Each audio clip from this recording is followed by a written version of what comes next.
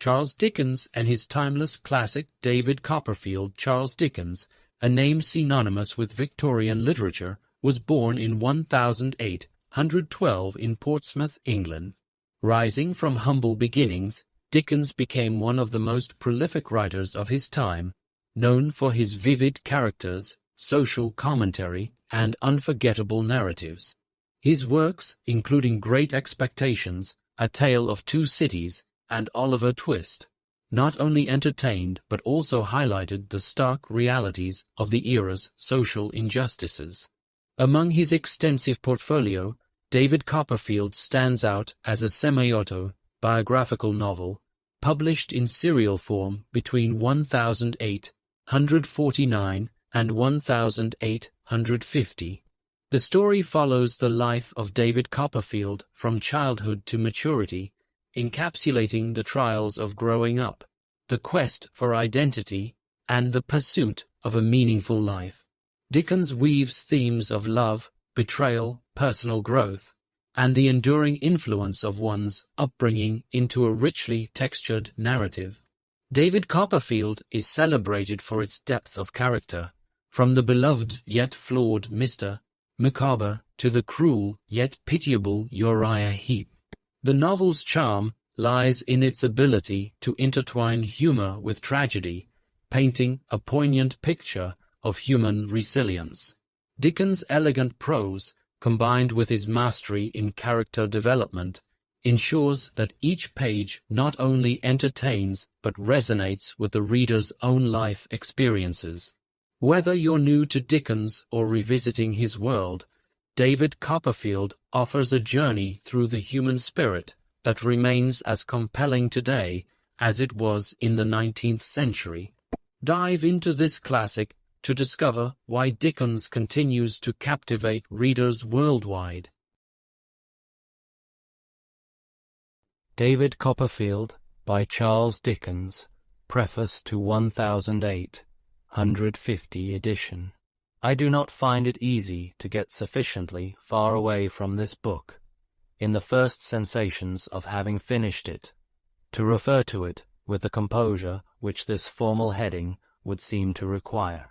My interest in it is so recent and strong, and my mind is so divided between pleasure and regret. Pleasure in the achievement of a long design, regret in the separation from many companions, that I am in danger of wearying the reader whom I love with personal confidences and private emotions, besides which all that I could say of the story to any purpose I have endeavored to say in it.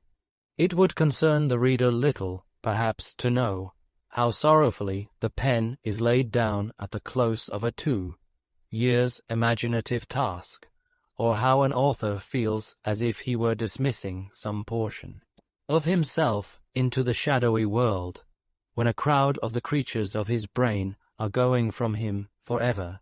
Yet I have nothing else to tell, unless indeed I were to confess, which might be of less moment still, that no one can ever believe this narrative in the reading more than I have believed it in the writing. Instead of looking back, therefore, I will look forward. I cannot close this volume more agreeably to myself than with a hopeful glance towards the time when I shall again put forth my 2 green leaves once a month, and with a faithful remembrance of the genial sun and showers that have fallen on these leaves of David Copperfield and made me happy. London, October 1850. Preface to the Charles Dickens edition. I remarked in the original preface to this book that I did not find it easy to get sufficiently far away from it, in the first sensations of having finished it, to refer to it with the composure which this formal heading would seem to require. My interest in it was so recent and strong, and my mind was so divided between pleasure and regret. Pleasure in the achievement of a long design, regret in the separation from many companions, that I was in danger of wearying the reader with personal confidences and private emotions, besides which all that I could have said of the story to any purpose I had endeavored to say in it. It would concern the reader little, perhaps, to know how sorrowfully the pen is laid down at the close of a 2 years imaginative task, or how an author feels as if he were dismissing some portion of himself into the shadowy world, when a crowd of the creatures of his brain are going from him forever. Yet I had nothing else to tell, unless indeed I were to confess, which might be of less moment still, that no one can ever believe this narrative in the reading more than I believed it in the writing. So true are these avowals at the present day, that I can now only take the reader into one confidence more. Of all my books, I like this the best. It will be easily believed that I am a fond parent to every child of my fancy, and that no one can ever love that family as dearly as I love them. But, like many fond parents, I have in my heart of hearts a favorite child, and his name is David Copperfield. 1869. The personal history and experience of David Copperfield the Younger. Chapter 1. I am born. Whether I shall turn out to be the hero of my own life, or whether that station will be held by anybody else, these pages must show. To begin my life with the beginning of my life, I record that I was born, as I have been informed and believe, on a Friday, at 12 o'clock at night. It was remarked that the clock began to strike, and I began to cry, simultaneously. In consideration of the day and hour of my birth, it was declared by the nurse, and by some sage women in the neighborhood, who had taken a lively interest in me several months before there was any possibility of our becoming personally acquainted, first, that I was destined to be unlucky in life, and secondly, that I was privileged to see ghosts and spirits, both these gifts inevitably attaching, as they believed, to all unlucky infants of either gender, born towards the small hours on a Friday night.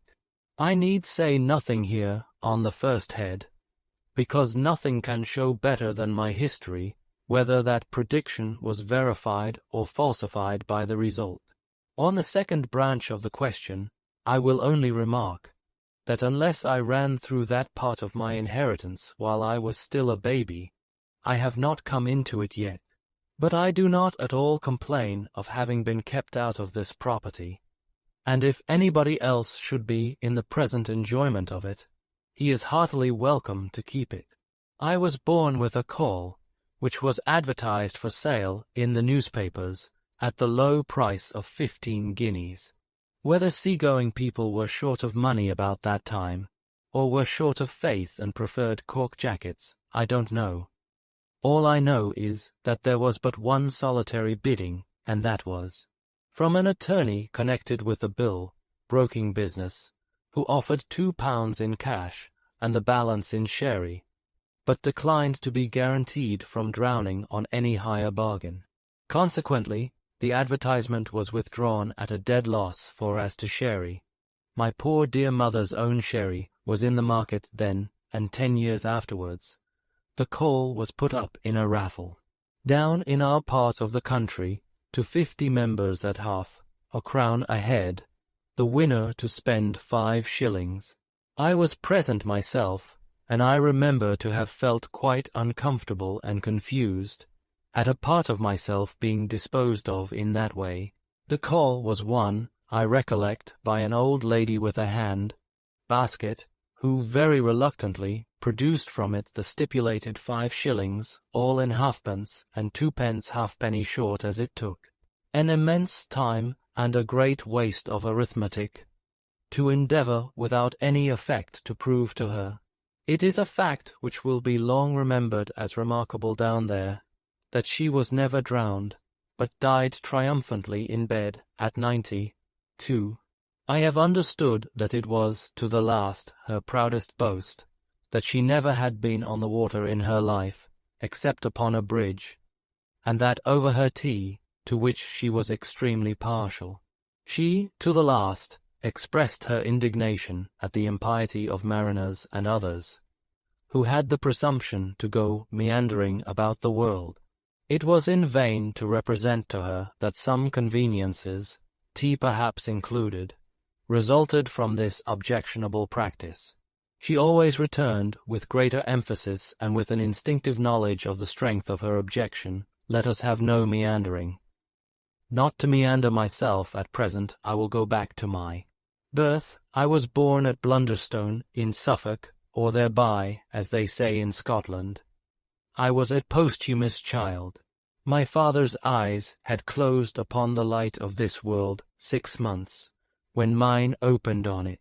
There is something strange to me, even now, in the reflection that he never saw me, and something stranger yet in the shadowy remembrance that I have of my first childish associations with his white grave stone in the churchyard, and of the indefinable compassion I used to feel for it lying out alone there in the dark night, when our little parlour was warm and bright with fire and candle, and the doors of our house were almost cruelly, it seemed to me, sometimes bolted and locked against it. An aunt of my father's, and consequently a great aunt of mine, of whom I shall have more to relate by and by, was the principal magnate of our family. Miss Trotwood, or Miss Betsy, as my poor mother always called her, when she sufficiently overcame her dread of this formidable personage to mention her at all, which was seldom, had been married to a husband younger than herself, who was very handsome, except in the sense of the homely adage, "Handsome is that handsome does," for he was strongly suspected of having beaten Miss Betsy, and even of having once, on a disputed question of supplies, made some hasty but determined arrangements to throw her out of a 2 pair of stairs window. These evidences of an incompatibility of temper induced Miss Betsy to pay him off, and effect a separation by mutual consent. He went to India with his capital, and there, according to a wild legend in our family, he was once seen riding on an elephant in company with a baboon. But I think it must have been a babu or a begum. Anyhow, from India, tidings of his death reached home within 10 years. How they affected my aunt nobody knew, for immediately upon the separation she took her maiden name again, bought a cottage in a hamlet on the sea coast a long way off, established herself there as a single woman with 1 servant, and was understood to live secluded ever afterwards in an inflexible retirement. My father had once been a favourite of hers, I believe, but she was mortally affronted by his marriage, on the ground that my mother was a wax doll. She had never seen my mother, but she knew her to be not yet 20. My father and Miss Betsy never met again. He was double my mother's age when he married, and of but a delicate constitution. He died a year afterwards, and, as I have said, 6 months before I came into the world. This was the state of matters on the afternoon of what I may be excused for calling that eventful and important Friday. I can make no claim therefore to have known, at that time, how matters stood, or to have any remembrance, founded on the evidence of my own senses, of what follows. My mother was sitting by the fire, but poorly in health, and very low in spirits, looking at it through her tears, and desponding heavily about herself and the fatherless little stranger, who was already welcomed by some grocers of prophetic pins, in a drawer upstairs, to a world not at all excited on the subject of his arrival. My mother, I say, was sitting by the fire, that bright, windy March afternoon, very timid and sad, and very doubtful of ever coming alive out of the trial that was before her, when, lifting her eyes as she dried them to the window opposite, she saw a strange lady coming up the garden. My mother had a sure foreboding at the second glance that it was Miss Betsy. The setting sun was glowing on the strange lady over the garden fence, and she came walking up to the door with a fell rigidity of figure and composure of countenance that could have belonged to nobody else. When she reached the house, she gave another proof of her identity. My father had often hinted that she seldom conducted herself like any ordinary Christian. And now, instead of ringing the bell, she came and looked in at that identical window, pressing the end of her nose against the glass to that extent that my poor dear mother used to say it became perfectly flat and white in a moment. She gave my mother such a turn that I have always been convinced I am indebted to Miss Betsy for having been born on a Friday. My mother had left her chair in her agitation and gone behind it in the corner. Miss Betsy, looking round the room slowly and inquiringly, began on the other side and carried her eyes on, like a Saracen's head in a Dutch clock, until they reached my mother. Then she made a frown and a gesture to my mother, like one who was accustomed to be obeyed, to come and open the door. My mother went. "Mrs. David Copperfield, I think," said Miss Betsy, the emphasis referring, perhaps, to my mother's morning weeds and her condition. "Yes," said my mother, faintly. "Miss Trotwood," said the visitor. "You have heard of her, I dare say." My mother answered she had had that pleasure, and she had a disagreeable consciousness of not appearing to imply that it had been an overpowering pleasure. "Now you see her," said Miss Betsy. My mother bent her head and begged her to walk in. They went into the parlour my mother had come from.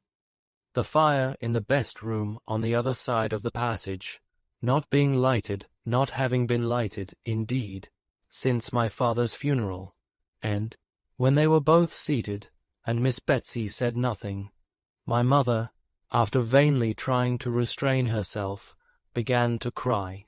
"Oh, tut, tut, tut," said Miss Betsy in a hurry. "Don't do that. Come, come." My mother couldn't help it notwithstanding, so she cried until she had had her cry out. "Take off your cap, child," said Miss Betsy, "and let me see you." My mother was too much afraid of her to refuse compliance with this odd request, if she had any disposition to do so. Therefore, she did as she was told, and did it with such nervous hands that her hair, which was luxuriant and beautiful, fell all about her face. "Why, bless my heart," exclaimed Miss Betsy, "you are a very baby." My mother was, no doubt, unusually youthful in appearance even for her years. She hung her head, as if it were her fault, poor thing, and said, sobbing, that indeed she was afraid she was but a childish widow, and would be but a childish mother if she lived.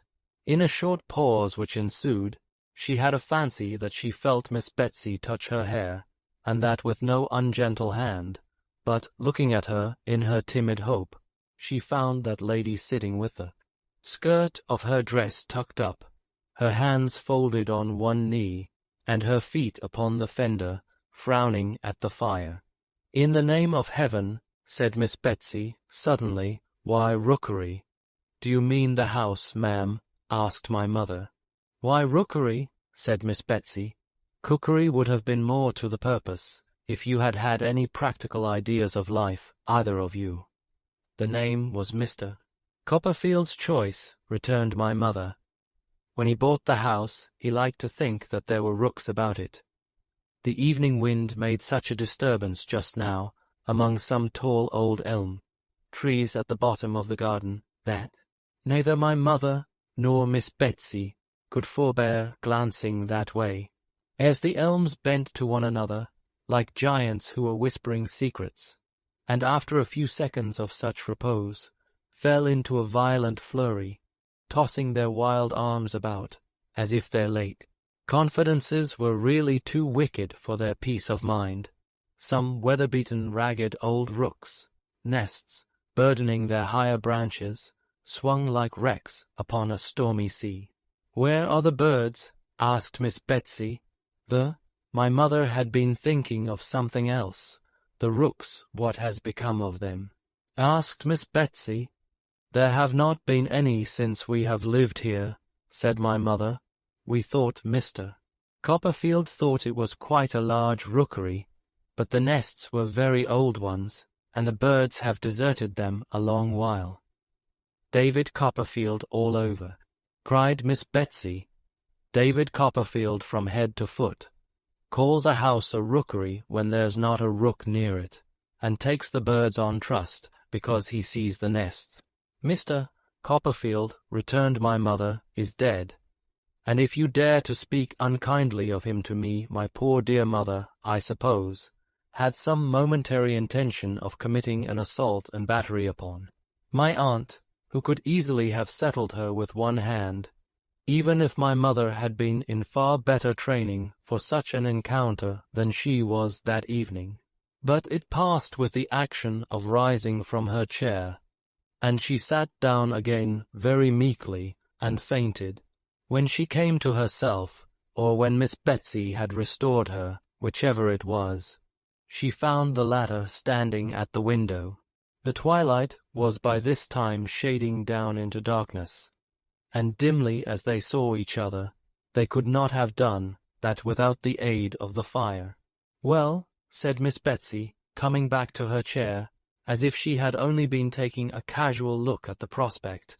"And when do you expect I am all in a tremble?" faltered my mother. "I don't know what's the matter. I shall die, I am sure." "No, no, no," said Miss Betsy. "Have some tea." "Oh, dear me, do you think it will do me any good?" cried my mother in a helpless manner. "Of course it will," said Miss Betsy. "It's nothing but fancy." "What do you call your girl?" "I don't know that it will be a girl yet, ma'am," said my mother innocently. "Bless the baby!" exclaimed Miss Betsy, unconsciously quoting the second sentiment of the pincushion in the drawer upstairs, but applying it to my mother instead of me. "I don't mean that. I mean your servant, girl." "Peggotty," said my mother. "Peggotty," repeated Miss Betsy with some indignation. "Do you mean to say, child, that any human being has gone into a Christian church and got herself named Peggotty?" "It's her surname," said my mother faintly. "Mr. Copperfield called her by it because her Christian name was the same as mine." "Here, Peggotty," cried Miss Betsy, opening the parlour door. "Tea. Your mistress is a little unwell. Don't dawdle." Having issued this mandate with as much potentiality as if she had been a recognized authority in the house ever since it had been a house, and having looked out to confront the amazed Peggotty coming along the passage with a candle at the sound of a strange voice, Miss Betsy shut the door again and sat down as before, with her feet on the fender, the skirt of her dress tucked up and her hands folded on one knee. "You were speaking about its being a girl," said Miss Betsy. "I have no doubt it will be a girl. I have a presentiment that it must be a girl. Now, child, from the moment of the birth of this girl, perhaps boy, my mother took the liberty of putting in, 'I tell you, I have a presentiment that it must be a girl,'" returned Miss Betsy. "Don't contradict.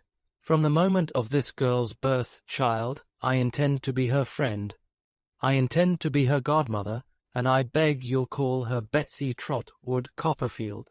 There must be no mistakes in life with this Betsy Trotwood. There must be no trifling with her affections, poor dear.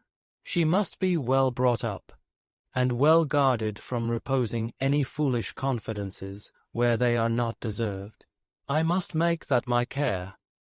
There was a twitch of Miss Betsy's head after each of these sentences, as if her own old wrongs were working within her, and she repressed any plainer reference to them by strong constraint. So my mother suspected, at least, as she observed her by the low glimmer of the fire, too much scared by Miss Betsy, too uneasy in herself, and too subdued and bewildered altogether to observe anything very clearly or to know what to say. "And was David good to you, child?" asked Miss Betsy, when she had been silent for a little while, and these motions of her head had gradually ceased. "Were you comfortable together?"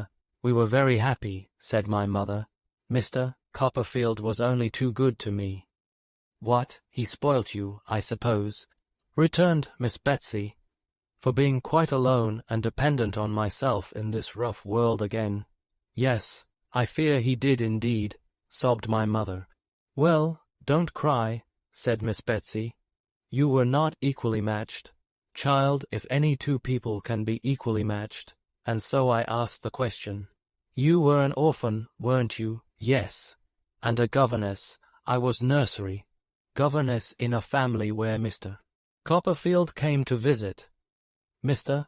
Copperfield was very kind to me, and took a great deal of notice of me, and paid me a good deal of attention, and at last proposed to me. And I accepted him, and so we were married," said my mother simply. "Ha, poor baby," mused Miss Betsy, with her frown still bent upon the fire. "Do you know anything—" "I beg your pardon, ma'am," faltered my mother. "About keeping house, for instance," said Miss Betsy. "Not much, I fear," returned my mother. "Not so much as I could wish. But Mr. Copperfield was teaching me. Much he knew about it himself," said Miss Betsy in a parenthesis. "And I hope I should have improved, being very anxious to learn, and he very patient to teach me, if the great misfortune of his death my mother broke down again here, and could get no farther." "Well, well," said Miss Betsy, "I kept my housekeeping book regularly and balanced it with Mr. Copperfield every night," cried my mother in another burst of distress, and breaking down again. "Well, well," said Miss Betsy, "don't cry any more. And I am sure we never had a word of difference respecting it, except when Mr. Copperfield objected to my 3s and 5s being too much like each other, or to my putting curly tails to my 7s and 9s, resumed my mother in another burst, and breaking down again.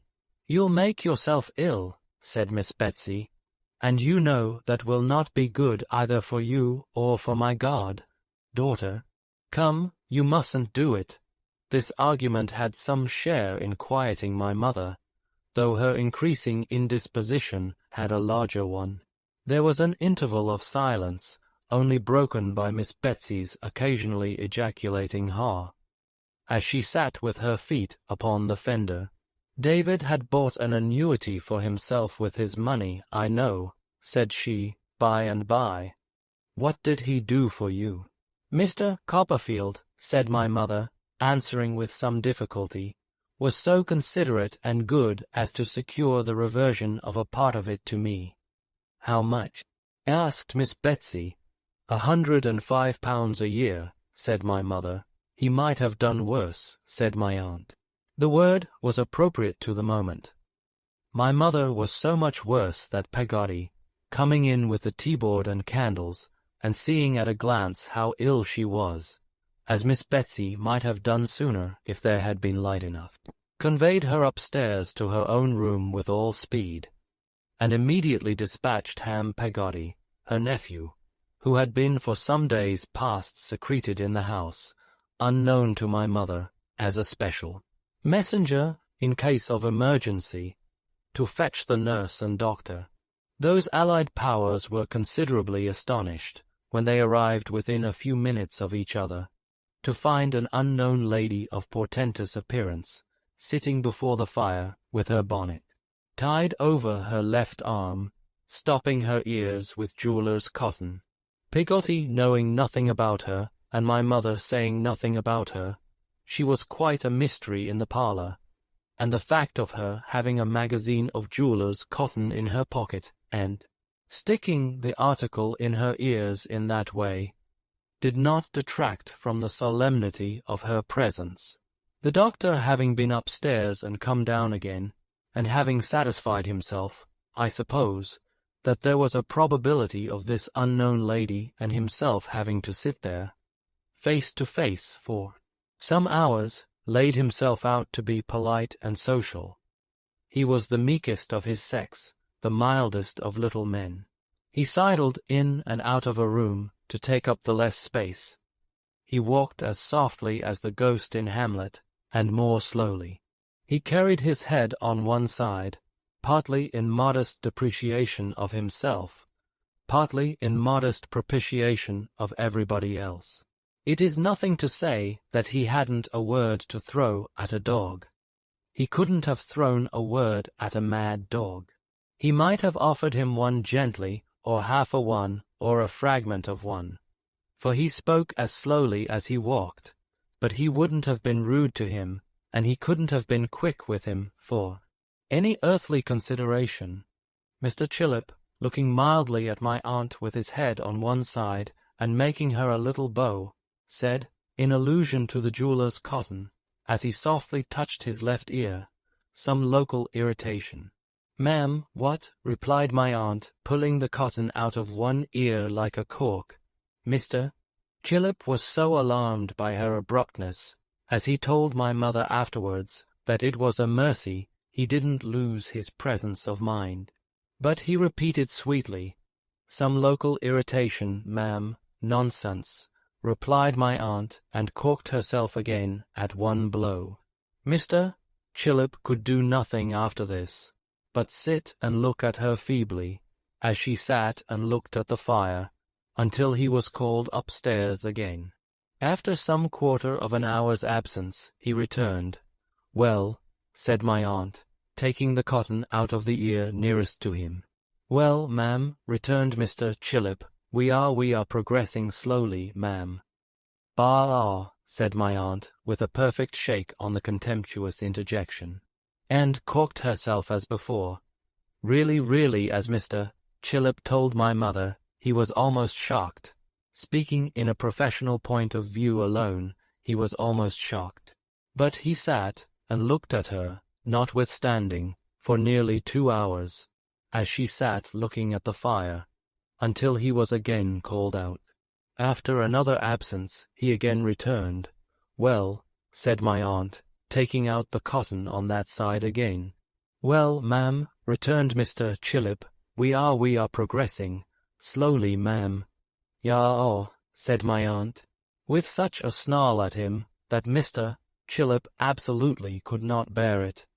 It was really calculated to break his spirit, he said afterwards. He preferred to go and sit upon the stairs, in the dark and a strong draught, until he was again sent for.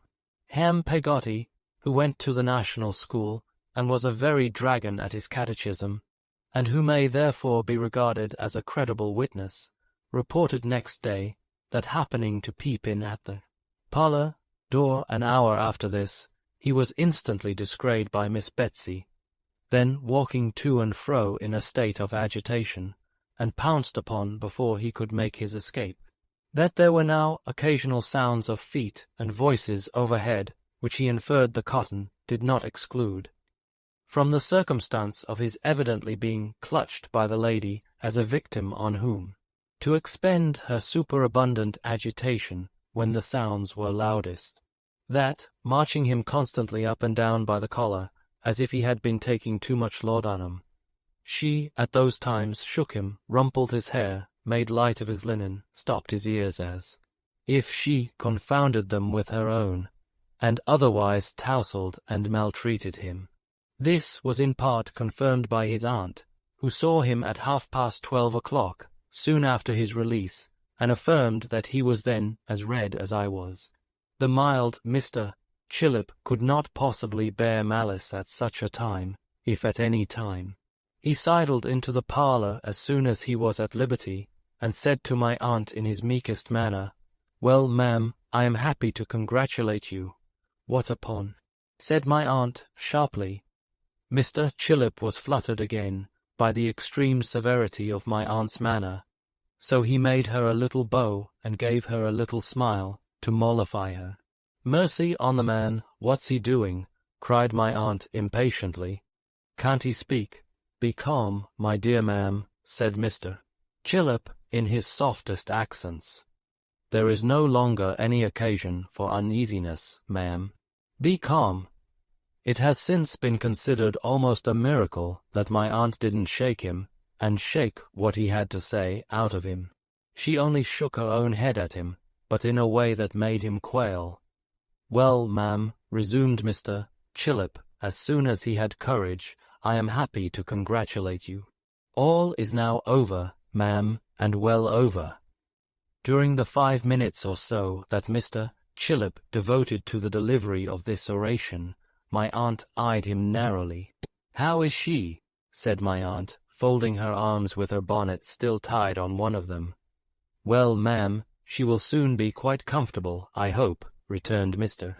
Chillip, "quite as comfortable as we can expect a young mother to be, under these melancholy domestic circumstances. There cannot be any objection to your seeing her presently, ma'am. It may do her good." "And she, how is she?" said my aunt, sharply. Mr. Chillip laid his head a little more on one side, and looked at my aunt like an amiable bird. "The baby," said my aunt, "how is she?" "Ma'am," returned Mr. Chillip, "I apprehended you had known. It's a boy." My aunt said never a word, but took her bonnet by the strings, in the manner of a sling, aimed a blow at Mr. Chillip's head with it, put it on bent, walked out, and never came back. She vanished like a discontented fairy, or like one of those supernatural beings, whom it was popularly supposed I was entitled to see, and never came back any more. No, I lay in my basket, and my mother lay in her bed, but Betsy Trotwood Copperfield was for ever in the land of dreams and shadows, the tremendous region whence I had so lately travelled, and the light upon the window of our room shone out upon the earthly bourne of all such travellers, and the mound above the ashes and the dust that once was he, without whom I had never been. Chapter 2. I observe. The first objects that assume a distinct presence before me, as I look far back into the blank of my infancy, are my mother with her pretty hair and youthful shape, and Peggotty with no shape at all, and eyes so dark that they seemed to darken their whole neighbourhood in her face, and cheeks and arms so hard and red that I wondered the birds didn't peck her in preference to apples. I believe I can remember these two at a little distance apart, dwarfed to my sight by stooping down or kneeling on the floor, and I going unsteadily from the one to the other. I have an impression on my mind which I cannot distinguish from actual remembrance, of the touch of Peggotty's forefinger as she used to hold it out to me, and of its being roughened by needlework, like a pocket nutmeg grater. This may be fancy, though I think the memory of most of us can go farther back into such times than many of us suppose, just as I believe the power of observation in numbers of very young children to be quite wonderful for its closeness and accuracy. Indeed, I think that most grown men who are remarkable in this respect may with greater propriety be said not to have lost the faculty than to have acquired it, the rather, as I generally observe. Such men to retain a certain freshness and gentleness and capacity of being pleased, which are also an inheritance they have preserved from their childhood. I might have a misgiving that I am meandering in stopping to say this, but that it brings me to remark that I build these conclusions in part upon my own experience of myself, and if it should appear from anything I may set down in this narrative that I was a child of close observation, or that as a man I have a strong memory of my childhood, I undoubtedly lay claim to both of these characteristics.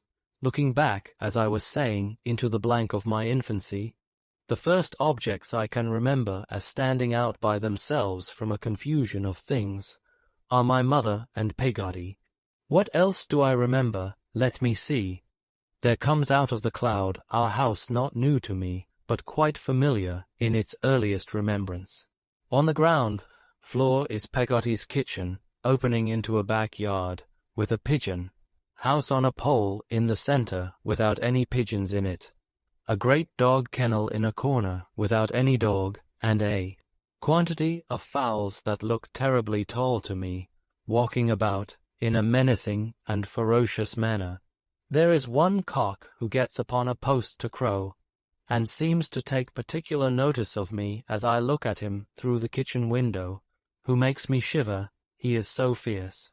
Of the geese outside the side gate who come waddling after me with their long necks stretched out when I go that way, I dream at night, as a man environed by wild beasts might dream of lions. Here is a long passage, what an enormous perspective I make of it, leading from Peggotty's kitchen to the front door. A dark store room opens out of it, and that is a place to be run past at night. For I don't know what may be among those tubs and jars and old teak chests when there is nobody in there with a dimly burning light, letting a mouldy air come out of the door, in which there is the smell of soap, pickles, pepper, candles, and coffee, all at one with. Then there are the 2 parlours, the parlour in which we sit of an evening, my mother and I and Peggotty, for Peggotty is quite our companion, when her work is done and we are alone, and the best parlour where we sit on a Sunday, grandly, but not so comfortably.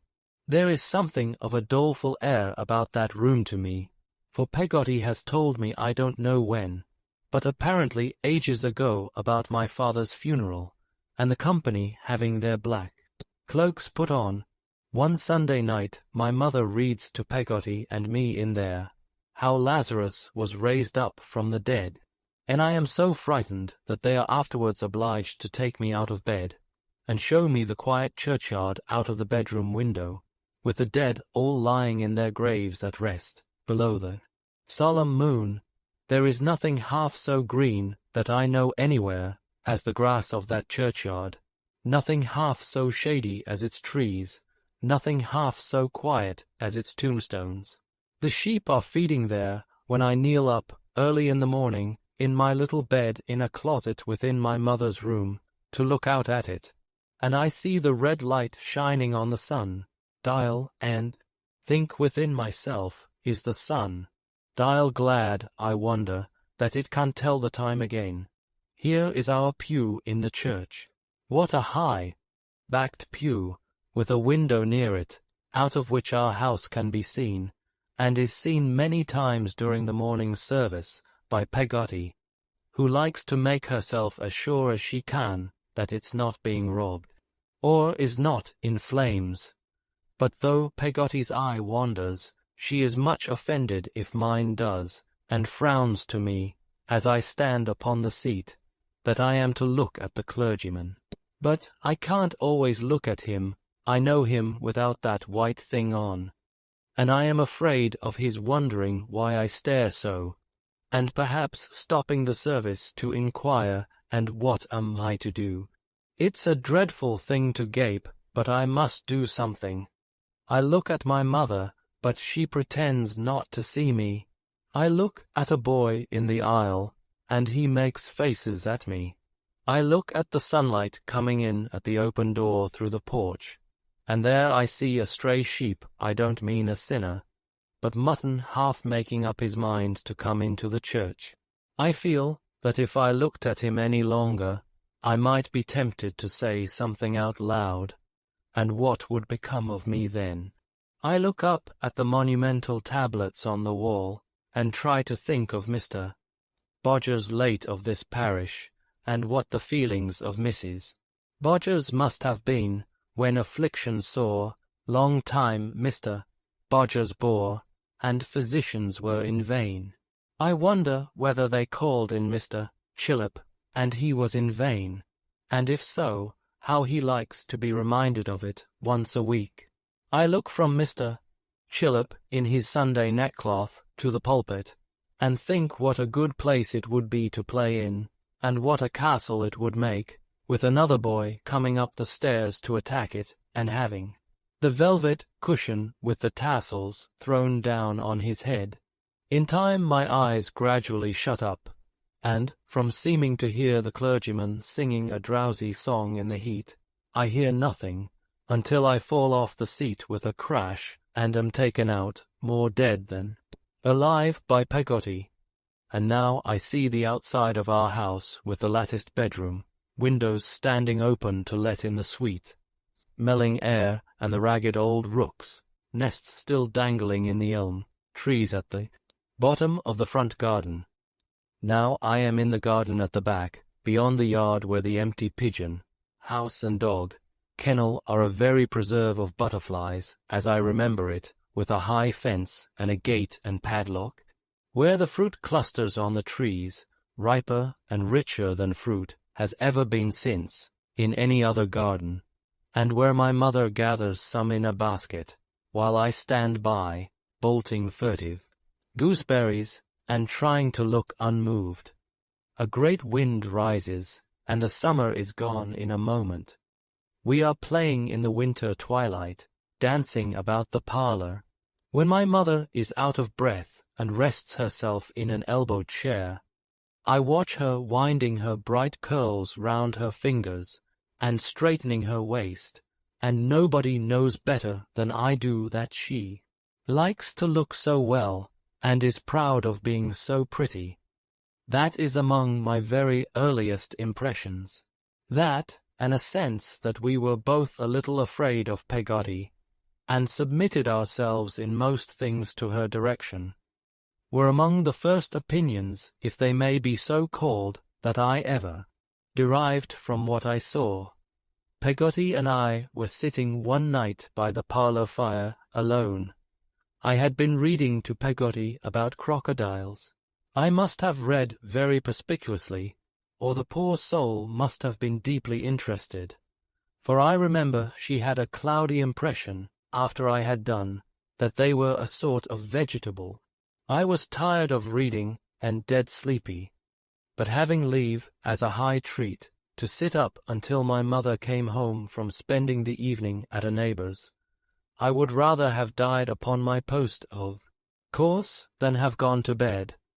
I had reached that stage of sleepiness when Peggotty seemed to swell and grow immensely large. I propped my eyelids open with my two forefingers and looked perseveringly at her as she sat at work. At the little bit of wax candle she kept for her thread, how old it looked, being so wrinkled. In all directions, at the little house with a thatched roof where the yard measure lived, at her work, box with a sliding lid with a view of St. Paul's Cathedral with a pink dome painted on the top, at the brass thimble on her finger, at herself, whom I thought lovely, I felt so sleepy that I knew if I lost sight of anything for a moment, I was gone. Peggotty, says I, suddenly, were you ever married? Lord, Master Davy, replied Peggotty, what's put marriage in your head? She answered with such a start that it quite awoke me. And then she stopped in her work and looked at me, with her needle drawn out to its thread's length. But were you ever married, Peggotty? Says I. You are a very handsome woman, aren't you? I thought her in a different style from my mother, certainly, but of another school of beauty. I considered her a perfect example. There was a red velvet footstool in the best parlour, on which my mother had painted a nosegay. The ground work of that stool and Peggotty's complexion appeared to me to be one and the same thing. The stool was smooth, and Peggotty was rough, but that made no difference. Me handsome, Davy, said Peggotty. Lawk, no, my dear. But what put marriage in your head? I don't know. You mustn't marry more than one person at a time, may you, Peggotty? Certainly not, says Peggotty with the promptest decision. But if you marry a person, and the person dies, why then you may marry another person, mayn't you, Peggotty? You may, says Peggotty, if you choose, my dear. That's a matter of opinion. But what is your opinion, Peggotty? Said I. I asked her, and looked curiously at her, because she looked so curiously at me. My opinion is, said Peggotty, taking her eyes from me, after a little indecision and going on with her work, that I never was married myself, Master Davy, and that I don't expect to be. That's all I know about the subject. You aren't cross, I suppose, Peggotty, are you? Said I, after sitting quiet for a minute. I really thought she was. She had been so short with me. But I was quite mistaken. For she laid aside her work, which was a stocking of her own, and opening her arms wide, took my curly head within them and gave it a good squeeze. I know it was a good squeeze because, being very plump, whenever she made any little exertion after she was dressed, some of the buttons on the back of her gown flew off, and I recollect two bursting to the opposite side of the parlour, while she was hugging me. Now let me hear some more about the Crookindles, said Peggotty, who was not quite right in the name yet, for I aren't heard half enough. I couldn't quite understand why Peggotty looked so queer, or why she was so ready to go back to the crocodiles. However, we returned to those monsters with fresh wakefulness on my part, and we left their eggs in the sand for the sun to hatch, and we ran away from them and baffled them by constantly turning, which they were unable to do quickly on account of their unwieldy make, and we went into the water after them as natives and put sharp pieces of timber down their throats, and in short we ran the whole crocodile gauntlet. I did, at least, but I had my doubts of Peggotty, who was thoughtfully sticking her needle into various parts of her face and arms all the time. We had exhausted the crocodiles, and begun with the alligators, when the garden bell rang.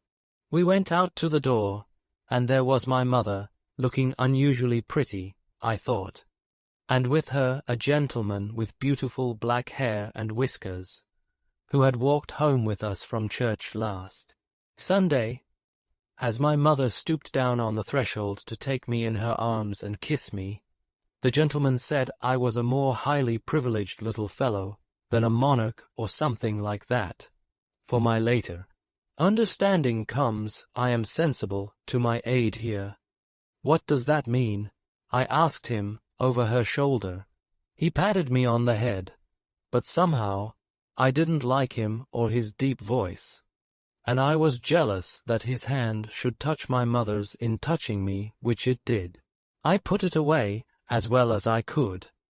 "Oh, Davy," remonstrated my mother.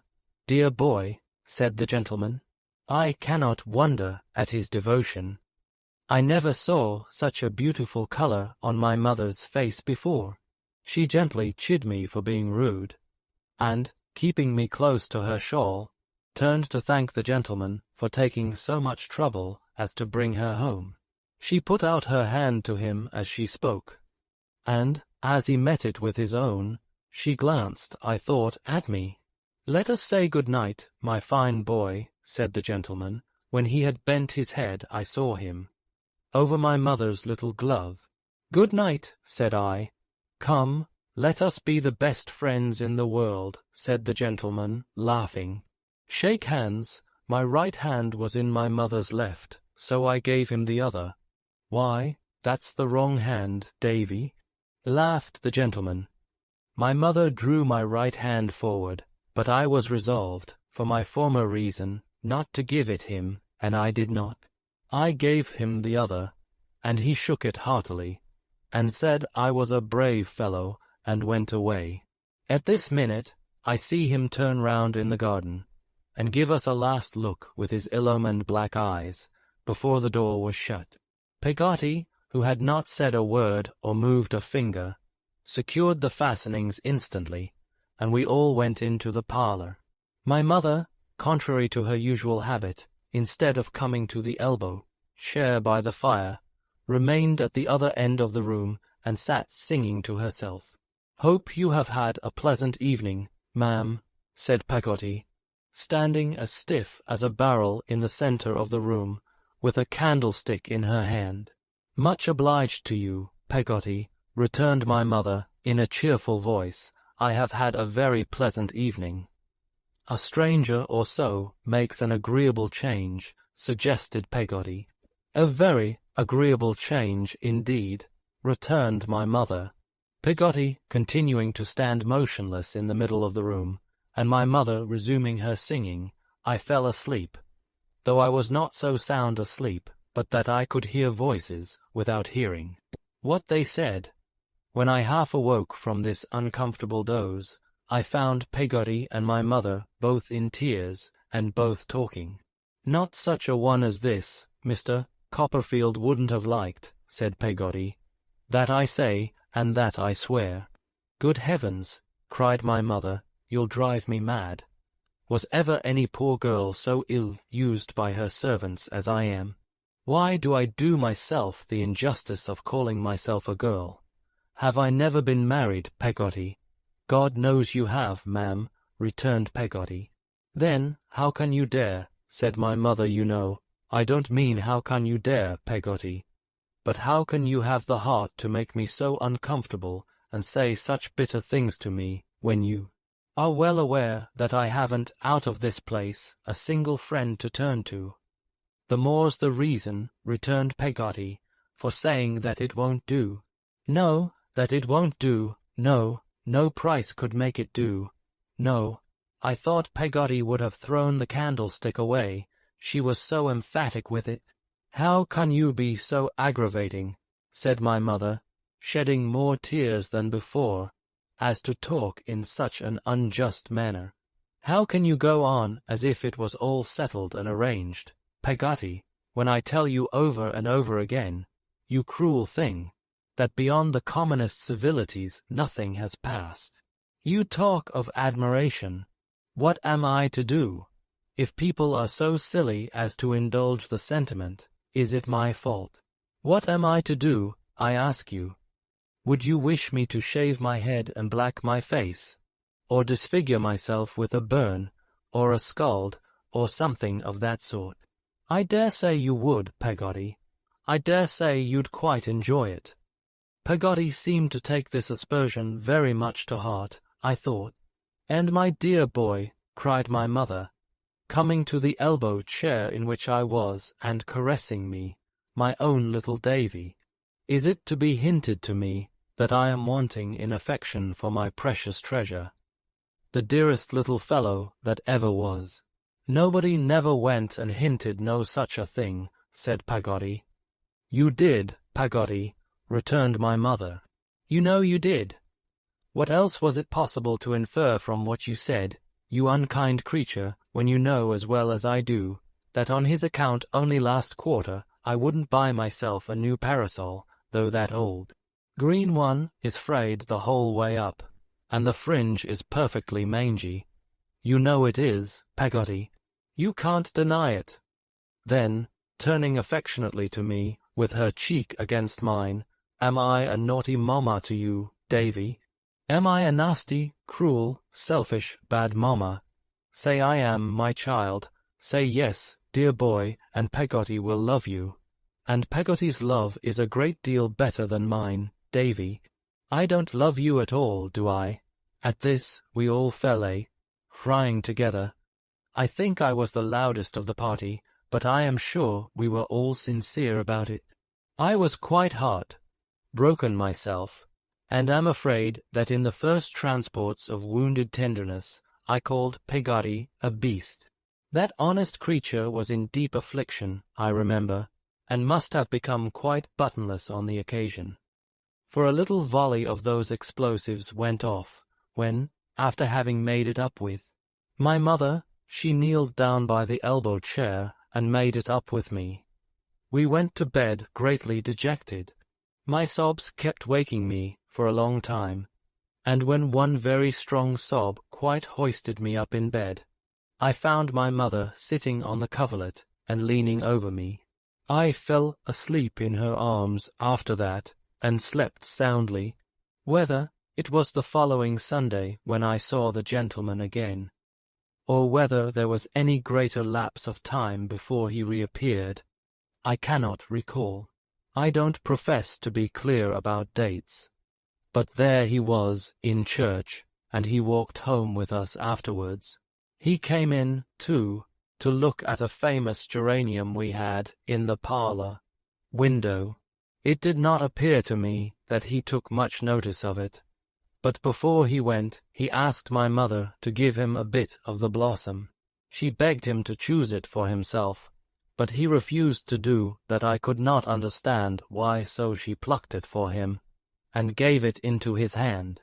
He said he would never part with it any more, and I thought he must be quite a fool not to know that it would fall to pieces in a day or two. Peggotty began to be less with us of an evening than she had always been. My mother deferred to her very much more than usual. It occurred to me, and we were all three excellent friends. Still, we were different from what we used to be, and were not so comfortable among ourselves.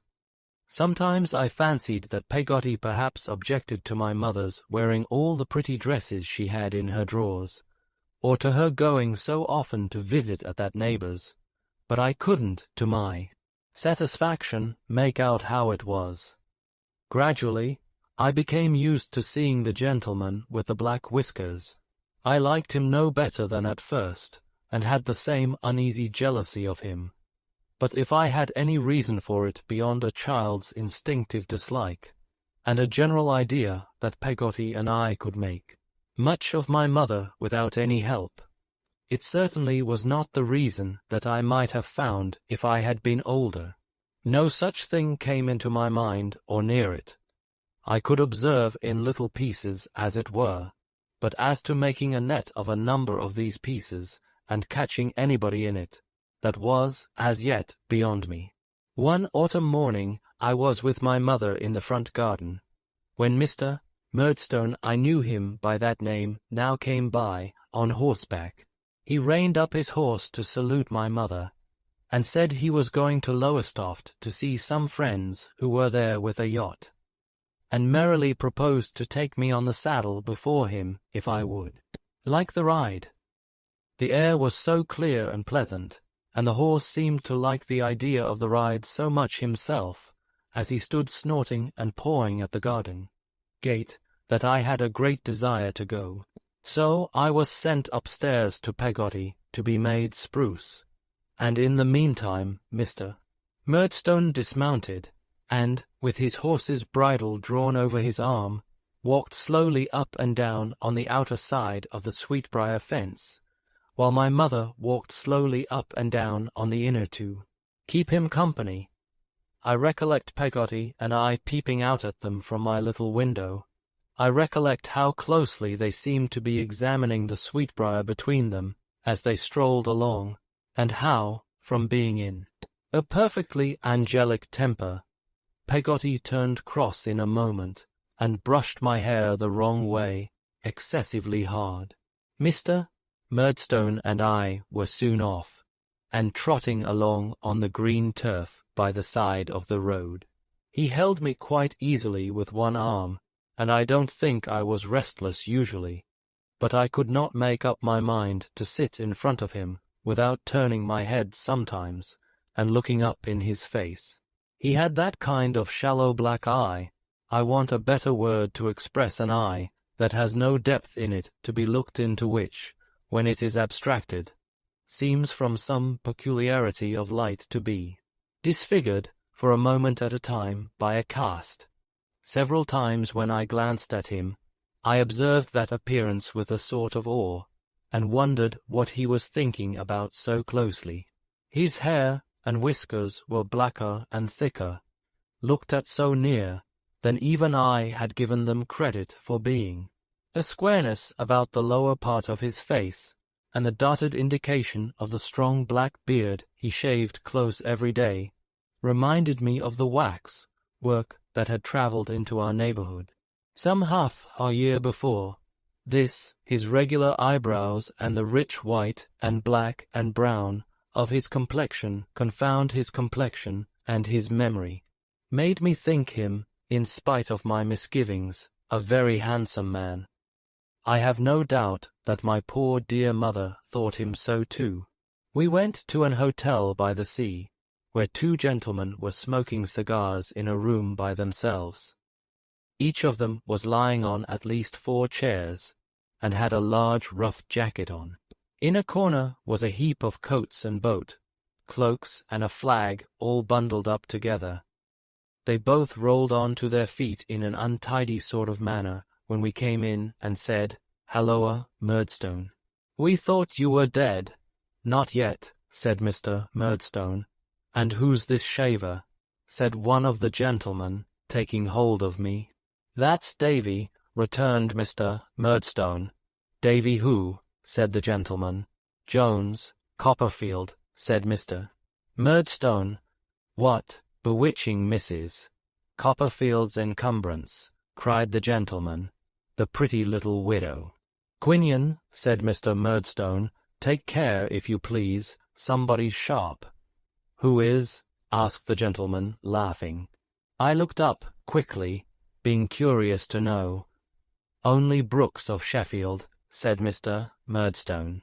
I was quite relieved to find that it was only Brooks of Sheffield, for, at first, I really thought it was I. There seemed to be something very comical in the reputation of Mr. Brooks of Sheffield, for both the gentlemen laughed heartily when he was mentioned, and Mr. Murdstone was a good deal amused also. After some laughing, the gentleman whom he had called Quinion said, "And what is the opinion of Brooks of Sheffield in reference to the projected business?" "Why, I don't know that Brooks understands much about it at present," replied Mr. Murdstone, "but he is not generally favourable, I believe." There was more laughter at this, and Mr. Quinion said he would ring the bell for some sherry in which to drink to Brooks.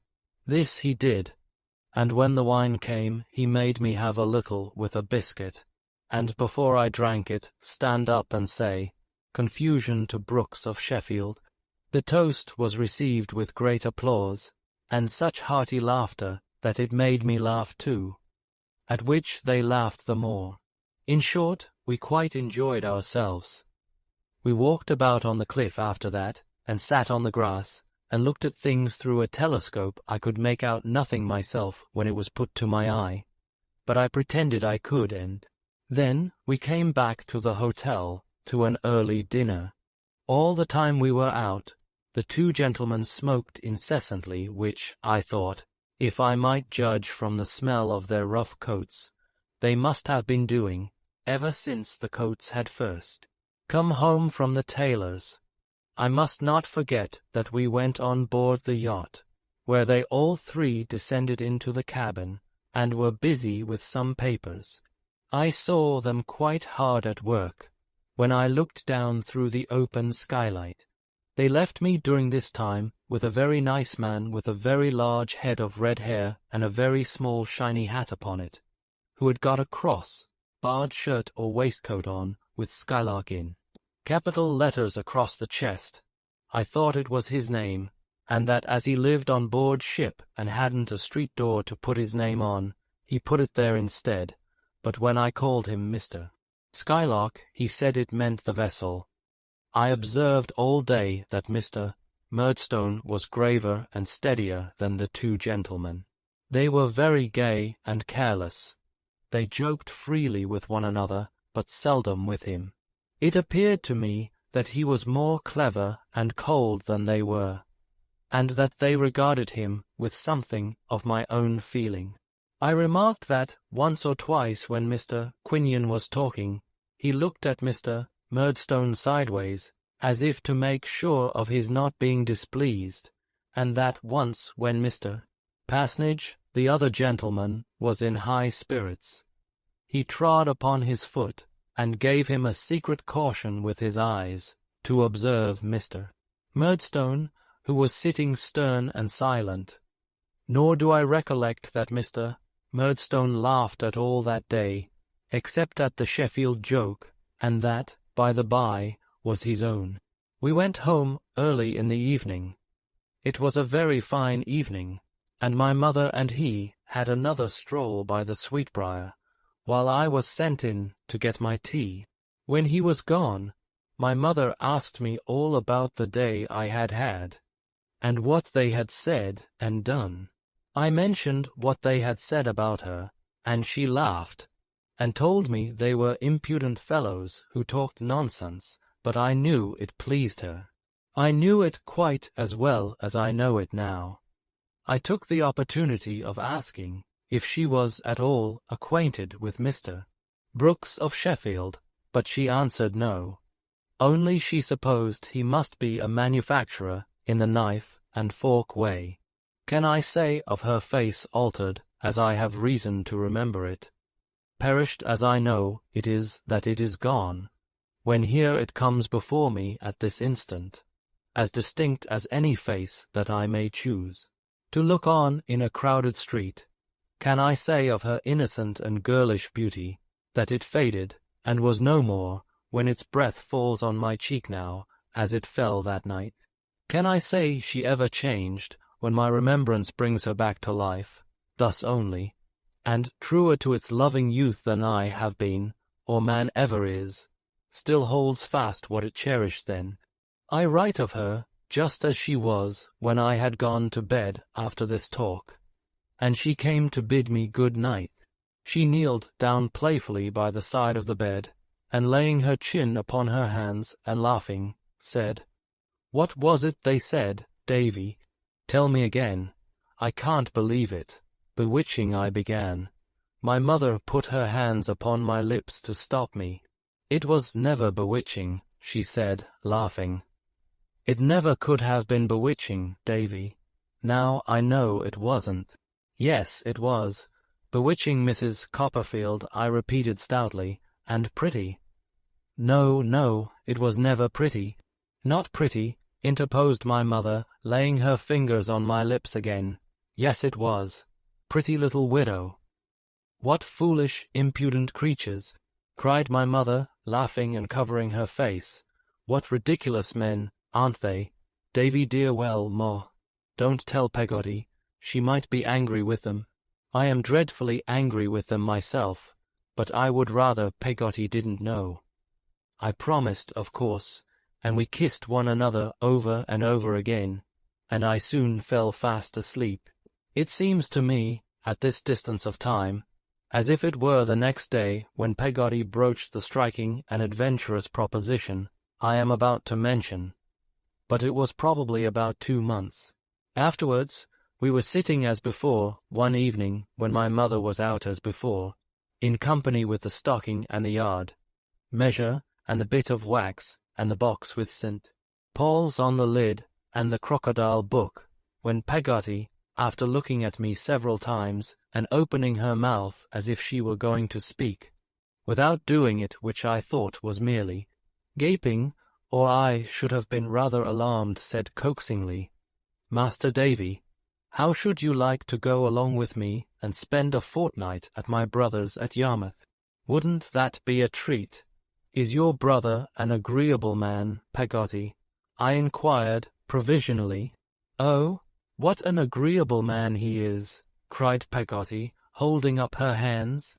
"Then there's the sea, and the boats and ships, and the fishermen, and the beach, and am to play with Peggotty meant her nephew Ham, mentioned in my first chapter, but she spoke of him as a morsel of English grammar.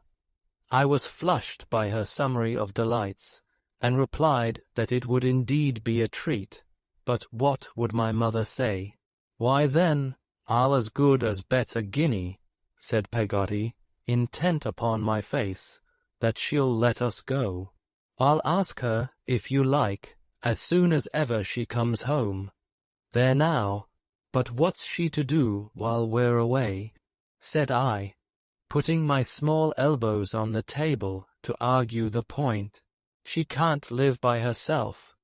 If Peggotty were looking for a hole, all of a sudden, in the heel of that stocking, it must have been a very little one indeed, and not worth darning. I say, "Peggotty, she can't live by herself, you know." "Oh, bless you," said Peggotty, looking at me again at last. "Don't you know? She's going to stay for a fortnight with Mrs. Graper. Mrs. Graper's going to have a lot of company." Oh, if that was it, I was quite ready to go. I waited, in the utmost impatience, until my mother came home from Mrs. Graper's, for it was that identical neighbour, to ascertain if we could get leave to carry out this great idea. Without being nearly so much surprised as I had expected, my mother entered into it readily, and it was all arranged that night, and my board and lodging during the visit were to be paid for. The day soon came for our going. It was such an early day that it came soon, even to me, who was in a fever of expectation, and half afraid that an earthquake or a fiery mountain, or some other great convulsion of nature, might interpose to stop the expedition. We were to go in a carrier's cart, which departed in the morning after breakfast. I would have given any money to have been allowed to wrap myself up overnight, and sleep in my hat and boots.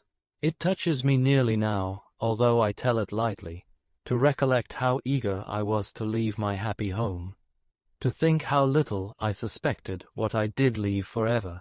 I am glad to recollect that when the carrier's cart was at the gate, and my mother stood there kissing me, a grateful fondness for her, and for the old place I had never turned my back upon before, made me cry. I am glad to know that my mother cried too, and that I felt her heart beat against mine. I am glad to recollect that when the carrier began to move, my mother ran out at the gate, and called to him to stop, that she might kiss me once more. I am glad to dwell upon the earnestness and love with which she lifted up her face to mine, and did so. As we left her standing in the road, Mr. Murdstone came up to where she was, and seemed to expostulate with her for being so moved. I was looking back round the awning of the cart, and wondered what business it was of his. Peggotty, who was also looking back on the other side, seemed anything but satisfied, as the face she brought back in the cart denoted. I sat looking at Peggotty for some time in a reverie on this supposititious case, whether, if she were employed to lose me like the boy in the fairy tale, I should be able to track my way home again by the buttons she would shed. Chapter 3. I Have a Change. The carrier's horse was the laziest horse in the world, I should hope, and shuffled along, with his head down, as if he liked to keep people waiting to whom the packages were directed. I fancied, indeed, that he sometimes chuckled audibly over this reflection, but the carrier said he was only troubled with a cough. The carrier had a way of keeping his head down, like his horse, and of drooping sleepily forward as he drove, with one of his arms on each of his knees. I say drove, but it struck me that the cart would have gone to Yarmouth quite as well without him, for the horse did all that, and as to conversation, he had no idea of it but whistling. Peggotty had a basket of refreshments on her knee, which would have lasted us out handsomely, if we had been going to London by the same conveyance. We ate a good deal and slept a good deal. Peggotty always went to sleep with her chin upon the handle of the basket, her hold of which never relaxed, and I could not have believed, unless I had heard her do it, that one defenceless woman could have snored so much. We made so many deviations up and down lanes, and were such a long time delivering a bedstead at a public house and calling at other places, that I was quite tired and very glad when we saw Yarmouth. It looked rather spongy and soppy, I thought, as I carried my eye over the great dull waste that lay across the river, and I could not help wondering if the world were really as round as my geography book said, how any part of it came to be so flat. But I reflected that Yarmouth might be situated at one of the poles, which would account for it. As we drew a little nearer, and saw the whole adjacent prospect lying a straight low line under the sky, I hinted to Peggotty that a mound or so might have improved it, and also that if the land had been a little more separated from the sea, and the town and the tide had not been quite so much mixed up, like toast and water, it would have been nicer. But Peggotty said, with greater emphasis than usual, that we must take things as we found them, and that, for her part, she was proud to call herself a Yarmouth bloater. When we got into the street, which was strange enough to me, and smelt the fish, and pitch, and oakum, and tar, and saw the sailors walking about, and the carts jingling up and down over the stones, I felt that I had done so busy a place an injustice, and said as much to Peggotty, who heard my expressions of delight with great complacency, and told me it was well known, I suppose to those who had the good fortune to be born bloaters, that Yarmouth was, upon the whole, the finest place in the universe. "Here's my screamed Peggotty, growed out of knowledge. He was waiting for us, in fact, at the public house, and asked me how I found myself, like an old acquaintance. I did not feel, at first, that I knew him as well as he knew me, because he had never come to our house since the night I was born, and naturally he had the advantage of me. But our intimacy was much advanced by his taking me on his back to carry me home. He was now a huge, strong fellow of 6 feet high, broad in proportion and round-shouldered, but with a simpering boy's face and curly light hair that gave him quite a sheepish look. He was dressed in a canvas jacket, and a pair of such very stiff trousers that they would have stood quite as well alone, without any legs in them. And you couldn't so properly have said he wore a hat, as that he was covered in a top, like an old building, with something pitchy. Ham carrying me on his back, and a small box of ours under his arm, and Peggotty carrying another small box of ours, we turned down lanes bestrewn with bits of chips and little hillocks of sand, and went past gas, works, rope, walks, boat, builders' yards, shipwrights' yards, ship, breakers' yards, caulkers' yards, riggers' lofts, smiths' forges, and a great litter of such places, until we came out upon the dull waste I had already seen at a distance. When Ham said, "Yon's our house, Mas'r Davy," I looked in all directions, as far as I could stare over the wilderness, and away at the sea, and away at the river, but no house could I make out. There was a black barge, or some other kind of superannuated boat, not far off, high and dry on the ground, with an iron funnel sticking out of it for a chimney and smoking very cosily, but nothing else in the way of a habitation that was visible to me. "That's not it," said I, "that ship-looking thing." "That's it, Mas'r Davy," returned Ham. "If it had been Aladdin's palace, roc's egg and all, I suppose I could not have been more charmed with the romantic idea of living in it. There was a delightful door cut in the side, and it was roofed in, and there were little windows in it.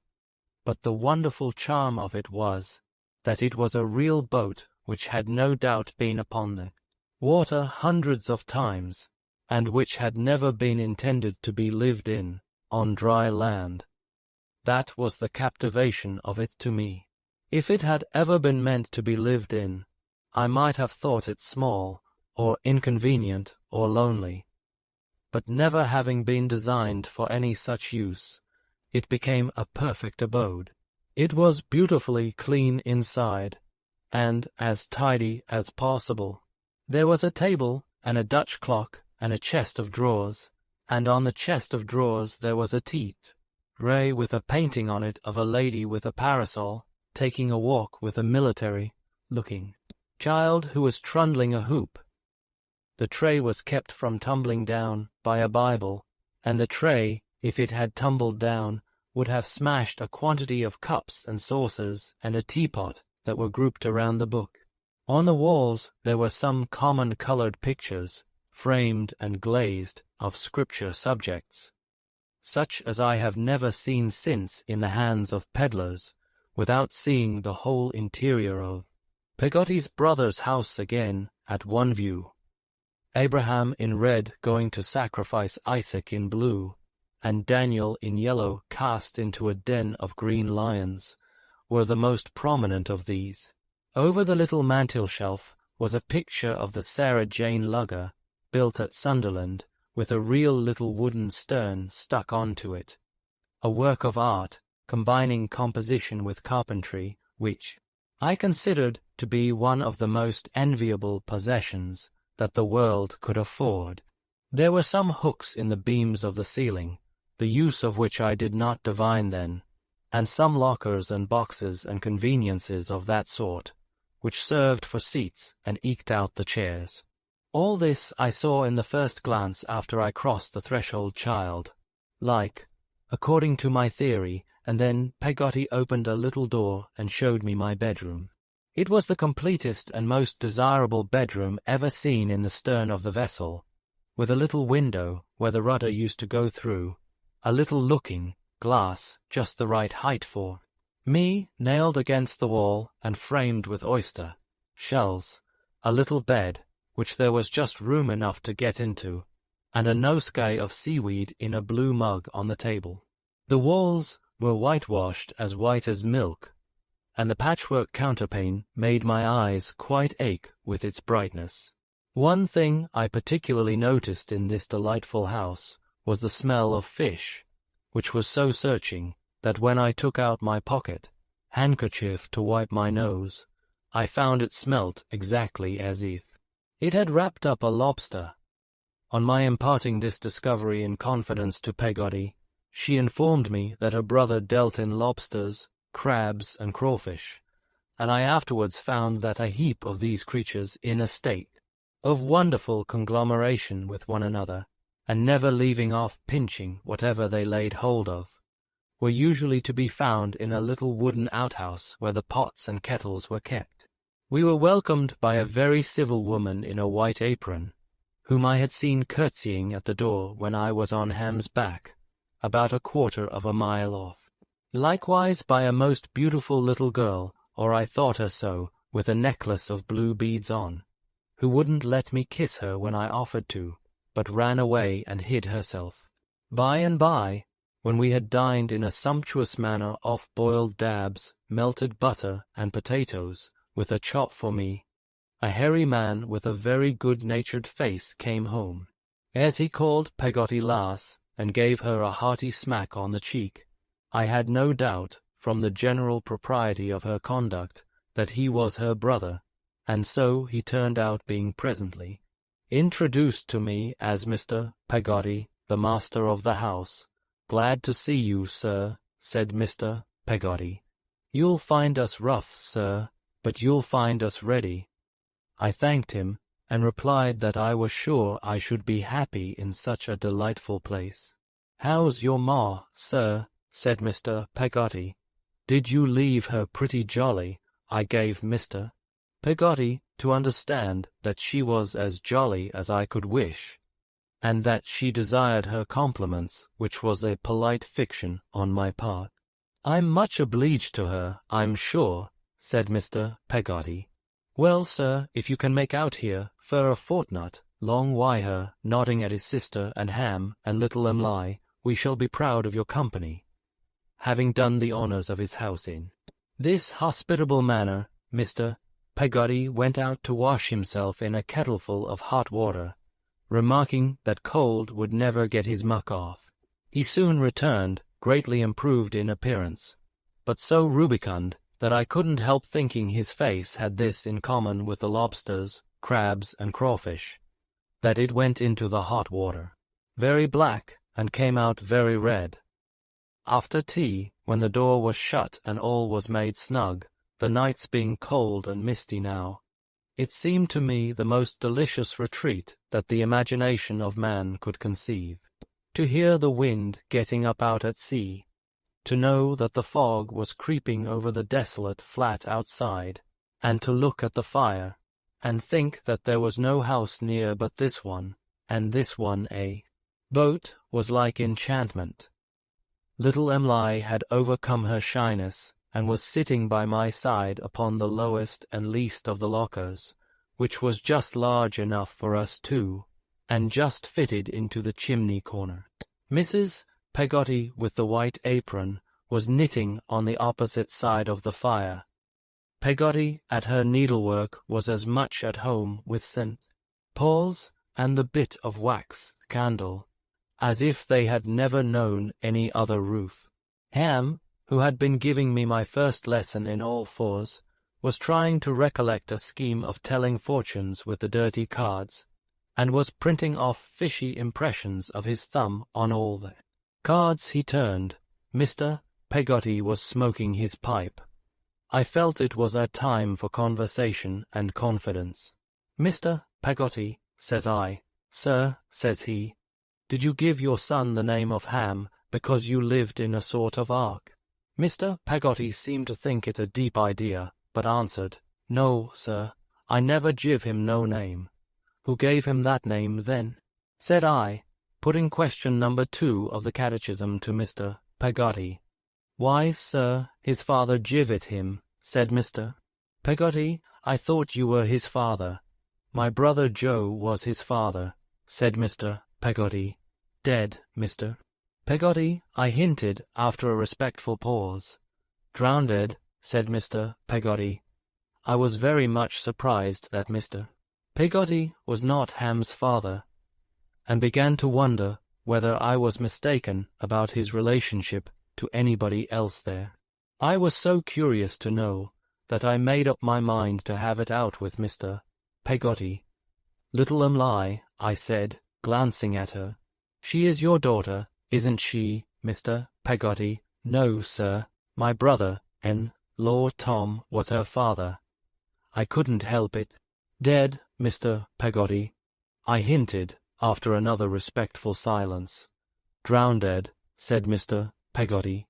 I felt the difficulty of resuming the subject, but had not got to the bottom of it yet, and must get to the bottom somehow. So I said, "Haven't you any children, Mr. Peggotty?" "No, master," he answered with a short laugh. "I'm a bockeldore." "A bachelor?" I said, astonished. "Why, who's that, Mr. Peggotty?" pointing to the person in the apron who was knitting. "That's Mrs. Gummidge," said Mr. Peggotty. "Gummidge, Mr. Peggotty." But at this point, Peggotty, I mean my own peculiar Peggotty, made such impressive motions to me not to ask any more questions, that I could only sit and look at all the silent company until it was time to go to bed. Then, in the privacy of my own little cabin, she informed me that Ham and Emily were an orphan nephew and niece, whom my host had at different times adopted in their childhood when they were left destitute, and that Mrs. Gummidge was the widow of his partner in a boat, who had died very poor. "He was but a poor man himself," said Peggotty, "but as good as gold and as true as steel." Those were her similes. The only subject, she informed me, on which he ever showed a violent temper or swore an oath, was this generosity of his, and if it were ever referred to by any one of them, he struck the table a heavy blow with his right hand, had split it on one such occasion, and swore a dreadful oath that he would be gormed if he didn't cut and run for good, if it was ever mentioned again. It appeared, in answer to my inquiries, that nobody had the least idea of the etymology of this terrible verb, passive to be gormed, but that they all regarded it as constituting a most solemn imprecation. I was very sensible of my entertainer's goodness, and listened to the women's going to bed in another little crib like mine at the opposite end of the boat, and to him and Ham hanging up too. Hammocks for themselves on the hooks I had noticed in the roof, in a very luxurious state of mind, enhanced by my being sleepy. As slumber gradually stole upon me, I heard the wind howling out at sea and coming on across the flat so fiercely that I had a lazy apprehension of the great deep rising in the night. But I bethought myself that I was in a boat after all, and that a man like Mr. Peggotty was not a bad person to have on board if anything did happen. Nothing happened, however, worse than morning. Almost as soon as it shone upon the oyster, shell frame of my mirror I was out of bed, and out with little Emily, picking up stones upon the beach. "You're quite a sailor, I suppose," I said to Emily. I don't know that I supposed anything of the kind, but I felt it an act of gallantry to say something. And a shining sail close to us made such a pretty little image of itself at the moment in her bright eye, that it came into my head to say this. "No," replied Emily, shaking her head, "I'm afraid of the sea." "Afraid?" I said, with a becoming air of boldness, and looking very big at the mighty ocean. "I aren't, but it's cruel," said Emily. "I have seen it very cruel to some of our men. I have seen it tear a boat as big as our house, all to pieces. I hope it wasn't the boat that father was drowned in," said Emily. "No, not that one, I never see that boat." "Nor him?" I asked her. Little Emily shook her head. "Not to remember." Here was a coincidence. I immediately went into an explanation how I had never seen my own father, and how my mother and I had always lived by ourselves in the happiest state imaginable, and lived so then, and always meant to live so, and how my father's grave was in the churchyard near our house, and shaded by a tree, beneath the boughs of which I had walked and heard the birds sing many a pleasant morning. But there were some differences between Emily's orphanhood and mine.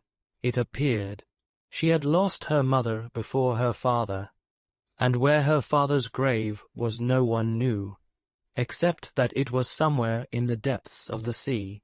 "Besides," said Emily, as she looked about for shells and pebbles, "your father was a gentleman and your mother is a lady, and my father was a fisherman and my mother was a fisherman's daughter, and my Uncle Dan is a fisherman." "Dan is Mr. Peggotty, is he?" said I. "Uncle Dan yonder," answered Emily, nodding at the boathouse.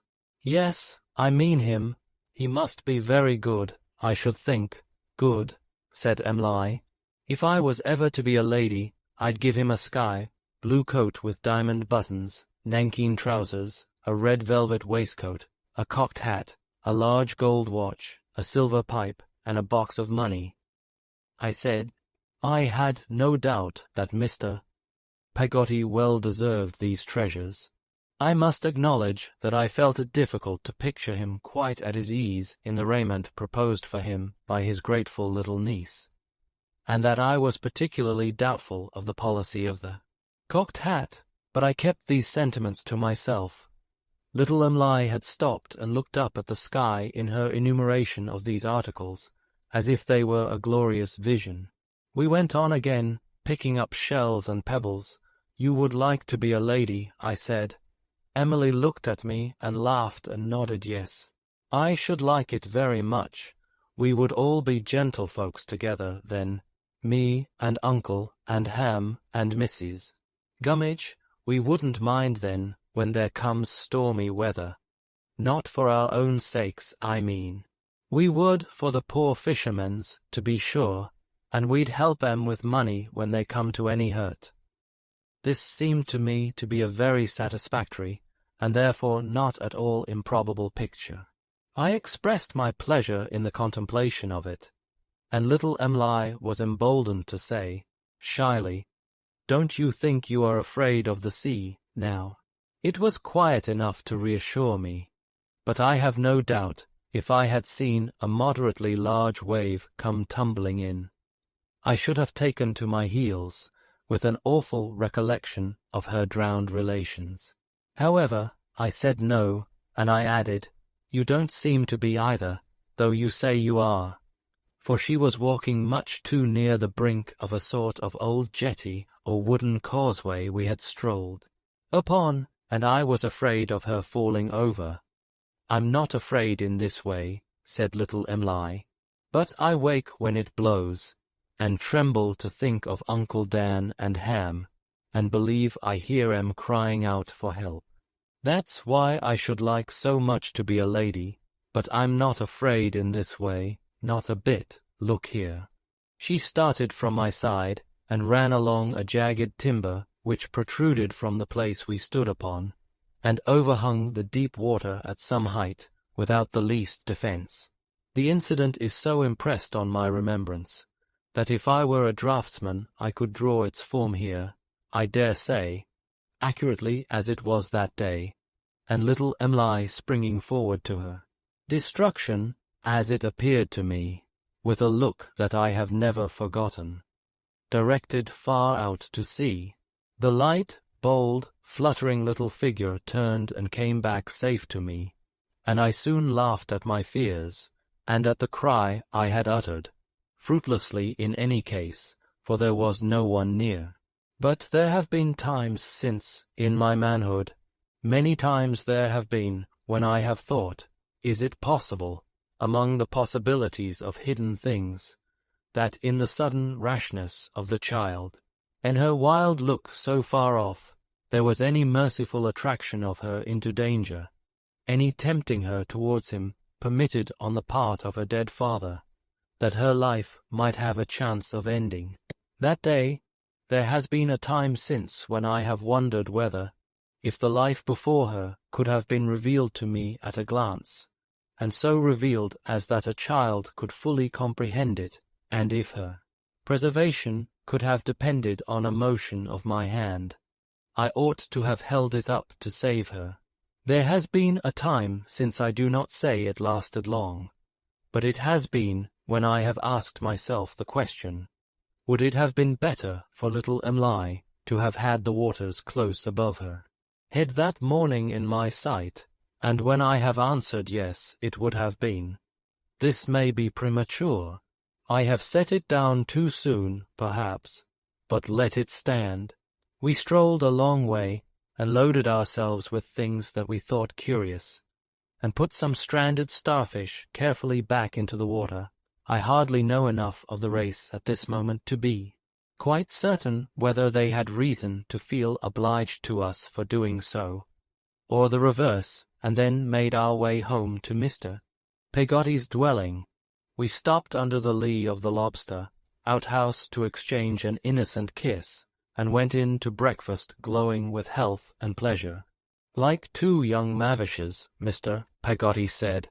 I knew this meant, in our local dialect, like two young thrushes, and received it as a compliment. Of course, I was in love with little Emily. I am sure I loved that baby quite as truly, quite as tenderly, with greater purity and more disinterestedness, than can enter into the best love of a later time of life, high and ennobling as it is. I am sure my fancy raised up something round that blue-eyed mite of a child, which etherealized and made a very angel of her. If, any sunny forenoon, she had spread a little pair of wings and flown away before my eyes, I don't think I should have regarded it as much more than I had had reason to expect. We used to walk about that dim old flat at Yarmouth in a loving manner, hours and hours. The days sported by us, as if Time had not grown up himself yet, but were a child too, and always at play. I told Emily I adored her, and that unless she confessed she adored me, I should be reduced to the necessity of killing myself with a sword. She said she did, and I have no doubt she did. As to any sense of inequality, or youthfulness, or other difficulty in our way, little Emily and I had no such trouble, because we had no future. We made no more provision for growing older than we did for growing younger. We were the admiration of Mrs. Gummidge and Peggotty, who used to whisper of an evening when we sat, lovingly, on our little locker side by side, "Lor, wasn't it beautiful?" Mr. Peggotty smiled at us from behind his pipe, and Ham grinned all the evening and did nothing else. They had something of the sort of pleasure in us, I suppose, that they might have had in a pretty toy, or a pocket model of the Colosseum. I soon found out that Mrs. Gummidge did not always make herself so agreeable as she might have been expected to do, under the circumstances of her residence with Mr. Peggotty. Mrs. Gummidge's was rather a fretful disposition, and she whimpered more sometimes than was comfortable for other parties in so small an establishment. I was very sorry for her, but there were moments when it would have been more agreeable, I thought, if Mrs. Gummidge had had a convenient apartment of her own to retire to, and had stopped there until her spirits revived. Mr. Peggotty went occasionally to a public house called the Willing Mind. I discovered this by his being out on the second or third evening of our visit, and by Mrs. Gummidge's looking up at the Dutch clock between 8 and 9, and saying he was there, and that, what was more, she had known in the morning he would go there. Mrs. Gummidge had been in a low state all day, and had burst into tears in the forenoon when the fire smoked. "I am a lone lorn creetur," were Mrs. Gummidge's words when that unpleasant occurrence took place, "and everything goes contrary with me." "Oh, it'll soon leave off," said Peggotty. "I again mean our Peggotty, and besides, you know, it's not more disagreeable to you than to us." "I feel it more," said Mrs. Gummidge. "It was a very cold day, with cutting blasts of wind." Mrs.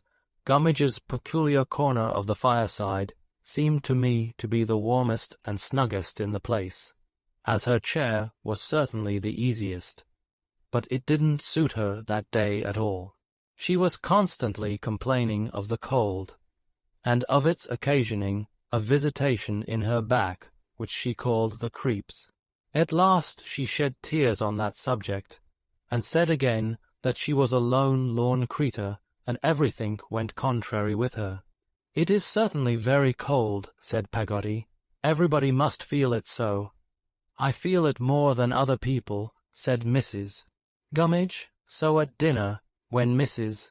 Gummidge was always helped immediately after me, to whom the preference was given as a visitor of distinction. The fish were small and bony, and the potatoes were a little burnt. We all acknowledged that we felt this something of a disappointment, but Mrs.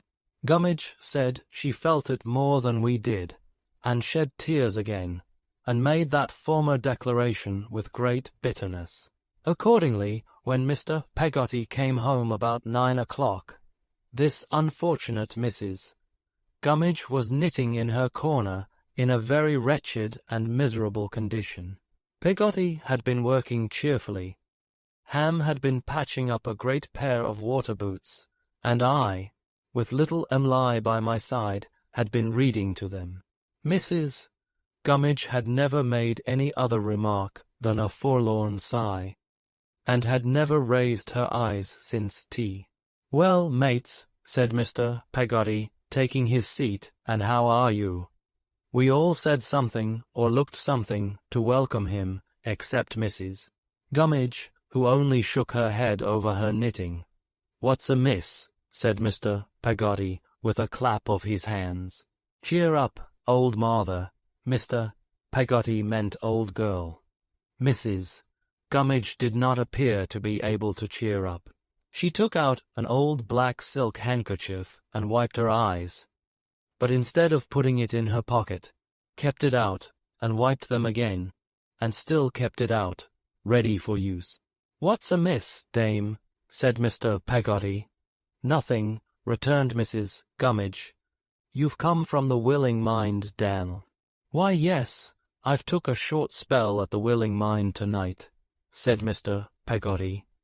"I'm sorry I should drive you there," said Mrs. Gummidge. "Drive? I don't want no driving," returned Mr. Peggotty with an honest laugh. "I only go too ready." "Very ready," said Mrs. Gummidge, shaking her head and wiping her eyes. "Yes, yes, very ready. I'm sorry it should be along of me that you're so ready." "Along o' you." "It aren't along o' you," said Mr. Peggotty. "Don't ye believe a bit on it." "Yes, yes, it is," cried Mrs. Gummidge. "I know what I am.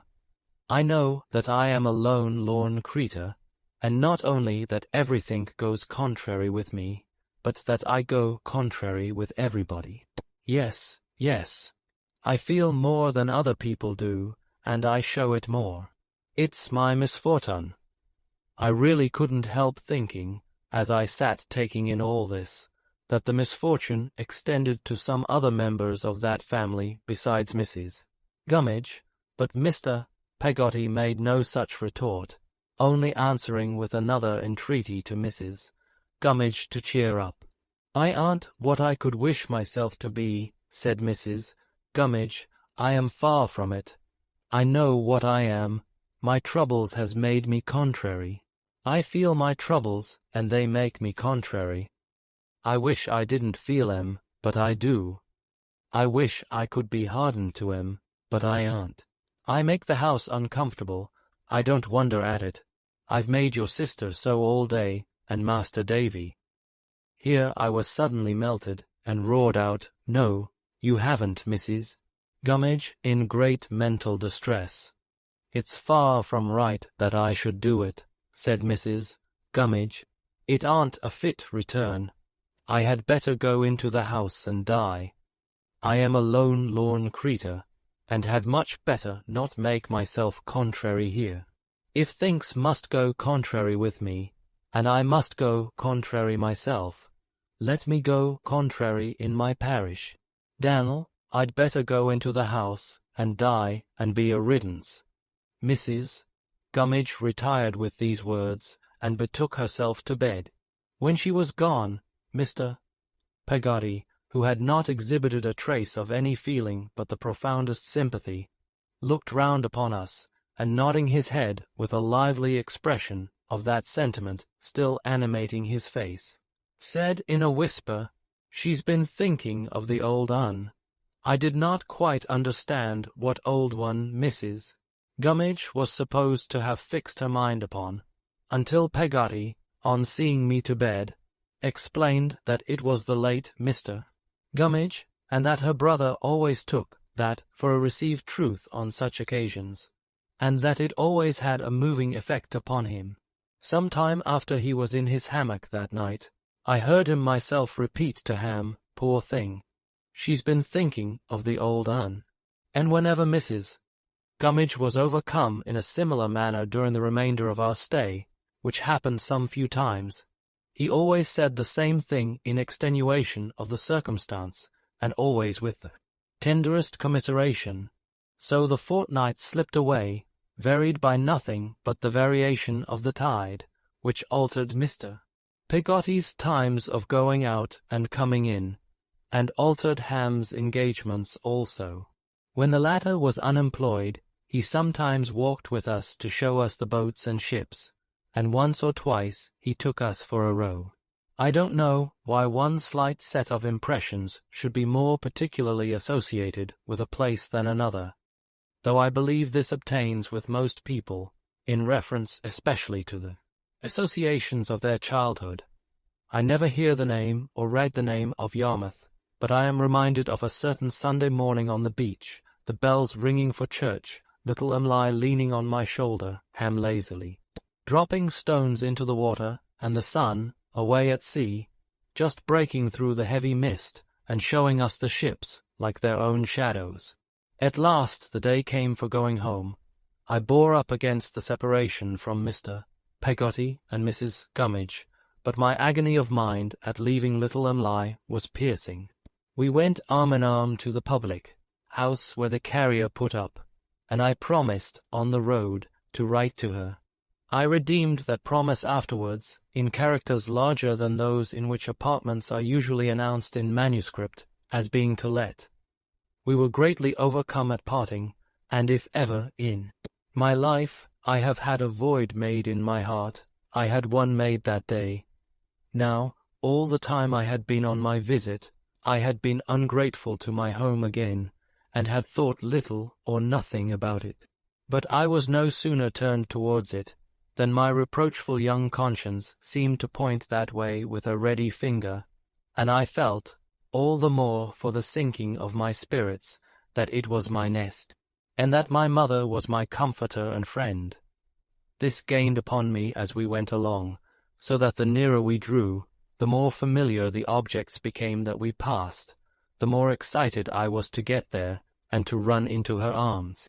But Peggotty, instead of sharing in those transports, tried to check them, though very kindly, and looked confused and out of sorts. Blunderstone Rookery would come, however, in spite of her, when the carrier's horse pleased and did. How well I recollect it, on a cold grey afternoon, with a dull sky threatening rain. The door opened, and I looked, half laughing and half crying in my pleasant agitation, for my mother. It was not she, but a strange servant. "Why, Peggotty," I said ruefully, "isn't she come home?" "Yes, yes, Master Davy," said Peggotty. "She's come home. Wait a bit, Master Davy, and I'll tell you something." Between her agitation and her natural awkwardness in getting out of the cart, Peggotty was making a most extraordinary festoon of herself, but I felt too blank and strange to tell her so. When she had got down, she took me by the hand, led me, wondering, into the kitchen, and shut the door. "Peggotty," said I, quite frightened, "what's the matter?" "Nothing's the matter, bless you, Master Davy dear," she answered, assuming an air of sprightliness. "Something's the matter, I'm sure. Where's Mamma? Where's Mamma, Master Davy?" repeated Peggotty. "Yes. Why hasn't she come out to the gate, and what have we come in here for?" "Oh, Peggotty," my eyes were full, and I felt as if I were going to tumble down. "Bless the precious boy," cried Peggotty, taking hold of me. "What is it? Speak, my pet. Not dead too?" "Oh, she's not dead, Peggotty." Peggotty cried out no, with an astonishing volume of voice, and then sat down and began to pant, and said I had given her a turn. I gave her a hug to take away the turn, or to give her another turn in the right direction, and then stood before her, looking at her in anxious inquiry. "You see, dear, I should have told you before now," said Peggotty, "but I hadn't an opportunity. I ought to have made it, perhaps, but I couldn't exactly. That was always the substitute for exactly. In Peggotty's militia of words bring my mind to it." "Go on, Peggotty," said I, more frightened than before. "Master Davy," said Peggotty, untying her bonnet with a shaking hand, and speaking in a breathless sort of way, "what do you think? You have got a pa." I trembled and turned white. Something, I don't know what, or how connected with the grave in the churchyard, and the raising of the dead, seemed to strike me like an unwholesome wind. "A new one?" said Peggotty. "A new one," I repeated. Peggotty gave a gasp, as if she were swallowing something that was very hard, and, putting out her hand, said, "Come and see him." "I don't want to see him." "And your mamma?" said Peggotty. I ceased to draw back, and we went straight to the best parlour, where she left me. On one side of the fire sat my mother, on the other Mr. Murdstone. My mother dropped her work and arose hurriedly, but timidly, I thought. "Now, Clara, my dear," said Mr. Murdstone, "recollect, control yourself, always control yourself. Davy boy, how do you do?" I gave him my hand. After a moment of suspense, I went and kissed my mother. She kissed me, patted me gently on the shoulder, and sat down again to her work. I could not look at her, I could not look at him. I knew quite well that he was looking at us both, and I turned to the window and looked out there at some shrubs that were drooping their heads in the cold. As soon as I could creep away, I crept upstairs. My old dear bedroom was changed, and I was to lie a long way off. I rambled downstairs to find anything that was like itself, so altered it all seemed, and roamed into the yard. I very soon started back from there, for the empty dog kennel was filled up with a great dog, deep-mouthed and black-haired like him, and he was very angry at the sight of me, and sprang out Todget at me. Chapter 4. I fall into disgrace. If the room to which my bed was removed were a sentient thing that could give evidence, I might appeal to it at this day who sleeps there now, I wonder, to bear witness for me what a heavy heart I carried to it.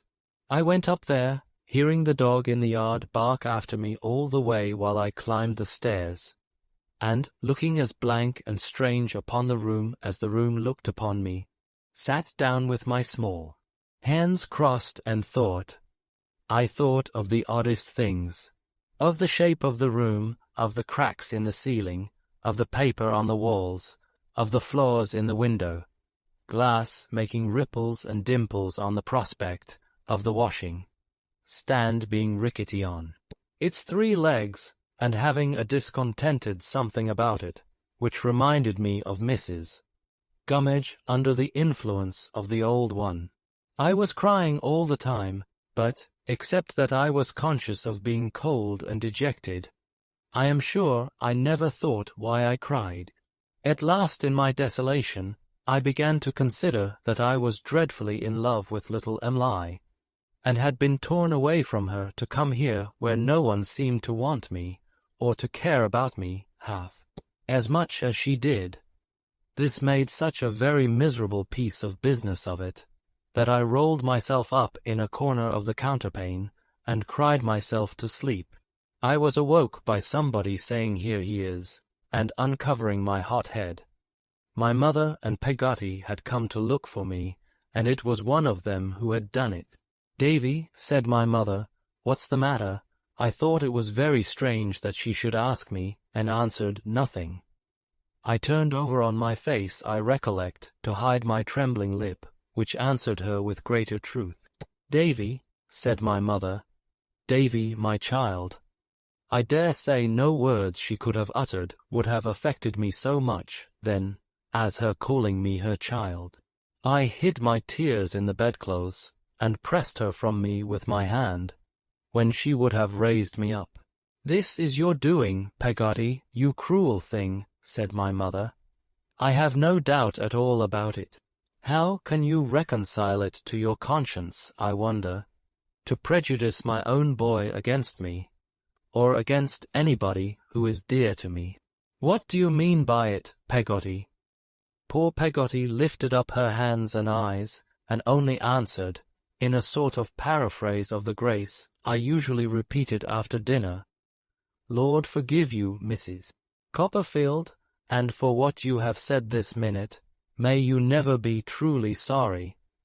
"It's enough to distract me," cried my mother. "In my honeymoon, too, when my most inveterate enemy might relent, one would think, and not envy me a little peace of mind and happiness. Davy, you naughty boy, Peggotty, you savage creature, oh, dear me," cried my mother, turning from one of us to the other, in her pettish wilful manner. "What a troublesome world this is, when one has the most right to expect it to be as agreeable as possible." I felt the touch of a hand that I knew was neither hers nor Peggotty's, and slipped to my feet at the bed side. It was Mr. Murdstone's hand, and he kept it on my arm as he said, "What's this? Clara, my love, have you forgotten?"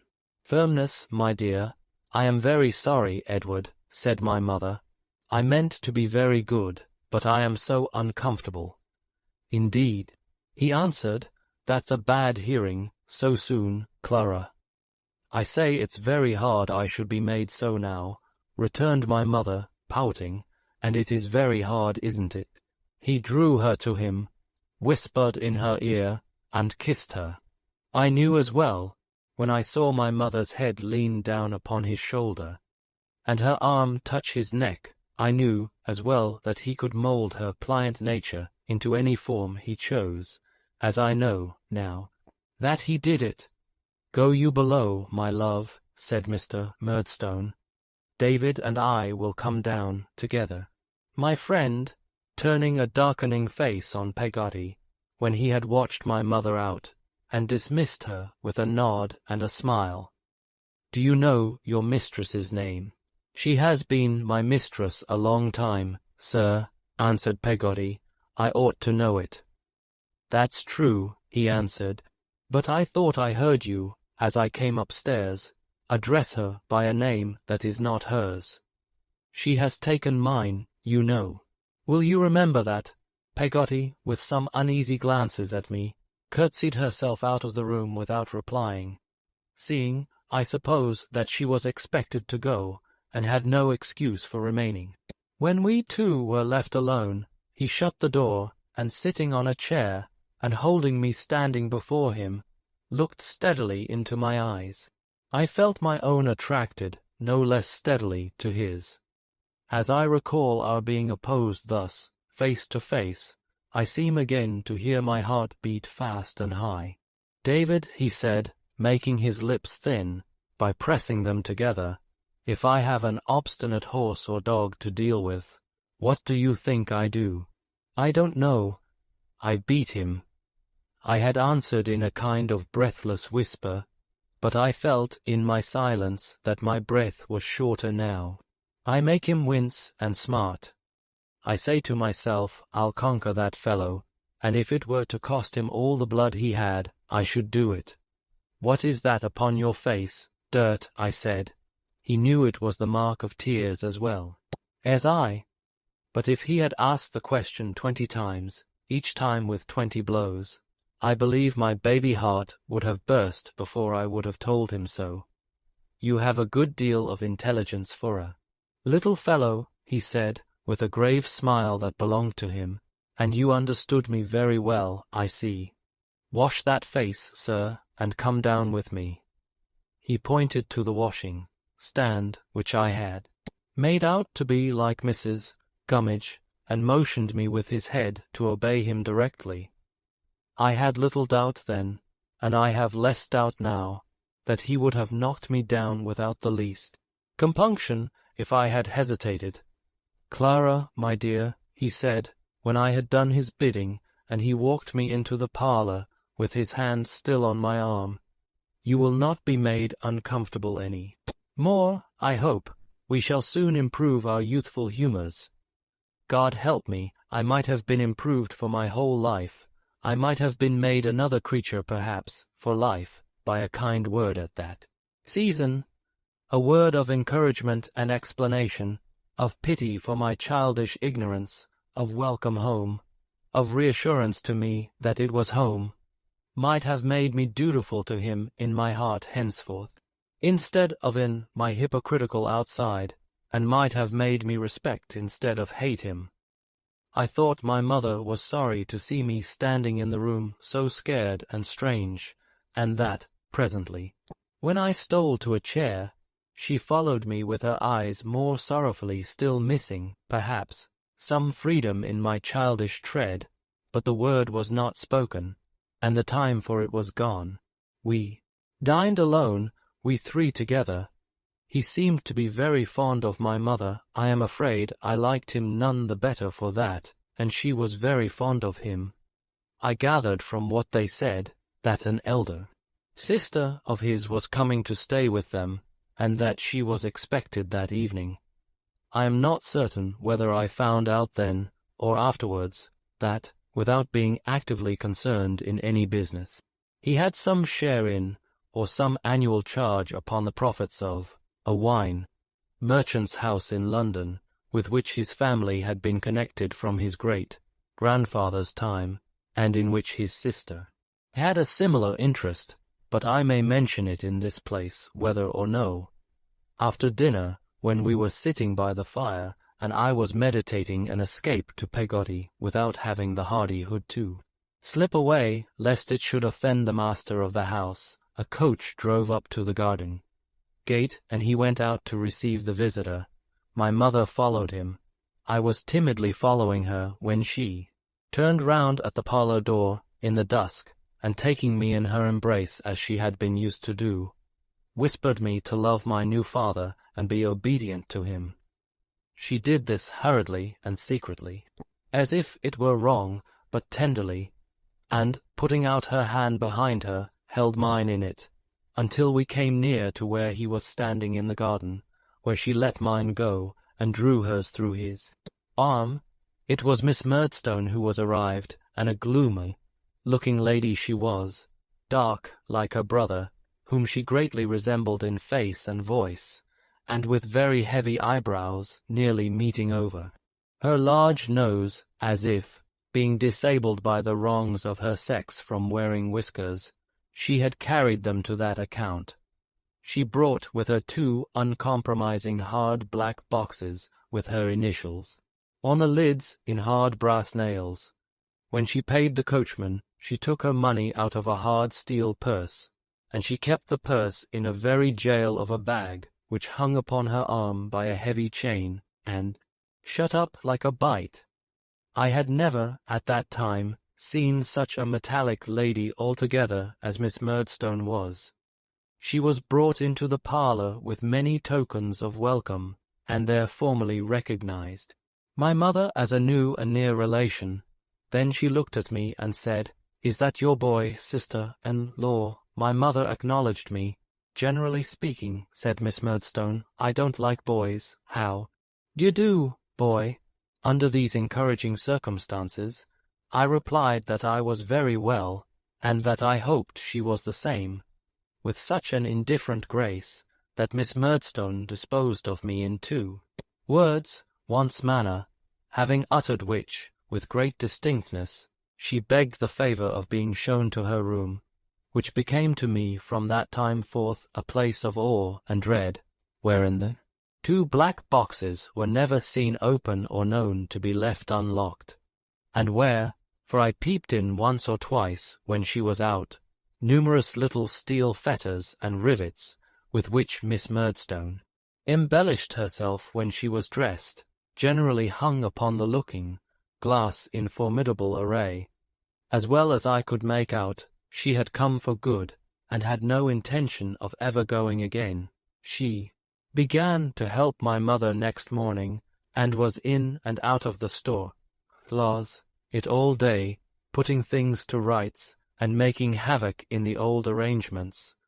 Almost the first remarkable thing I observed in Miss Murdstone was her being constantly haunted by a suspicion that the servants had a man secreted somewhere on the premises. Under the influence of this delusion, she dived into the coal cellar at the most untimely hours, and scarcely ever opened the door of a dark cupboard without clapping it to again, in the belief that she had got him, though there was nothing very airy about Miss Murdstone. She was a perfect lark in point of getting up. She was up, and, as I believe to this hour, looking for that man before anybody in the house was stirring. Peggotty gave it as her opinion that she even slept with one eye open, but I could not concur in this idea, for I tried it myself after hearing the suggestion thrown out, and found it couldn't be done. On the very first morning after her arrival, she was up and ringing her bell at cock-crow. When my mother came down to breakfast and was going to make the tea, Miss Murdstone gave her a kind of peck on the cheek, which was her nearest approach to a kiss, and said, "Now, Clara, my dear, I am come here, you know, to relieve you of all the trouble I can. You're much too pretty and thoughtless." My mother blushed but laughed, and seemed not to dislike this character to have any duties imposed upon you that can be undertaken by me. "If you'll be so good as give me your keys, my dear, I'll attend to all this sort of thing in future." From that time, Miss Murdstone kept the keys in her own little jail all day, and under her pillow all night, and my mother had no more to do with them than I had. My mother did not suffer her authority to pass from her without a shadow of protest. One night, when Miss Murdstone had been developing certain household plans to her brother, of which he signified his approbation, my mother suddenly began to cry, and said she thought she might have been consulted. "Clara," said Mr. Murdstone sternly, "Clara, I wonder at you." "Oh, it's very well to say you wonder, Edward," cried my mother, "and it's very well for you to talk about firmness, but you wouldn't like it yourself." Firmness, I may observe, was the grand quality on which both Mr. and Miss Murdstone took their stand. However, I might have expressed my comprehension of it at that time, if I had been called upon. I nevertheless did clearly comprehend in my own way that it was another name for tyranny, and for a certain gloomy, arrogant devil's humour that was in them both. The creed, as I should state it now, was this. Mr. Murdstone was firm. Nobody in his world was to be so firm as Mr. Murdstone. Nobody else in his world was to be firm at all, for everybody was to be bent to his firmness. Miss Murdstone was an exception. She might be firm, but only by relationship, and in an inferior and tributary degree. My mother was another exception. She might be firm, and must be, but only in bearing their firmness, and firmly believing there was no other firmness upon earth. It's very hard, said my mother, that in my own house, repeated Mr. Murdstone. Clara, our own house, I mean, faltered my mother, evidently frightened. I hope you must know what I mean, Edward. It's very hard that in your own house I may not have a word to say about domestic matters. I am sure I managed very well before we were married. There's evidence, said my mother, sobbing. Ask Peggotty if I didn't do very well when I wasn't interfered with. Edward, said Miss Murdstone, let there be an end of this. I go tomorrow. Jane Murdstone, said her brother, be silent. How dare you to insinuate that you don't know my character better than your words imply? I am sure, my poor mother went on, at a grievous disadvantage, and with many tears, I don't want anybody to go. I should be very miserable and unhappy if anybody was to go. I don't ask much. I am not unreasonable. I only want to be consulted sometimes.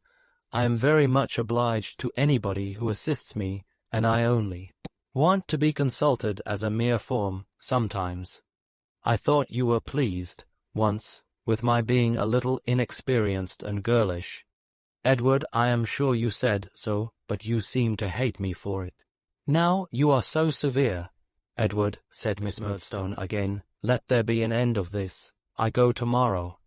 Jane Murdstone, thundered Mr. Murdstone, will you be silent? How dare you, Miss? Murdstone made a jail delivery of a pocket handkerchief and held it before her eyes. Clara, he continued, looking at my mother, you surprise me. You astound me. Yes, I had a satisfaction in the thought of marrying an inexperienced and artless person, and forming her character, and infusing into it some amount of that firmness and decision of which it stood in need. But when Jane Murdstone is kind enough to come to my assistance in this endeavour, and to assume, for my sake, a condition something like a housekeeper's, and when she meets with a base return, oh, pray, Edward, cried my mother, don't accuse me of being ungrateful. I am sure I am not ungrateful. No one ever said I was before. I have many faults, but not that. Oh, don't, my dear, when Jane Murdstone meets. I say, he went on, after waiting until my mother was silent, with a base return, that feeling of mine is chilled and altered. Don't, my love, say that, implored my mother very piteously. Oh, don't, Edward, I can't bear to hear it. Whatever I am affectionate. I know I am affectionate. I wouldn't say it if I wasn't sure that I am. Ask Peggotty. I am sure she'll tell you I'm affectionate. There is no extent of mere weakness, Clara, said Mr. Murdstone in reply, that can have the least weight with me. You lose breath. Pray let us be friends, said my mother. I couldn't live under coldness or unkindness. I am so sorry. I have a great many defects, I know, and it's very good of you, Edward, with your strength of mind, to endeavour to correct them for me. Jane, I don't object to anything. I should be quite broken-hearted if you thought of leaving my mother was too much overcome to go on. Jane Murdstone, said Mr. Murdstone to his sister, any harsh words between us are, I hope, uncommon. It is not my fault that so unusual an occurrence has taken place tonight. I was betrayed into it by another, nor is it your fault. You were betrayed into it by another. Let us both try to forget it. And as this, he added, after these magnanimous words, is not a fit scene for the boy David, go to bed. I could hardly find the door, through the tears that stood in my eyes. I was so sorry for my mother's distress. But I groped my way out, and groped my way up to my room in the dark, without even having the heart to say good night to Peggotty, or to get a candle from her. When her coming up to look for me, an hour or so afterwards, awoke me, she said that my mother had gone to bed poorly, and that Mr. and Miss Murdstone were sitting alone. Going down next morning rather earlier than usual, I paused outside the parlour door on hearing my mother's voice. She was very earnestly and humbly entreating Miss Murdstone's pardon, which that lady granted, and a perfect reconciliation took place. I never knew my mother afterwards to give an opinion on any matter, without first appealing to Miss Murdstone, or without having first ascertained by some sure means what Miss Murdstone's opinion was, and I never saw Miss Murdstone, when out of temper, she was infirm that way, move her hand towards her bag, as if she were going to take out the keys and offer to resign them to my mother, without seeing that my mother was in a terrible fright. The gloomy taint that was in the Murdstone blood darkened the Murdstone religion, which was austere and wrathful. I have thought, since, that its assuming that character was a necessary consequence of Mr.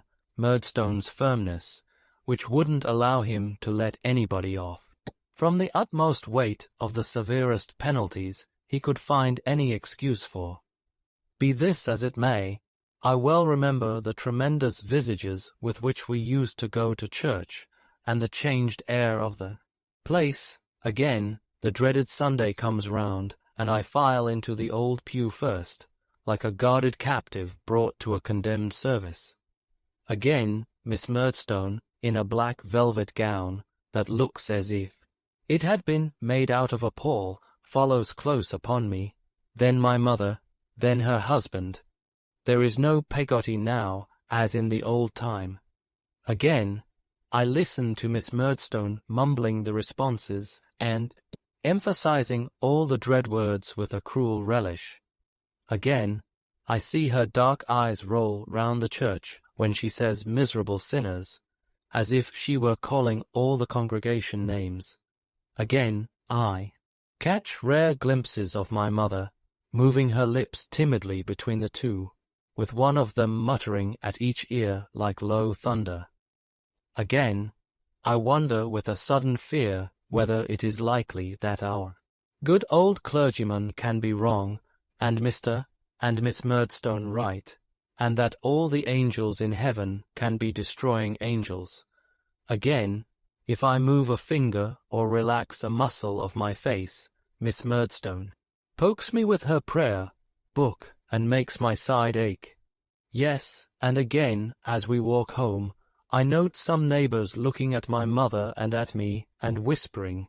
Again, as the three go on arm in arm, and I linger behind alone, I follow some of those looks, and wonder if my mother's step be really not so light as I have seen it, and if the gaiety of her beauty be really almost worried away. Again, I wonder whether any of the neighbors call to mind, as I do, how we used to walk home together, she and I wonder stupidly about that, all the dreary dismal day. There had been some talk on occasions of my going to boarding school. Mr. and Miss Murdstone had originated it, and my mother had of course agreed with them. Nothing, however, was concluded on the subject yet. In the meantime, I learnt lessons at home. Shall I ever forget those lessons? They were presided over nominally by my mother, but really by Mr. Murdstone and his sister, who were always present, and found them a favourable occasion for giving my mother lessons in that miscalled firmness, which was the bane of both our lives. I believe I was kept at home for that purpose. I had been apt enough to learn, and willing enough, when my mother and I had lived alone together, I can faintly remember learning the alphabet at her knee. To this day, when I look upon the fat black letters in the primer, the puzzling novelty of their shapes, and the easy good nature of O and Q and S, seem to present themselves again before me as they used to do. But they recall no feeling of disgust or reluctance. On the contrary, I seem to have walked along a path of flowers as far as the crocodile book, and to have been cheered by the gentleness of my mother's voice and manner all the way. But these solemn lessons, which succeeded those, I remember as the death blow of my peace and a grievous daily drudgery and misery. They were very long, very numerous, very hard, perfectly unintelligible, some of them, too. Me and I was generally as much bewildered by them as I believe my poor mother was herself. Let me remember how it used to be, and bring one morning back again. I come into the second best parlour, after breakfast, with my books and an exercise book and a slate. My mother is ready for me at her writing desk, but not half so ready as Mr. Murdstone in his easy chair by the window, though he pretends to be reading a book, or as Miss Murdstone, sitting near my mother stringing steel beads. The very sight of these two has such an influence over me that I begin to feel the words I have been at infinite pains to get into my head, all sliding away and going I don't know where. I wonder where they do go, by the by. I hand the first book to my mother. Perhaps it is a grammar, perhaps a history or geography. I take a last drowning look at the page as I give it into her hand, and start off aloud at a racing pace while I have got it fresh. I trip over a word. Mr. Murdstone looks up. I trip over another word. Miss Murdstone looks up. I redden, tumble over half a dozen words, and stop. I think my mother would show me the book if she dared, but she does not dare, and she says softly, "Oh, Davy, Davy, now, Clara," says Mr. Murdstone, "be firm with the boy. Don't say, 'Oh, Davy, Davy,' that's childish. He knows his lesson, or he does not know it." He does not know it. Miss Murdstone interposes awfully. "I am really afraid he does not," says my mother.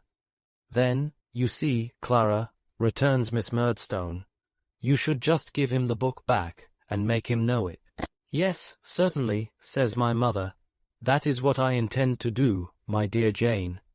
Now, Davy, try once more, and don't be stupid." I obey the first clause of the injunction by trying once more, but am not so successful with the second, for I am very stupid. I tumble down before I get to the old place, at a point where I was all right before, and stop to think. But I can't think about the lesson. I think of the number of yards of net in Miss Murdstone's cap, or of the price of Mr. Murdstone's dressing gown, or any such ridiculous problem that I have no business with, and don't want to have anything at all to do with. Mr. Murdstone makes a movement of impatience which I have been expecting for a long time. Miss Murdstone does the same. My mother glances submissively at them, shuts the book, and lays it by as an arrear to be worked out when my other tasks are done. There is a pile of these arrears very soon, and it swells like a rolling snowball. The bigger it gets, the more stupid I get. The case is so hopeless, and I feel that I am wallowing in such a bog of nonsense, that I give up all idea of getting out, and abandon myself to my fate. The despairing way in which my mother and I look at each other as I blunder on is truly melancholy. But the greatest effect in these miserable lessons is when my mother, thinking nobody is observing her, tries to give me the cue by the motion of her lips. At that instant, Miss Murdstone, who has been lying in wait for nothing else all along, says in a deep, warning voice, "Clara." My mother starts, colours, and smiles faintly. Mr. Murdstone comes out of his chair, takes the book, throws it at me, or boxes my ears with it, and turns me out of the room by the shoulders. Even when the lessons are done, the worst is yet to happen, in the shape of an appalling sum. This is invented for me, and delivered to me orally by Mr. Murdstone, and begins, if I go into a cheesemonger's shop, and buy 5,000 double Gloucester cheeses at 4pence, halfpenny each, present payment, at which I see Miss Murdstone secretly overjoyed. I pore over these cheeses without any result or enlightenment until dinner time, when, having made a mulatto of myself by getting the dirt of the slate into the pores of my skin, I have a slice of bread to help me out with the cheeses, and am considered in disgrace for the rest of the evening. It seems to me, at this distance of time, as if my unfortunate studies generally took this course. I could have done very well if I had been without the Murdstones, but the influence of the Murdstones upon me was like the fascination of two snakes on a wretched young bird. Even when I did get through the morning with tolerable credit, there was not much gained but dinner, for Miss Murdstone never could endure to see me untasked, and if I rashly made any show of being unemployed, called her brother's attention to me by saying, "Clara, my dear, there's nothing like work. Give your boy an exercise," which caused me to be clapped down to some new labor, there and then. As to any recreation with other children of my age, I had very little of that, for the gloomy theology of the Murdstones made all children out to be a swarm of little vipers, though there was a child once set in the midst of the disciples, and held that they contaminated one another. The natural result of this treatment continued, I suppose, for some 6 months or more, was to make me sullen, dull, and dogged. I was not made the less so by my sense of being daily more and more shut out and alienated from my mother. I believe I should have been almost stupefied but for one circumstance. It was this. My father had left a small collection of books in a little room upstairs, to which I had access, for it adjoined my own, and which nobody else in our house ever troubled. From that blessed little room, Roderick Random, Peregrine Pickle, Humphrey Clinker, Tom Jones, the Vicar of Wakefield, Don Quixote, Gil Blas, and Robinson Crusoe, came out, a glorious host, to keep me company.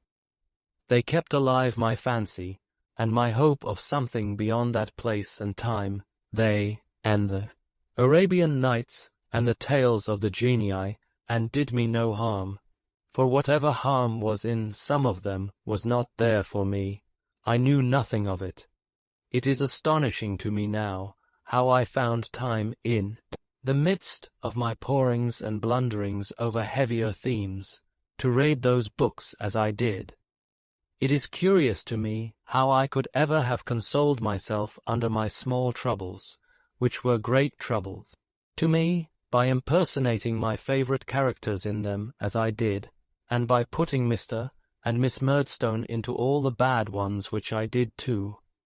I have been Tom Jones, a child's Tom Jones, a harmless creature, for a week together. I have sustained my own idea of Roderick Random for a month at a stretch, I verily believe. I had a greedy relish for a few volumes of voyages and travels. I forget what, now that we're on those shelves, and for days and days I can remember to have gone about my region of our house, armed with the centre piece out of an old set of boot trees, the perfect realization of Captain Somebody of the Royal British Navy, in danger of being beset by savages, and resolved to sell his life at a great price. The captain never lost dignity from having his ears boxed with the Latin grammar. I did, but the captain was a captain and a hero, in despite of all the grammars of all the languages in the world, dead or alive. This was my only and my constant comfort. When I think of it, the picture always rises in my mind of a summer evening, the boys at play in the churchyard, and I sitting on my bed, reading as if for life. Every barn in the neighborhood, every stone in the church, and every foot of the churchyard had some association of its own in my mind, connected with these books, and stood for some locality made famous in them. I have seen Tom Pipes go climbing up the church steeple. I have watched Strap, with the knapsack on his back, stopping to rest himself upon the wicket gate, and I know that Commodore Trunnion held that club with Mr. Pickle in the parlour of our little village alehouse. The reader now understands, as well as I do, what I was when I came to that point of my youthful history to which I am now coming. Again, one morning when I went into the parlour with my books, I found my mother looking anxious, Miss Murdstone looking firm, and Mr. Murdstone binding something round the bottom of a cane, a lithe and limber cane, which he left off binding when I came in, and poised and switched in the air. "I tell you, Clara," said Mr. Murdstone, "I have been often flogged myself." "To be sure, of course," said Miss Murdstone. "Certainly, my dear Jane," faltered my mother meekly. But do you think it did Edward good? Do you think it did Edward harm, Clara?" asked Mr. Murdstone gravely. "That's the point," said his sister. To this my mother returned, "Certainly, my dear Jane," and said no more. I felt apprehensive that I was personally interested in this dialogue, and sought Mr. Murdstone's eye, as it lighted on mine. "Now, David," he said, and I saw that cast again as he said it, "you must be far more careful today than usual." He gave the cane another poise, and another switch, and having finished his preparation of it, laid it down beside him, with an impressive look, and took up his book. This was a good freshener to my presence of mind, as a beginning. I felt the words of my lessons slipping off, not one by one, or line by line, but by the entire page. I tried to lay hold of them, but they seemed, if I may so express it, to have put skates on, and to skim away from me with a smoothness there was no checking. We began badly, and went on worse. I had come in with an idea of distinguishing myself rather, conceiving that I was very well prepared, but it turned out to be quite a mistake. Book after book was added to the heap of failures, Miss Murdstone being firmly watchful of us all the time, and when we came at last to the 5,000 cheeses, canes he made it that day, I remember, my mother burst out crying. "Clara," said Miss Murdstone in her warning voice, "I am not quite well, my dear Jane, I think," said my mother. I saw him wink solemnly at his sister as he rose and said, taking up the cane, "Why, Jane, we can hardly expect Clara to bear, with perfect firmness, the worry and torment that David has occasioned her today. That would be stoical. Clara is greatly strengthened and improved, but we can hardly expect so much from her. David, you and I will go upstairs, boy." As he took me out at the door, my mother ran towards us. Miss Murdstone said, "Clara, are you a perfect fool?" and interfered. I saw my mother stop her ears then, and I heard her crying. He walked me up to my room slowly and gravely. I am certain he had a delight in that formal parade of executing justice, and when we got there, suddenly twisted my head under his arm. "Mr. Murdstone, sir," I cried to him, pray don't beat me. I have tried to learn, sir, but I can't learn while you and Miss Murdstone are by. I can't indeed." "Can't you indeed, David?" he said. "We'll try that." He had my head as in a vice, but I twined round him somehow, and stopped him for a moment, entreating him not to beat me. It was only a moment that I stopped him, for he cut me heavily an instant afterwards, and in the same instant I caught the hand with which he held me in my mouth, between my teeth, and bit it through. It sets my teeth on edge to think of it. He beat me then, as if he would have beaten me to death, above all the noise we made.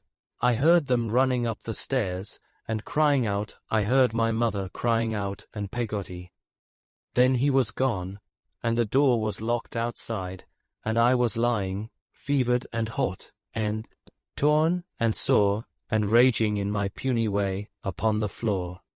How well I recollect, when I became quiet, what an unnatural stillness seemed to reign through the whole house. How well I remember, when my smart and passion began to cool, how wicked I began to feel. I sat listening for a long while, but there was not a sound. I crawled up from the floor, and saw my face in the glass, so swollen, red, and ugly, that it almost frightened me. My stripes were sore and stiff, and made me cry afresh when I moved, but they were nothing to the guilt I felt. It lay heavier on my breast than if I had been a most atrocious criminal, I dare say. It had begun to grow dark, and I had shut the window. I had been lying, for the most part, with my head upon the sill, by turns crying, dozing, and looking listlessly out, when the key was turned, and Miss Murdstone came in with some bread and meat, and milk. These she put down upon the table without a word, glaring at me the while with exemplary firmness, and then retired, locking the door after her. Long after it was dark I sat there, wondering whether anybody else would come. When this appeared improbable for that night, I undressed and went to bed, and there I began to wonder fearfully what would be done to me. Whether it was a criminal act that I had committed, whether I should be taken into custody and sent to prison, whether I was at all in danger of being hanged. I never shall forget the waking, next morning, the being cheerful and fresh for the first moment, and then the being weighed down by the stale and dismal oppression of remembrance.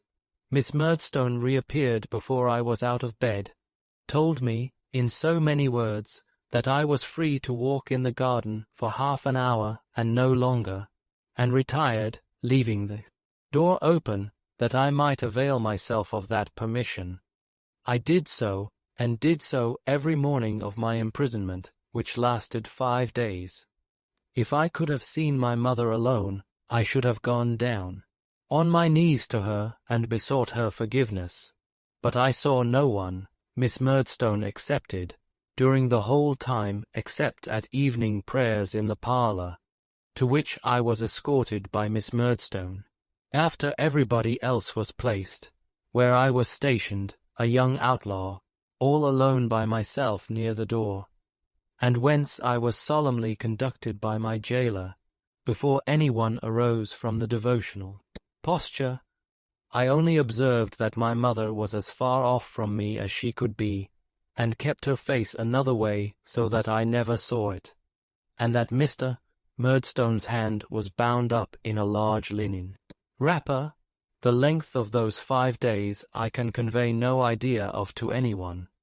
They occupy the place of years in my remembrance, the way in which I listened to all the incidents of the house that made themselves audible to me, the ringing of bells, the opening and shutting of doors, the murmuring of voices, the footsteps on the stairs, to any laughing, whistling, or singing outside, which seemed more dismal than anything else to me in my solitude, and disgraced the uncertain pace of the hours, especially at night, when I would wake thinking it was morning, and find that the family were not yet gone to bed, and that all the length of night had yet to come the depressed dreams and nightmares I had the return of day, noon, afternoon, evening, when the boys played in the churchyard, and I watched them from a distance within the room, being ashamed to show myself at the window, lest they should know I was a prisoner, the strange sensation of never hearing myself speak, the fleeting intervals of something like cheerfulness, which came with eating and drinking, and went away with it, the setting in of rain one evening, with a fresh smell, and its coming down faster and faster between me and the church, until it and gathering night seemed to quench me in gloom and fear. and remorse. All this appears to have gone round and round for years instead of days. It is so vividly and strongly stamped on my remembrance. On the last night of my restraint, I was awakened by hearing my own name spoken in a whisper. I started up in bed, and putting out my arms in the dark, said, "Is that you, Peggotty?" There was no immediate answer, but presently I heard my name again, in a tone so very mysterious and awful, that I think I should have gone into a fit, if it had not occurred to me that it must have come through the keyhole. I groped my way to the door, and putting my own lips to the keyhole, whispered, "Is that you, Peggotty dear?" "Yes, my own precious Davy." She replied, "Be as soft as a mouse, or the cat'll hear us." I understood this to mean Miss Murdstone, and was sensible of the urgency of the case, her room being close by. "How's Mamma, dear Peggotty? Is she very angry with me?" I could hear Peggotty crying softly on her side of the keyhole, as I was doing on mine, before she answered, "No, not very." "What is going to be done with me, Peggotty?" "Dear, do you know, school near London," was Peggotty's answer. I was obliged to get her to repeat it, for she spoke it the first time quite down my throat, in consequence of my having forgotten to take my mouth away from the keyhole and put my ear there, and though her words tickled me a good deal, I didn't hear them. "When, Peggotty? Tomorrow?" Is that the reason why Miss Murdstone took the clothes out of my drawers, which she had done, though I have forgotten to mention it? "Yes," said Peggotty. "Box." "Shan't I see Mamma?" "Yes," said Peggotty. "Morning." Then Peggotty fitted her mouth close to the keyhole, and delivered these words through it, with as much feeling and earnestness as a keyhole has ever been the medium of communicating. I will venture to assert, shooting in each broken little sentence in a convulsive little burst of its own, "Davy, dear, if I ain't been azackly as intimate with you lately as I used to be, it ain't because I don't love you just as well and more, my pretty poppet. It's because I thought it better for you, and for someone else besides. Davy, my darling, are you listening? Can you hear ye?" "Yes, Peggotty," I sobbed. "My own," said Peggotty, with infinite compassion. "What I want to say is, that you must never forget me, for I'll never forget you, and I'll take as much care of your Mamma, Davy, as ever I took of you, and I won't leave her. The day may come when she'll be glad to lay her poor head on her stupid, cross old Peggotty's arm again, and I'll write to you, my dear, though I ain't no scholar, and I'll Peggotty fell to kissing the keyhole, as she couldn't kiss me.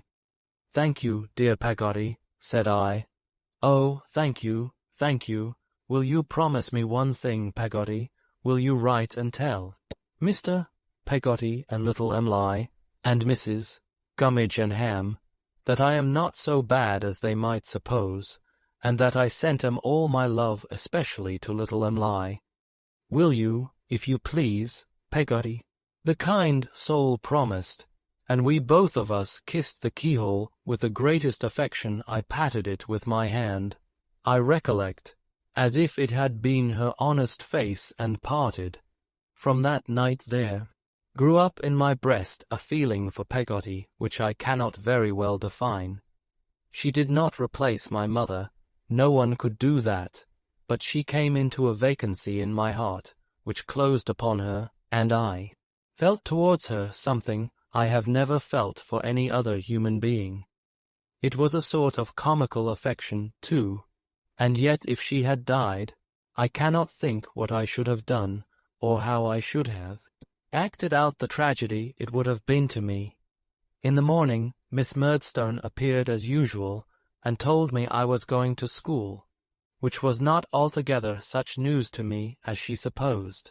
She also informed me that when I was dressed, I was to come downstairs into the parlour and have my breakfast. There I found my mother, very pale and with red eyes, into whose arms I ran and begged her Pardon from my suffering soul. Oh, Davy, she said, that you could hurt anyone I love. Try to be better, pray to be better. I forgive you, but I am so grieved, Davy, that you should have such bad passions in your heart. They had persuaded her that I was a wicked fellow, and she was more sorry for that than for my going away. I felt it sorely. I tried to eat my parting breakfast, but my tears dropped upon my bread and butter and trickled into my tea. I saw my mother look at me sometimes, and then glance at the watchful Miss Murdstone, and then look down or look away. Master Copperfield's box there, said Miss Murdstone, when wheels were heard at the gate. I looked for Peggotty, but it was not she. Neither she nor Mr. Murdstone appeared. My former acquaintance, the carrier, was at the door. The box was taken out to his cart and lifted in. Clara, said Miss Murdstone in her warning note. Ready, my dear Jane, returned my mother.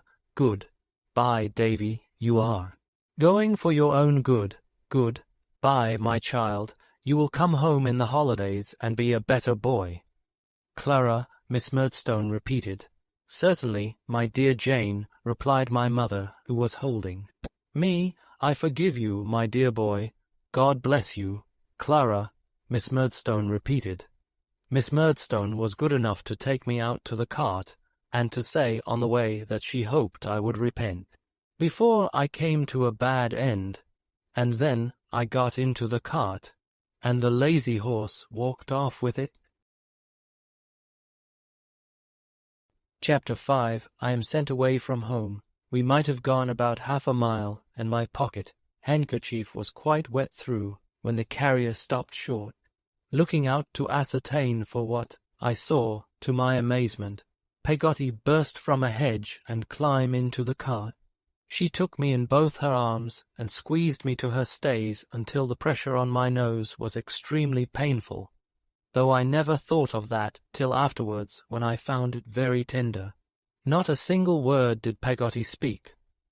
Releasing one of her arms, she put it down in her pocket to the elbow, and brought out some paper bags of cakes which she crammed into my pockets, and a purse which she put into my hand, but not one word did she say. After another and a final squeeze with both arms, she got down from the cart and ran away, and, my belief is, and has always been, without a solitary button on her gown. I picked up one, of several that were rolling about, and treasured it as a keepsake for a long time. The carrier looked at me, as if to inquire if she were coming back. I shook my head, and said I thought not. Then come up, said the carrier to the lazy horse, who came up accordingly, having by this time cried as much as I possibly could. I began to think it was of no use crying any more, especially as neither Roderick Random nor that captain in the Royal British Navy had ever cried that I could remember in trying situations. The carrier, seeing me in this resolution, proposed that my pocket handkerchief should be spread upon the horse's back to dry. I thanked him and assented, and particularly small it looked under those circumstances. I had now leisure to examine the purse. It was a stiff leather purse with a snap, and had 3 bright shillings in it, which Peggotty had evidently polished up with whitening, for my greater delight. But its most precious contents were 2 half-crowns folded together in a bit of paper, on which was written, in my mother's hand, for Davy, with my love.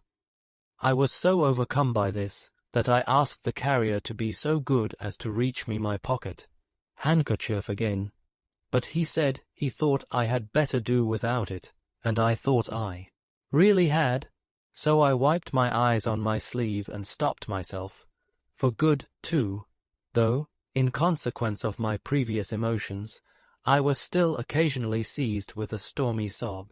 After we had jogged on for some little time, I asked the carrier if he was going all the way. All the way where? Inquired the carrier. There, I said. Where's there? Inquired the carrier. Near London, I said. "Why, that horse," said the carrier, jerking the rein to point him out, "would be deader than pork afore he got over half the ground." "Are you only going to Yarmouth, then?" I asked. "That's about it," said the carrier, "and there I shall take you to the stage coach, and the stage coach that'll take you to wherever it is," as this was a great deal for the carrier, whose name was Mr. Barkis, to say, he being, as I observed in a former chapter, of a phlegmatic temperament, and not at all conversational. I offered him a cake as a mark of attention, which he ate at one gulp, exactly like an elephant, and which made no more impression on his big face than it would have done on an elephant's. "Did she make 'em now?" said Mr. Barkis, always leaning forward in his slouching way, on the footboard of the cart with an arm on each knee. "Peggotty, do you mean, sir?" "Ah," said Mr. Barkis, "her. Yes, she makes all our pastry and does all our cooking." "Do she, though?" said Mr. Barkis. He made up his mouth as if to whistle, but he didn't whistle. He sat looking at the horse's ears as if he saw something new there, and sat so for a considerable time.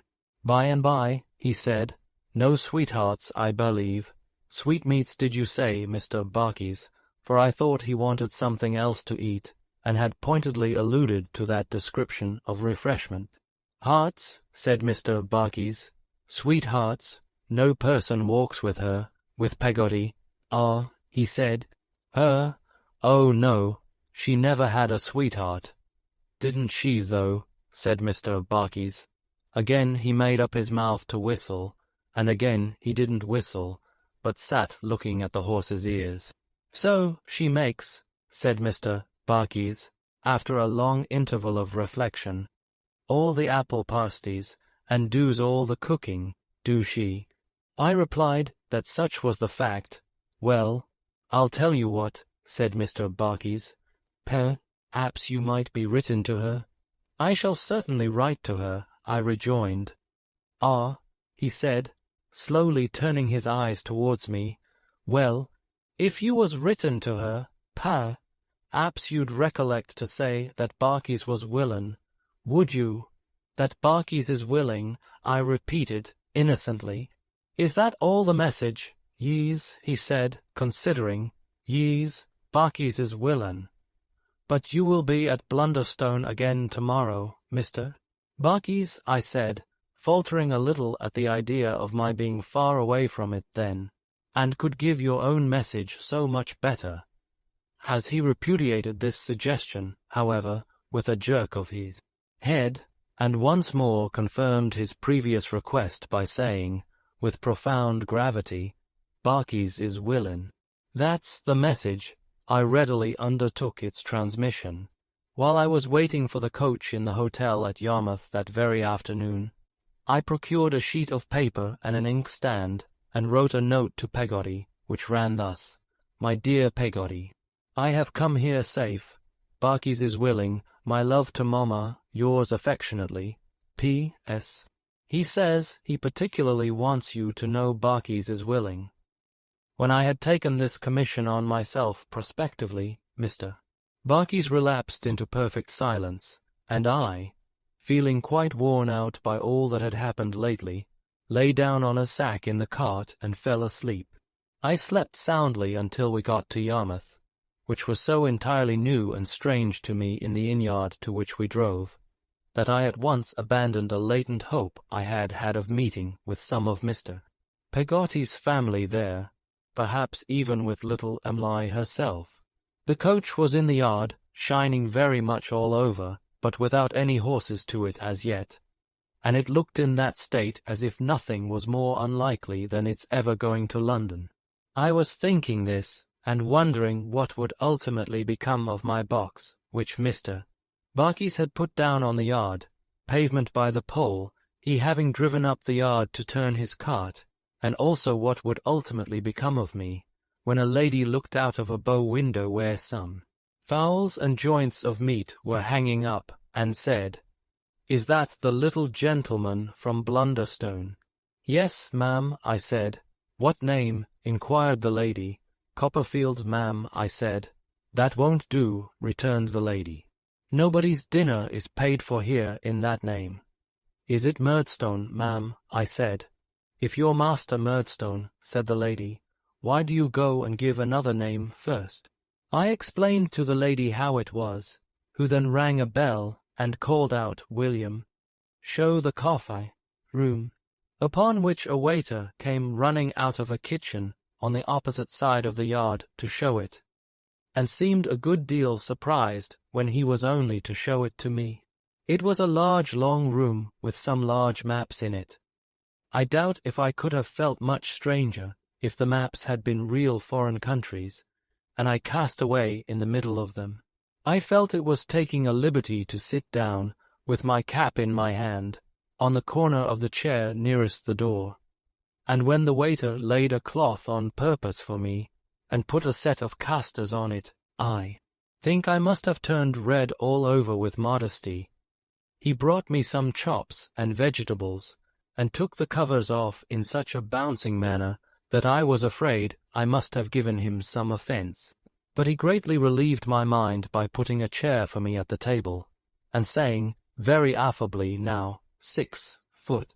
Come on." I thanked him, and took my seat at the board, but found it extremely difficult to handle my knife and fork with anything like dexterity, or to avoid splashing myself with the gravy, while he was standing opposite, staring so hard, and making me blush in the most dreadful manner every time I caught his eye.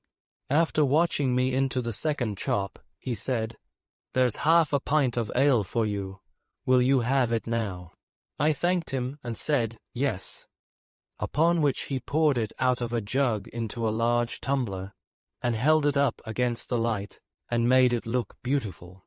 "My eye," he said, "it seems a good deal, don't it?"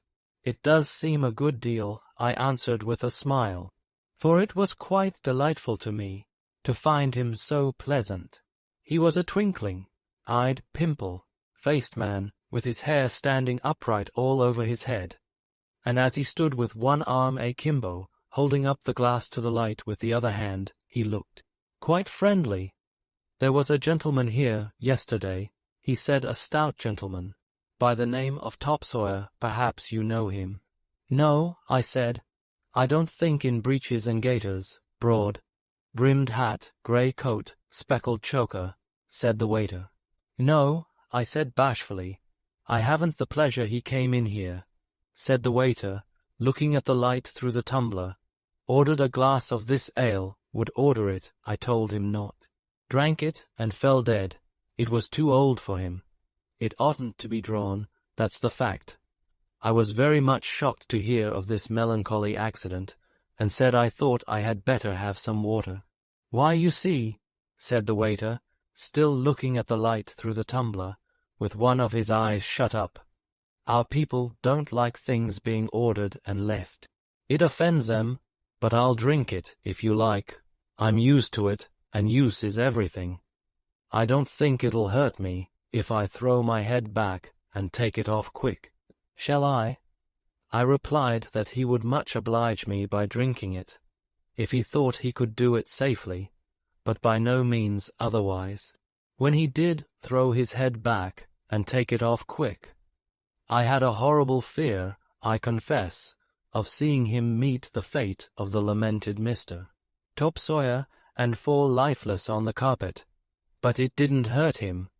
On the contrary, I thought he seemed the fresher for it.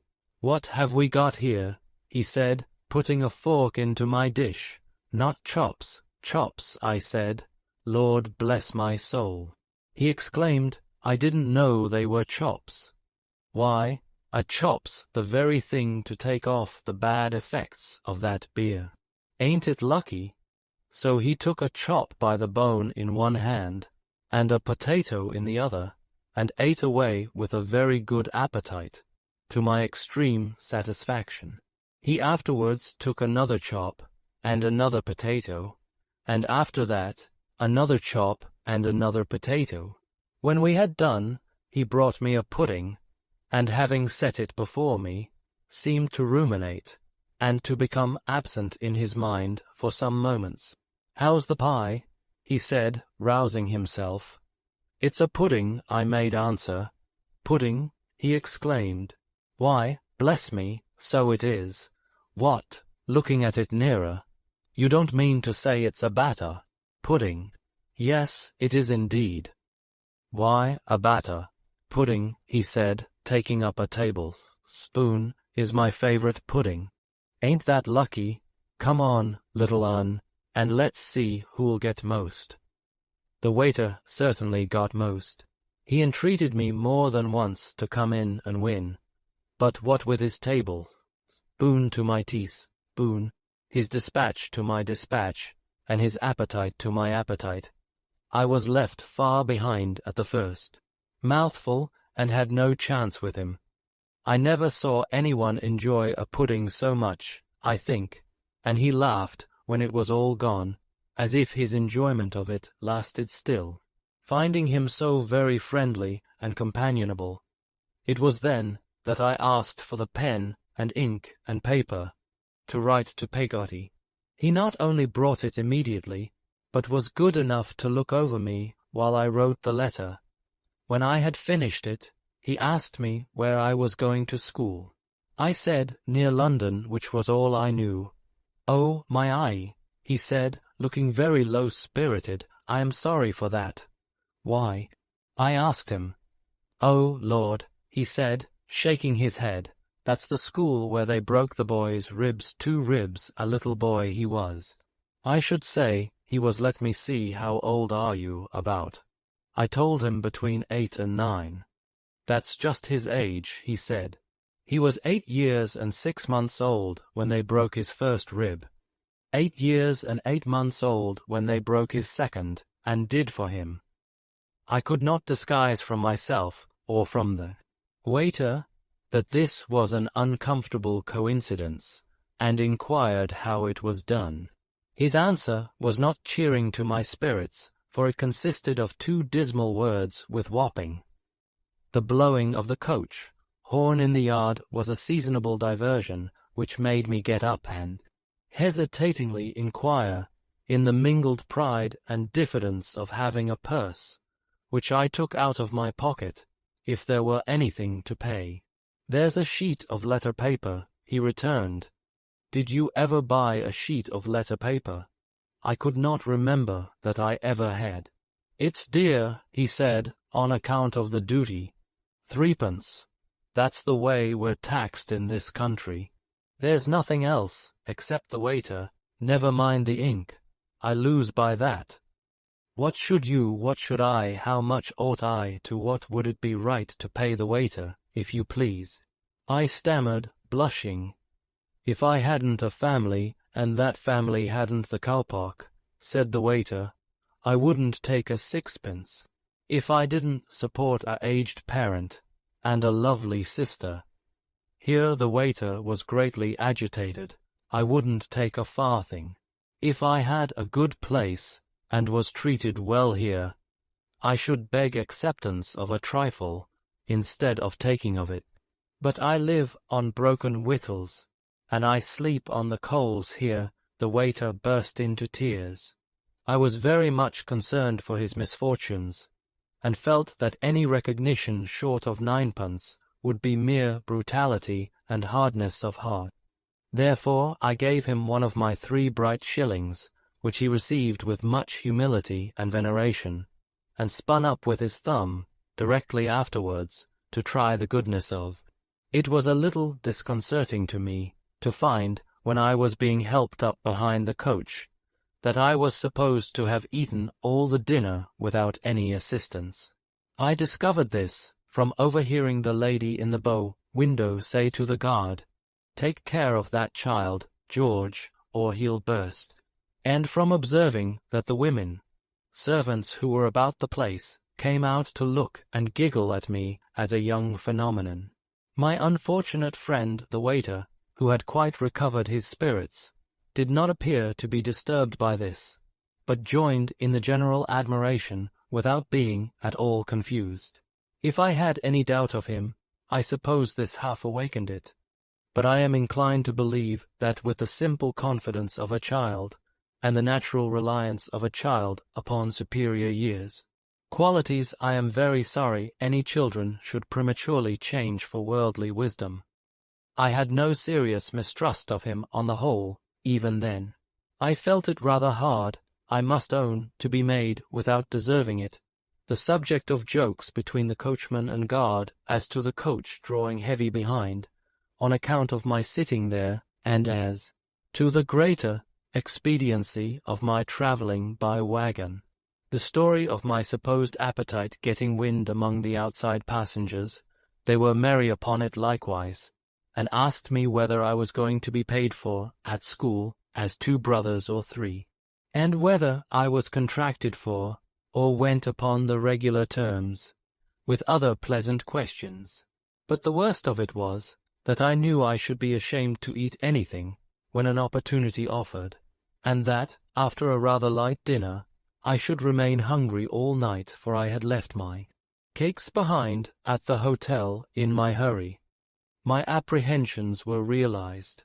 When we stopped for supper, I couldn't muster courage to take any, though I should have liked it very much, but sat by the fire and said I didn't want anything. This did not save me from more jokes either, for a husky-voiced gentleman with a rough face, who had been eating out of a sandwich box nearly all the way, except when he had been drinking out of a bottle, said I was like a boacon stricter who took enough at one meal to last him a long time, after which he actually brought a rash out upon himself with boiled beef. We had started from Yarmouth at 3 o'clock in the afternoon, and we were due in London about 8 next morning. It was mid-summer weather, and the evening was very pleasant. When we passed through a village, I pictured to myself what the insides of the houses were like, and what the inhabitants were about, and when boys came running after us, and got up behind and swung there for a little way, I wondered whether their fathers were alive, and whether they were happy at home. I had plenty to think of, therefore, besides my mind running continually on the kind of place I was going to, which was an awful speculation. Sometimes, I remember, I resigned myself to thoughts of home and Peggotty, and to endeavouring, in a confused blind way, to recall how I had felt, and what sort of boy I used to be, before I bit Mr. Murdstone, which I couldn't satisfy myself about by any means. I seemed to have bitten him in such a remote antiquity. The night was not so pleasant as the evening, for it got chilly, and being put between 2 gentlemen, the rough-faced one and another, to prevent my tumbling off the coach, I was nearly smothered by their falling asleep and completely blocking me up. They squeezed me so hard sometimes that I could not help crying out, "Oh, if you please," which they didn't like at all, because it woke them. Opposite me was an elderly lady in a great fur cloak, who looked in the dark more like a haystack than a lady. She was wrapped up to such a degree. This lady had a basket with her, and she hadn't known what to do with it for a long time, until she found that on account of my legs being short, it could go underneath me. It cramped and hurt me so that it made me perfectly miserable. But if I moved in the least and made a glass that was in the basket rattle against something else, as it was sure to do, she gave me the cruelest poke with her foot, and said, "Come, don't you fidget. Your bones are young enough, I'm sure." At last the sun rose, and then my companions seemed to sleep easier. The difficulties under which they had labored all night, and which had found utterance in the most terrific gasps and snorts, are not to be conceived. As the sun got higher, their sleep became lighter, and so they gradually one by one awoke. I recollect being very much surprised by the feint everybody made then of not having been to sleep at all, and by the uncommon indignation with which everyone repelled the charge. I labour under the same kind of astonishment to this day, having invariably observed that of all human weaknesses, the one to which our common nature is the least disposed to confess, I cannot imagine why, is the weakness of having gone to sleep in a coach. What an amazing place London was to me when I saw it in the distance, and how I believed all the adventures of all my favorite heroes to be constantly enacting and reenacting there, and how I vaguely made it out in my own mind to be fuller of wonders and wickedness than all the cities of the earth. I need not stop here to relate. We approached it by degrees, and got, in due time, to the inn in the Whitechapel district, for which we were bound. I forget whether it was the Blue Bull or the Blue Boar, but I know it was the Blue something, and that its likeness was painted up on the back of the coach. The guard's eye lighted on me as he was getting down, and he said at the booking office door, "Is there anybody here for a youngster booked in the name of Murdstone, from Blunderstone, Suffolk, to be left till called for?" Nobody answered. "Try Copperfield, if you please, sir," said I, looking helplessly down. "Is there anybody here for a youngster booked in the name of Murdstone, from Blunderstone, Suffolk, but owning to the name of Copperfield, to be left till called for?" Said the guard, "Come, is there anybody?" No, there was nobody. I looked anxiously around, but the inquiry made no impression on any of the bystanders, if I except a man in gaiters, with one eye, who suggested that they had better put a brass collar round my neck and tie me up in the stable. A ladder was brought, and I got down after the lady, who was like a haystack, not daring to stir until her basket was removed. The coach was clear of passengers by that time. The luggage was very soon cleared out. The horses had been taken out before the luggage, and now the coach itself was wheeled and backed off by some hostlers out of the way. Still nobody appeared to claim the dusty youngster from Blunderstone, Suffolk. More solitary than Robinson Crusoe, who had nobody to look at him and see that he was solitary, I went into the booking office and, by invitation of the clerk on duty, passed behind the counter, and sat down on the scale at which they weighed the luggage.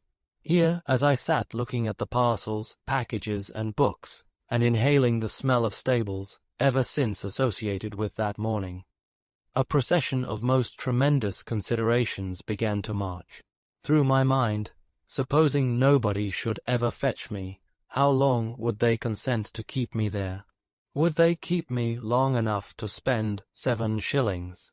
Should I sleep at night in one of those wooden bins with the other luggage and wash myself at the pump in the yard in the morning? Or should I be turned out every night and expected to come again, to be left till called for when the office opened next day? Supposing there was no mistake in the case, and Mr. Murdstone had devised this plan to get rid of me, what should I do? If they allowed me to remain there until my 7 shillings were spent, I couldn't hope to remain there when I began to starve. That would obviously be inconvenient and unpleasant to the customers, besides entailing on the Blue whatever it was, the risk of funeral expenses. If I started off at once and tried to walk back home, how could I ever find my way? How could I ever hope to walk so far? How could I make sure of anyone but Peggotty, even if I got back? If I found out the nearest proper authorities, and offered myself to go for a soldier or a sailor, I was such a little fellow that it was most likely they wouldn't take me in. These thoughts, and 100 other such thoughts, turned me burning hot, and made me giddy with apprehension and dismay. I was in the height of my fever when a man entered and whispered to the clerk, who presently slanted me off the scale and pushed me over to him, as if I were weighed, bought, delivered, and paid. For, as I went out of the office, hand in hand with this new acquaintance, I stole a look at him. He was a gaunt, sallow young man, with hollow cheeks, and a chin almost as black as Mr. Murdstone's, but there the likeness ended, for his whiskers were shaved off, and his hair, instead of being glossy, was rusty and dry. He was dressed in a suit of black clothes, which were rather rusty and dry too, and rather short in the sleeves and legs, and he had a white neck kerchief on that was not over clean. I did not, and do not, suppose that this neck kerchief was all the linen he wore, but it was all he showed or gave any hint of. "You're the new boy," he said. "Yes, sir," I said. "I supposed I was. I didn't know." "I'm one of the masters at Salem House," he said. I made him a bow and felt very much overawed. I was so ashamed to allude to a commonplace thing like my box, to a scholar and a master at Salem House, that we had gone some little distance from the yard before I had the hardihood to mention it. We turned back, on my humbly insinuating that it might be useful to me hereafter, and he told the clerk that the carrier had instructions to call for it at noon. "If you please, sir," I said, when we had accomplished about the same distance as before, "is it far?" "It's down by Blackheath," he said. "Is that far, sir?" I diffidently asked. "It's a good step," he said. "We shall go by the stage coach. It's about 6 miles. I was so faint and tired that the idea of holding out for 6 miles more was too much for me. I took heart to tell him that I had had nothing all night, and that if he would allow me to buy something to eat, I should be very much obliged to him. He appeared surprised at this. I see him stop and look at me now, and after considering for a few moments, said he wanted to call on an old person who lived not far off, and that the best way would be for me to buy some bread, or whatever I liked best that was wholesome, and make my breakfast at her house, where we could get some milk. Accordingly, we looked in at a baker's window, and after I had made a series of proposals to buy everything that was bilious in the shop, and he had rejected them one by one, we decided in favor of a nice little loaf of brown bread, which cost me 3d. Then, at a grocer's shop, we bought an egg and a slice of streaky bacon, which still left what I thought a good deal of change out of the second of the bright shillings, and made me consider London a very cheap place. These provisions laid in, we went on through a great noise and uproar that confused my weary head beyond description, and over a bridge which, no doubt, was London Bridge. Indeed, I think he told me so, but I was half asleep, until we came to the poor person's house, which was a part of some alms houses, as I knew by their look, and by an inscription on a stone over the gate which said they were established for 25 poor women. The master at Salem House lifted the latch of one of a number of little black doors that were all alike, and had each a little diamond paned window on one side, and another little diamond paned window above, and we went into the little house of one of these poor old women, who was blowing a fire to make a little saucepan boil. On seeing the master enter, the old woman stopped with the bellows on her knee, and said something that I thought sounded like my Charlie, but on seeing me come in too, she got up, and rubbing her hands made a confused sort of half-curtsy. "Can you cook this young gentleman's breakfast for him, if you please?" said the master at Salem House. "Can I?" said the old woman. "Yes, can I, sure. How's Mrs. Fibbitson today?" said the master, looking at another old woman in a large chair by the fire, who was such a bundle of clothes that I feel grateful to this hour for not having sat upon her by mistake. "Ah, she's poorly," said the first old woman. "It's one of her bad days. If the fire was to go out through any accident, I verily believe she'd go out too, and never come to life again." As they looked at her, I looked at her also. Although it was a warm day, she seemed to think of nothing but the fire. I fancied she was jealous even of the saucepan on it, and I have reason to know that she took its impressment into the service of boiling my egg and broiling my bacon in dudgeon.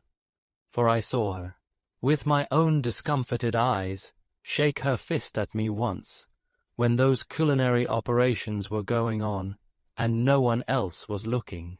The sun streamed in at the little window, but she sat with her own back and the back of the large chair towards it, screening the fire as if she were sedulously keeping it warm instead of it, keeping her warm and watching it in a most distrustful manner. The completion of the preparations for my breakfast by relieving the fire gave her such extreme joy that she laughed aloud, and a very unmelodious laugh she had, I must say. I sat down to my brown loaf, my egg, and my rasher of bacon, with a basin of milk besides, and made a most delicious meal. While I was yet in the full enjoyment of it, the old woman of the house said to the master, "Have you got your flute with you?" "Yes," he returned. "Have a blow at it," said the old woman, coaxingly. "Do." The master, upon this, put his hand underneath the skirts of his coat, and brought out his flute in 3 pieces, which he screwed together and began immediately to play. My impression is, after many years of consideration, that there never can have been anybody in the world who played worse. He made the most dismal sounds I have ever heard produced by any means, natural or artificial. I don't know what the tunes were, if there were such things in the performance at all, which I doubt, but the influence of the strain upon me was, first, to make me think of all my sorrows until I could hardly keep my tears back, then to take away my appetite, and lastly, to make me so sleepy that I couldn't keep my eyes open. They begin to close again, and I begin to nod, as the recollection rises fresh upon me. Once more the little room, with its open corner cupboard, and its square, backed chairs, and its angular little staircase leading to the room above, and its 3 peacock's feathers displayed over the mantelpiece. I remember wondering when I first went in, what that peacock would have thought if he had known what his finery was doomed to come to fades from before me, and I nod and sleep. The salute becomes inaudible, the wheels of the coach are heard instead, and I am on my journey. The coach jolts, I wake with a start, and the flute has come back again, and the master at Salem House is sitting with his legs crossed, playing it dolefully, while the old woman of the house looks on delighted. She fades in her turn, and he fades, and all fades, and there is no flute, no master, no Salem House, no David Copperfield, no anything but heavy sleep. I dreamed, I thought, that once while he was blowing into this dismal flute, the old woman of the house, who had gone nearer and nearer to him in her ecstatic admiration, leaned over the back of his chair and gave him an affectionate squeeze round the neck, which stopped his playing for a moment. I was in the middle state between sleeping and waking, either then or immediately afterwards, for, as he resumed, it was a real fact that he had stopped playing. I saw and heard the same old woman ask Mrs. Fibbitson if it wasn't delicious, meaning the flute, to which Mrs. Fibbitson replied, "Aye, aye, yes," and nodded at the fire, to which, I am persuaded, she gave the credit of the whole performance. When I seemed to have been dozing a long while, the master at Salem House unscrewed his flute into the 3 pieces, put them up as before, and took me away. We found the coach very near at hand and got upon the roof, but I was so dead sleepy that when we stopped on the road to take up somebody else, they put me inside where there were no passengers, and where I slept profoundly, until I found the coach going at a foot-pace up a steep hill among green leaves. Presently it stopped, and had come to its destination. A short walk brought us, I mean the master and me, to Salem House, which was enclosed with a high brick wall, and looked very dull. Over a door in this wall was a board with Salem whose E upon it, and through a grating in this door we were surveyed when we rang the bell by a surly face, which I found, on the door being opened, belonged to a stout man with a bull neck, a wooden leg, overhanging temples, and his hair cut close all round his head. "The new boy," said the master. The man with the wooden leg eyed me all over. It didn't take long, for there was not much of me, and locked the gate behind us, and took out the key. We were going up to the house, among some dark heavy trees, when he called after my conductor. "Hallo." We looked back, and he was standing at the door of a little lodge, where he lived, with a pair of boots in his hand. "Here the cobbler's been," he said, "since you've been out, Mr. Mell, and he says he can't mend 'em any more.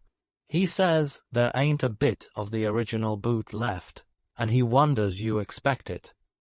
With these words he threw the boots towards Mr. Mell, who went back a few paces to pick them up, and looked at them very disconsolately. I was afraid, as we went on together. I observed then, for the first time, that the boots he had on were a good deal the worse for wear, and that his stocking was just breaking out in one place, like a bud. Salem House was a square brick building with wings, of a bare and unfurnished appearance. All about it was so very quiet that I said to Mr. Mell, I supposed the boys were out, but he seemed surprised at my not knowing that it was holiday time, that all the boys were at their several homes, that Mr. Creakle, the proprietor, was down by the sea, side with Mrs. and Miss Creakle, and that I was sent in holiday time as a punishment for my misdoing, all of which he explained to me as we went along. I gazed upon the schoolroom into which he took me, as the most forlorn and desolate place I had ever seen. I see it now, a long room with 3 long rows of desks, and 6 of forms, and bristling all round with pegs for hats and slates. Scraps of old copy, books and exercises litter the dirty floor. Some silkworms' houses, made of the same materials, are scattered over the desks. 2 miserable little white mice, left behind by their owner, are running up and down in a fusty castle made of pasteboard and wire, looking in all the corners with their red eyes for anything to eat.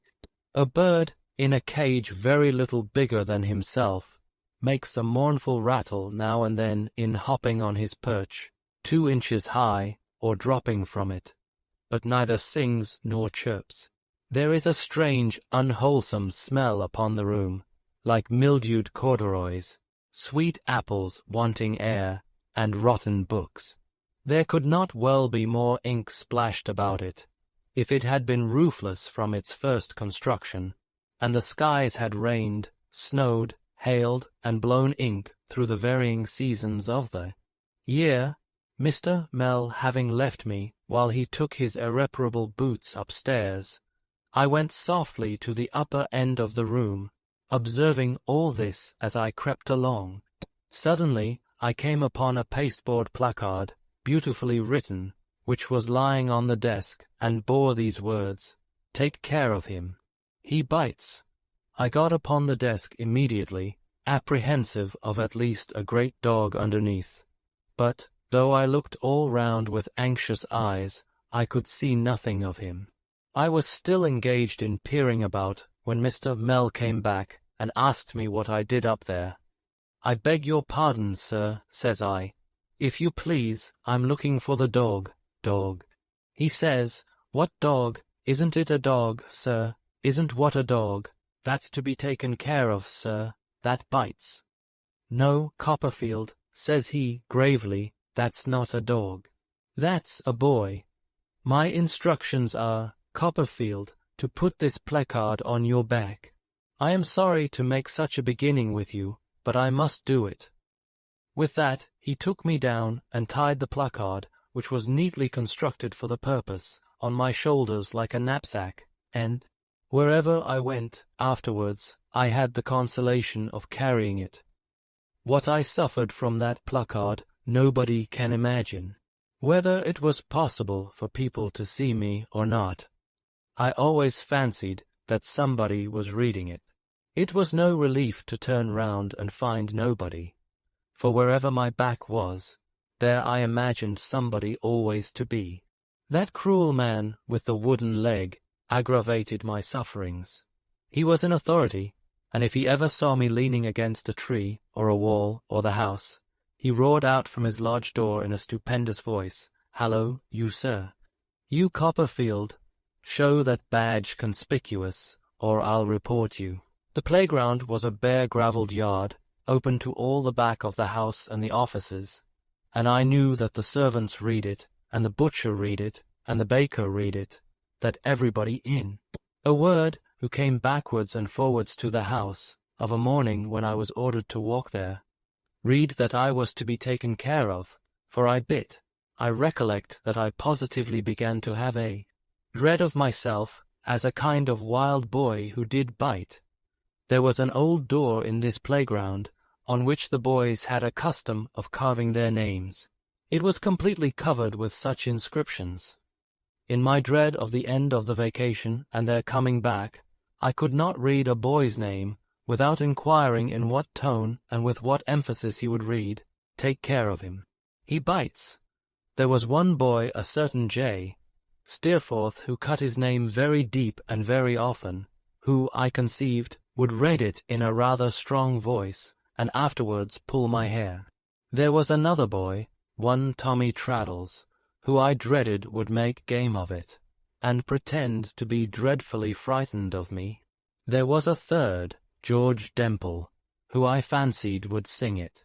I have looked, a little shrinking creature, at that door, until the owners of all the names, there were 5, and 40 of them in the school then, Mr. Mell said, seemed to send me to Coventry by general acclamation, and to cry out, each in his own way, "Take care of him. He bites." It was the same with the places at the desks and forms. It was the same with the groves of deserted bedsteads I peeped at, on my way to, and when I was in, my own bed. I remember dreaming night after night, of being with my mother as she used to be, or of going to a party at Mr. Peggotty's, or of travelling outside the stage coach, or of dining again with my unfortunate friend the waiter, and in all these circumstances making people scream and stare by the unhappy disclosure that I had nothing on but my little night shirt and that placard. In the monotony of my life, and in my constant apprehension of the reopening of the school, it was such an insupportable affliction. I had long tasks every day to do with Mr. Mell, but I did them, there being no Mr. and Miss Murdstone here, and got through them without disgrace. Before and after them, I walked about supervised, as I have mentioned, by the man with the wooden leg.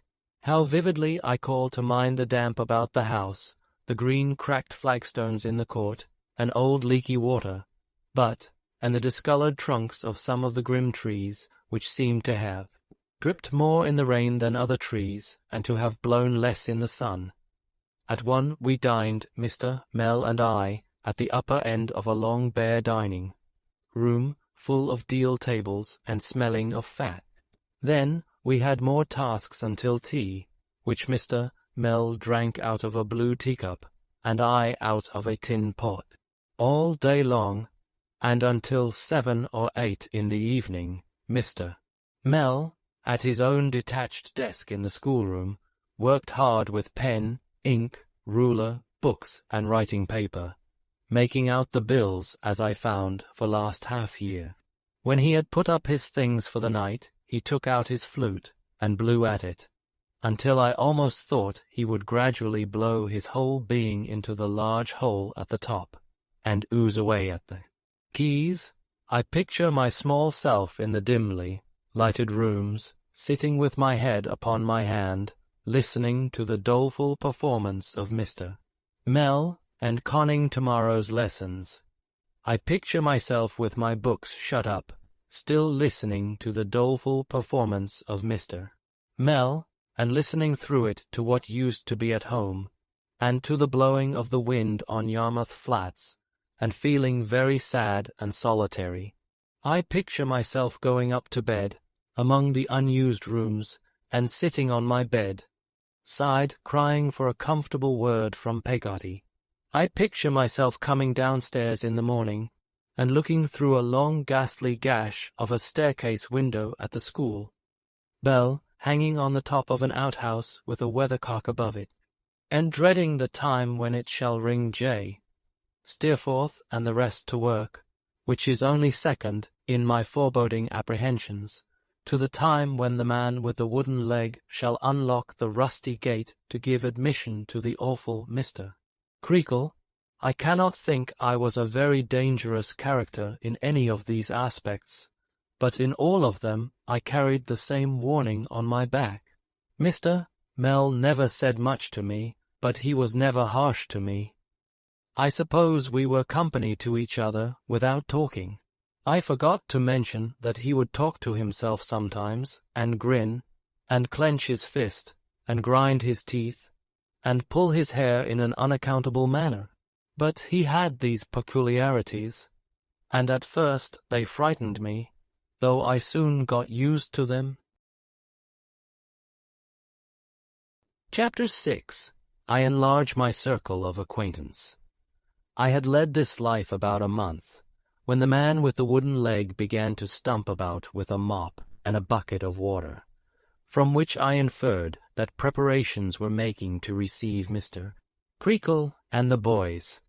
I was not mistaken, for the mop came into the schoolroom before long and turned out Mr.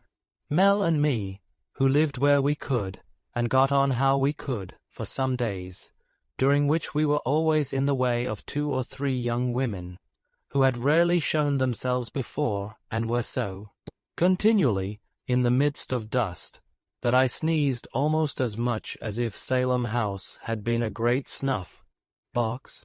One day I was informed by Mr. Mell that Mr. Creakle would be home that evening. In the evening, after tea, I heard that he was come. Before bedtime, I was fetched by the man with the wooden leg to appear before him. Mr. Creakle's part of the house was a good deal more comfortable than ours, and he had a snug bit of garden that looked pleasant after the dusty playground, which was such a desert in miniature that I thought no one but a camel or a dromedary could have felt at home in it. It seemed to me a bold thing even to take notice that the passage looked comfortable as I went on my way, trembling, to Mr. Creakle's presence, which so abashed me when I was ushered into it that I hardly saw Mrs. Creakle or Miss Creakle, who were both there in the parlour, or anything but Mr. Creakle, a stout gentleman with a bunch of watch, chain and seals, in an arm-chair, with a tumbler and bottle beside him. "So," said Mr. Creakle, "this is the young gentleman whose teeth are to be filed. Turn him round." The wooden-legged man turned me about so as to exhibit the placard, and having afforded time for a full survey of it, turned me about again, with my face to Mr. Creakle, and posted himself at Mr. Creakle's side. Mr. Creakle's face was fiery, and his eyes were small and deep in his head. He had thick veins in his forehead, a little nose, and a large chin. He was bald on the top of his head, and had some thin, wet-looking hair that was just turning grey, brushed across each temple, so that the 2 sides interlaced on his forehead. But the circumstance about him which impressed me most was that he had no voice, but spoke in a whisper. The exertion this cost him, or the consciousness of talking in that feeble way, made his angry face so much more angry, and his thick veins so much thicker when he spoke, that I am not surprised. On looking back at this peculiarity striking me as his chief one, "Now," said Mr. Creakle, "what's the report of this boy?" "There's nothing against him yet," returned the man with the wooden leg. "There has been no opportunity." I thought Mr. Creakle was disappointed. I thought Mrs. and Miss Creakle, at whom I now glanced for the first time, and who were both thin and quiet, were not disappointed. "Come here, sir," said Mr. Creakle, beckoning to me. "Come here," said the man with the wooden leg, repeating the gesture. "I have the happiness of knowing your father." "In-law," whispered Mr. Creakle, taking me by the ear, "and a worthy man he is, and a man of a strong character. He knows me, and I know him. Do you know me, hey?" said Mr. Creakle, pinching my ear with ferocious playfulness. "Not yet, sir," I said, flinching with the pain. "Not yet. Hey?" repeated Mr. Creakle, "but you will soon." "Hey, you will soon. Hey?" repeated the man with the wooden leg. I afterwards found that he generally acted, with his strong voice, as Mr. Creakle's interpreter to the boys. I was very much frightened, and said, I hoped so, if he pleased. I felt, all this while, as if my ear were blazing. He pinched it so hard. "I'll tell you what I am," whispered Mr. Creakle, letting it go at last, with a screw at parting that brought the water into my eyes. "I'm a Tartar." "A Tartar," said the man with the wooden leg. "When I say I'll do a thing, I do it," said Mr. Creakle, "and when I say I will have a thing done, I will have it done." "Will have a thing done, I will have it done," repeated the man with the wooden leg. "I am a determined character," said Mr. Creakle. "That's what I am. I do my duty. That's what I do. My flesh and blood," he looked at Mrs. Creakle, as he said this, "when it rises against me, is not my flesh and blood. I discard it. Has that fellow," to the man with the wooden leg, "been here again?" "No," was the answer. "No," said Mr. Creakle. "He knows better. He knows me. Let him keep away." "I say let him keep away," said Mr. Creakle, striking his hand upon the table, and looking at Mrs. Creakle, "for he knows me. Now you have begun to know me too, my young friend, and you may go. Take him away." I was very glad to be ordered away, for Mrs. and Miss Creakle were both wiping their eyes, and I felt as uncomfortable for them as I did for myself. But I had a petition on my mind which concerned me so nearly that I couldn't help saying, though I wondered at my own courage, "If you please, sir." Mr. Creakle whispered, "Ha, what's this?" and bent his eyes upon me, as if he would have burnt me up with them. "If you please, sir," I faltered, "if I might be allowed, I am very sorry indeed, sir, for what I did, to take this writing off, before the boys come back, whether Mr. Creakle was in earnest, or whether he only did it to frighten me, I don't know." But he made a burst out of his chair, before which I precipitately retreated, without waiting for the escort of the man with the wooden leg, and never once stopped until I reached my own bedroom, where, finding I was not pursued, I went to bed, as it was time, and lay quaking for a couple of hours. Next morning Mr. Sharp came back. Mr. Sharp was the first master, and superior to Mr. Mell. Mr. Mell took his meals with the boys, but Mr. Sharp dined and supped at Mr. Creakle's table. He was a limp, delicate-looking gentleman, I thought, with a good deal of nose, and a way of carrying his head on one side, as if it were a little too heavy for him. His hair was very smooth and wavy, but I was informed by the very first boy who came back that it was a wig, a second-hand one, he said, and that Mr. Sharp went out every Saturday afternoon to get it curled. It was no other than Tommy Traddles who gave me this piece of intelligence. He was the first boy who returned. He introduced himself by informing me that I should find his name on the right-hand corner of the gate, over the top bolt. Upon that I said, "Traddles," to which he replied, "The same," and then he asked me for a full account of myself and family. It was a happy circumstance for me that Traddles came back first.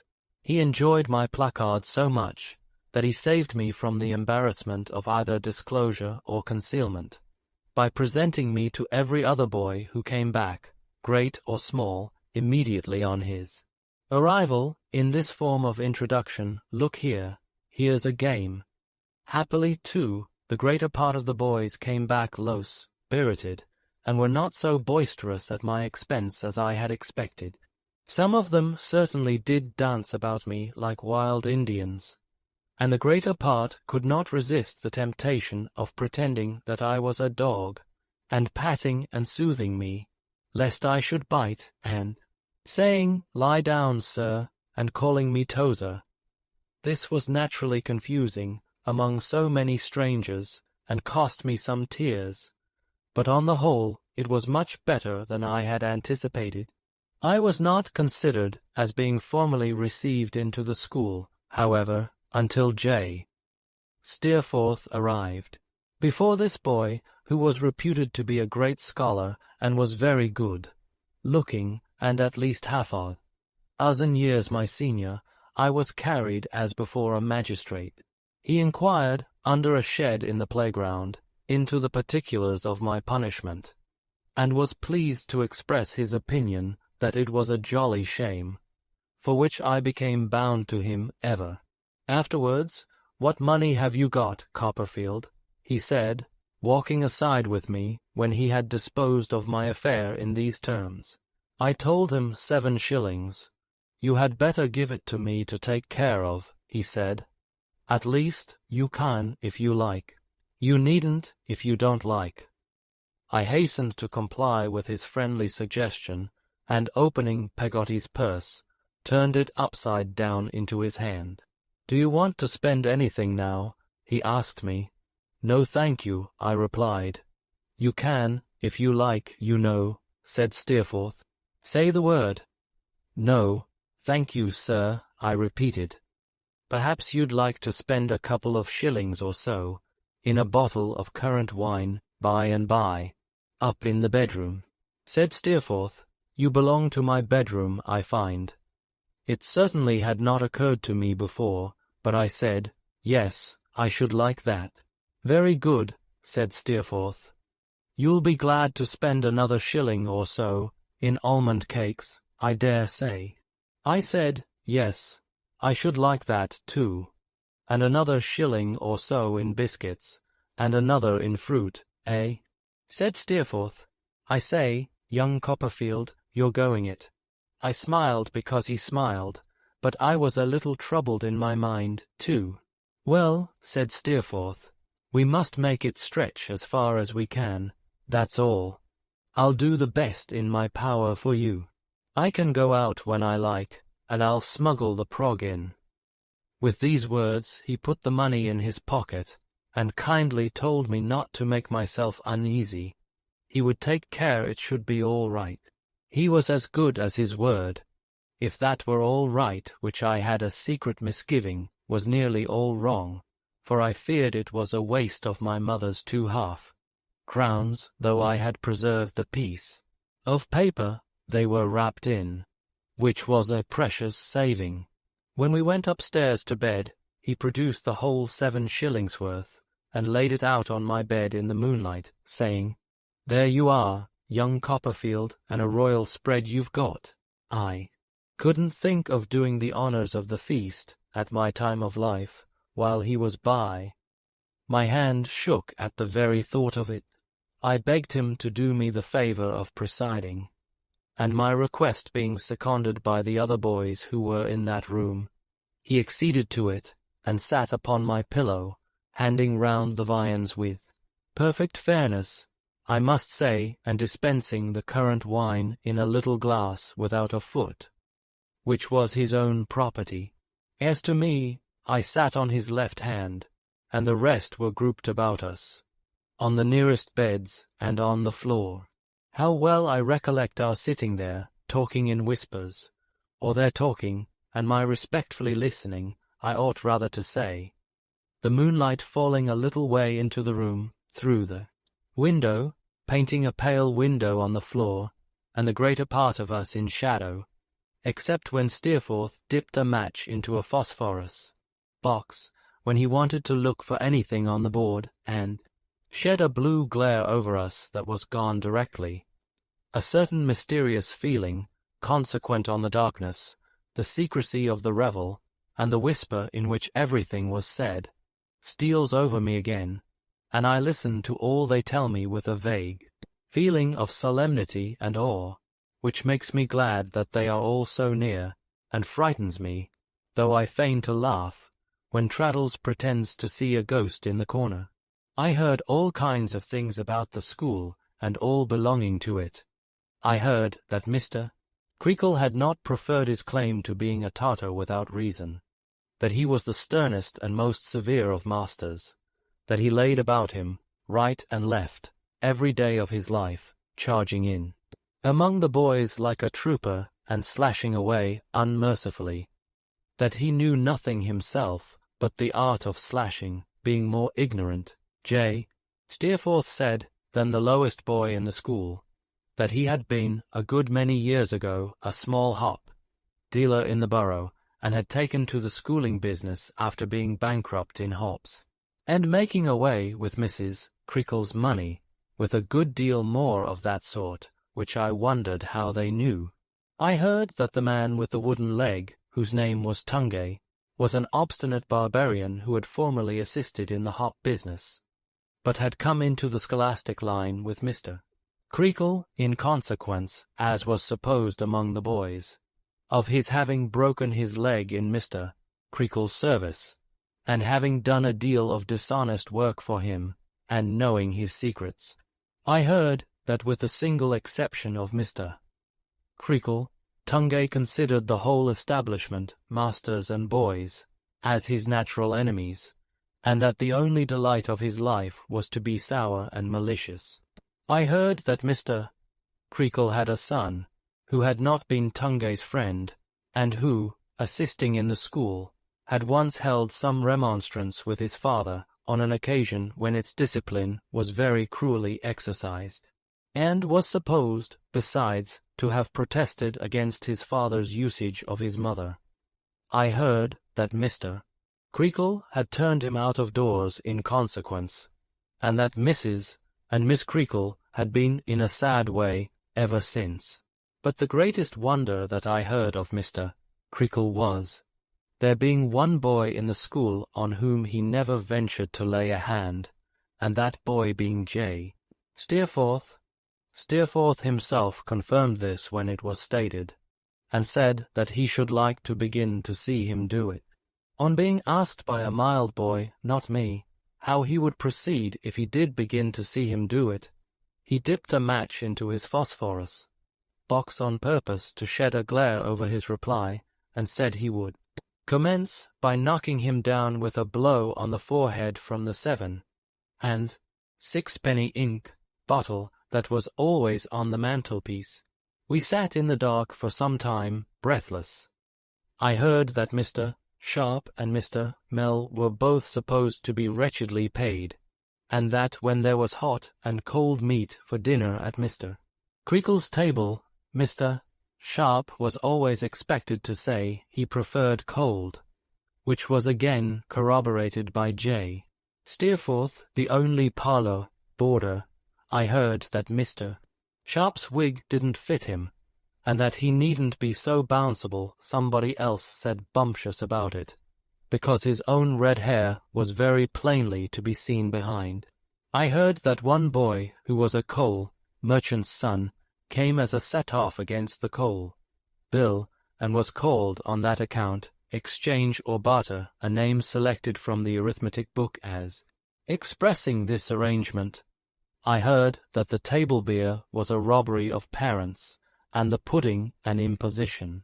I heard that Miss Creakle was regarded by the school in general as being in love with Steerforth, and I am sure, as I sat in the dark, thinking of his nice voice, and his fine face, and his easy manner, and his curling hair, I thought it very likely.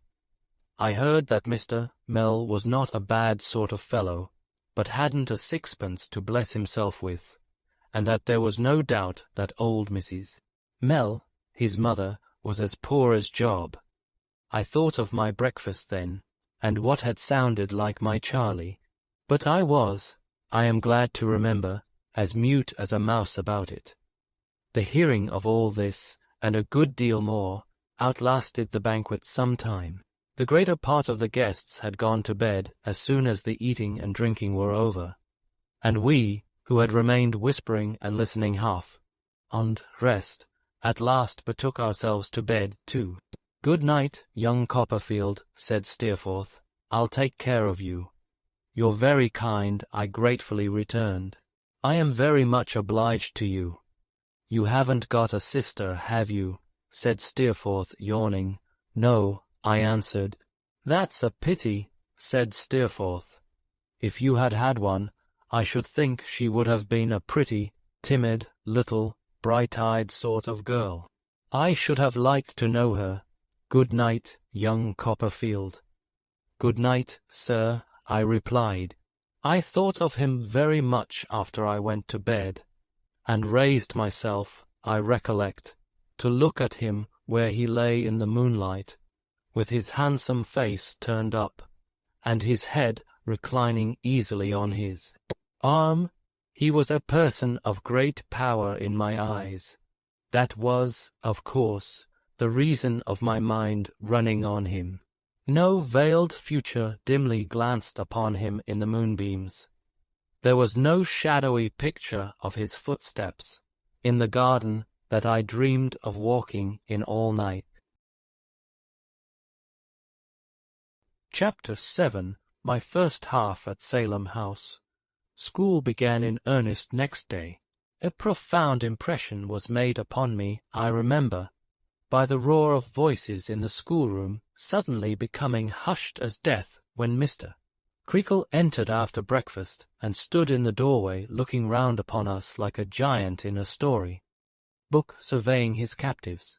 Tungay stood at Mr. Creakle's elbow. He had no occasion, I thought, to cry out silence so ferociously, for the boys were all struck speechless and motionless. Mr. Creakle was seen to speak, and Tungay was heard to this effect: "Now, boys, this is a new half. Take care what you're about in this new half. Come fresh up to the lessons, I advise you, for I come fresh up to the punishment. I won't flinch. It will be of no use your rubbing yourselves. You won't rub the marks out that I shall give you. Now get to work, every boy." When this dreadful exordium was over, and Tungay had stumped out again, Mr. Creakle came to where I sat, and told me that if I were famous for biting, he was famous for biting, too. He then showed me the cane, and asked me what I thought of that, for a tooth. Was it a sharp tooth, hey? Was it a double tooth, hey? Had it a deep prong, hey? Did it bite, hey? Did it bite? At every question, he gave me a fleshy cut with it that made me writhe. So I was very soon made free of Salem House, as Steerforth said, and was very soon in tears also. Not that I mean to say these were special marks of distinction, which only I received. On the contrary, a large majority of the boys, especially the smaller ones, were visited with similar instances of notice, as Mr. Creakle made the round of the schoolroom. Half the establishment was writhing and crying before the day's work began, and how much of it had writhed and cried before the day's work was over, I am really afraid to recollect, lest I should seem to exaggerate. I should think there never can have been a man who enjoyed his profession more than Mr. Creakle did. He had a delight in cutting at the boys, which was like the satisfaction of a craving appetite. I am confident that he couldn't resist a chubby boy, especially, that there was a fascination in such a subject which made him restless in his mind until he had scored and marked him for the day. I was chubby myself, and ought to know. I am sure when I think of the fellow now, my blood rises against him with the disinterested indignation I should feel if I could have known all about him without having ever been in his power, but it rises hotly, because I know him to have been an incapable brute, who had no more right to be possessed of the great trust he held, than to be Lord High Admiral or Commander-in-Chief in either, of which capacities it is probable that he would have done infinitely less mischief. Miserable little propitiators of a remorseless idol, how abject we were to him! What a launch in life I think it now, on looking back, to be so mean and servile to a man of such parts and pretensions. Here I sit at the desk again, watching his eye, humbly watching his eye, as he rules a ciphering book for another victim whose hands have just been flattened by that identical ruler, and who is trying to wipe the sting out with a pocket handkerchief. I have plenty to do. I don't watch his eye in idleness, but because I am morbidly attracted to it, in a dread desire to know what he will do next, and whether it will be my turn to suffer, or somebody else's. A lane of small boys beyond me, with the same interest in his eye, watch it too. I think he knows it, though he pretends he don't. He makes dreadful mouths as he rules the ciphering book, and now he throws his eye sideways down our lane, and we all droop over our books and tremble.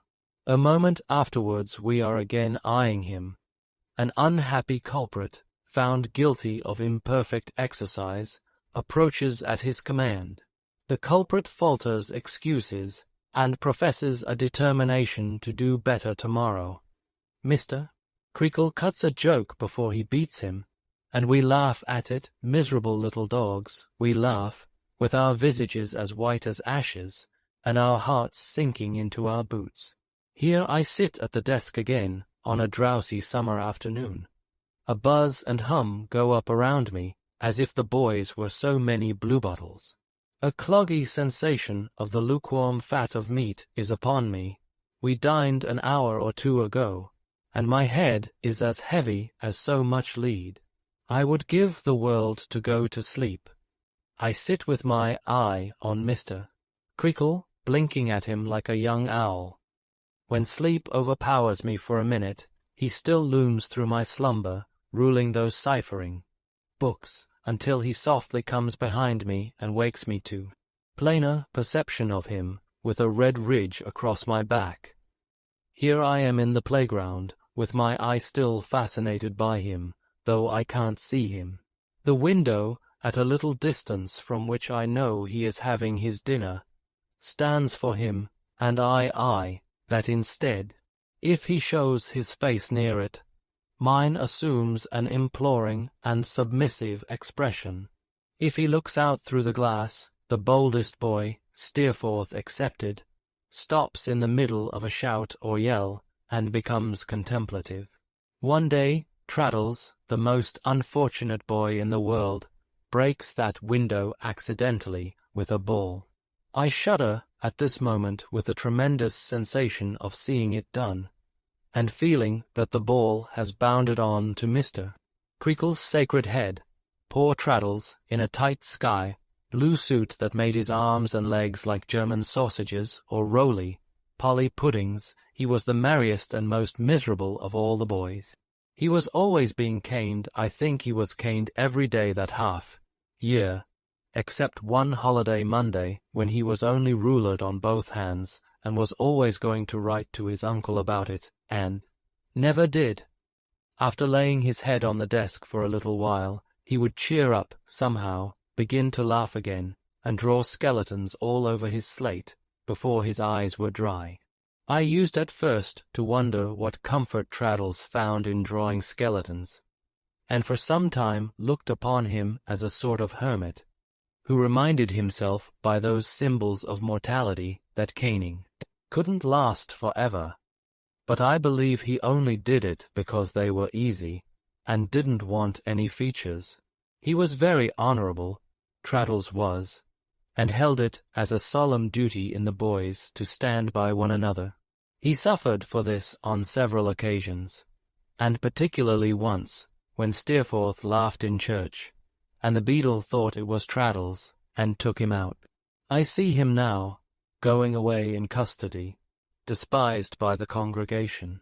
He never said who was the real offender, though he smarted for it next day, and was imprisoned so many hours that he came forth with a whole churchyard full of skeletons swarming all over his Latin dictionary, but he had his reward. Steerforth said there was nothing of the sneak in Traddles, and we all felt that to be the highest praise. For my part, I could have gone through a good deal, though I was much less brave than Traddles, and nothing like so old, to have won such a recompense. To see Steerforth walk to church before us, arm in arm with Miss Creakle, was one of the great sights of my life.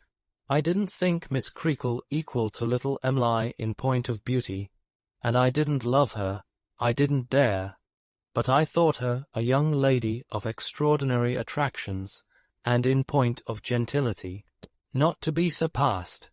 When Steerforth, in white trousers, carried her parasol for her, I felt proud to know him, and believed that she could not choose but adore him with all her heart. Mr. Sharp and Mr. Mell were both notable personages in my eyes, but Steerforth was to them what the sun was to 2 stars. Steerforth continued his protection of me, and proved a very useful friend, since nobody dared to annoy one whom he honored with his countenance. He couldn't, or at all events he didn't defend me from Mr. Creakle, who was very severe with me, but whenever I had been treated worse than usual, he always told me that I wanted a little of his pluck, and that he wouldn't have stood it himself, which I felt he intended for encouragement, and considered to be very kind of him. There was one advantage, and only one that I know of, in Mr. Creakle's severity. He found my placard in his way when he came up or down behind the form on which I sat, and wanted to make a cut at me in passing. For this reason it was soon taken off, and I saw it no more.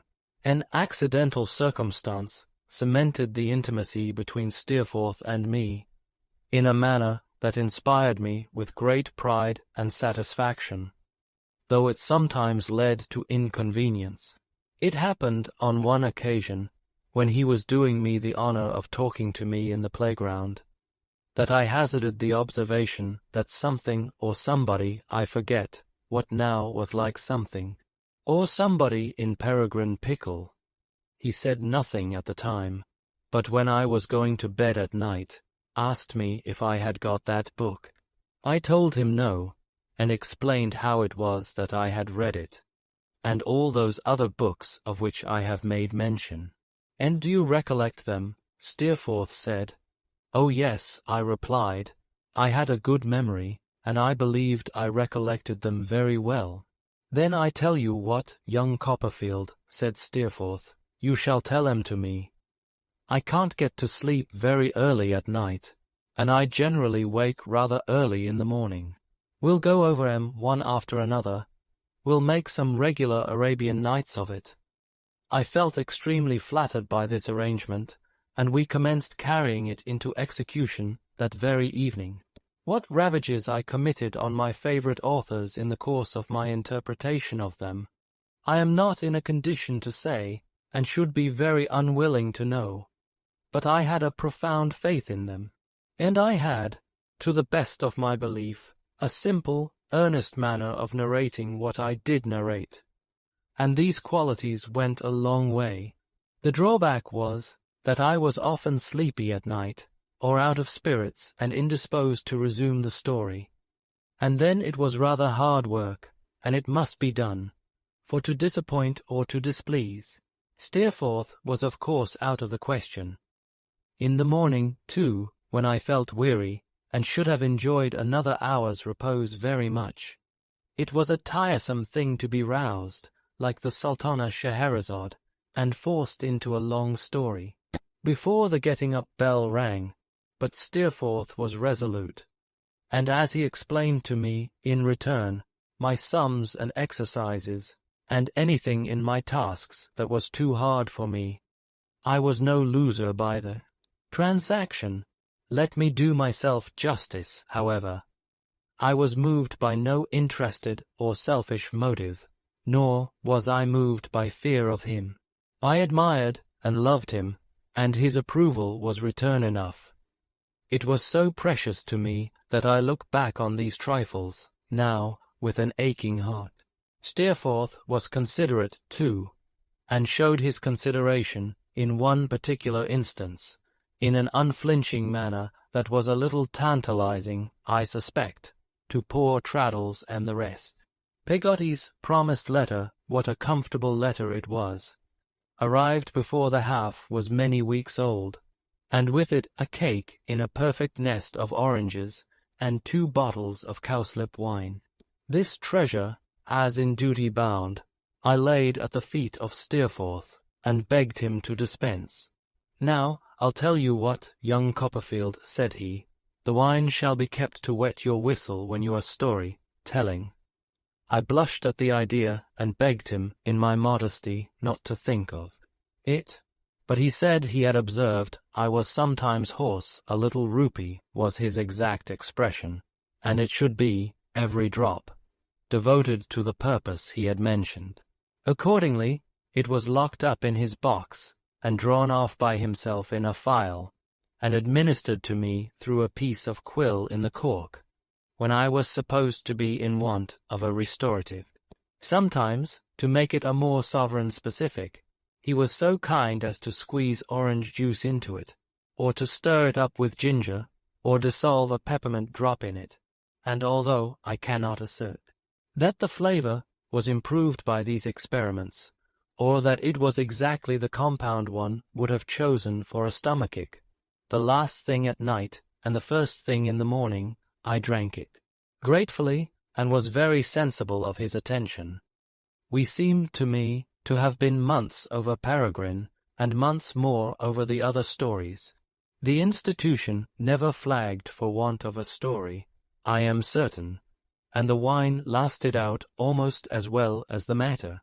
Poor Traddles, I never think of that boy, but with a strange disposition to laugh, and with tears in my eyes was a sort of chorus, in general, and affected to be convulsed with mirth at the comic parts, and to be overcome with fear when there was any passage of an alarming character in the narrative. This rather put me out very often. It was a great jest of his, I recollect, to pretend that he couldn't keep his teeth from chattering whenever mention was made of an alguazil in connection with the adventures of Gil Blas, and I remember that when Gil Blas met the captain of the robbers in Madrid, this unlucky joker counterfeited such an ague of terror that he was overheard by Mr. Creakle, who was prowling about the passage, and handsomely flogged for disorderly conduct in the bedroom.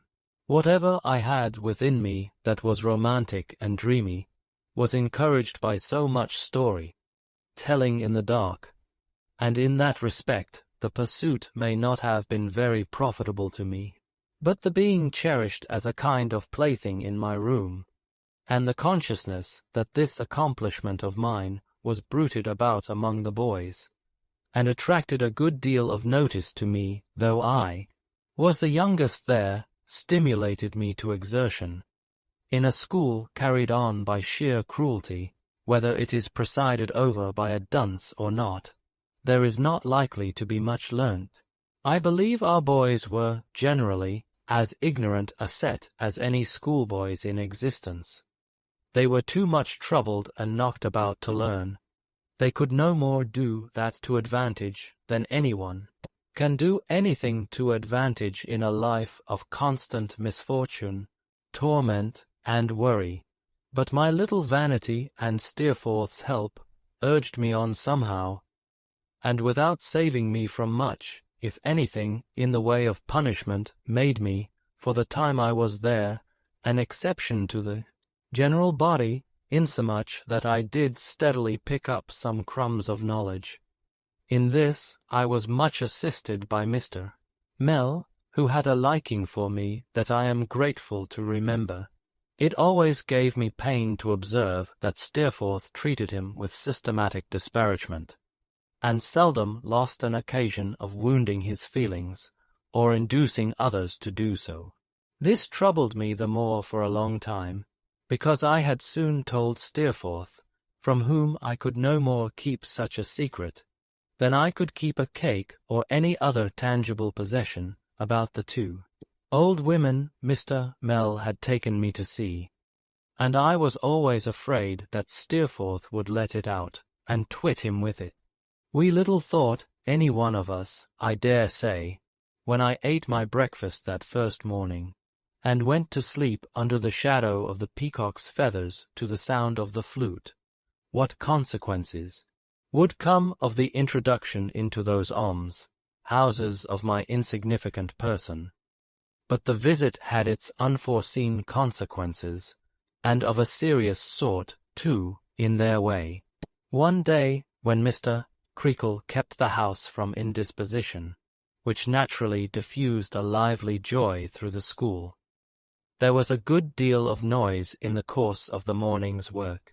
The great relief and satisfaction experienced by the boys made them difficult to manage, and though the dreaded Tungay brought his wooden leg in twice or thrice, and took notes of the principal offenders' names, no great impression was made by it, as they were pretty sure of getting into trouble tomorrow, do what they would, and thought it wise, no doubt, to enjoy themselves today. It was, properly, a half-holiday, being Saturday, but as the noise in the playground would have disturbed Mr. Creakle, and the weather was not favourable for going out walking, we were ordered into school in the afternoon, and set some lighter tasks than usual, which were made for the occasion. It was the day of the week on which Mr. Sharp went out to get his wig curled, so Mr. Mell, who always did the drudgery, whatever it was, kept school by himself. If I could associate the idea of a bull or a bear with anyone so mild as Mr. Mell, I should think of him, in connection with that afternoon when the uproar was at its height, as of one of those animals baited by 1,000 dogs. I recall him bending his aching head, supported on his bony hand, over the book on his desk, and wretchedly endeavouring to get on with his tiresome work, amidst an uproar that might have made the Speaker of the House of Commons giddy. Boys started in and out of their places, playing at puss in the corner with other boys. There were laughing boys, singing boys, talking boys, dancing boys, howling boys. Boys shuffled with their feet. Boys whirled about him, grinning, making faces, mimicking him behind his back and before his eyes, mimicking his poverty, his boots, his coat, his mother, everything belonging to him that they should have had consideration for. Silence, cried Mr. Mell, suddenly rising up and striking his desk with the book. What does this mean? It's impossible to bear it. It's maddening. How can you do it to me, boys? It was my book that he struck his desk with, and as I stood beside him, following his eye as it glanced round the room, I saw the boys all stop, some suddenly surprised, some half afraid, and some sorry, perhaps. Steerforth's place was at the bottom of the school, at the opposite end of the long room. He was lounging with his back against the wall, and his hands in his pockets, and looked at Mr. Mell with his mouth shut up as if he were whistling, when Mr. Mell looked at him. "Silence, Mr. Steerforth," said Mr. Mell. "Silence yourself," said Steerforth, turning red. "Whom are you talking to?" "Sit down," said Mr. Mell. "Sit down yourself," said Steerforth, "and mind your business." There was a titter and some applause, but Mr. Mell was so white that silence immediately succeeded, and one boy, who had darted out behind him to imitate his mother again, changed his mind and pretended to want a pen mended. "If you think, Steerforth," said Mr. Mell, "that I am not acquainted with the power you can establish over any mind here," he laid his hand, without considering what he did, as I supposed, upon my head, or that I have not observed.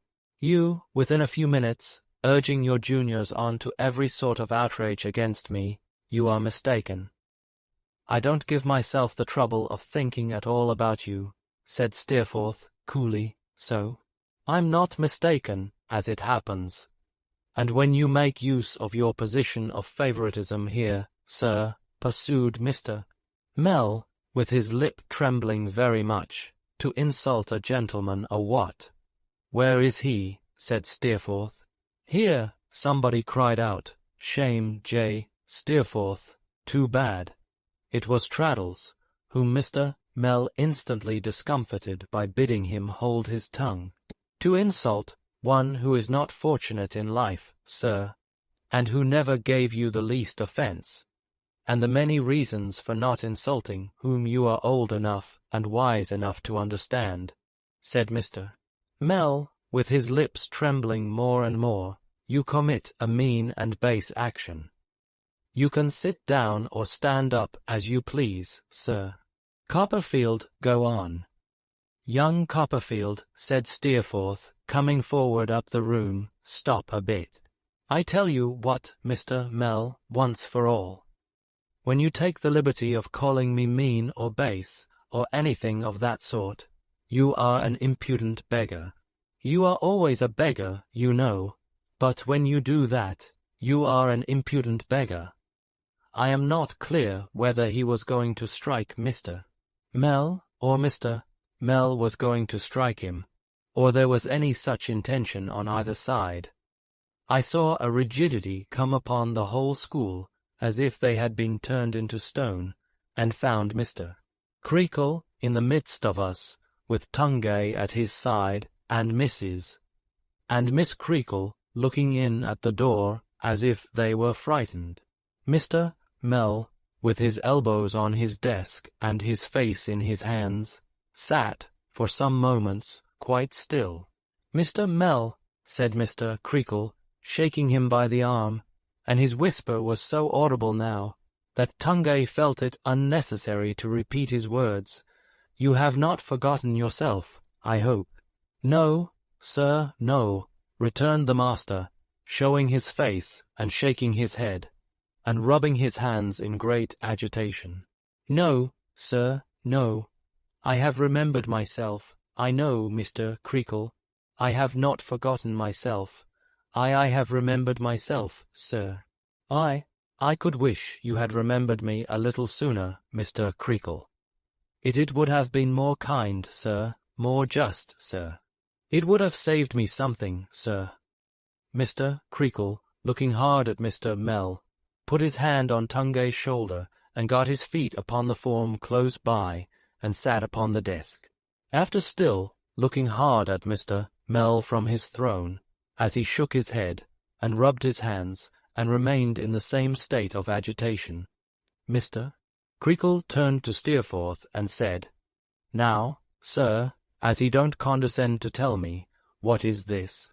Steerforth evaded the question for a little while, looking in scorn and anger on his opponent, and remaining silent.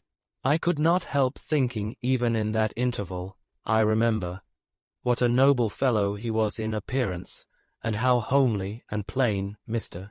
Mell looked opposed to him. What did he mean by talking about favourites, then? Said Steerforth at length. Favourites, repeated Mr. Creakle, with the veins in his forehead swelling quickly. Who talked about favourites? He did, said Steerforth. And pray, what did you mean by that, sir? Demanded Mr. Creakle, turning angrily on his assistant. I meant, Mr. Creakle, he returned in a low voice, as I said, that no pupil had a right to avail himself of his position of favouritism to degrade me. To degrade you, said Mr. Creakle. My stars, but give me leave to ask you, Mr. What's your name? And here Mr. Creakle folded his arms, cane and all, upon his chest, and made such a knot of his brows that his little eyes were hardly visible below them. Whether, when you talk about favourites, you showed proper respect to me, sir, said Mr. Creakle, darting his head at him suddenly, and drawing it back again, the principal of this establishment, and your employer. It was not judicious, sir, I am willing to admit, said Mr. Mell. I should not have done so if I had been cool. Here Steerforth struck in. Then he said I was mean, and then he said I was base, and then I called him a beggar.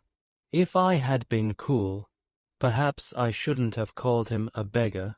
But I did, and I am ready to take the consequences of it. Without considering, perhaps, whether there were any consequences to be taken, I felt quite in a glow at this gallant speech. It made an impression on the boys too, for there was a low stir among them, though no one spoke a word. "I am surprised, Steerforth, although your candour does you honour," said Mr. Creakle. "Does you honour? Certainly I am surprised, Steerforth, I must say, that you should attach such an epithet to any person employed and paid in Salem House, sir." Steerforth gave a short laugh. "That's not an answer, sir," said Mr. Creakle to my remark. "I expect more than that from you, Steerforth." If Mr. Mell looked homely in my eyes before the handsome boy, it would be quite impossible to say how homely Mr. Creakle looked. "Let him deny it," said Steerforth. "Deny that he is a beggar, Steerforth," cried Mr. Creakle. "Why, where does he go, begging? If he is not a beggar himself, his near relation's one," said Steerforth. "It's all the same." He glanced at me, and Mr. Mell's hand gently patted me upon the shoulder. I looked up with a flush upon my face and remorse in my heart, but Mr. Mell's eyes were fixed on Steerforth. He continued to pat me kindly on the shoulder, but he looked at him. "Since you expect me, Mr. Creakle, to justify myself," said Steerforth, "and to say what I mean, what I have to say is, that his mother lives on charity in an alms house." Mr. Mell still looked at him, and still patted me kindly on the shoulder, and said to himself in a whisper, if I heard right, "Yes, I thought so." Mr. Creakle turned to his assistant, with a severe frown and laboured politeness. "Now, you hear what this gentleman says, Mr. Mell. Have the goodness, if you please, to set him right before the assembled school." "He is right, sir, without correction," returned Mr. Mell, in the midst of a dead silence. "What he has said is true." "Be so good, then, as declare publicly, will you," said Mr. Creakle, putting his head on one side, and rolling his eyes round the school, "whether it ever came to my knowledge until this moment." "I believe not directly," he returned. "Why, you know not," said Mr. Creakle. "Don't you, man? I apprehend you never supposed my worldly circumstances to be very good," replied the assistant. "You know what my position is, and always has been here." "I apprehend, if you come to that," said Mr. Creakle, with his veins swelling again, bigger than ever, "that you've been in a wrong position altogether, and mistook this for a charity school. Mr. Mell, we'll part, if you please, the sooner the better." "There is no time," answered Mr. Mell, rising, like the present. "Sir, to you," said Mr. Creakle. "I take my leave of you, Mr. Creakle, and all of you," said Mr. Mell, glancing round the room, and again patting me gently on the shoulders. "James Steerforth, the best wish I can leave you is that you may come to be ashamed of what you have done today. At present, I would prefer to see you anything rather than a friend to me, or to anyone in whom I feel an interest." Once more he laid his hand upon my shoulder, and then taking his flute and a few books from his desk, and leaving the key in it for his successor, he went out of the school, with his property under his arm. Mr. Creakle then made a speech, through Tungay, in which he thanked Steerforth for asserting, though perhaps too warmly, the independence and respectability of Salem House, and which he wound up by shaking hands with Steerforth, while we gave 3 cheers I did not quite know what for, but I supposed for Steerforth, and so joined in them ardently, though I felt miserable. Mr. Creakle then caned Tommy Traddles for being discovered in tears, instead of cheers, on account of Mr. Mell's departure, and went back to his sofa, or his bed, or wherever he had come from. We were left to ourselves now, and looked very blank, I recollect, on one another. For myself, I felt so much self-reproach and contrition for my part in what had happened, that nothing would have enabled me to keep back my tears but the fear that Steerforth, who often looked at me, I saw, might think it unfriendly, or, I should rather say, considering our relative ages, and the feeling with which I regarded him, undutiful if I showed the emotion which distressed me. He was very angry with Traddles, and said he was glad he had caught it. Poor Traddles, who had passed the stage of lying with his head upon the desk, and was relieving himself as usual with a burst of skeletons, said he didn't care. Mr. Mell was ill-used. Who has ill-used him, you girl? Said Steerforth. Why, you have, returned Traddles. What have I done? Said Steerforth. What have you done? Retorted Traddles. Hurt his feelings and lost him his situation. His feelings? Repeated Steerforth disdainfully. His feelings will soon get the better of it, I'll be bound. His feelings are not like yours, Miss Traddles. As to his situation, which was a precious one, wasn't it? Do you suppose I am not going to write home, and take care that he gets some money? Polly, we thought this intention very noble in Steerforth, whose mother was a widow and rich, and would do almost anything, it was said, that he asked her. We were all extremely glad to see Traddles so put down, and exalted Steerforth to the skies, especially when he told us, as he condescended to do, that what he had been done expressly for us and for our cause, and that he had conferred a great boon upon us by unselfishly doing it. But I must say that when I was going on with a story in the dark that night, Mr. Mell's old flute seemed more than once to sound mournfully in my ears, and that when at last Steerforth was tired, and I lay down in my bed, I fancied it playing so sorrowfully somewhere that I was quite wretched. I soon forgot him in the contemplation of Steerforth, who, in an easy amateur way, and without any book, he seemed to me to know everything by heart, took some of his classes until a new master was found. The new master came from a grammar school, and before he entered on his duties, dined in the parlour one day, to be introduced to Steerforth. Steerforth approved of him highly, and told us he was a brick, without exactly understanding what learned distinction was meant by this. I respected him greatly for it, and had no doubt whatever of his superior knowledge, though he never took the pains with me. Not that I was anybody that Mr. Mell had taken. There was only one other event in this half-year out of the daily school life that made an impression upon me which still survives. It survives for many reasons. One afternoon, when we were all harassed into a state of dire confusion, and Mr. Creakle was laying about him dreadfully, Tungay came in and called out in his usual strong way, "Visitors for Copperfield." A few words were interchanged between him and Mr. Creakle as who the visitors were and what room they were to be shown into, and then I, who had, according to custom, stood up on the announcement being made and felt quite faint with astonishment, was told to go by the back stairs and get a clean frill on, before I repaired to the dining-room.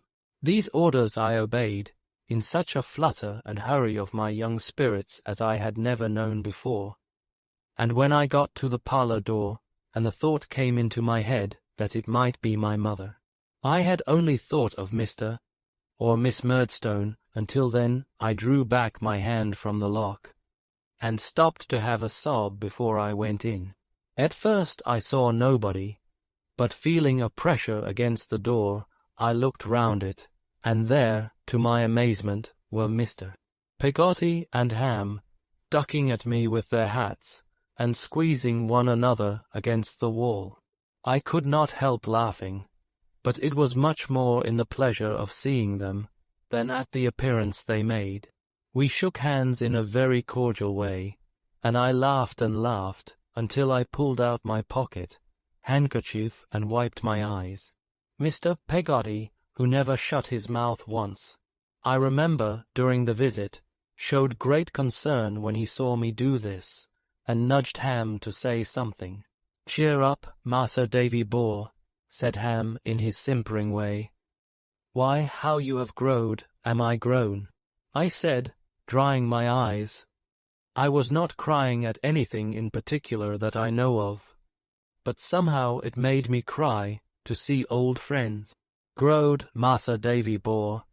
Ain't he growed?" said Ham. "Ain't he growed?" said Mr. Peggotty.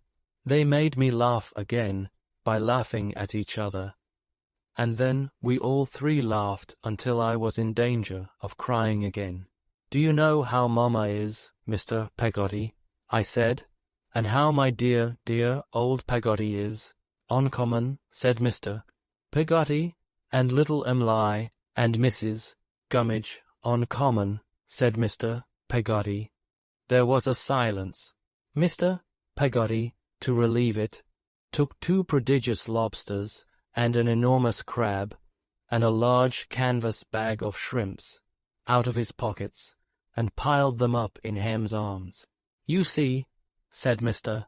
Peggotty, "knowing as you was partial to a little relish with your wittles when you was along with us, we took the liberty. The old mother biled 'em, she did. Mrs. Gummidge biled 'em, yes," said Mr. Peggotty, slowly, who I thought appeared to stick to the subject on account of having no other subject ready. "Mrs. Gummidge, I do assure you, she biled 'em." I expressed my thanks, and Mr. Peggotty, after looking at Ham, who stood smiling sheepishly over the shellfish, without making any attempt to help him, said, "We come, you see, the wind and tide making in our favour in one of our Yarmouth lugs to Gravesend. My sister, she wrote to me the name of this here place, and wrote to me as if ever I chanced to come to Gravesend, I was to come over and inquire for Mas'r Davy and give her duty, humbly wishing him well, and reporting of the family, as they was uncommon to be sure. Little Em'ly, you see, she'll write to my sister when I go back, as I see you, and as you was similarly uncommon, and so we make it quite a merry-go-rounder." I was obliged to consider a little before I understood what Mr. Peggotty meant by this figure, expressive of a complete circle of intelligence. I then thanked him heartily, and said, with a consciousness of reddening, that I supposed little Em'ly was altered too, since we used to pick up shells and pebbles on the beach. "She's getting to be a woman, that's what she's getting to be," said Mr. Peggotty. "Ask him." He meant Ham, who beamed with delight and assent over the bag of shrimps. "Her pretty face," said Mr. Peggotty, with his own shining like a light. "Her learning," said Ham. "Her writing," said Mr. Peggotty. "Why, it's as black as jet, and so large it is, you might see it anywheres." It was perfectly delightful to behold with what enthusiasm Mr. Peggotty became inspired when he thought of his little favourite. He stands before me again, his bluff hairy face irradiating with a joyful love and pride, for which I can find no description.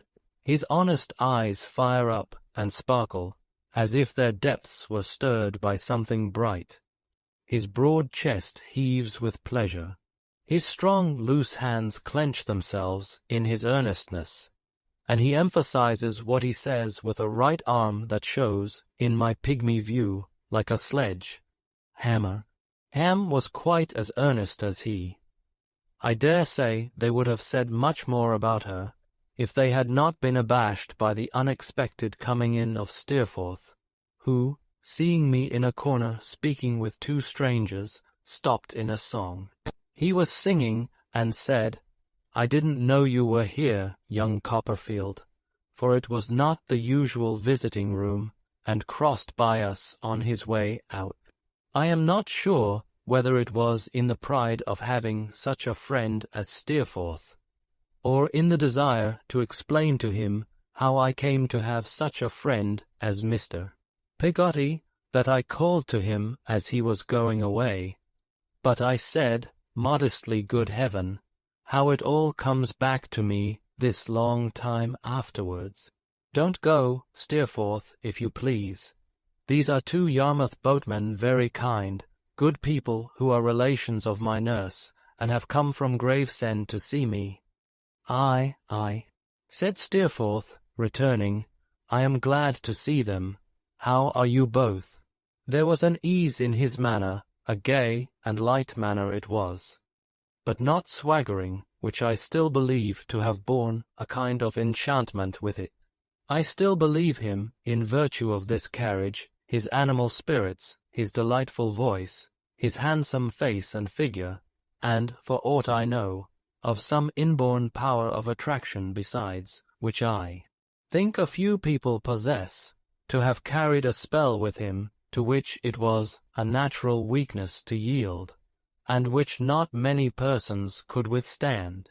I could not but see how pleased they were with him, and how they seemed to open their hearts to him in a moment. You must let them know at home, if you please, Mr. Peggotty, I said, when that letter is sent, that Mr. Steerforth is very kind to me, and that I don't know what I should ever do here without him. Nonsense, said Steerforth, laughing. You mustn't tell them anything of the sort. And if Mr. Steerforth ever comes into Norfolk or Suffolk, Mr. Peggotty, I said, while I am there, you may depend upon it I shall bring him to Yarmouth, if he will let me, to see your house. You never saw such a good house, Steerforth. It's made out of a boat. Made out of a boat, is it? Said Steerforth. It's the right sort of a house for such a thorough-built boatman. So 'tis, sir, so 'tis, sir, said Ham, grinning. You're right, young gentleman. Massa Davy bore gentleman's right. A thorough-built boatman, haw. That's what he is, too. Mr. Peggotty was no less pleased than his nephew, though his modesty forbade him to claim a personal compliment so vociferously. Well, sir, he said, bowing and chuckling, and tucking in the ends of his neckerchief at his breast. I thank ye, sir, I thank ye. I do my endeavours in my line of life, sir. The best of men can do no more, Mr. Peggotty, said Steerforth. He had got his name already. I'll pound it. It's what you do yourself, sir, said Mr. Peggotty, shaking his head, and what you do well, right well. I thank ye, sir. I'm obliged to you, sir, for your welcoming manner of me. I'm rough, sir, but I'm ready leastways. I hope I'm ready, you unnursed, and my house ain't much for to see, sir, but it's hearty at your service, if ever you should come along with Mas'r Davy to see it. I'm a reglar dodman, I am, said Mr. Peggotty, by which he meant snail, and this was in allusion to his being slow to go, for he had attempted to go after every sentence, and had somehow or other come back again. But I wish you both well, and I wish you happy. Ham echoed this sentiment, and we parted with them in the heartiest manner. I was almost tempted that evening to tell Steerforth about pretty little Emily, but I was too timid of mentioning her name, and too much afraid of his laughing at me. I remember that I thought a good deal, and in an uneasy sort of way, about Mr. Peggotty having said that she was getting on to be a woman, but I decided that was nonsense. We transported the shellfish, or the relish as Mr. Peggotty had modestly called it, up into our room unobserved, and made a great supper that evening. But Traddles couldn't get happily out of it. He was too unfortunate even to come through a supper like anybody else. He was taken ill in the night, quite prostrate he was in consequence of crab, and after being drugged with black draughts and blue pills, to an extent which Demple, whose father was a doctor, said was enough to undermine a horse's constitution, received a caning and 6 chapters of Greek Testament for refusing to confess. The rest of the half-year is a jumble in my recollection of the daily strife and struggle of our lives, of the waning summer and the changing season, of the frosty mornings when we were wrung out of bed, and the cold, cold smell of the dark nights when we were wrung into bed again, of the evening schoolroom dimly lighted and indifferently warmed, and the morning schoolroom which was nothing but a great shivering machine, of the alternation of boiled beef with roast beef, and boiled mutton with roast mutton, of clods of bread and butter, dog's-eared lesson, books, cracked slates, tear, blotted, copper, books, canings, rulerings, hair, cuttings, rainy Sundays, suet, puddings, and a dirty atmosphere of ink surrounding all. I well remember, though, how the distant idea of the holidays, after seeming for an immense time to be a stationary speck, began to come towards us, and to grow and grow. How from counting months we came to weeks, and then to days, and how I then began to be afraid that I should not be sent for, and when I learnt from Steerforth that I had been sent for, and was certainly to go home, had dim forebodings that I might break my leg first. How the breaking up day changed its place fast at last, from the week after next to next week, this week, the day after tomorrow, tomorrow, today, tonight, when I was inside the Yarmouth mail, and going home. I had many a broken sleep inside the Yarmouth mail, and many an incoherent dream of all these things. But when I awoke at intervals, the ground outside the window was not the playground of Salem House, and the sound in my ears was not the sound of Mr. Creakle giving it to Traddles, but the sound of the coachman touching up the horses. Chapter 8. My Holidays, especially one happy afternoon, when we arrived before day at the inn where the mail stopped, which was not the inn where my friend the waiter lived. I was shown up to a nice little bedroom, with dolphin painted on the door. Very cold I was, I know, notwithstanding the hot tea they had given me before a large fire downstairs, and very glad I was to turn into the dolphin's bed, pull the dolphin's blankets round my head, and go to sleep. Mr. Barkis, the carrier, was to call for me in the morning at 9 o'clock. I got up at 8, a little giddy from the shortness of my night's rest, and was ready for him before the appointed time. He received me exactly as if not 5 minutes had elapsed since we were last together, and I had only been into the hotel to get change for sixpence, or something of that sort. As soon as I and my box were in the cart, and the carrier seated, the lazy horse walked away with us all at his accustomed pace. "You look very well, Mr. Barkis," I said, thinking he would like to know it. Mr. Barkis rubbed his cheek with his cuff, and then looked at his cuff as if he expected to find some of the bloom upon it, but made no other acknowledgment of the compliment. "I gave your message, Mr. Barkis," I said. "I wrote to Peggotty." "Ah," said Mr. Barkis. Mr. Barkis seemed gruff, and answered dryly. "Wasn't it right, Mr. Barkis?" I asked, after a little hesitation. "Why, no," said Mr. Barkis, "not the message." "The message was right enough, perhaps," said Mr. Barkis, "but it come to an end there." Not understanding what he meant, I repeated inquisitively, "Came to an end, Mr. Barkis? Nothing come of it," he explained, looking at me sideways. "No answer." "There was an answer expected, was there, Mr. Barkis?" said I, opening my eyes, for this was a new light to me. "When a man says he's willin'," said Mr. Barkis, turning his glance slowly on me again, "it's as much as to say that man's waitin' for a answer." "Well, Mr. Barkis, well," said Mr. Barkis, carrying his eyes back to his horse's ears, "that man's been waitin' for a answer ever since." "Have you told her so, Mr. Barkis?" "No, no," growled Mr. Barkis, reflecting about it. "I ain't got no call to go and tell her so. I never said 6 words to her myself. I ain't a-goin' to tell her so." Would you like me to do it, Mr. Barkis? Said I, doubtfully. You might tell her if you would, said Mr. Barkis with another slow look at me, that Barkis was a-waitin' for a answer. Says you, what name is it? Her name? Ah, said Mr. Barkis with a nod of his head. Peggotty. Christen name. Or natural name, said Mr. Barkis. Oh, it's not her Christian name. Her Christian name is Clara. Is it though? Said Mr. Barkis. He seemed to find an immense fund of reflection in this circumstance, and sat pondering and inwardly whistling for some time.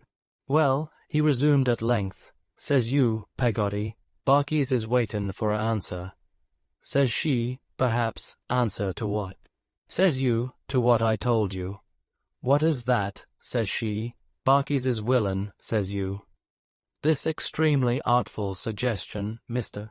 Barkis, accompanied with a nudge of his elbow, that gave me quite a stitch in my side. After that, he slouched over his horse in his usual manner, and made no other reference to the subject except, half an hour afterwards, taking a piece of chalk from his pocket and writing up, inside the tilt of the cart, Clara Peggotty, apparently as a private memorandum. Ah, what a strange feeling it was to be going home when it was not home, and to find that every object I looked at reminded me of the happy old home, which was like a dream I could never dream. Again, the days when my mother and I and Peggotty were all in all to one another, and there was no one to come between us, rose up before me so sorrowfully on the road, that I am not sure I was glad to be. They're not sure but that I would rather have remained away, and forgotten it in Steerforth's company. But there I was, and soon I was at our house, where the bare old elm trees wrung their many hands in the bleak wintry air, and shreds of the old rooks' nests drifted away upon the wind. The carrier put my box down at the garden gate and left me. I walked along the path towards the house, glancing at the windows and fearing at every step to see Mr. Murdstone or Miss Murdstone lowering out of one of them. No face appeared, however, and being come to the house, and knowing how to open the door before dark without knocking, I went in with a quiet, timid step. God knows how infantine the memory may have been, that was awakened within me by the sound of my mother's voice in the old parlour, when I set foot in the hall. She was singing in a low tone. I think I must have lain in her arms, and heard her singing so to me when I was but a baby. The strain was new to me, and yet it was so old that it filled my heart full, like a friend come back from a long absence. I believed, from the solitary and thoughtful way in which my mother murmured her song, that she was alone, and I went softly into the room. She was sitting by the fire, suckling an infant, whose tiny hand she held against her neck. Her eyes were looking down upon its face, and she sat singing to it. I was so far right that she had no other companion. I spoke to her, and she started and cried out. But seeing me, she called me her dear Davy, her own boy, and coming half across the room to meet me, kneeled down upon the ground and kissed me, and laid my head down on her bosom near the little creature that was nestling there, and put its hand to my lips. I wish I had died. I wish I had died then, with that feeling in my heart. I should have been more fit for heaven than I ever have been since. He is your brother, said my mother, fondling me. Davy, my pretty boy, my poor child. Then she kissed me more and more, and clasped me round the neck. This she was doing when Peggotty came running in, and bounced down on the ground beside us, and went mad about us both for a quarter of an hour. It seemed that I had not been expected so soon, the carrier being much before his usual time. It seemed, too, that Mr. and Miss Murdstone had gone out upon a visit in the neighbourhood, and would not return before night. I had never hoped for this. I had never thought it possible that we three could be together undisturbed once more, and I felt, for the time, as if the old days were come back. We dined together by the fireside. Peggotty was in attendance to wait upon us, but my mother wouldn't let her do it, and made her dine with us. I had my own old plate, with a brown view of a man of war in full sail upon it, which Peggotty had hoarded somewhere all the time I had been away, and would not have it broken, she said, for £100. I had my own old mug with David on it, and my own old little knife and fork that wouldn't cut. While we were at table, I thought it a favourable occasion to tell Peggotty about Mr. Barkis, who, before I had finished what I had to tell her, began to laugh and throw her apron over her face. "Peggotty," said my mother, "what's the matter?" Peggotty only laughed the more, and held her apron tight over her face when my mother tried to pull it away, and sat as if her head were in a bag. "What are you doing, you stupid creature?" said my mother, laughing. "Oh, drat the man," cried Peggotty. "He wants to marry me." "It would be a very good match for you, wouldn't it?" said my mother. "Oh, I don't know," said Peggotty. "Don't ask me. I wouldn't have him if he was made of gold, nor I wouldn't have anybody." "Then why don't you tell him so, you ridiculous thing?" said my mother. "Tell him so," retorted Peggotty, looking out of her apron. "He has never said a word to me about it. He knows better. If he was to make so bold as say a word to me, I should slap his face." Her own was as red as ever I saw it, or any other face, I think, but she only covered it again, for a few moments at a time, when she was taken with a violent fit of laughter, and after 2 or 3 of those attacks, went on with her dinner. I remarked that my mother, though she smiled when Peggotty looked at her, became more serious and thoughtful. I had seen at first that she was changed. Her face was very pretty still, but it looked careworn and too delicate, and her hand was so thin and white that it seemed to me to be almost transparent. But the change to which I now refer was superadded to this. It was in her manner, which became anxious and fluttered. At last she said, putting out her hand and laying it affectionately on the hand of her old servant, "Peggotty, dear, you are not going to be married." "Me, ma'am?" returned Peggotty, staring. "Lord bless you, no, not just yet," said my mother tenderly. "Never?" cried Peggotty. My mother took her hand and said, "Don't leave me, Peggotty, stay with me. It will not be for long, perhaps. What should I ever do without you?" "Me leave you, my precious," cried Peggotty. "Not for all the world and his wife." "Why, what's put that in your silly little head?" For Peggotty had been used of old to talk to my mother sometimes like a child. But my mother made no answer, except to thank her, and Peggotty went running on in her own fashion. "Me leave you, I think I see myself. Peggotty go away from you, I should like to catch her at it." "No, no, no," said Peggotty, shaking her head and folding her arms, "not she, my dear. It isn't that there ain't some cats that would be well enough pleased if she did, but they shan't be pleased. They shall be aggravated. I'll stay with you till I am a cross, cranky old woman, and when I'm too deaf, and too lame, and too blind, and too mumbly for want of teeth, to be of any use at all, even to be found fault with, then I shall go to my Davy, and ask him to take me in. And, Peggotty, says I shall be glad to see you, and I'll make you as welcome as a queen." "Bless your dear heart," cried Peggotty. "I know you will," and she kissed me beforehand, in grateful acknowledgment of my hospitality. After that, she covered her head up with her apron again, and had another laugh about Mr. Barkis. After that, she took the baby out of its little cradle and nursed it. After that, she cleared the dinner table.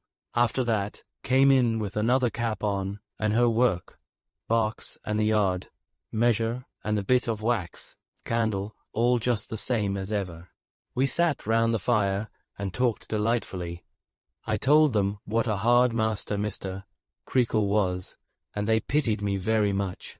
I told them what a fine fellow Steerforth was, and what a patron of mine, and Peggotty said she would walk a score of miles to see him. I took the little baby in my arms when it was awake, and nursed it lovingly. When it was asleep again, I crept close to my mother's side according to my old custom, broken now a long time, and sat with my arms embracing her waist, and my little red cheek on her shoulder, and once more felt her beautiful hair drooping over me like an angel's wing, as I used to think. I recollect, and was very happy indeed. While I sat thus, looking at the fire and seeing pictures in the red, hot coals, I almost believed that I had never been away, that Mr. and Miss Murdstone were such pictures, and would vanish when the fire got low, and that there was nothing real in all that I remembered, save my mother, Peggotty, and I. Peggotty darned away at a stocking as long as she could see, and then sat with it drawn on her left hand like a glove, and her needle in her right, ready to take another stitch whenever there was a blaze. I cannot conceive whose stockings they can have been that Peggotty was always darning, or where such an unfailing supply of stockings in want of darning can have come from. From my earliest infancy, she seems to have been always employed in that class of needlework, and never by any chance in any other. I wonder, said Peggotty, who was sometimes seized with a fit of wondering on some most unexpected topic, what's become of Davy's great aunt. Lor, Peggotty, observed my mother, rousing herself from a reverie, what nonsense you talk. Well, but I really do wonder, ma'am, said Peggotty. What can have put such a person in your head? Inquired my mother. Is there nobody else in the world to come there? I don't know how it is, said Peggotty, unless it's on account of being stupid, but my head never can pick and choose its people. They come and they go, and they don't come and they don't go, just as they like. I wonder what's become of her. How absurd you are, Peggotty, returned my mother. One would suppose you wanted a second visit from her. Lord forbid, cried Peggotty. Well then, don't talk about such uncomfortable things, there's a good soul, said my mother. Miss Betsy is shut up in her cottage by the sea, no doubt, and will remain there. At all events, she is not likely ever to trouble us again. No, mused Peggotty, no, that ain't likely at all. I wonder, if she was to die, whether she'd leave Davy anything. Good gracious me, Peggotty, returned my mother. What a nonsensical woman you are, when you know that she took offence at the poor dear boy's ever being born at all. I suppose she wouldn't be inclined to forgive him now, hinted Peggotty. Why should she be inclined to forgive him now? Said my mother rather sharply. Now that he's got a brother, I mean, said Peggotty. My mother immediately began to cry, and wondered how Peggotty dared to say such a thing, as if this poor little innocent in its cradle had ever done any harm to you or anybody else. You jealous thing, said she, you had much better go and marry Mr. Barkis the carrier. Why don't you? I should make Miss Murdstone happy if I was to, said Peggotty. What a bad disposition you have, Peggotty, returned my mother. You are as jealous of Miss Murdstone as it is possible for a ridiculous creature to be. You want to keep the keys yourself, and give out all the things, I suppose. I shouldn't be surprised if you did, when you know that she only does it out of kindness and the best intentions. You know she does, Peggotty, you know it well. Peggotty muttered something to the effect of bother the best intentions, and something else to the effect that there was a little too much of the best intentions going on. I know what you mean, you cross thing, said my mother. I understand you, Peggotty, perfectly. You know I do, and I wonder you don't colour up like fire. But one point at a time. Miss Murdstone is the point now, Peggotty, and you shan't escape from it. Haven't you heard her say, over and over again, that she thinks I am too thoughtless and too, pretty, suggested Peggotty. Well, returned my mother, half laughing, and if she is so silly as to say so, can I be blamed for it? No one says you can, said Peggotty. No, I should hope not, indeed, returned my mother. Haven't you heard her say, over and over again, that on this account she wished to spare me a great deal of trouble, which she thinks I am not suited for, and which I really don't know myself that I am suited for, and isn't she up early and late, and going to and fro continually, and doesn't she do all sorts of things, and grope into all sorts of places, coal holes and pantries, and I don't know where? That can't be very agreeable. And do you mean to insinuate that there is not a sort of devotion in that? I don't insinuate at all, said Peggotty. You do, Peggotty, returned my mother.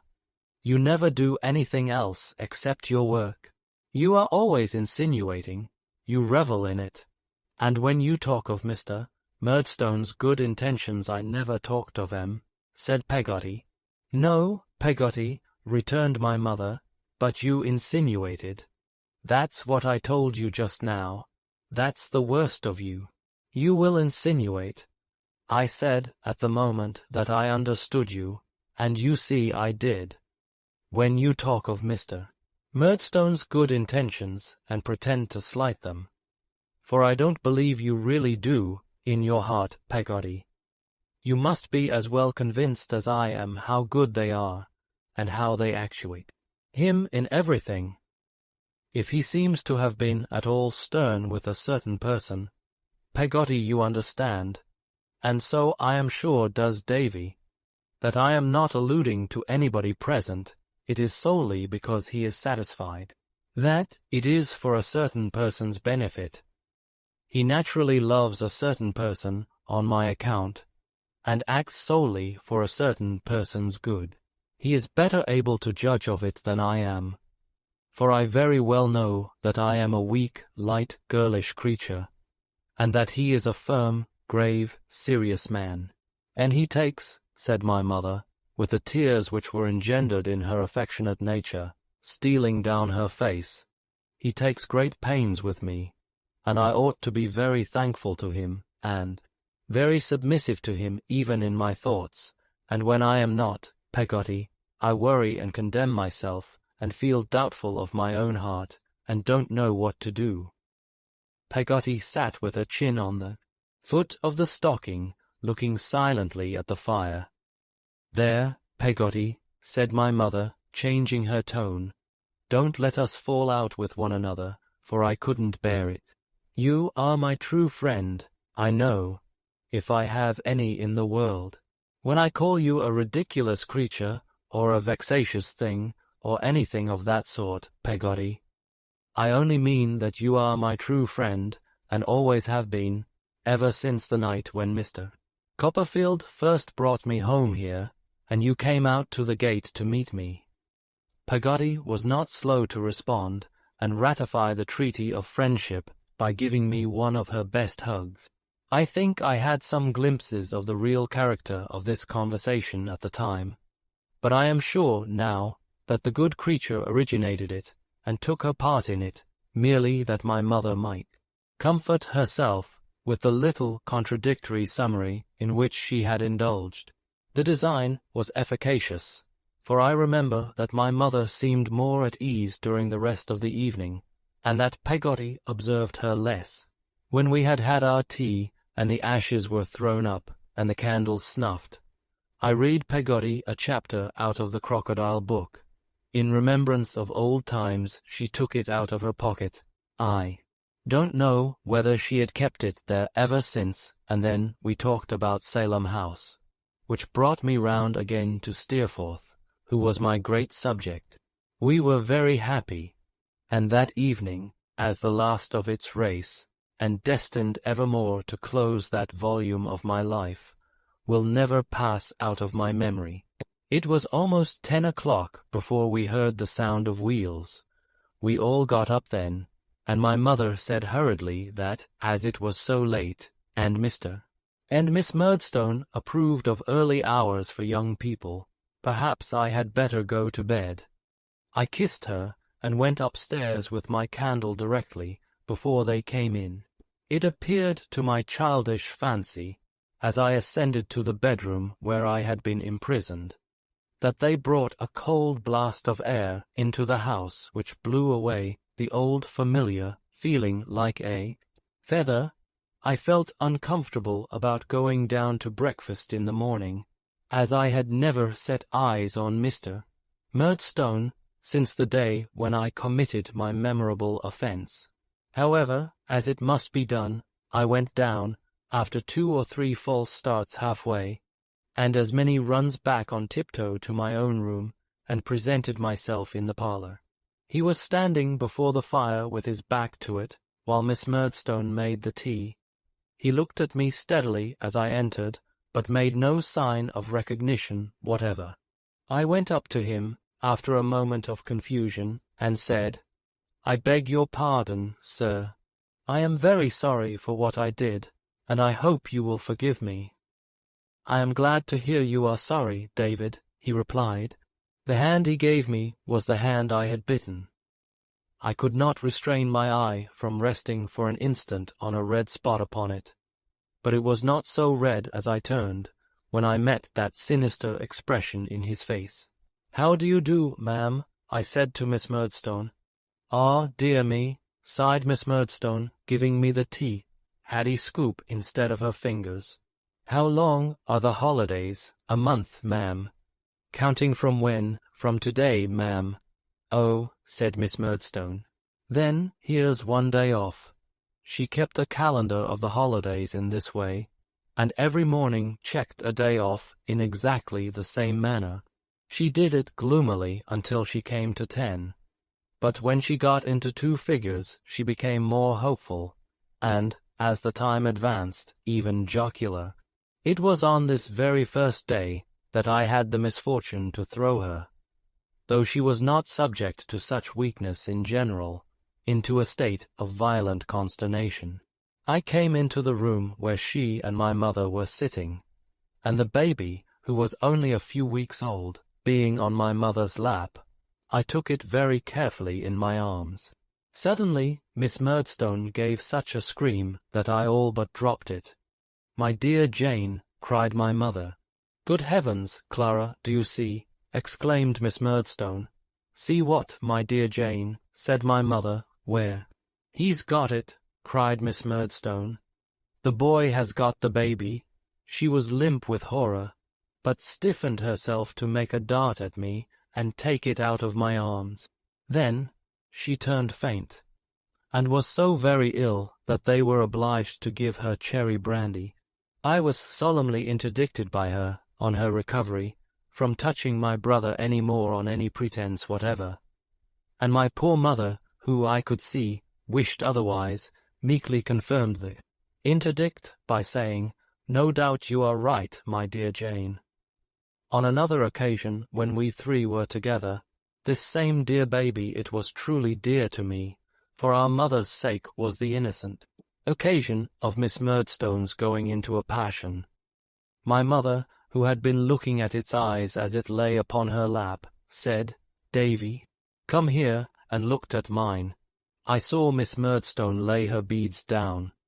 "I declare," said my mother gently, "they are exactly alike. I suppose they are mine. I think they are the colour of mine, but they are wonderfully alike." "What are you talking about, Clara?" said Miss Murdstone. "My dear Jane," faltered my mother, a little abashed by the harsh tone of this inquiry, "I find that the baby's eyes and Davy's are exactly alike." "Clara," said Miss Murdstone, rising angrily, "you are a positive fool sometimes." "My dear Jane," remonstrated my mother. "A positive fool," said Miss Murdstone. "Who else could compare my brother's baby with your boy? They are not at all alike. They are exactly unlike. They are utterly dissimilar in all respects. I hope they will ever remain so. I will not sit here and hear such comparisons made." With that she stalked out, and made the door bang after her. In short, I was not a favourite with Miss Murdstone. In short, I was not a favourite there with anybody, not even with myself. For those who did like me could not show it, and those who did not, showed it so plainly that I had a sensitive consciousness of always appearing constrained, boorish, and dull. I felt that I made them as uncomfortable as they made me. If I came into the room where they were, and they were talking together, and my mother seemed cheerful, an anxious cloud would steal over her face from the moment of my entrance. If Mr. Murdstone were in his best humour, I checked him. If Miss Murdstone were in her worst, I intensified it. I had perception enough to know that my mother was the victim always, that she was afraid to speak to me or to be kind to me, lest she should give them some offence by her manner of doing so, and receive a lecture afterwards, that she was not only ceaselessly afraid of her own offending, but of my offending, and uneasily watched their looks if I only moved. Therefore I resolved to keep myself as much out of their way as I could, and many a wintry hour did I hear the church clock strike, when I was sitting in my cheerless bedroom, wrapped in my little great coat, poring over a book. In the evening, sometimes, I went and sat with Peggotty in the kitchen. There I was comfortable, and not afraid of being myself. But neither of these resources was approved of in the parlour. The tormenting humour which was dominant there stopped them both. I was still held to be necessary to my poor mother's training, and, as one of her trials, could not be suffered to absent myself. "David," said Mr. Murdstone, one day after dinner when I was going to leave the room as usual, "I am sorry to observe that you are of a sullen disposition, as sulky as a bear." Said Miss Murdstone. I stood still and hung my head. "Now, David," said Mr. Murdstone, "a sullen, obdurate disposition is, of all tempers, the worst. And the boy's is, of all such dispositions that ever I have seen," remarked his sister, "the most confirmed and stubborn. I think, my dear Clara, even you must observe it." "I beg your pardon, my dear Jane," said my mother, "but are you quite sure I am certain you'll excuse me, my dear Jane, that you understand Davy?" "I should be somewhat ashamed of myself, Clara," returned Miss Murdstone, "if I could not understand the boy, or any boy. I don't profess to be profound, but I do lay claim to common sense." "No doubt, my dear Jane," returned my mother, "your understanding is very vigorous." "Oh dear, no." "Pray, don't say that, Clara," interposed Miss Murdstone angrily. "But I am sure it is," resumed my mother, "and everybody knows it is. I profit so much by it myself. In many ways at least I ought to, that no one can be more convinced of it than myself. And therefore I speak with great diffidence, my dear Jane, I assure you." "We'll say, I don't understand the boy, Clara," returned Miss Murdstone, arranging the little fetters on her wrists. "We'll agree, if you please, that I don't understand him at all. He is much too deep for me. But perhaps my brother's penetration may enable him to have some insight into his character. And I believe my brother was speaking on the subject when we not very decently interrupted him." "I think, Clara," said Mr. Murdstone, in a low, grave voice, "that there may be better and more dispassionate judges of such a question than you."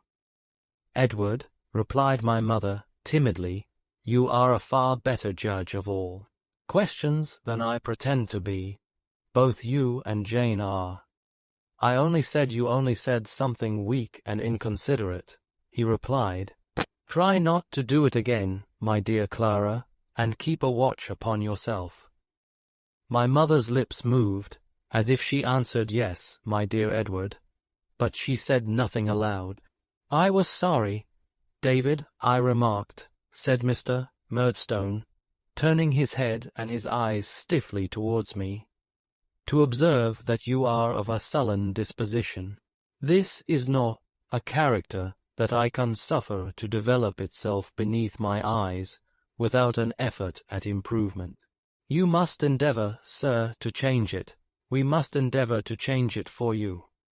I beg your pardon, sir, I faltered. I have never meant to be sullen since I came back. Don't take refuge in a lie, sir, he returned so fiercely that I saw my mother involuntarily put out her trembling hand, as if to interpose between us. You have withdrawn yourself in your sullenness to your own room. You have kept your own room when you ought to have been here. You know now, once for all, that I require you to be here and not there. Further, that I require you to bring obedience here. You know me, David. I will have it done. Miss Murdstone gave a hoarse chuckle. I will have a respectful, prompt, and ready bearing towards myself, he continued, and towards Jane Murdstone, and towards your mother. I will not have this room shunned as if it were infected, at the pleasure of a child. Sit down. He ordered me like a dog, and I obeyed like a dog. One thing more, he said. I observe that you have an attachment to low and common company. You are not to associate with servants. The kitchen will not improve you, in the many respects in which you need improvement. Of the woman who abets you, I say nothing, since you, Clara, addressing my mother in a lower voice, from old associations and long-established fancies, have a weakness respecting her which is not yet overcome. A most unaccountable delusion it is, cried Miss Murdstone. I only say, he resumed, addressing me, that I disapprove of your preferring such company as Mistress Peggotty, and that it is to be abandoned. Now, David, you understand me, and you know what will be the consequence if you fail to obey me to the letter. I knew well better perhaps than he thought, as far as my poor mother was concerned. And I obeyed him to the letter. I retreated to my own room no more. I took refuge with Peggotty no more, but sat wearily in the parlour day after day, looking forward to night and bedtime. What irksome constraint I underwent, sitting in the same attitude hours upon hours, afraid to move an arm or a leg, lest Miss Murdstone should complain, as she did on the least pretence, of my restlessness, and afraid to move an eye, lest she should light on some look of dislike or scrutiny that would find new cause for complaint in mine. What intolerable dullness to sit listening to the ticking of the clock, and watching Miss Murdstone's little shiny steel beads as she strung them, and wondering whether she would ever be married, and, if so, to what sort of unhappy man, and counting the divisions in the moulding of the chimney piece, and wandering away with my eyes to the ceiling, among the curls and corkscrews in the paper on the wall. What walks I took alone down muddy lanes in the bad winter weather, carrying that parlour and Mr. and Miss Murdstone in it everywhere, a monstrous load that I was obliged to bear, a daymare that there was no possibility of breaking in, a weight that brooded on my wits and blunted them. What meals I had in silence and embarrassment, always feeling that there were a knife and fork too many, and that mine, an appetite too many, and that mine, a plate and chair too many, and those mine, a somebody too many, and that I. What evenings when the candles came, and I was expected to employ myself, but, not daring to read an entertaining book, pored over some hard-headed, harder-hearted treatise on arithmetic, when the tables of weights and measures set themselves to tunes, as Rule Britannia, or away with melancholy, when they wouldn't stand still to be learnt, but would go threading my grandmother's needle through my unfortunate head, in at one ear and out at the other. What yawns and dozes I lapsed into, in spite of all my care. What starts I came out of concealed sleeps with. What answers I never got to little observations that I rarely made. What a blank space I seemed, which everybody overlooked, and yet was in everybody's way. What a heavy relief it was to hear Miss Murdstone hail the first stroke of 9 at night, and order me to bed.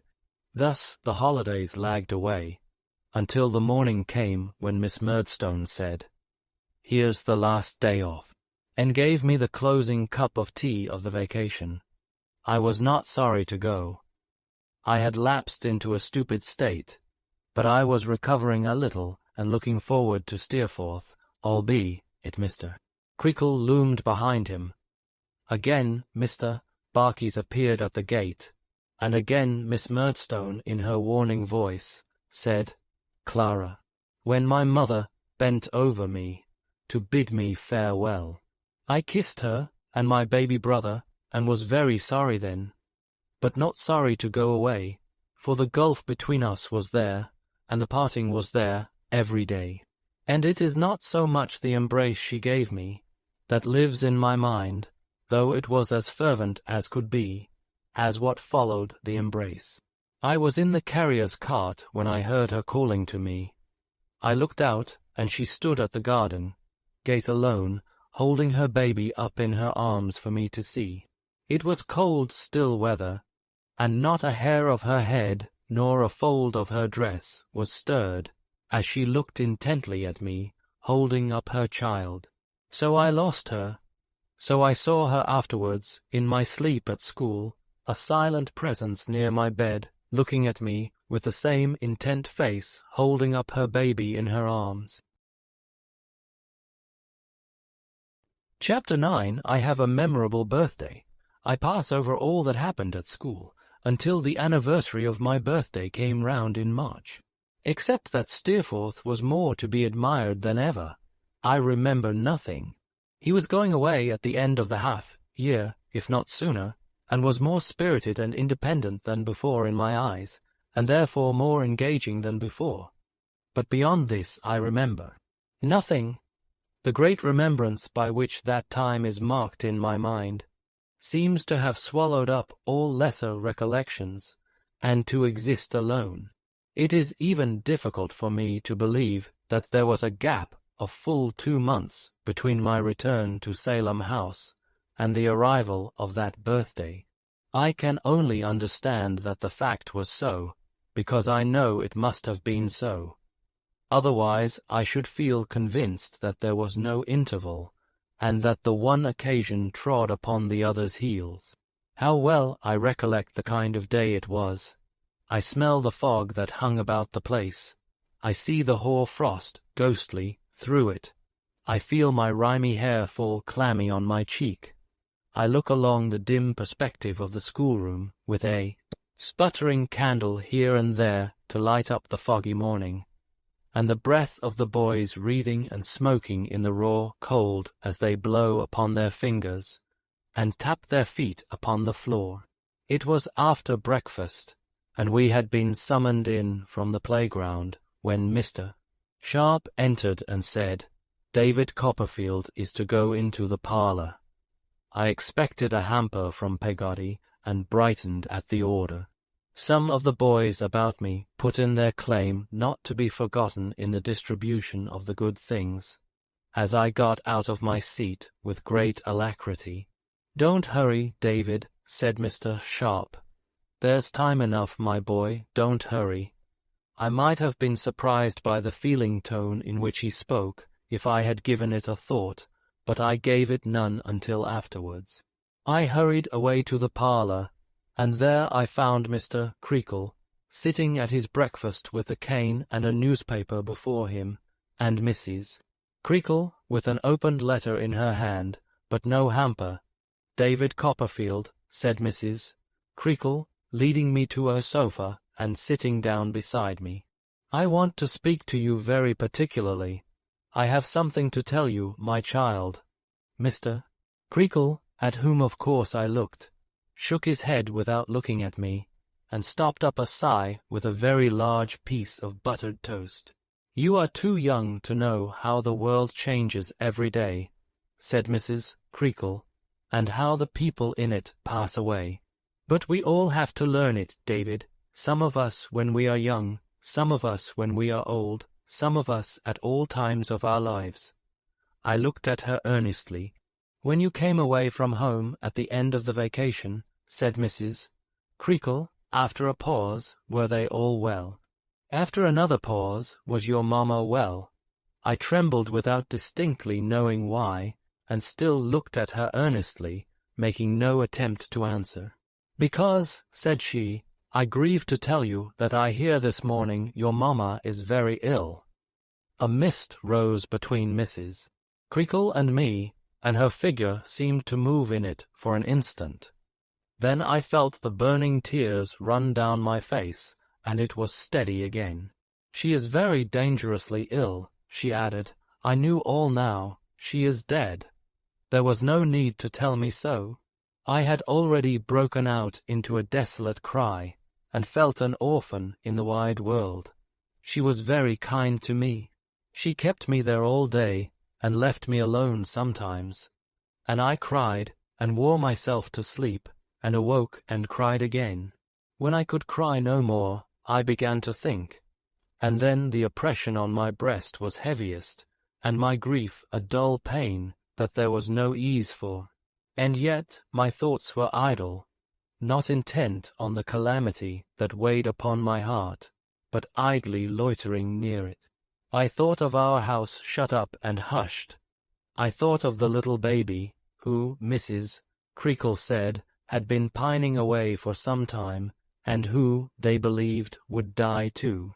I thought of my father's grave in the churchyard, by our house, and of my mother lying there beneath the tree I knew so well. I stood upon a chair when I was left alone, and looked into the glass to see how red my eyes were, and how sorrowful my face.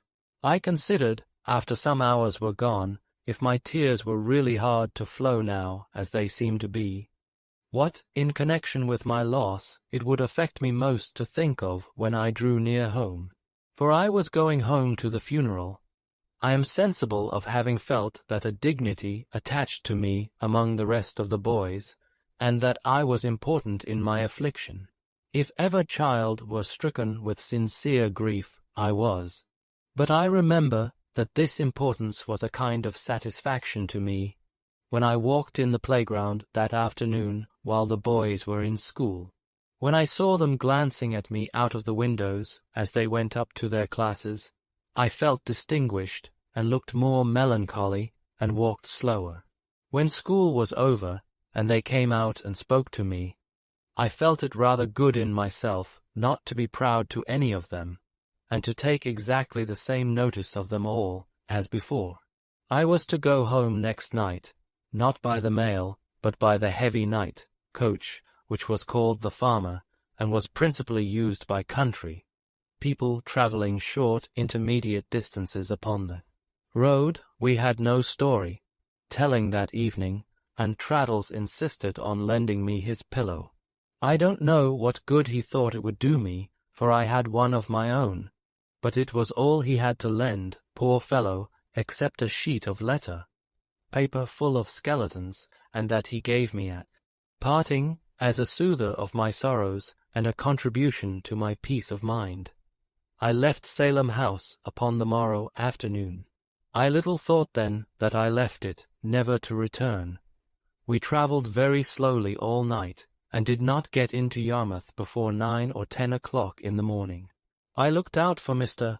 Barkis, but he was not there, and instead of him a fat, short-winded, merry-looking little old man in black, with rusty little bunches of ribbons at the knees of his breeches, black stockings, and a broad-brimmed hat, came puffing up to the coach window and said, "Master Copperfield." "Yes, sir." "Will you come with me, young sir, if you please," he said, opening the door, "and I shall have the pleasure of taking you home."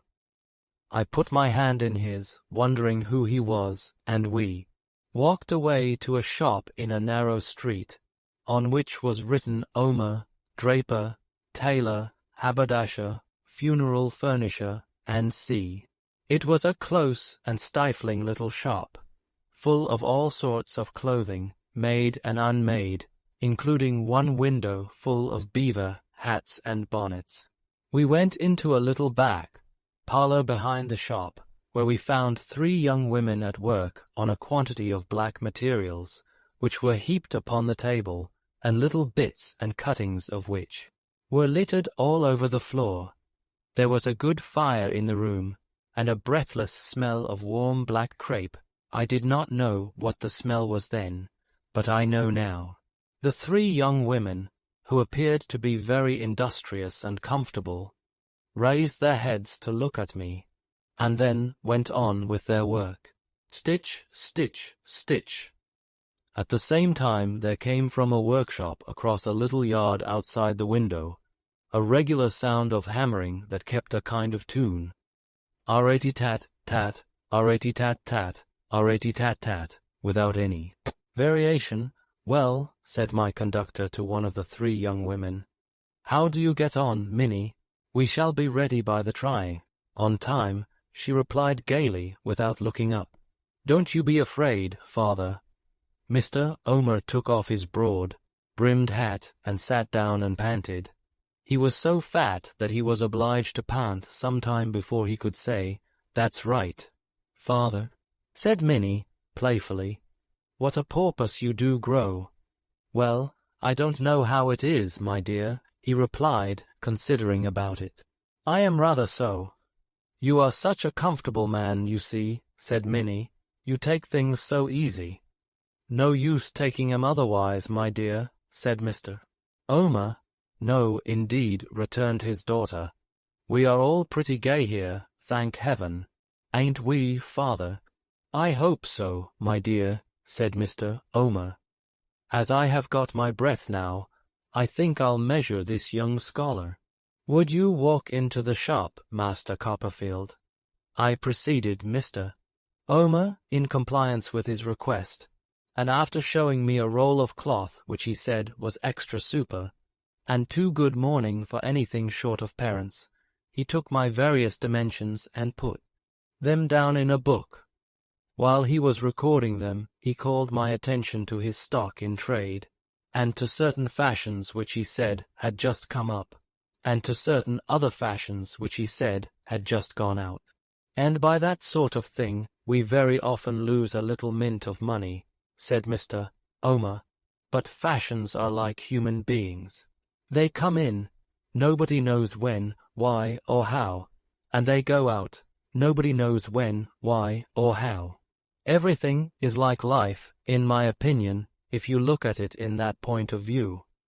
I was too sorrowful to discuss the question, which would possibly have been beyond me under any circumstances, and Mr. Omer took me back into the parlour, breathing with some difficulty on the way.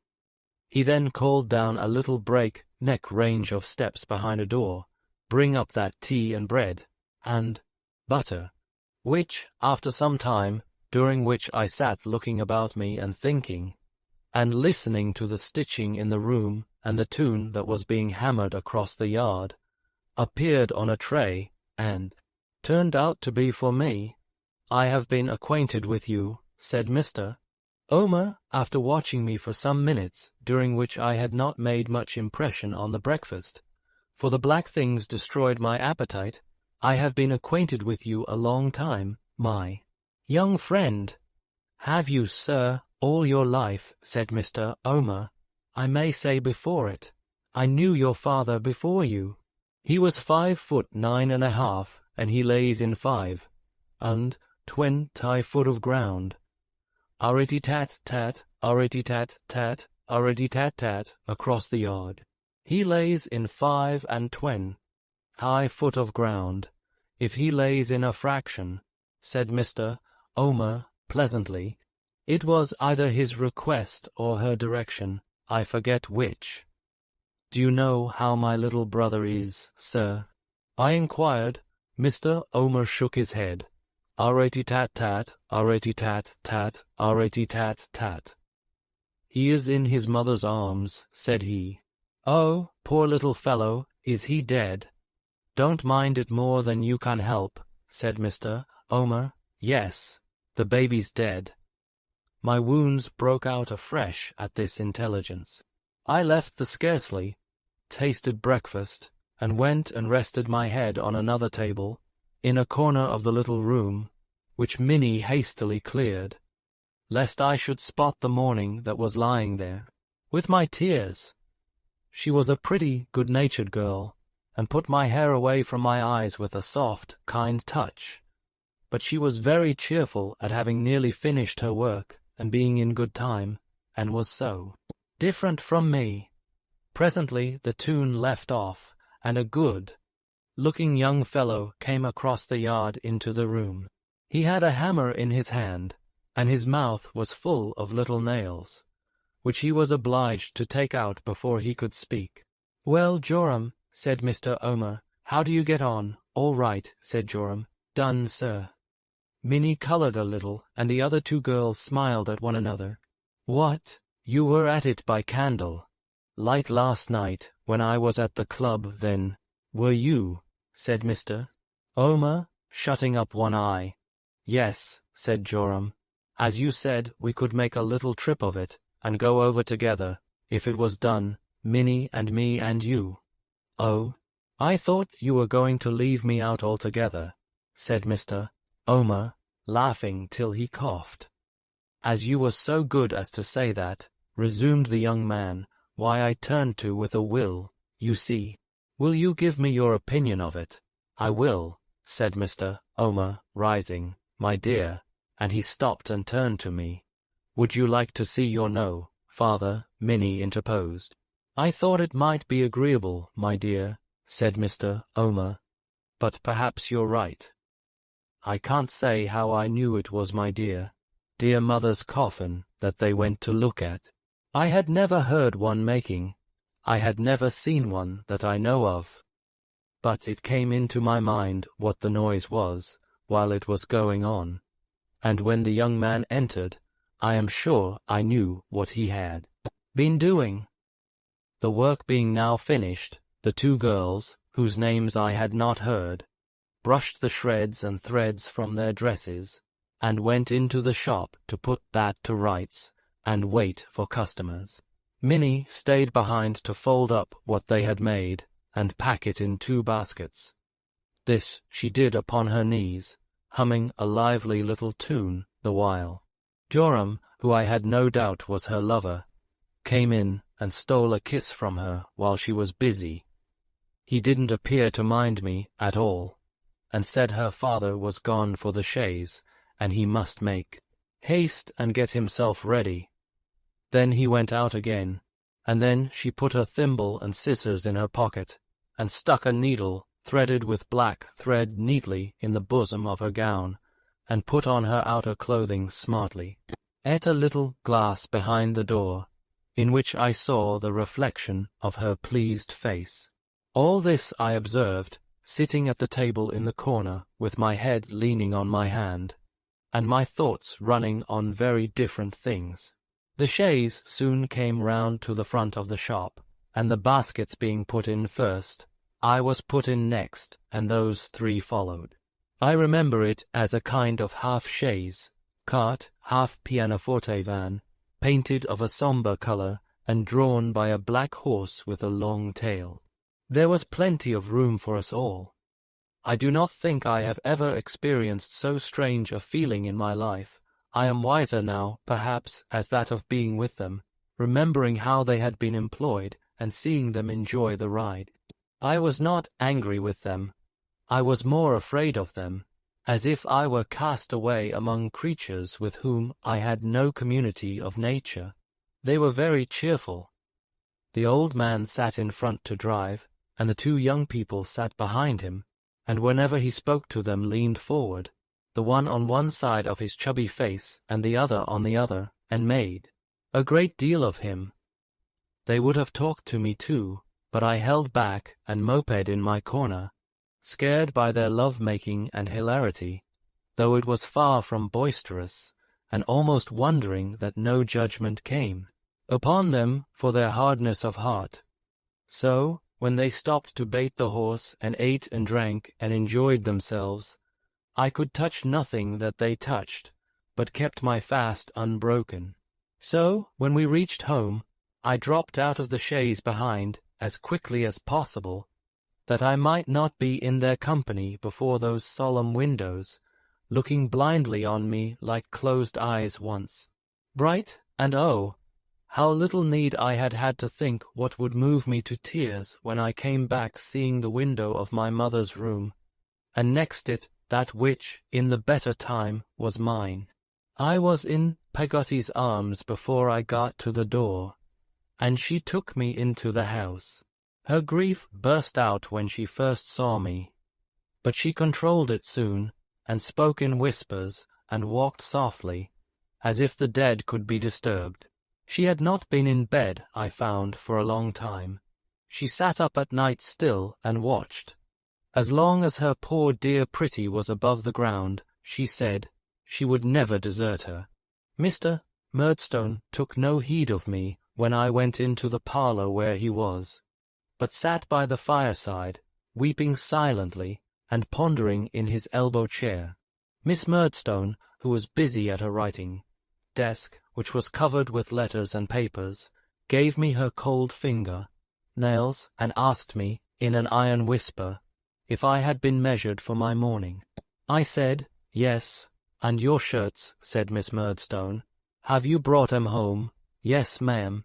I have brought home all my clothes.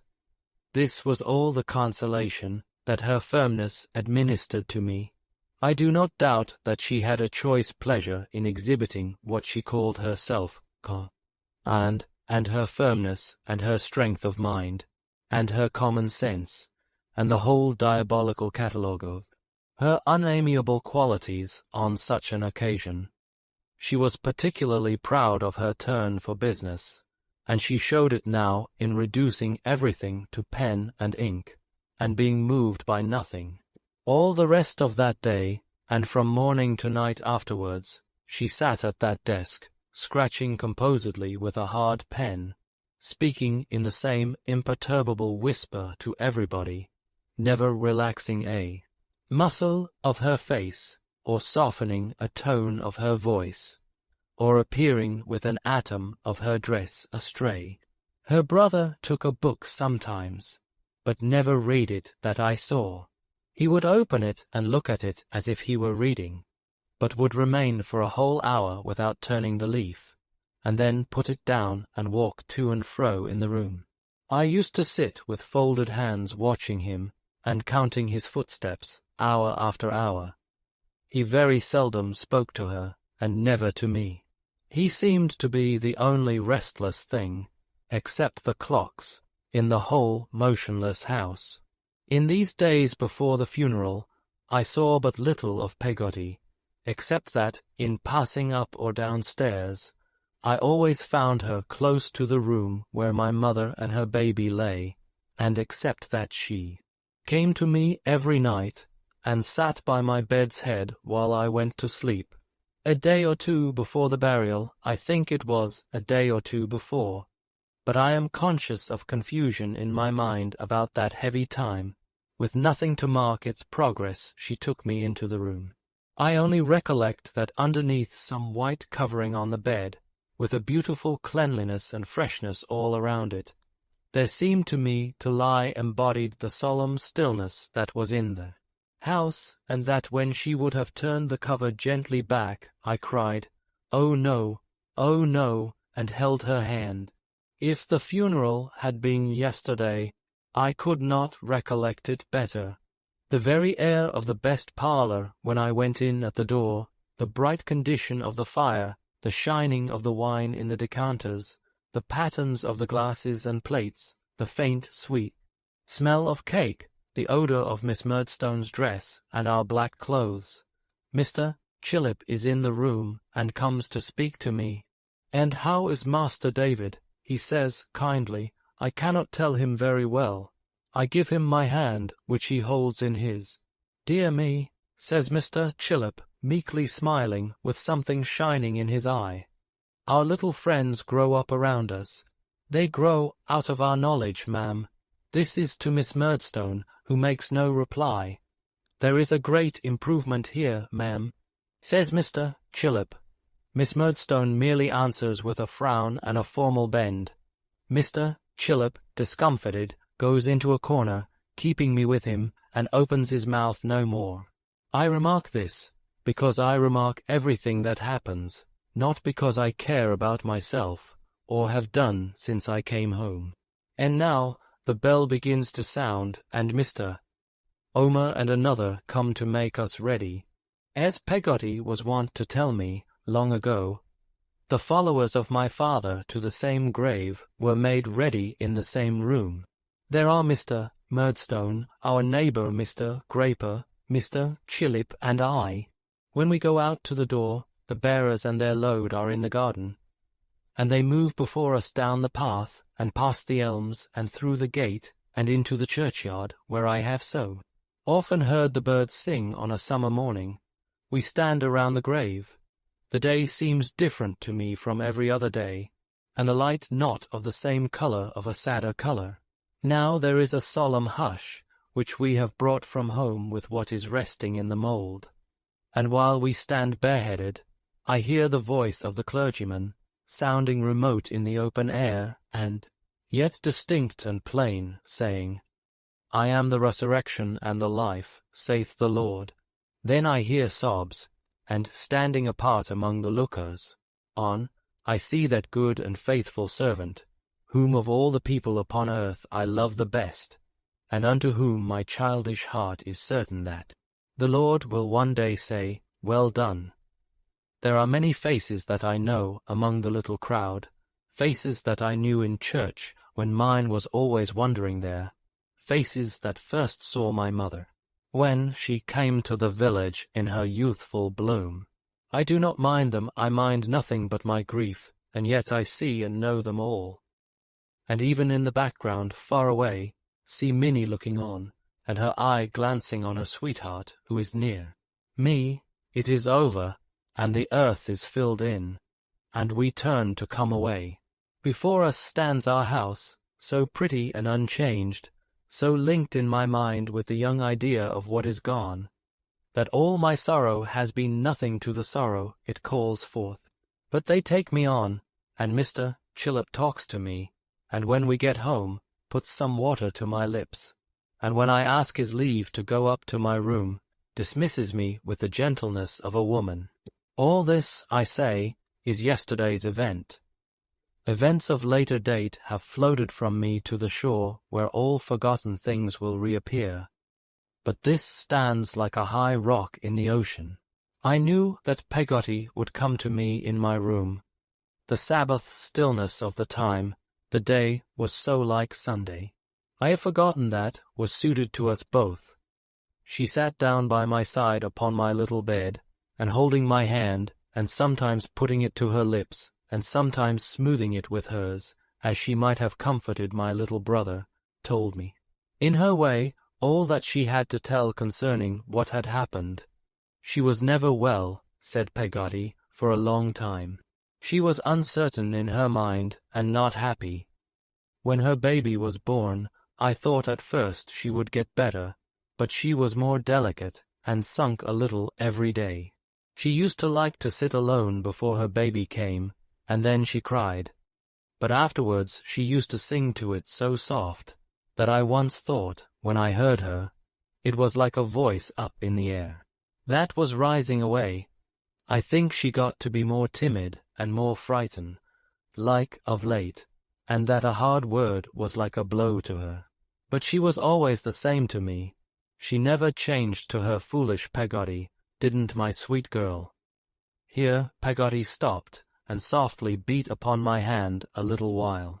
The last time that I saw her like her own old self was the night when you came home, my dear. The day you went away, she said to me, "I never shall see my pretty darling again." Something tells me so, that tells the truth, I know. She tried to hold up after that, and many a time, when they told her she was thoughtless and light-hearted, made believe to be so, but it was all a bygone then. She never told her husband what she had told me. She was afraid of saying it to anybody else till one night, a little more than a week before it happened, when she said to him, "My dear, I think I am dying." "It's off my mind now, Peggotty," she told me when I laid her in her bed that night.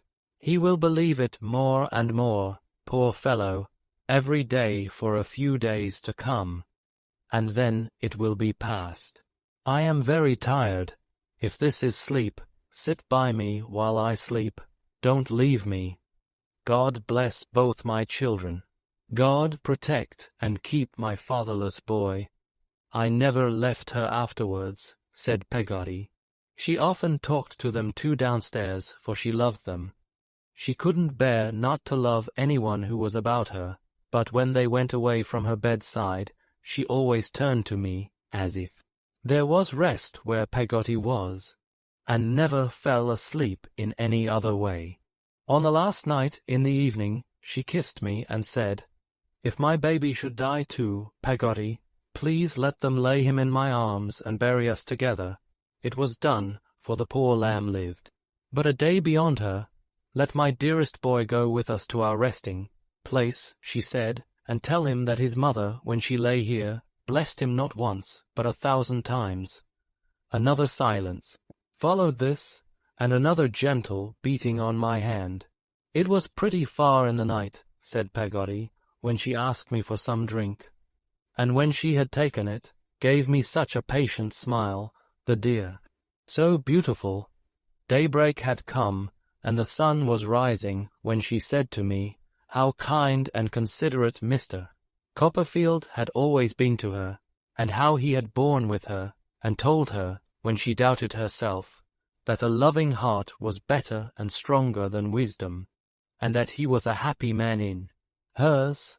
Peggotty, my dear, she said then, put me nearer to you, for she was very weak.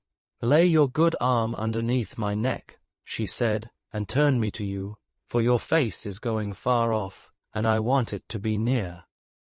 I put it as she asked, and oh, Davy, the time had come when my first parting words to you were true, when she was glad to lay her poor head on her stupid, cross old Peggotty's arm, and she died like a child that had gone to sleep.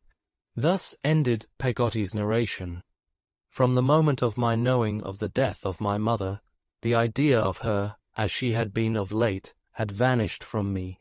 I remembered her, from that instant, only as the young mother of my earliest impressions, who had been used to wind her bright curls round and round her finger, and to dance with me at twilight in the parlour. What Peggotty had told me now was so far from bringing me back to the later period, that it rooted the earlier image in my mind. It may be curious, but it is true. In her death, she winged her way back to her calm, untroubled youth, and cancelled all the rest. The mother who lay in the grave was the mother of my infancy. The little creature in her arms was myself, as I had once been, hushed for ever on her bosom. Chapter 10. I become neglected and am provided for. The first act of business Miss Murdstone performed when the day of the solemnity was over, and light was freely admitted into the house, was to give Peggotty a month's warning. Much as Peggotty would have disliked such a service, I believe she would have retained it, for my sake, in preference to the best upon earth. She told me we must part, and told me why, and we condoled with one another in all sincerity. As to me or my future, not a word was said or a step taken. Happy they would have been, I dare say, if they could have dismissed me at a month's warning too. I mustered courage once to ask Miss Murdstone when I was going back to school, and she answered dryly, she believed I was not going back at all. I was told nothing more. I was very anxious to know what was going to be done with me, and so was Peggotty, but neither she nor I could pick up any information on the subject.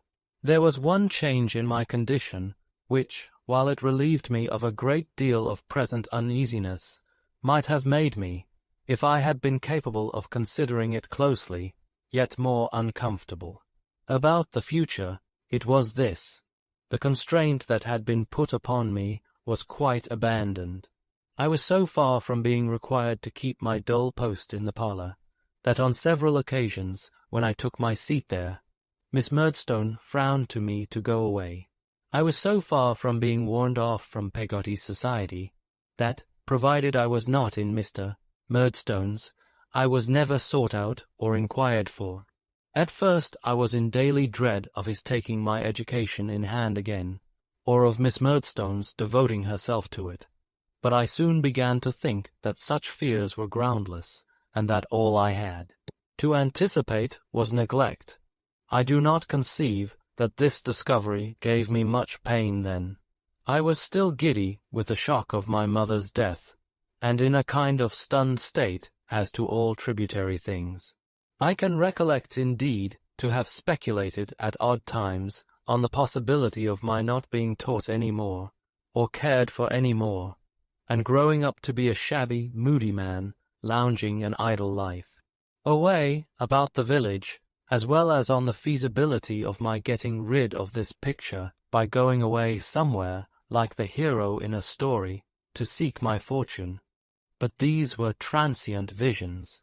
Daydreams I sat looking at sometimes, as if they were faintly painted or written on the wall of my room, and which, as they melted away, left the wall blank again. "Peggotty," I said in a thoughtful whisper one evening, when I was warming my hands at the kitchen fire, "Mr. Murdstone likes me less than he used to. He never liked me much, Peggotty, but he would rather not even see me now, if he can help it." "Perhaps it's his sorrow," said Peggotty, stroking my hair. "I am sure, Peggotty, I am sorry too. If I believed it was his sorrow, I should not think of it at all. But it's not that. Oh, no, it's not that." "How do you know it's not that?" said Peggotty, after a silence.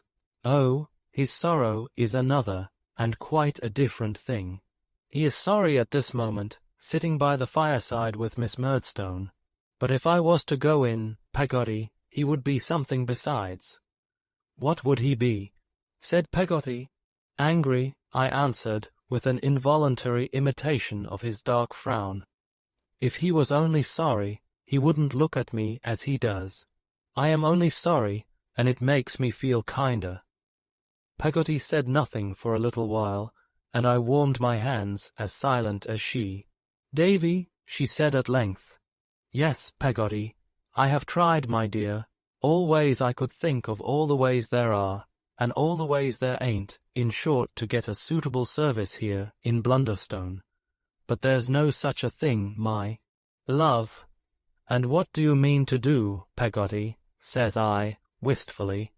"Do you mean to go and seek your fortune?" "I expect I shall be forced to go to Yarmouth," replied Peggotty, "and live there." "You might have gone farther off," I said, brightening a little, "and been as bad as lost. I shall see you sometimes, my dear old Peggotty, there. You won't be quite at the other end of the world, will you?" "Contrary ways, please God," cried Peggotty with great animation. "As long as you are here, my pet, I shall come over every week of my life to see you." One day, every week of my life, I felt a great weight taken off my mind by this promise, but even this was not all, for Peggotty went on to say, "I'm going, Davy, you see, to my brother's first, for another fortnight's visit, just till I have had time to look about me, and get to be something like myself again. Now, I have been thinking that perhaps, as they don't want you here at present, you might be let to go along with me. If anything, short of being in a different relation to every one about me, Peggotty excepted, could have given me a sense of pleasure at that time, it would have been this project of all others.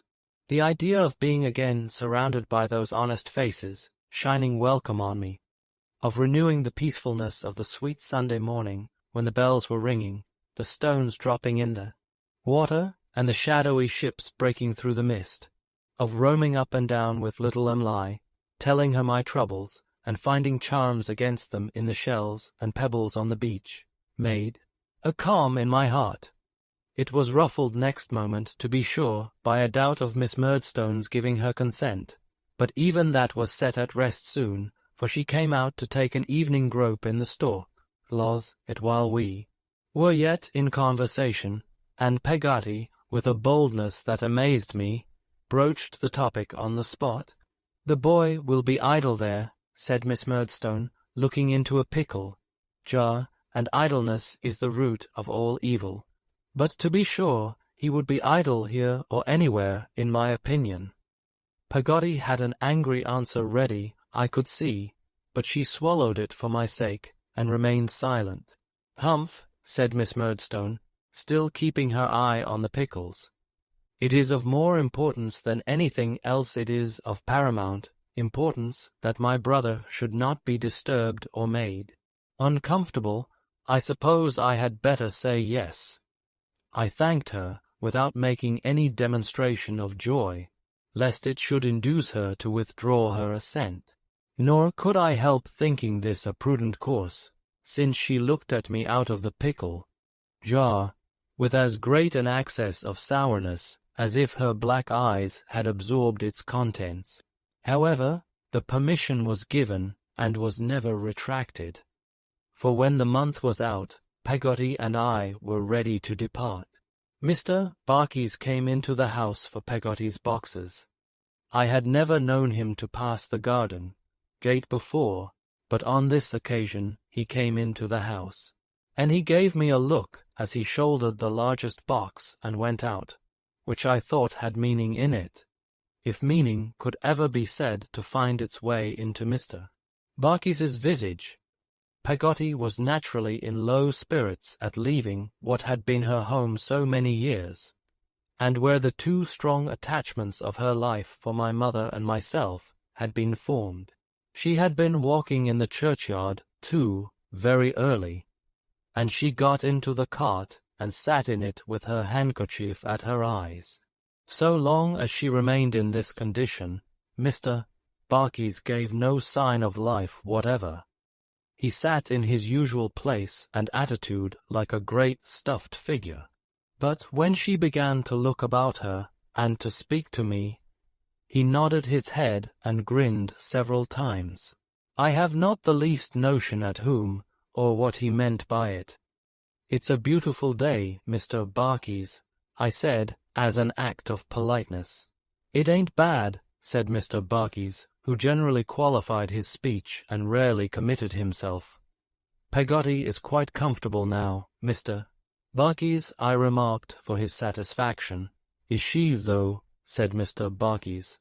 After reflecting about it with a sagacious air, Mr. Barkis eyed her and said, "Are you pretty comfortable?" Peggotty laughed and answered in the affirmative. "But really and truly, you know, are you?" growled Mr. Barkis, sliding nearer to her on the seat and nudging her with his elbow. "Are you really and truly pretty comfortable? Are you, at each of these inquiries, Mr. Barkis shuffled nearer to her and gave her another nudge, so that at last we were all crowded together in the left-hand corner of the cart, and I was so squeezed that I could hardly bear it. Peggotty calling his attention to my sufferings, Mr. Barkis gave me a little more room at once, and got away by degrees. But I could not help observing that he seemed to think he had hit upon a wonderful expedient for expressing himself in a neat, agreeable, and pointed manner, without the inconvenience of inventing conversation. He manifestly chuckled over it for some time. By and by he turned to Peggotty again, and repeating, "Are you pretty comfortable, though?" bore down upon us as before, until the breath was nearly edged out of my body. By and by he made another descent upon us with the same inquiry, and the same result. At length I got up whenever I saw him coming, and standing on the foot-board, pretended to look at the prospect, after which I did very well. He was so polite as to stop at a public house, expressly on our account, and entertain us with broiled mutton and beer. Even when Peggotty was in the act of drinking, he was seized with one of those approaches, and almost choked her. But as we drew nearer to the end of our journey, He had more to do and less time for gallantry, and when we got on Yarmouth pavement, we were all too much shaken and jolted, I apprehend, to have any leisure for anything else. Mr. Peggotty and Ham waited for us at the old place. They received me and Peggotty in an affectionate manner, and shook hands with Mr. Barkis, who, with his hat on the very back of his head, and a shame-faced leer upon his countenance, and pervading his very legs, presented but a vacant appearance, I thought. They each took one of Peggotty's trunks, and we were going away, when Mr. Barkis solemnly made a sign to me with his forefinger to come under an archway. "I say," growled Mr. Barkis, "it was all right."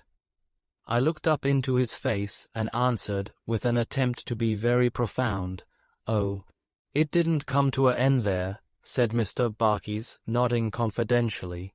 "It was all right." Again I answered, "Oh, you know who was willin'," said my friend. "It was Barkis, and Barkis only." I nodded assent. "It's all right," said Mr.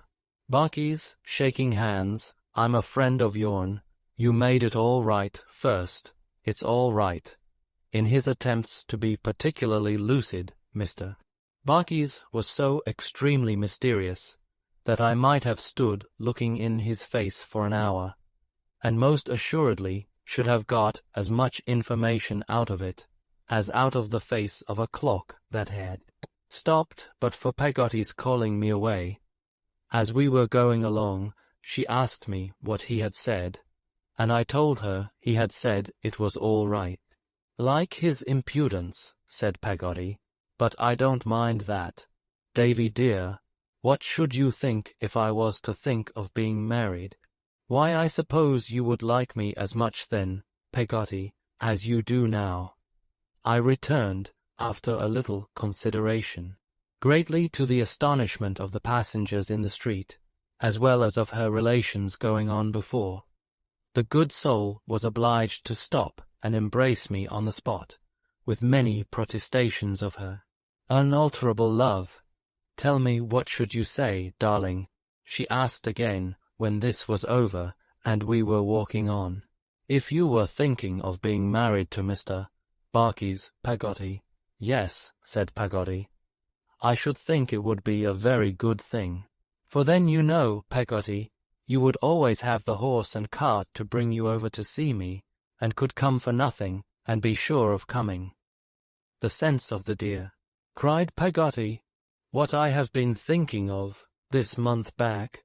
Yes, my precious, and I think I should be more independent altogether, you see, let alone my working with a better heart in my own house than I could in anybody else's now. I don't know what I might be fit for now, as a servant to a stranger, and I shall be always near my pretty's resting place," said Peggotty, musing, "and be able to see it when I like. And when I lie down to rest, I may be laid not far off from my darling girl."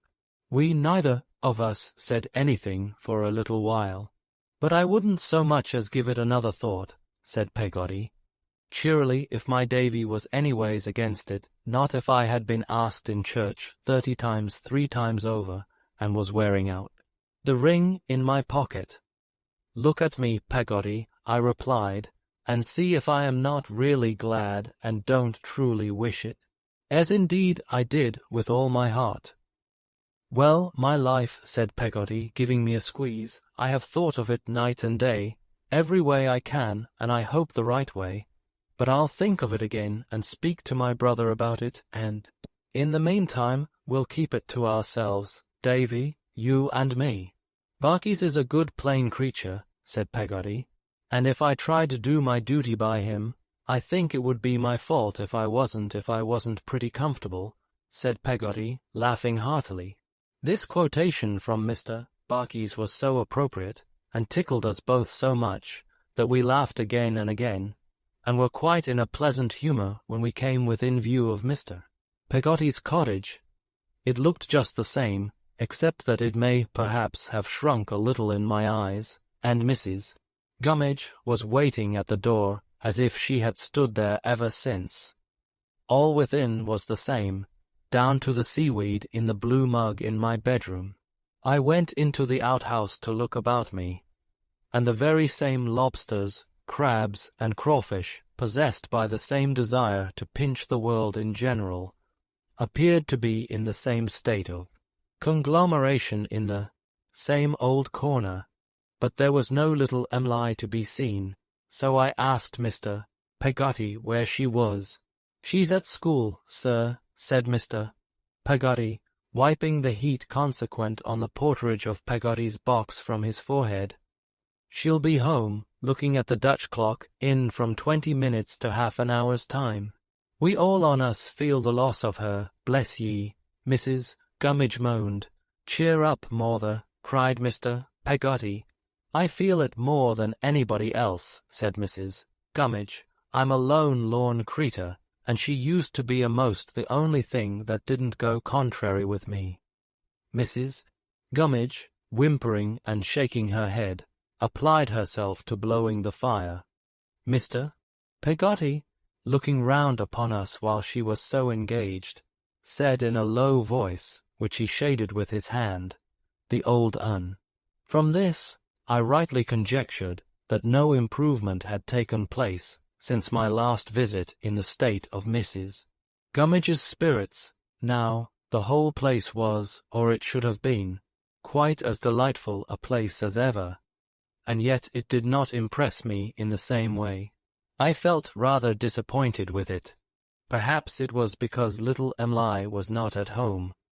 I knew the way by which she would come, and presently found myself strolling along the path to meet her. A figure appeared in the distance before long, and I soon knew it to be Emily, who was a little creature still in stature, though she was grown.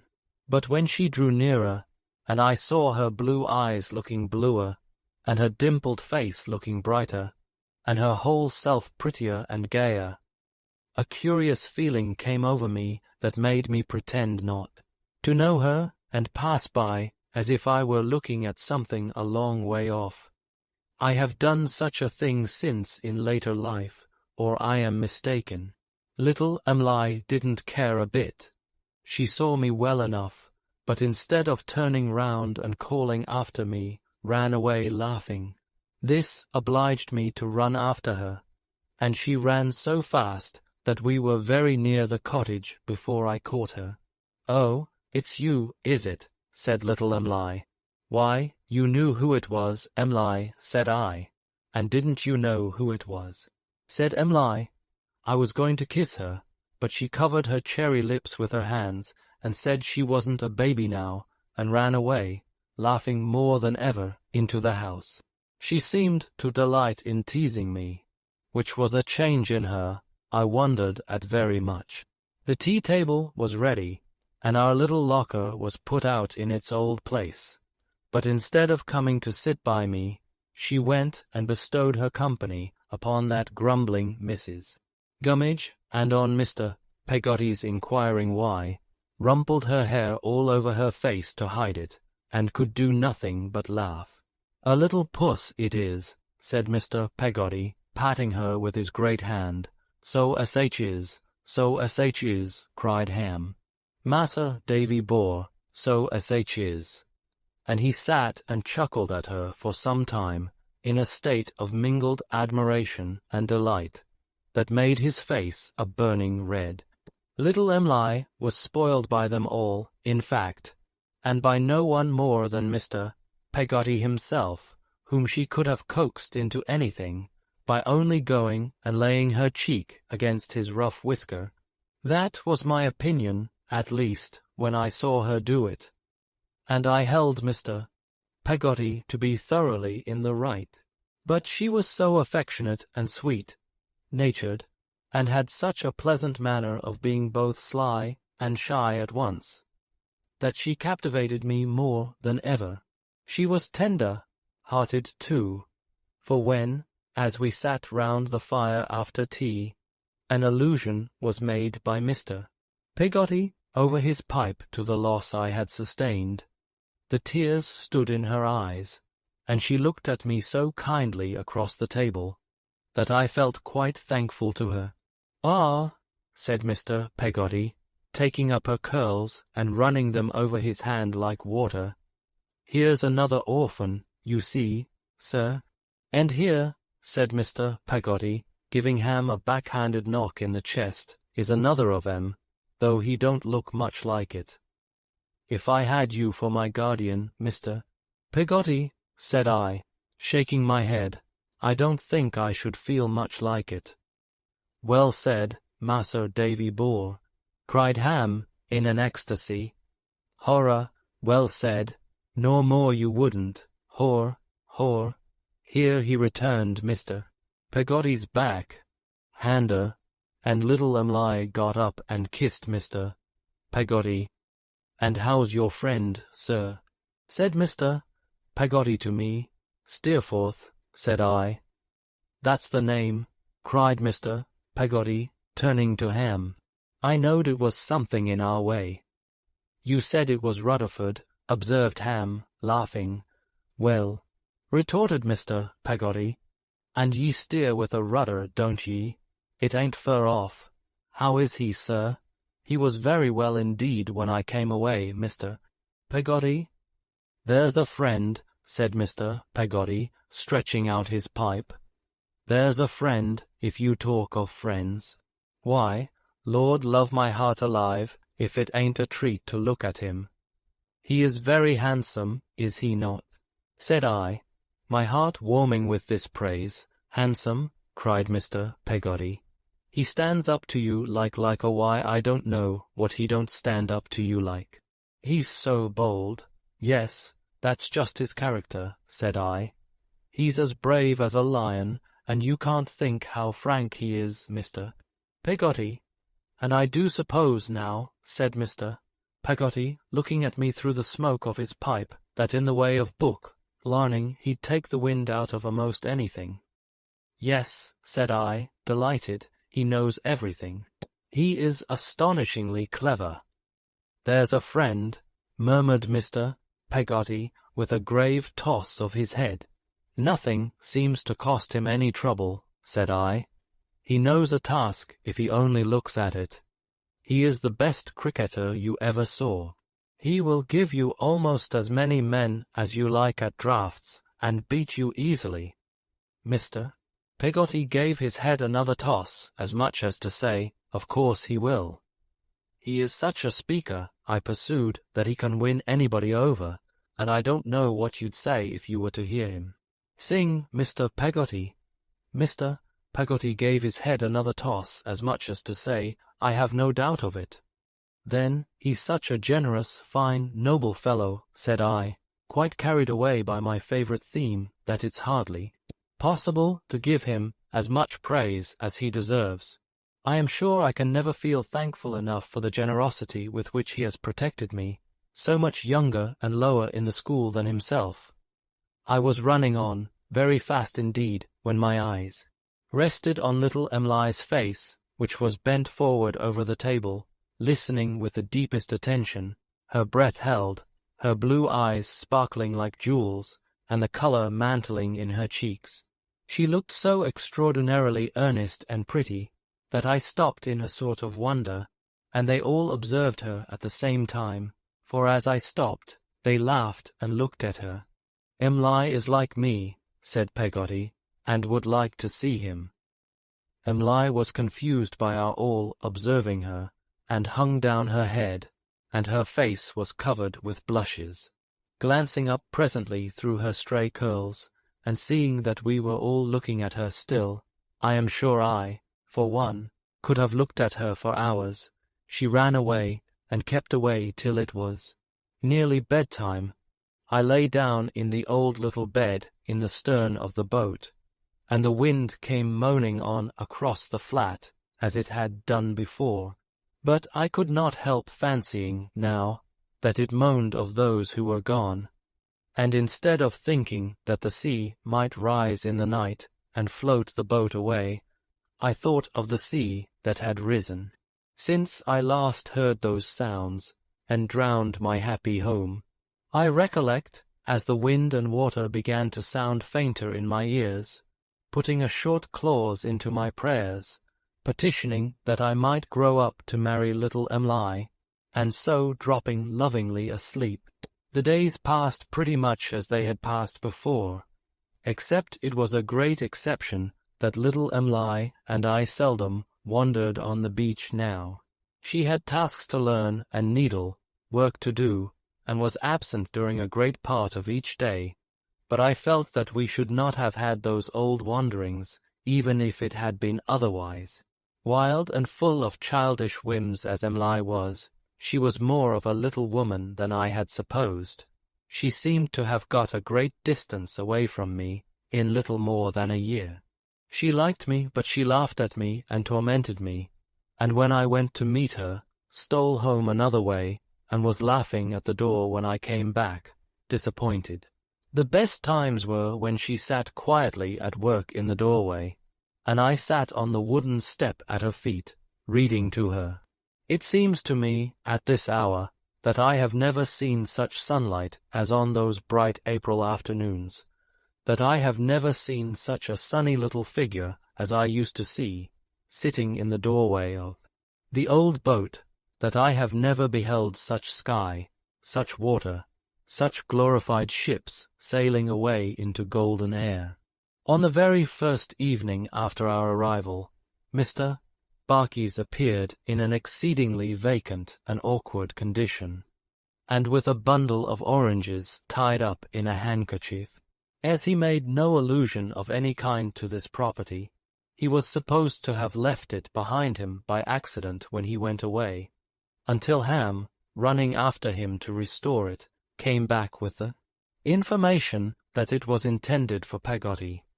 After that occasion he appeared every evening at exactly the same hour, and always with a little bundle, to which he never alluded, and which he regularly put behind the door and left there. These offerings of affection were of a most various and eccentric description.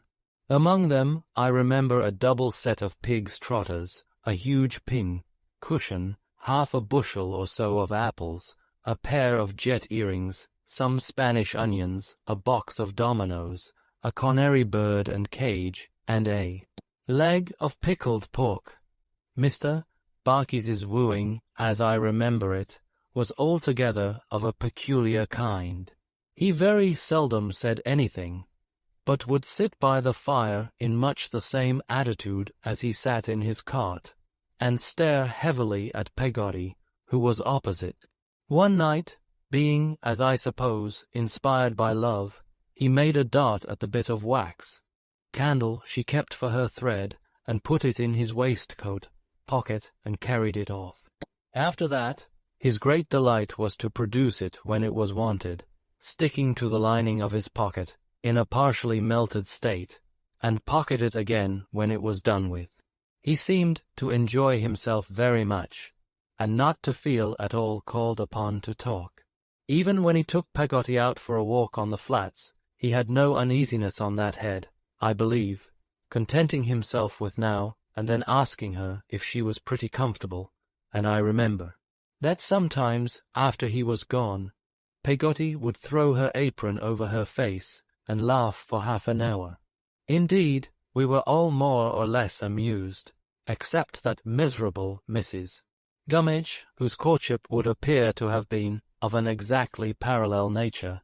She was so continually reminded by these transactions of the old one. At length, when the term of my visit was nearly expired, it was given out that Peggotty and Mr. Barkis were going to make a day's holiday together, and that little Emily and I were to accompany them. I had but a broken sleep the night before, in anticipation of the pleasure of a whole day with Emily. We were all astir betimes in the morning, and while we were yet at breakfast, Mr.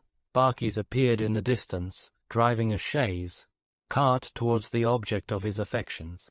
Peggotty was dressed as usual in her neat and quiet mourning, but Mr.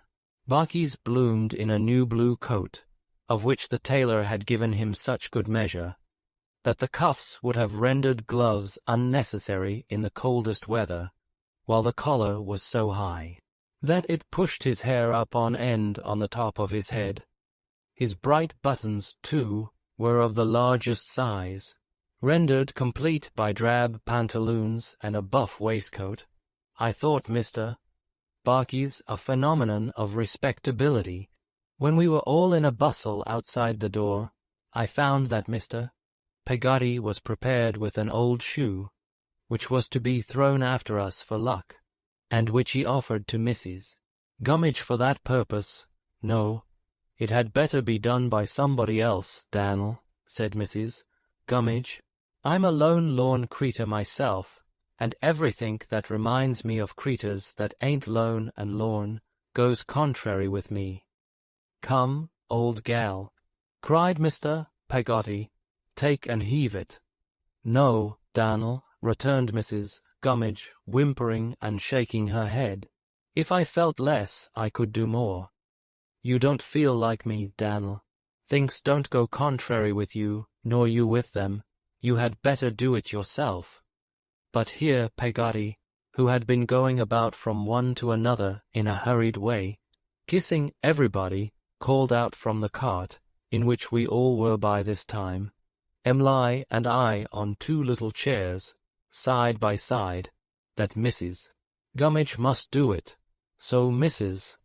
Gummidge did it, and, I am sorry to relate, cast a damp upon the festive character of our departure, by immediately bursting into tears, and sinking subdued into the arms of Ham, with the declaration that she knowed she was a burden, and had better be carried to the house at once, which I really thought was a sensible idea, that Ham might have acted on. Away we went, however, on our holiday excursion, and the first thing we did was to stop at a church where Mr. Barkis tied the horse to some rails, and went in with Peggotty, leaving little Em'ly and me alone in the chaise. I took that occasion to put my arm round Em'ly's waist, and propose that as I was going away so very soon now, we should determine to be very affectionate to one another, and very happy all day. Little Em'ly consenting, and allowing me to kiss her, I became desperate. Informing her, I recollect, that I never could love another, and that I was prepared to shed the blood of anybody who should aspire to her affections. How merry little Em'ly made herself about it, with what a demure assumption of being immensely older and wiser than I. The fairy little woman said I was a silly boy, and then laughed so charmingly that I forgot the pain of being called by that disparaging name in the pleasure of looking at her. Mr. Barkis and Peggotty were a good while in the church, but came out at last, and then we drove away into the country. As we were going along, Mr. Barkis turned to me, and said, with a wink, by the by, I should hardly have thought, before, that he could wink. What name was it, as I wrote up in the cart? Clara Peggotty, I answered. What name would it be, as I should write up now, if there was a tilt here?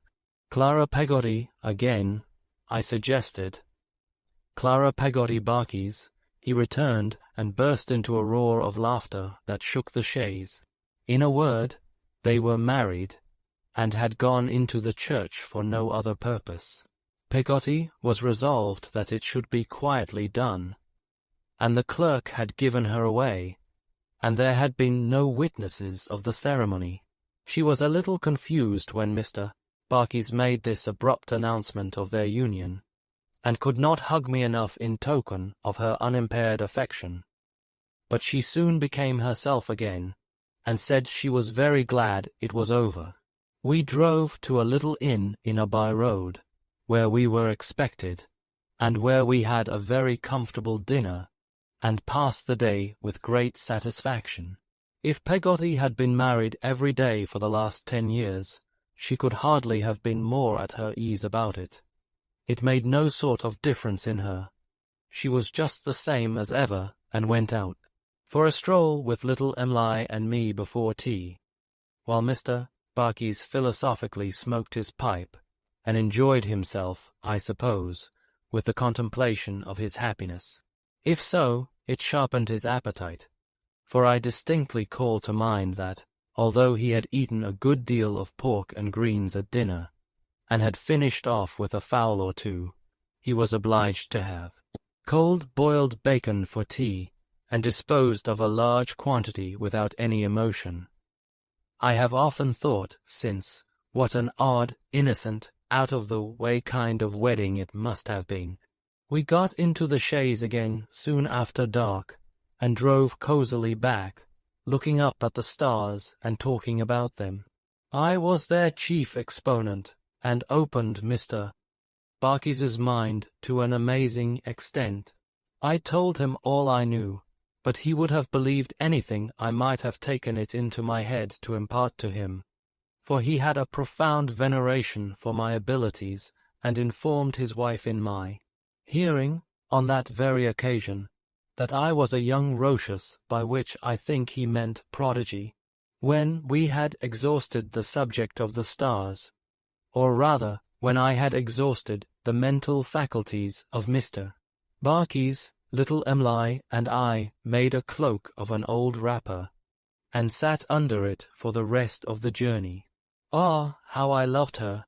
What happiness, I thought, if we were married, and were going away anywhere to live among the trees and in the fields, never growing older, never growing wiser, children ever rambling hand in hand, through sunshine and among flowery meadows, laying down our heads on moss at night, in a sweet sleep of purity and peace, and buried by the birds when we were dead. Some such picture, with no real world in it, bright with the light of our innocence, and vague as the stars afar off, was in my mind all the way. I am glad to think there were two such guileless hearts at Peggotty's marriage as little Emily's and mine. I am glad to think the Loves and Graces took such airy forms in its homely procession. Well, we came to the old boat again in good time at night, and there Mr. and Mrs. Barkis bade us good-bye, and drove away snugly to their own home. I felt then, for the first time, that I had lost Peggotty. I should have gone to bed with a sore heart indeed under any other roof, but that which sheltered little Emily's head. Mr. Peggotty and Ham knew what was in my thoughts as well as I did, and were ready with some supper and their hospitable faces to drive it away. Little Emily came and sat beside me on the locker, for the only time in all that visit, and it was altogether a wonderful close to a wonderful day. It was a night tide, and soon after we went to bed, Mr. Peggotty and Ham went out to fish. I felt very brave at being left alone in the solitary house, the protector of Emily and Mrs. Gummidge, and only wished that a lion or a serpent, or any ill-disposed monster, would make an attack upon us, that I might destroy him and cover myself with glory. But as nothing of the sort happened to be walking about on Yarmouth Flats that night, I provided the best substitute I could by dreaming of dragons until morning. With morning came Peggotty, who called to me, as usual, under my window, as if Mr. Barkis the carrier had been from first to last a dream too. After breakfast she took me to her own home, and a beautiful little home it was. Of all the movables in it, I must have been impressed by a certain old bureau of some dark wood in the parlour. The tile-floored kitchen was the general sitting room, with a retreating top which opened, let down, and became a desk, within which was a large quarto edition of Fox's Book of Martyrs. This precious volume, of which I do not recollect one word, I immediately discovered and immediately applied myself to, and I never visited the house afterwards, but I kneeled on a chair, opened the casket where this gem was enshrined, spread my arms over the desk, and fell to devouring the book afresh. I was chiefly edified, I am afraid, by the pictures, which were numerous, and represented all kinds of dismal horrors. But the Martyrs and Peggotty's house have been inseparable in my mind ever since, and are now. I took leave of Mr. Peggotty and Ham and Mrs. Gummidge and little Emily that day, and passed the night at Peggotty's, in a little room in the roof, with a crocodile book on a shelf by the bed's head, which was to be always mine, Peggotty said, and should always be kept for me, in exactly the same state. Young or old, Davy dear, as long as I am alive and have this house over my head, said Peggotty, you shall find it as if I expected you here directly minute. I shall keep it every day, as I used to keep your old little room, my darling, and if you was to go to China, you might think of it as being kept just the same, all the time you were away. I felt the truth and constancy of my dear old nurse with all my heart, and thanked her as well as I could. That was not very well, for she spoke to me thus, with her arms round my neck, in the morning, and I was going home in the morning, and I went home in the morning with herself and Mr. Barkis in the cart. They left me at the gate, not easily or lightly, and it was a strange sight to me to see the cart go on, taking Peggotty away, and leaving me under the old elm trees looking at the house in which there was no face to look on mine with love or liking any more. And now I fell into a state of neglect, which I cannot look back upon without compassion. I fell at once into a solitary condition, apart from all friendly notice, apart from the society of all other boys of my own age, apart from all companionship but my own spiritless thoughts, which seems to cast its gloom upon this paper as I write. What would I have given to have been sent to the hardest school that ever was kept? To have been taught something, anyhow, anywhere? No such hope dawned upon me. They disliked me, and they sullenly, sternly, steadily overlooked me. I think Mr. Murdstone's means were straitened at about this time, but it is little to the purpose. He could not bear me, and in putting me from him he tried, as I believe, to put away the notion that I had any claim upon him, and succeeded. I was not actively ill-used. I was not beaten or starved, but the wrong that was done to me had no intervals of relenting, and was done in a systematic, passionless manner. Day after day, week after week, month after month, I was coldly neglected.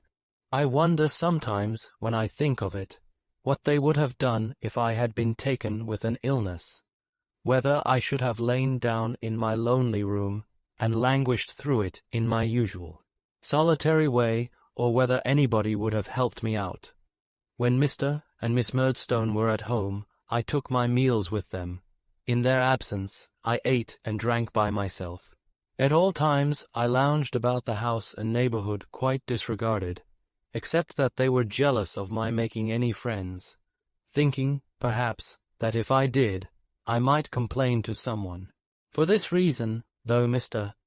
Chillip often asked me to go and see him, he was a widower, having, some years before that, lost a little small light-haired wife, whom I can just remember connecting in my own thoughts with a pale tortoise-shell cat. It was but seldom that I enjoyed the happiness of passing an afternoon in his closet of a surgery, reading some book that was new to me, with the smell of the whole pharmacopoeia coming up my nose, or pounding something in a mortar under his mild directions. For the same reason, added no doubt to the old dislike of her, I was seldom allowed to visit Peggotty. Faithful to her promise, she either came to see me, or met me somewhere near, once every week, and never empty-handed. But many and bitter were the disappointments I had in being refused permission to pay a visit to her at her house. Some few times, however, at long intervals, I was allowed to go there, and then I found out that Mr. Barkis was something of a miser, or as Peggotty dutifully expressed it, was a little near, and kept a heap of money in a box under his bed, which he pretended was only full of coats and trousers. In this coffer his riches hid themselves with such a tenacious modesty, that the smallest instalments could only be tempted out by artifice, so that Peggotty had to prepare a long and elaborate scheme, a very gunpowder plot, for every Saturday's expenses.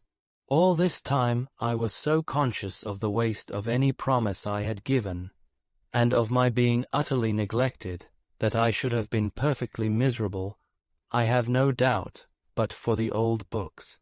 They were my only comfort, and I was as true to them as they were to me, and read them over and over, I don't know how many times more.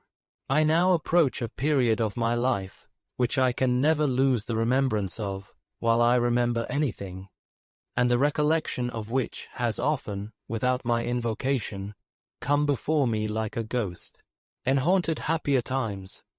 I had been out, one day, loitering somewhere, in the listless, meditative manner that my way of life engendered, when, turning the corner of a lane near our house, I came upon Mr. Murdstone walking with a gentleman. I was confused, and was going by them, when the gentleman cried, "What? Brooks?" "No, sir, David Copperfield," I said. "Don't tell me. You are Brooks," said the gentleman. "You are Brooks of Sheffield. That's your name." At these words, I observed the gentleman more attentively. His laugh coming to my remembrance too, I knew him to be Mr. Quinion, whom I had gone over to Lowestoft with Mr. Murdstone to see, before it is no matter, I need not recall when. "And how do you get on, and where are you being educated, Brooks?" said Mr. Quinion. He had put his hand upon my shoulder, and turned me about to walk with them. I did not know what to reply, and glanced dubiously at Mr. Murdstone. "He is at home at present," said the latter. "He is not being educated anywhere. I don't know what to do with him. He is a difficult subject." That old, double look was on me for a moment, and then his eyes darkened with a frown as it turned, in its aversion, elsewhere. "Humph," said Mr. Quinion, looking at us both, I thought. "Fine weather." Silence ensued, and I was considering how I could best disengage my shoulder from his hand, and go away, when he said, "I suppose you are a pretty sharp fellow still." "Eh, Brooks? He is sharp enough," said Mr. Murdstone impatiently. "You had better let him go. He will not thank you for troubling him." On this hint, Mr. Quinion released me, and I made the best of my way home. Looking back, as I turned into the front garden, I saw Mr. Murdstone leaning against the wicket of the churchyard, and Mr. Quinion talking to him. They were both looking after me, and I felt that they were speaking of me. Mr. Quinion lay at our house that night. After breakfast the next morning, I had put my chair away, and was going out of the room, when Mr. Murdstone called me back. He then gravely repaired to another table, where his sister sat herself at her desk. Mr. Quinion, with his hands in his pockets, stood looking out of window, and I stood looking at them all. "David," said Mr. Murdstone, "to the young this is a world for action, not for moping and droning in." "As you do," added his sister. "Jane Murdstone, leave it to me, if you please." "I say, David, to the young this is a world for action, and not for moping and droning in. It is especially so for a young boy of your disposition, which requires a great deal of correcting, and to which no greater service can be done than to force it to conform to the ways of the working world, and to bend it and break it. For stubbornness won't do here," said his sister. "What it wants is to be crushed, and crushed it must be, shall be too." He gave her a look, half in remonstrance, half in approval, and went on. "I suppose you know, David, that I am not rich. At any rate, you know it now. You have received some considerable education already. Education is costly, and even if it were not, and I could afford it, I am of opinion that it would not be at all advantageous to you to be kept at school. What is before you is a fight with the world, and the sooner you begin it, the better." I think it occurred to me that I had already begun it in my poor way, but it occurs to me now, whether or no. "You have heard the counting-house mentioned sometimes," said Mr. Murdstone. "The counting-house, sir?" I repeated. "Of Murdstone and Grinby, in the wine trade," he replied. I suppose I looked uncertain, for he went on hastily. "You have heard the counting-house mentioned, or the business, or the cellars, or the wharf, or something about it." "I think I have heard the business mentioned, sir," I said, remembering what I vaguely knew of his and his sister's resources. "But I don't know when." "It does not matter when," he returned. "Mr. Quinion manages that business." I glanced at the latter deferentially as he stood looking out of window. "Mr. Quinion suggests that it gives employment to some other boys, and that he sees no reason why it shouldn't, on the same terms, give employment to you." He having Mr. Quinion observed in a low voice, and half turning round, "No other prospect, Murdstone." Mr. Murdstone, with an impatient, even an angry gesture, resumed, without noticing what he had said. "Those terms are, that you will earn enough for yourself to provide for your eating and drinking, and pocket money. Your lodging, which I have arranged for, will be paid by me.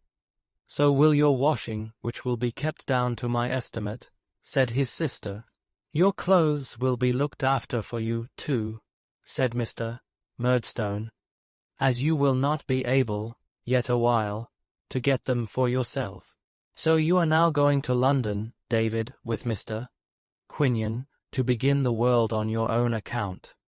In short, you are provided for," observed his sister, "and will please to do your duty." Though I quite understood that the purpose of this announcement was to get rid of me, I have no distinct remembrance whether it pleased or frightened me. My impression is that I was in a state of confusion about it, and, oscillating between the 2 points, touched neither. Nor had I much time for the clearing of my thoughts, as Mr. Quinion was to go upon the morrow.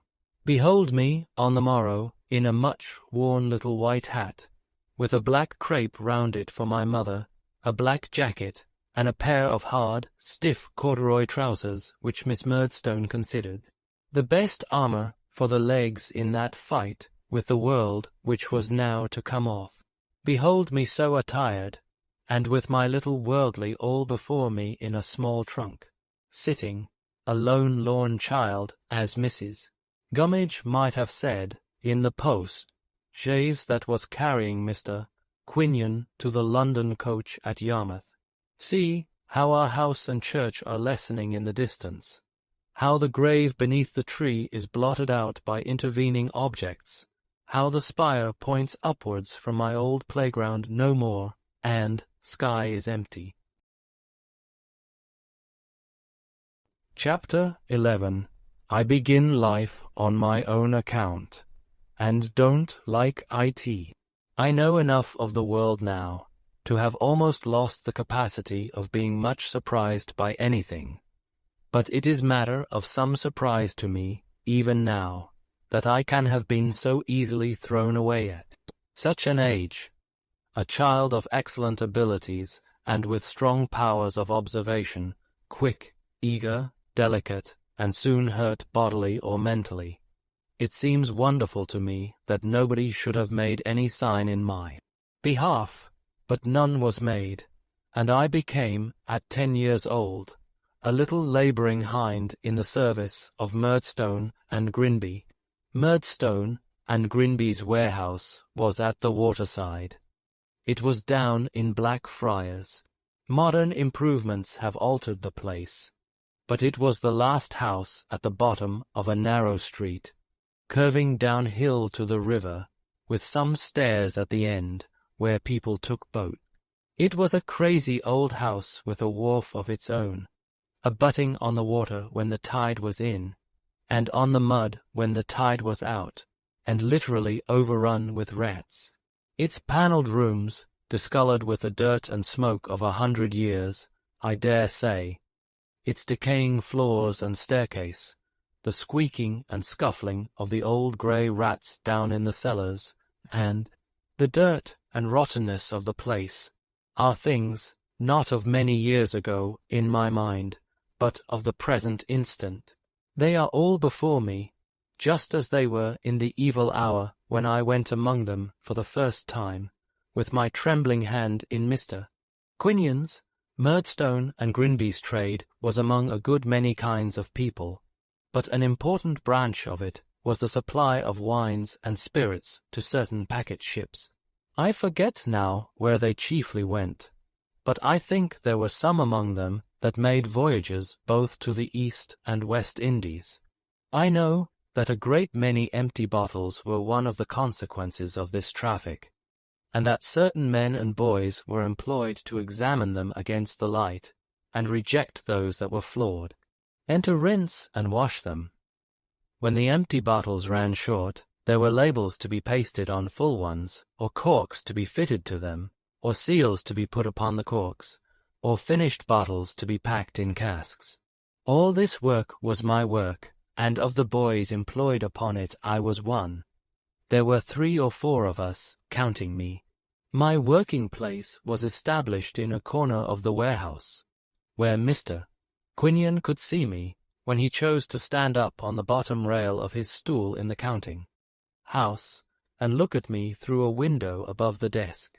Hither, on the first morning of my so auspiciously beginning life on my own account, the oldest of the regular boys was summoned to show me my business. His name was Mick Walker, and he wore a ragged apron and a paper cap. He informed me that his father was a bargeman and walked in a black velvet head dress in the Lord Mayor's show.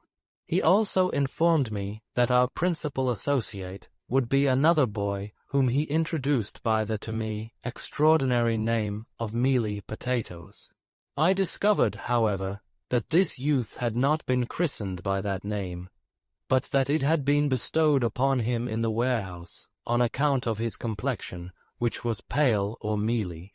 Mealy's father was a waterman, who had the additional distinction of being a fireman, and was engaged as such at one of the large theatres, where some young relation of Mealy's, I think his little sister, did imps in the pantomimes.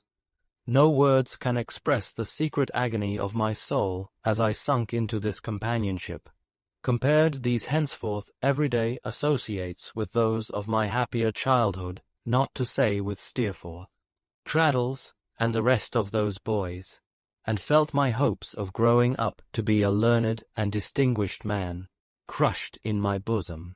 The deep remembrance of the sense I had of being utterly without hope now, of the shame I felt in my position, of the misery it was to my young heart to believe that day by day what I had learned, and thought and delighted in, and raised my fancy and my emulation up by, would pass away from me, little by little, never to be brought back any more, cannot be written. As often as Mick Walker went away in the course of that forenoon, I mingled my tears with the water in which I was washing the bottles, and sobbed as if there were a flaw in my own breast, and it were in danger of bursting.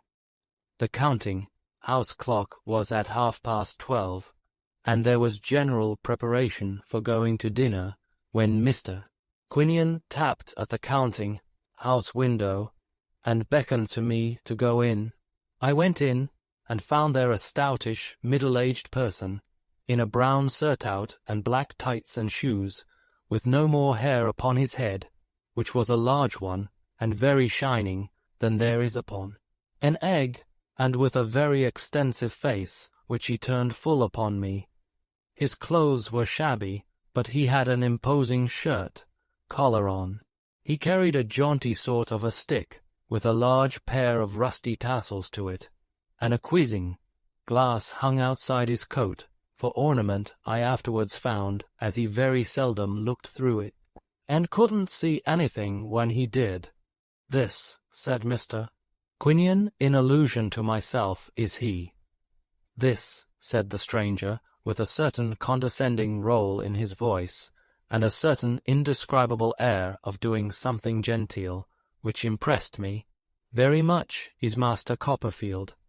I hope I see you well, sir. I said I was very well, and hoped he was. I was sufficiently ill at ease, heaven knows. But it was not in my nature to complain much at that time of my life. So I said I was very well, and hoped he was. I am, said the stranger, thank heaven, quite well. I have received a letter from Mr. Murdstone, in which he mentions that he would desire me to receive into an apartment in the rear of my house, which is at present unoccupied, and is, in short, to be let as I in short, said the stranger, with a smile and in a burst of confidence, as a bedroom, the young beginner whom I have now the pleasure to, and the stranger waved his hand and settled his chin in his shirt collar. This is Mr. Micawber, said Mr. Quinion to me. Ahem, said the stranger, that is my name. Mr. Micawber, said Mr. Quinion, is known to Mr. Murdstone. He takes orders for us on commission, when he can get any. He has been written to by Mr. Murdstone on the subject of your lodgings, and he will receive you as a lodger. My address, said Mr. Micawber, is Windsor Terrace, City Road. I in short, said Mr. Micawber, with the same genteel air, and in another burst of confidence, I live there. I made him a bow. Under the impression, said Mr. Micawber, that your peregrinations in this metropolis have not as yet been extensive, and that you might have some difficulty in penetrating the arcana of the modern Babylon in the direction of the City Road, in short, said Mr. Micawber, in another burst of confidence, that you might lose yourself, I shall be happy to call this evening, and install you in the knowledge of the nearest way.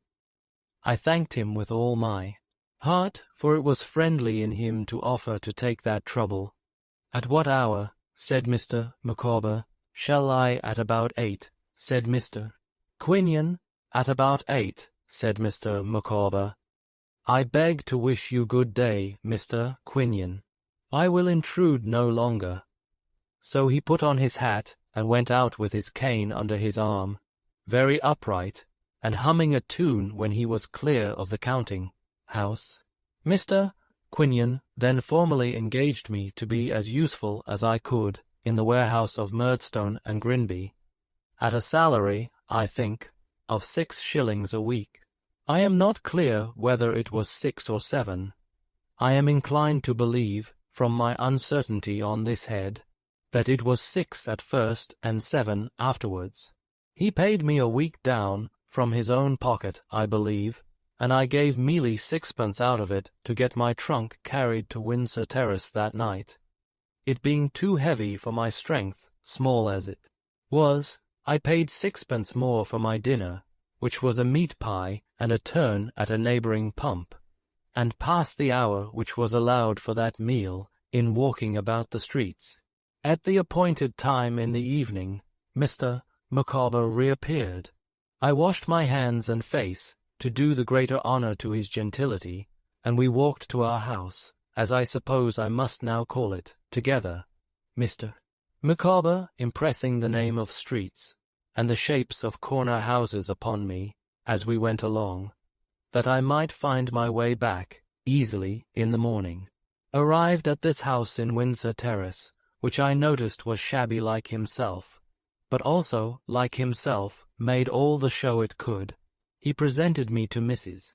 Micawber, a thin and faded lady, not at all young, who was sitting in the parlour. The first floor was altogether unfurnished, and the blinds were kept down to delude the neighbours, with a baby at her breast. This baby was one of twins, and I may remark here that I hardly ever, in all my experience of the family, saw both the twins detached from Mrs. Micawber at the same time. One of them was always taking refreshment. There were 2 other children, Master Micawber, aged about 4, and Miss Micawber, aged about 3. These, and a dark-complexioned young woman with a habit of snorting, who was servant to the family, and informed me, before half an hour had expired, that she was a orphan and came from St. Luke's workhouse in the neighbourhood, completed the establishment. My room was at the top of the house at the back, a closed chamber, stenciled all over with an ornament which my young imagination represented as a blue muffin, and very scantily furnished. "I never thought," said Mrs. Micawber, when she came up, twin and all, to show me the apartment and sat down to take breath, before I was married, when I lived with Papa and Mamma, that I should ever find it necessary to take a lodger, but Mr. Micawber being in difficulties, all considerations of private feeling must give way. I said, "Yes, ma'am." "Mr. Micawber's difficulties are almost overwhelming just at present," said Mrs. Micawber, "and whether it is possible to bring him through them, I don't know. When I lived at home with Papa and Mamma, I really should have hardly understood what the word meant, in the sense in which I now employ it, but experientia does it, as Papa used to say. I cannot satisfy myself whether she told me that Mr. Micawber had been an officer in the Marines, or whether I have imagined it. I only know that I believe to this hour that he was in the Marines once upon a time, without knowing why. He was a sort of town traveller for a number of miscellaneous houses now, but made little or nothing of it, I am afraid. If Mr. Micawber's creditors will not give him time, said Mrs. Micawber, they must take the consequences, and the sooner they bring it to an issue, the better. Blood cannot be obtained from a stone, neither can anything on account be obtained at present, not to mention law expenses, from Mr. Micawber. I never can quite understand whether my precocious self-dependence confused Mrs. Micawber in reference to my age, or whether she was so full of the subject that she would have talked about it to the very twins, if there had been nobody else to communicate with. But this was the strain in which she began, and she went on accordingly all the time I knew her. Poor Mrs. Micawber, she said she had tried to exert herself, and so, I have no doubt, she had. The centre of the street door was perfectly covered with a great brass plate, on which was engraved Mrs. Micawber's boarding establishment for young ladies, but I never found that any young lady had ever been to school there, or that any young lady ever came, or proposed to come, or that the least preparation was ever made to receive any young lady. The only visitors I ever saw or heard of were creditors. They used to come at all hours, and some of them were quite ferocious. One dirty-faced man, I think he was a boot-maker, used to edge himself into the passage as early as 7 o'clock in the morning, and call up the stairs to Mr. Micawber, "Come, you ain't out yet, you know. Pay us, will you? Don't hide, you know, that's mean. I wouldn't be mean if I was you. Pay us, will you? You just pay us, d'ye hear? Come." Receiving no answer to these taunts, he would mount in his wrath to the words swindlers and robbers, and these being ineffectual too, would sometimes go to the extremity of crossing the street, and roaring up at the windows of the second floor, where he knew Mr. Micawber was. At these times Mr. Micawber would be transported with grief and mortification, even to the length, as I was once made aware by a scream from his wife, of making motions at himself with a razor, but within half an hour. Afterwards he would polish up his shoes with extraordinary pains, and go out, humming a tune with a greater air of gentility than ever. Mrs. Micawber was quite as elastic. I have known her to be thrown into fainting fits by the king's taxes at 3 o'clock, and to eat lamb chops, breaded, and drink warm ale, paid for with 2 teaspoons that had gone to the pawnbrokers at 4. On one occasion, when an execution had just been put in, coming home through some chance as early as 6 o'clock, I saw her lying, of course with a twin, under the grate in a swoon, with her hair all torn about her face, but I never knew her more cheerful than she was, that very same night, over a veal cutlet before the kitchen fire, telling me stories about her papa and mamma, and the company they used to keep. In this house, and with this family, I passed my leisure time. My own exclusive breakfast of a penny loaf and a pennyworth of milk I provided myself. I kept another small loaf and a modicum of cheese on a particular shelf of a particular cupboard to make my supper on when I came back at night. This made a hole in the 6 or 7 shillings, I know well, and I was out at the warehouse all day, and had to support myself on that money all the week. From Monday morning until Saturday night, I had no advice, no counsel, no encouragement, no consolation, no assistance, no support of any kind from anyone that I can call to mind as I hope to go to heaven. I was so young and childish, and so little qualified, how could I be otherwise, to undertake the whole charge of my own existence, that often, in going to Murdstone and Grinby's of a morning, I could not resist the stale pastry put out for sale at half price at the pastrycook's doors, and spent in that the money I should have kept for my dinner. Then I went without my dinner, or bought a roll or a slice of pudding. I remember 2 pudding shops, between which I was divided, according to my finances. One was in a court close to St. Martin's Church at the back of the church, which is now removed altogether. The pudding at that shop was made of currants, and was rather a special pudding, but was dear, 2d, worth not being larger than a pennyworth of more ordinary pudding. A good shop for the latter was in the Strand somewhere in that part, which has been rebuilt since. It was a stout, pale pudding, heavy and flabby, and with great flat raisins in it, stuck in whole at wide distances apart. It came up hot at about my time every day, and many a day did I dine off it. When I dined regularly and handsomely, I had a saveloy and a penny loaf, or a 4-penny plate of red beef from a cook's shop, or a plate of bread and cheese and a glass of beer from a miserable old public house opposite our place of business, called the Lion, or the Lion and something else that I have forgotten. Once I remember carrying my own bread, which I had brought from home in the morning, under my arm, wrapped in a piece of paper, like a book, and going to a famous Alamoed beef house near Drury Lane, and ordering a small plate of that delicacy to eat with it. What the waiter thought of such a strange little apparition coming in all alone, I don't know, but I can see him now, staring at me as I ate my dinner, and bringing up the other waiter to look. I gave him a halfpenny for himself, and I wish he hadn't taken it. We had half an hour, I think, for tea. When I had money enough, I used to get half a pint of ready-made coffee, and a slice of bread and butter. When I had none, I used to look at a venison shop in Fleet Street, or I have strolled at such a time as far as Covent Garden Market, and stared at the pineapples. I was fond of wandering about the Adelphi, because it was a mysterious place with those dark arches.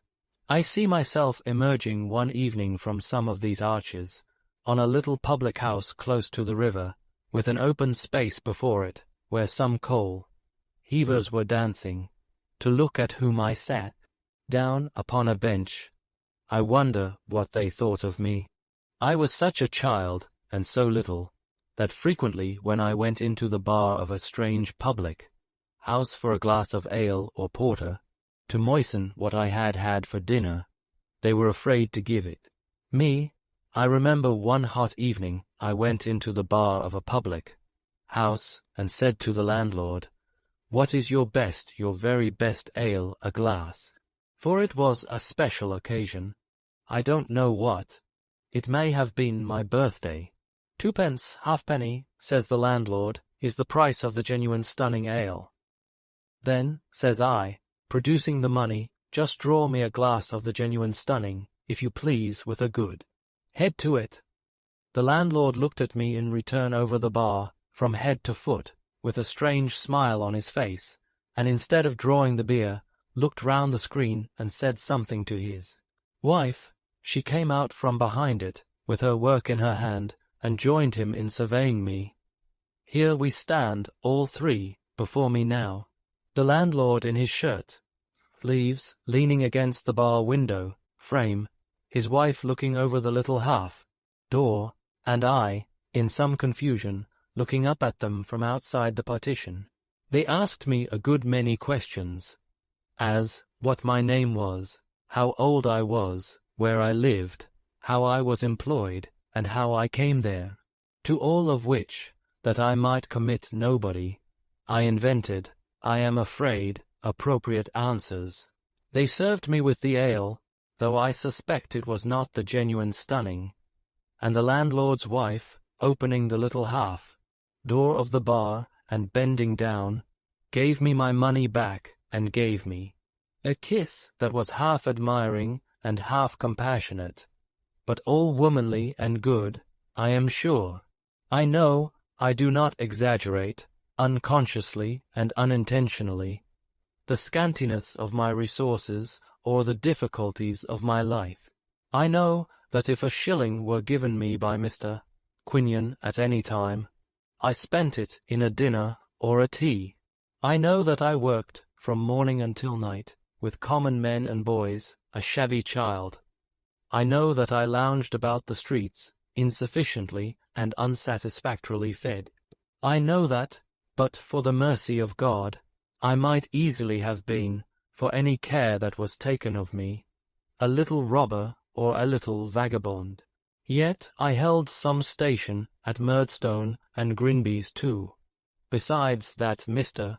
Quinion did what a careless man so occupied, and dealing with a thing so anomalous, could, to treat me as one upon a different footing from the rest. I never said, to man or boy, how it was that I came to be there, or gave the least indication of being sorry that I was there. That I suffered in secret, and that I suffered exquisitely, no one ever knew but I. How much I suffered, it is, as I have said already, utterly beyond my power to tell. But I kept my own counsel, and I did my work. I knew from the first, that, if I could not do my work as well as any of the rest, I could not hold myself above slight and contempt. I soon became at least as expeditious, and as skilful as either of the other boys. Though perfectly familiar with them, my conduct and manner were different enough from theirs to place a space between us. They and the men generally spoke of me as the little gent, or the young Suffolker. A certain man named Gregory, who was foreman of the packers, and another named Tip, who was the carman and wore a red jacket, used to address me sometimes as David, but I think it was mostly when we were very confidential, and when I had made some efforts to entertain them over our work with some results of the old readings, which were fast perishing out of my remembrance. Mealy Potatoes uprose once, and rebelled against my being so distinguished, but Mick Walker settled him in no time. My rescue from this kind of existence I considered quite hopeless, and abandoned, as such, altogether. I am solemnly convinced that I never for 1 hour was reconciled to it, or was otherwise than miserably unhappy, but I bore it, and even to Peggotty, partly for the love of her and partly for shame. Never, in any letter, though many passed between us, revealed the truth. Mr. Micawber's difficulties were an addition to the distressed state of my mind. In my forlorn state, I became quite attached to the family, and used to walk about, busy with Mrs. Micawber's calculations of ways and means, and heavy with the weight of Mr. Micawber's debts, on a Saturday night, which was my grand treat, partly because it was a great thing to walk home with 6 or 7 shillings in my pocket, looking into the shops, and thinking what such a sum would buy, and partly because I went home early, Mrs. Micawber would make the most heart-rending confidences to me. Also on a Sunday morning, when I mixed the portion of tea or coffee I had bought overnight in a little shaving pot and sat late at my breakfast, it was nothing at all unusual for Mr. Micawber to sob violently at the beginning of one of these Saturday night conversations, and sing about Jack's delight being his lovely Nan towards the end of it. I have known him come home to supper with a flood of tears, and a declaration that nothing was now left but a jail, and go to bed making a calculation of the expense of putting bow windows to the house in case anything turned up, which was his favourite expression, and Mrs. Micawber was just the same. A curious equality of friendship originating, I suppose, in our respective circumstances, sprung up between me and these people, notwithstanding the ludicrous disparity in our years. But I never allowed myself to be prevailed upon to accept any invitation to eat and drink with them out of their stock, knowing that they got on badly with the butcher and baker, and had often not too much for themselves until Mrs. Micawber took me into her entire confidence. This she did one evening as follows. "Master Copperfield," said Mrs. Micawber, "I make no stranger of you, and therefore do not hesitate to say that Mr. Micawber's difficulties are coming to a crisis." It made me very miserable to hear it, and I looked at Mrs. Micawber's red eyes with the utmost sympathy. "With the exception of the heel of a Dutch cheese, which is not adapted to the wants of a young family," said Mrs. Micawber, "there is really not a scrap of anything in the larder. I was accustomed to speak of the larder when I lived with Papa and Mamma, and I use the word almost unconsciously. What I mean to express is that there is nothing to eat in the house." "Dear me," I said, in great concern.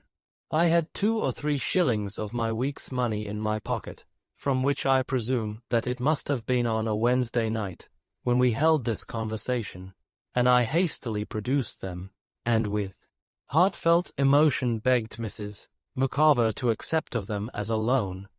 But that lady, kissing me, and making me put them back in my pocket, replied that she couldn't think of it. "No, my dear Master Copperfield," said she, "far be it from my thoughts.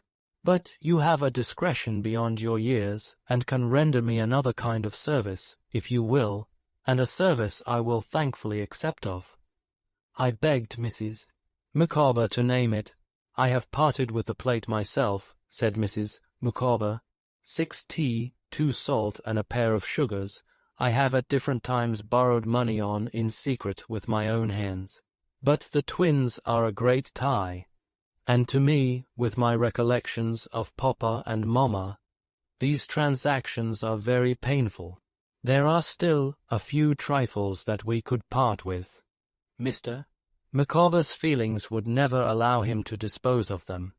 And Clickett, this was the girl from the workhouse being of a vulgar mind, would take painful liberties if so much confidence was reposed in her. Master Copperfield, if I might ask you, I understood Mrs. Micawber now, and begged her to make use of me to any extent. I began to dispose of the more portable articles of property that very evening, and went out on a similar expedition almost every morning, before I went to Murdstone and Grinby's. Mr. Micawber had a few books on a little chiffonier, which he called the library, and those went first. I carried them, one after another, to a bookstall in the City Road, one part of which, near our house, was almost all bookstalls and bird shops then, and sold them for whatever they would bring. The keeper of this bookstall, who lived in a little house behind it, used to get tipsy every night, and to be violently scolded by his wife every morning. More than once, when I went there early, I had audience of him in a turn-up bedstead, with a cut in his forehead or a black eye, bearing witness to his excesses overnight. I am afraid he was quarrelsome in his drink, and he, with a shaking hand, endeavouring to find the needful shillings in one or other of the pockets of his clothes, which lay upon the floor, while his wife, with a baby in her arms and her shoes down at heel, never left off rating him. Sometimes he had lost his money, and then he would ask me to call again. But his wife had always got some had taken his, I dare say, while he was drunk, and secretly completed the bargain on the stairs as we went down together. At the pawnbroker's shop, too, I began to be very well known.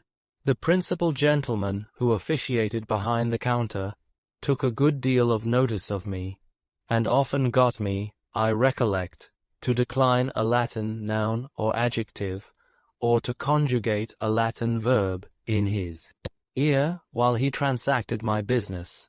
After all these occasions, Mrs. Micawber made a little treat, which was generally a supper, and there was a peculiar relish in these meals which I well remember. At last Mr. Micawber's difficulties came to a crisis, and he was arrested early one morning, and carried over to the King's Bench prison in the Borough. He told me, as he went out of the house, that the god of day had now gone down upon him, and I really thought his heart was broken, and mine too. But I heard, afterwards, that he was seen to play a lively game at skittles before noon. On the first Sunday after he was taken there, I was to go and see him, and have dinner with him.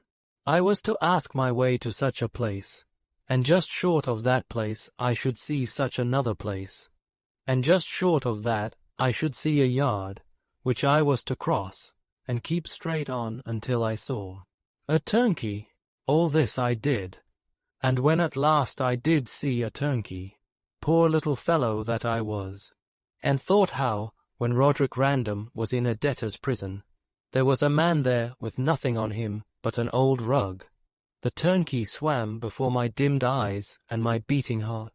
Mr. Micawber was waiting for me within the gate, and we went up to his room, top story but one, and cried very much. He solemnly conjured me, I remember, to take warning by his fate, and to observe that if a man had £20 a year for his income, and spent £19 19 shillings and sixpence, he would be happy, but that if he spent £20 one, he would be miserable.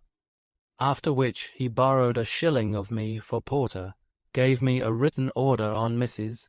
Micawber for the amount, and put away his pocket handkerchief, and cheered up. We sat before a little fire, with 2 bricks put within the rusted grate, one on each side, to prevent its burning too many coals, until another debtor, who shared the room with Mr. Micawber, came in from the bakehouse with the loin of mutton which was our joint stock repast. Then I was sent up to Captain Hopkins in the room overhead, with Mr. Micawber's compliments, and I was his young friend. And would Captain Hopkins lend me a knife and fork? Captain Hopkins lent me the knife and fork, with his compliments to Mr. Micawber. There was a very dirty lady in his little room, and 2 wan girls, his daughters, with shock heads of hair. I thought it was better to borrow Captain Hopkins's knife and fork than Captain Hopkins's comb. The captain himself was in the last extremity of shabbiness, with large whiskers and an old brown great coat with no other coat below it. I saw his bed rolled up in a corner, and what plates and dishes and pots he had on a shelf, and I divined, God knows how, that though the 2 girls with the shock heads of hair were Captain Hopkins's children, the dirty lady was not married to Captain Hopkins. My timid station on his threshold was not occupied more than a couple of minutes at most, but I came down again with all this in my knowledge, as surely as the knife and fork were in my hand. There was something gipsy, like and agreeable in the dinner, after all. I took back Captain Hopkins's knife and fork early in the afternoon, and went home to comfort Mrs. Micawber with an account of my visit. She fainted when she saw me return, and made a little jug of egg, hot afterwards to console us while we talked it over. I don't know how the household furniture came to be sold for the family benefit, or who sold it, except that I did not. Sold it was, however, and carried away in a van, except the bed, a few chairs, and the kitchen table. With these possessions we encamped, as it were, in the 2 parlours of the emptied house in Windsor Terrace. Mrs. Micawber, the children, the orphan, and myself, and lived in those rooms night and day. I have no idea for how long, though it seems to me for a long time. At last Mrs. Micawber resolved to move into the prison, where Mr. Micawber had now secured a room to himself. So I took the key of the house to the landlord, who was very glad to get it, and the beds were sent over to the King's Bench, except mine, for which a little room was hired outside the walls in the neighbourhood of that institution, very much to my satisfaction, since the Micawbers and I had become too used to one another, in our troubles, to part.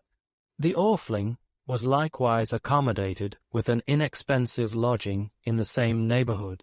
Mine was a quiet back garret with a sloping roof commanding a pleasant prospect of a timber yard, and when I took possession of it, with the reflection that Mr.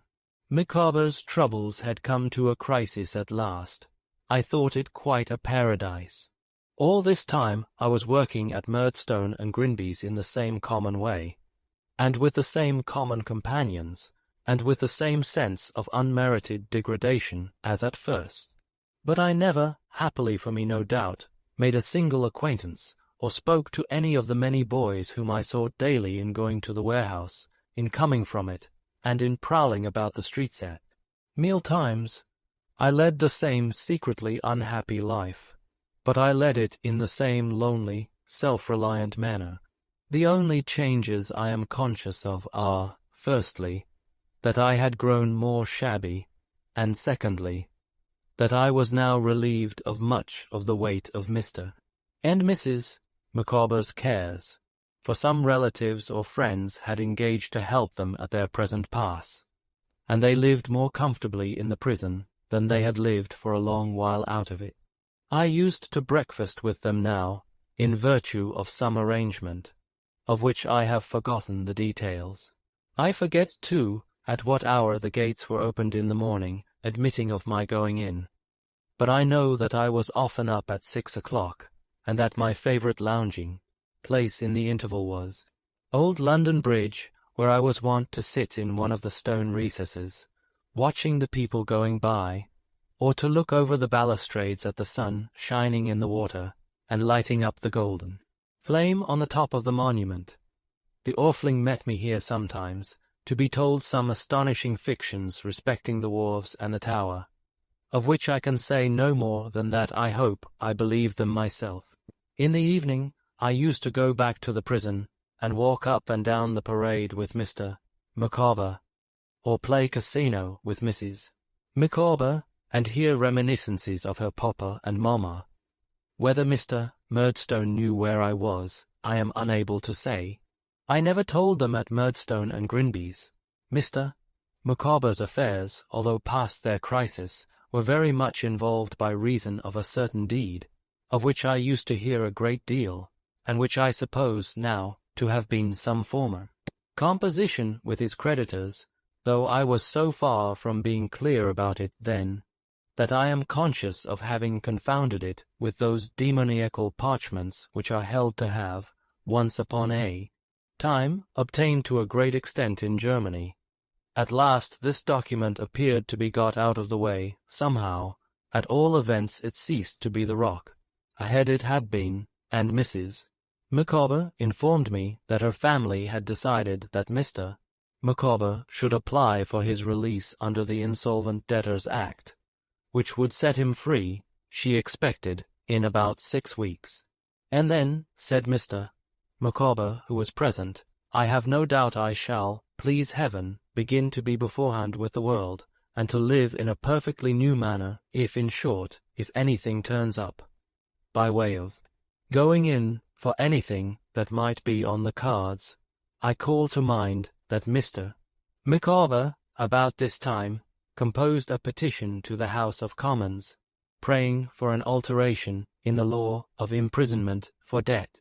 I set down this remembrance here, because it is an instance to myself of the manner in which I fitted my old books to my altered life, and made stories for myself, out of the streets and out of men and women, and how some main points in the character I shall unconsciously develop, I suppose, in writing my life, were gradually forming all this while. There was a club in the prison, in which Mr. Micawber, as a gentleman, was a great authority. Mr. Micawber had stated his idea of this petition to the club, and the club had strongly approved of the same. Wherefore Mr. Micawber, who was a thoroughly good-natured man, and as active a creature about everything but his own affairs as ever existed, and never so happy as when he was busy about something that could never be of any profit to him, set to work at the petition, invented it, engrossed it on an immense sheet of paper, spread it out on a table, and appointed a time for all the club, and all within the walls, if they chose, to come up to his room and sign it. When I heard of this approaching ceremony, I was so anxious to see them all come in, one after another, though I knew the greater part of them already, and they me, that I got an hour's leave of absence from Murdstone and Grinby's, and established myself in a corner for that purpose. As many of the principal members of the club as could be got into the small room without filling it, supported Mr. Micawber in front of the petition, while my old friend Captain Hopkins, who had washed himself, to do honour to so solemn an occasion, stationed himself close to it, to read it to all who were unacquainted with its contents. The door was then thrown open, and the general population began to come in a long file, several waiting outside while one entered, affixed his signature, and went out. To everybody in succession, Captain Hopkins said, "Have you read it? No. Would you like to hear it read?" If he weakly showed the least disposition to hear it, Captain Hopkins, in a loud sonorous voice, gave him every word of it. The captain would have read it 20,000 times, if 20,000 people would have heard him, one by one. I remember a certain luscious roll he gave to such phrases as the people's representatives in Parliament assembled. Your petitioners therefore humbly approach your honourable House, his gracious Majesty's unfortunate subjects, as if the words were something real in his mouth, and delicious to taste. Mr. Micawber, meanwhile, listening with a little of an author's vanity, and contemplating not severely the spikes on the opposite wall. As I walked to and fro daily between Southwark and Blackfriars, and lounged about at meal times in obscure streets, the stones of which may, for anything I know, be worn at this moment by my childish feet, I wonder how many of these people were wanting in the crowd that used to come filing before me in review again, to the echo of Captain Hopkins's voice. When my thoughts go back, now, to that slow agony of my youth, I wonder how much of the histories I invented for such people hangs like a mist of fancy over well-remembered facts. When I tread the old ground, I do not wonder that I seem to see and pity, going on before me, an innocent romantic boy, making his imaginative world out of such strange experiences and sordid things. Chapter 12. Liking life on my own account no better, I form a great resolution. In due time Mr. Micawber's petition was ripe for hearing, and that gentleman was ordered to be discharged under the Act, to my great joy. His creditors were not implacable, and Mrs. Micawber informed me that even the revengeful boot maker had declared in open court that he bore him no malice, but that when money was owing to him he liked to be paid. He said he thought it was human nature. M. R. Micawber returned to the King's Bench when his case was over, as some fees were to be settled, and some formalities observed, before he could be actually released. The club received him with transport, and held an harmonic meeting that evening in his honour, while Mrs. Micawber and I had a lamb's fry in private, surrounded by the sleeping family. "On such an occasion I will give you, Master Copperfield," said Mrs. Micawber, in a little more flip, for we had been having some already, "the memory of my papa and mamma." "Are they dead, ma'am?" I inquired, after drinking the toast in a wine glass. "My mamma departed this life," said Mrs. Micawber, "before Mr. Micawber's difficulties commenced, or at least before they became pressing. My papa lived to bail Mr. Micawber several times, and then expired, regretted by a numerous circle." Mrs. Micawber shook her head, and dropped a pious tear upon the twin, who happened to be in hand. As I could hardly hope for a more favourable opportunity of putting a question in which I had a near interest, I said to Mrs. Micawber, "May I ask, ma'am, what you and Mr. Micawber intend to do, now that Mr. Micawber is out of his difficulties and at liberty?" "Have you settled yet, my family?" said Mrs. Micawber, who always said those two words with an air, though I never could discover who came under the denomination. "My family are of opinion that Mr. Micawber should quit London and exert his talents in the country. Mr. Micawber is a man of great talent, Master Copperfield." I said I was sure of that. "Of great talent," repeated Mrs. Micawber.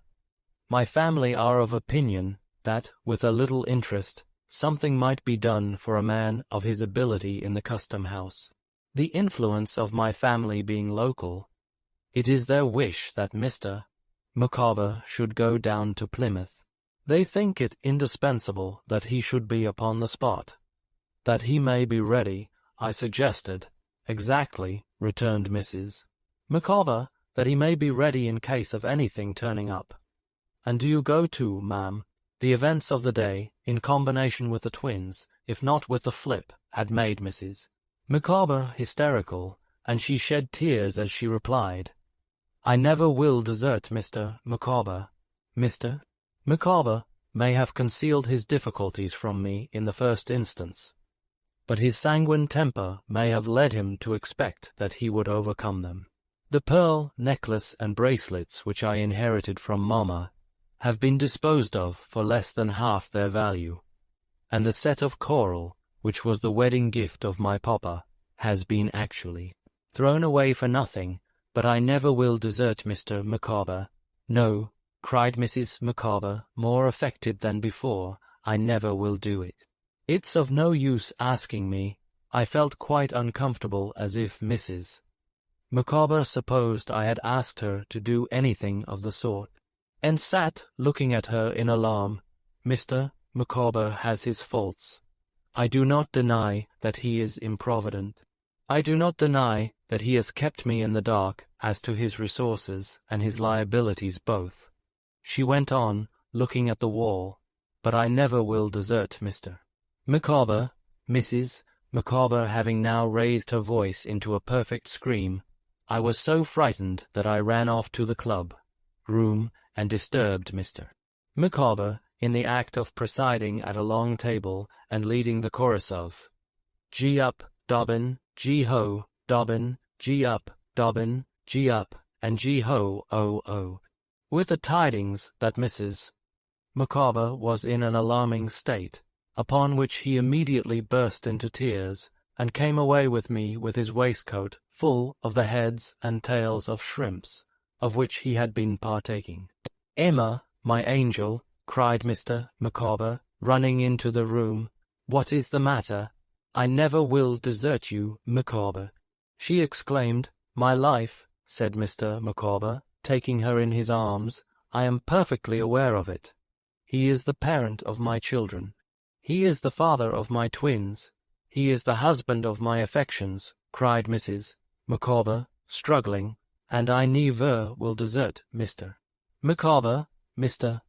Micawber was so deeply affected by this proof of her devotion, as to me, I was dissolved in tears, that he hung over her in a passionate manner, imploring her to look up and to be calm.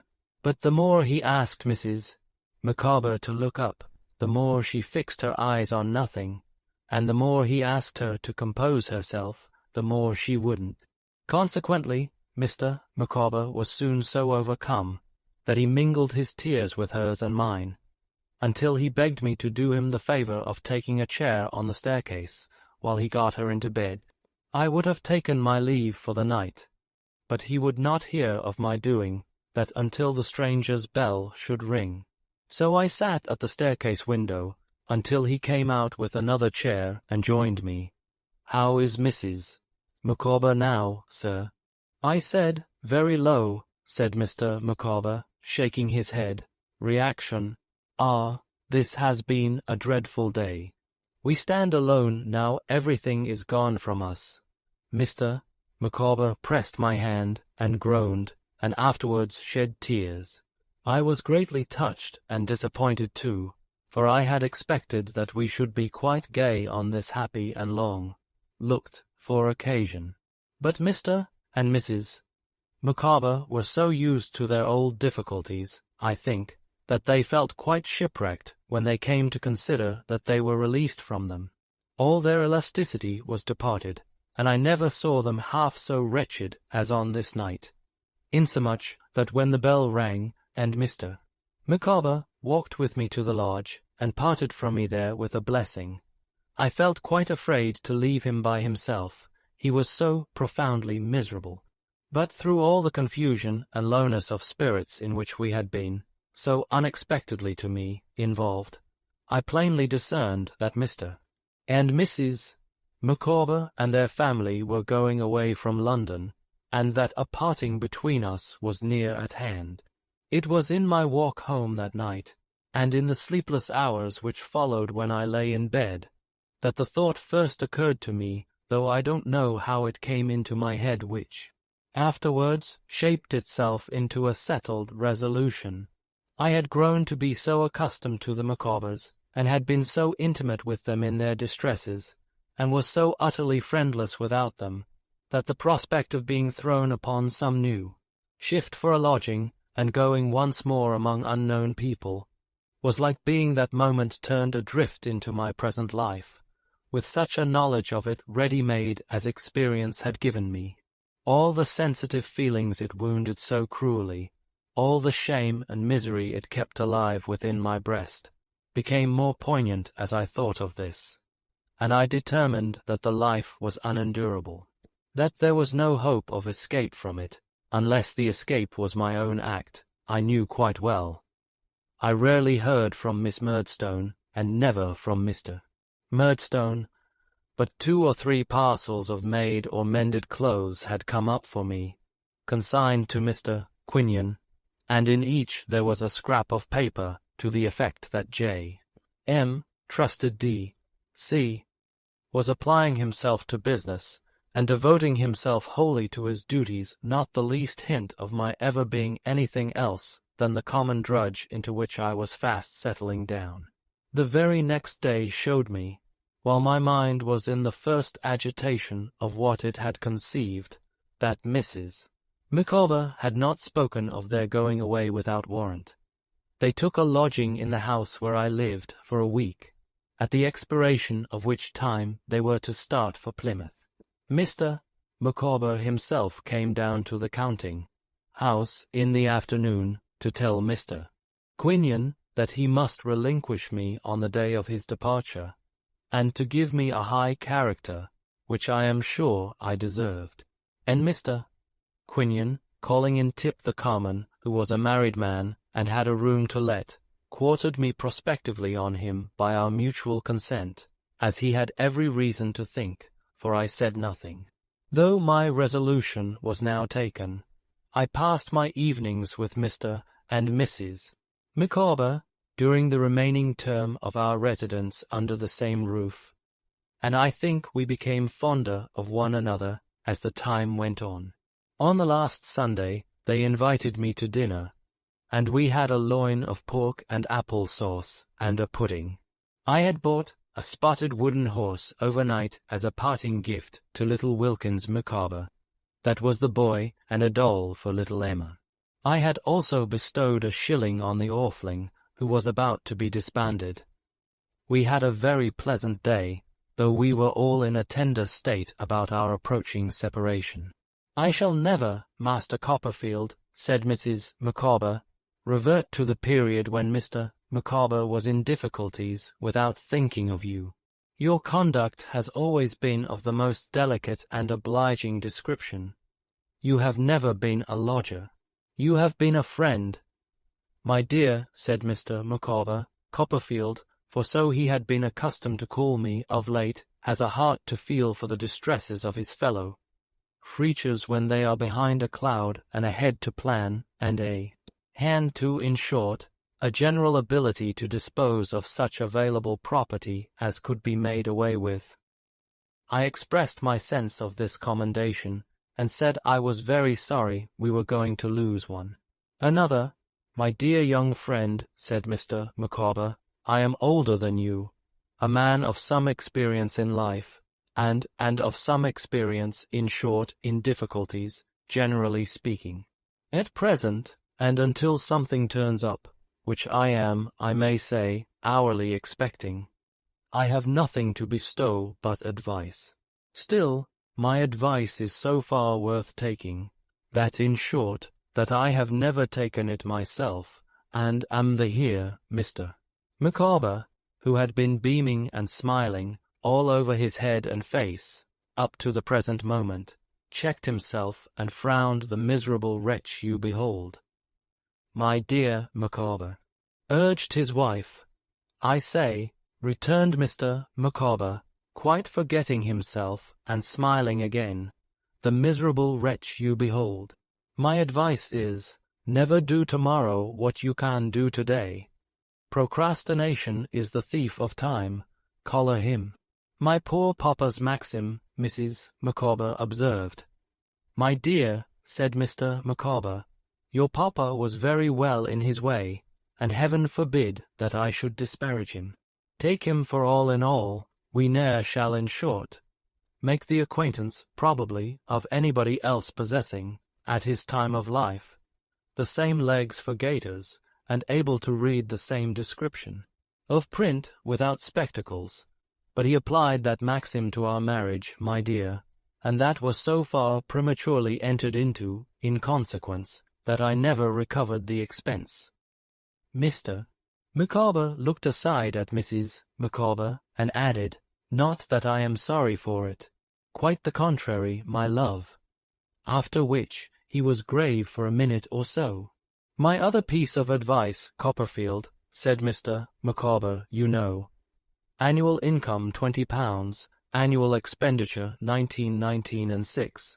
Result happiness. Annual income £20, annual expenditure £20 ought and 6. Result misery. The blossom is blighted, the leaf is withered, the god of day goes down upon the dreary scene, and in short, you are for ever flawed. As I am, to make his example the more impressive, Mr. Micawber drank a glass of punch with an air of great enjoyment and satisfaction, and whistled the college hornpipe. I did not fail to assure him that I would store these precepts in my mind, though indeed I had no need to do so, for, at the time, they affected me visibly. Next morning I met the whole family at the coach office, and saw them, with a desolate heart, take their places outside at the back. "Master Copperfield," said Mrs. Micawber, "God bless you. I never can forget all that, you know, and I never would if I could." "Copperfield," said Mr. Micawber, "farewell, every happiness and prosperity. If, in the progress of revolving years, I could persuade myself that my blighted destiny had been a warning to you, I should feel that I had not occupied another man's place in existence altogether. In vain, in case of anything turning up, of which I am rather confident, I shall be extremely happy if it should be in my power to improve your prospects. I think, as Mrs. Micawber sat at the back of the coach with the children, and I stood in the road looking wistfully at them. A mist cleared from her eyes, and she saw what a little creature I really was. I think so, because she beckoned to me to climb up, with quite a new and motherly expression in her face, and put her arm round my neck, and gave me just such a kiss as she might have given to her own boy. I had barely time to get down again before the coach started, and I could hardly see the family for the handkerchiefs they waved. It was gone in a minute. The Orfling and I stood looking vacantly at each other in the middle of the road, and then shook hands and said good-bye. She going back, I suppose, to St. Luke's workhouse, as I went to begin my weary day at Murdstone and Grinby's, but with no intention of passing many more weary days there. No, I had resolved to run away, to go, by some means or other, down into the country, to the only relation I had in the world, and tell my story to my aunt, Miss Betsy.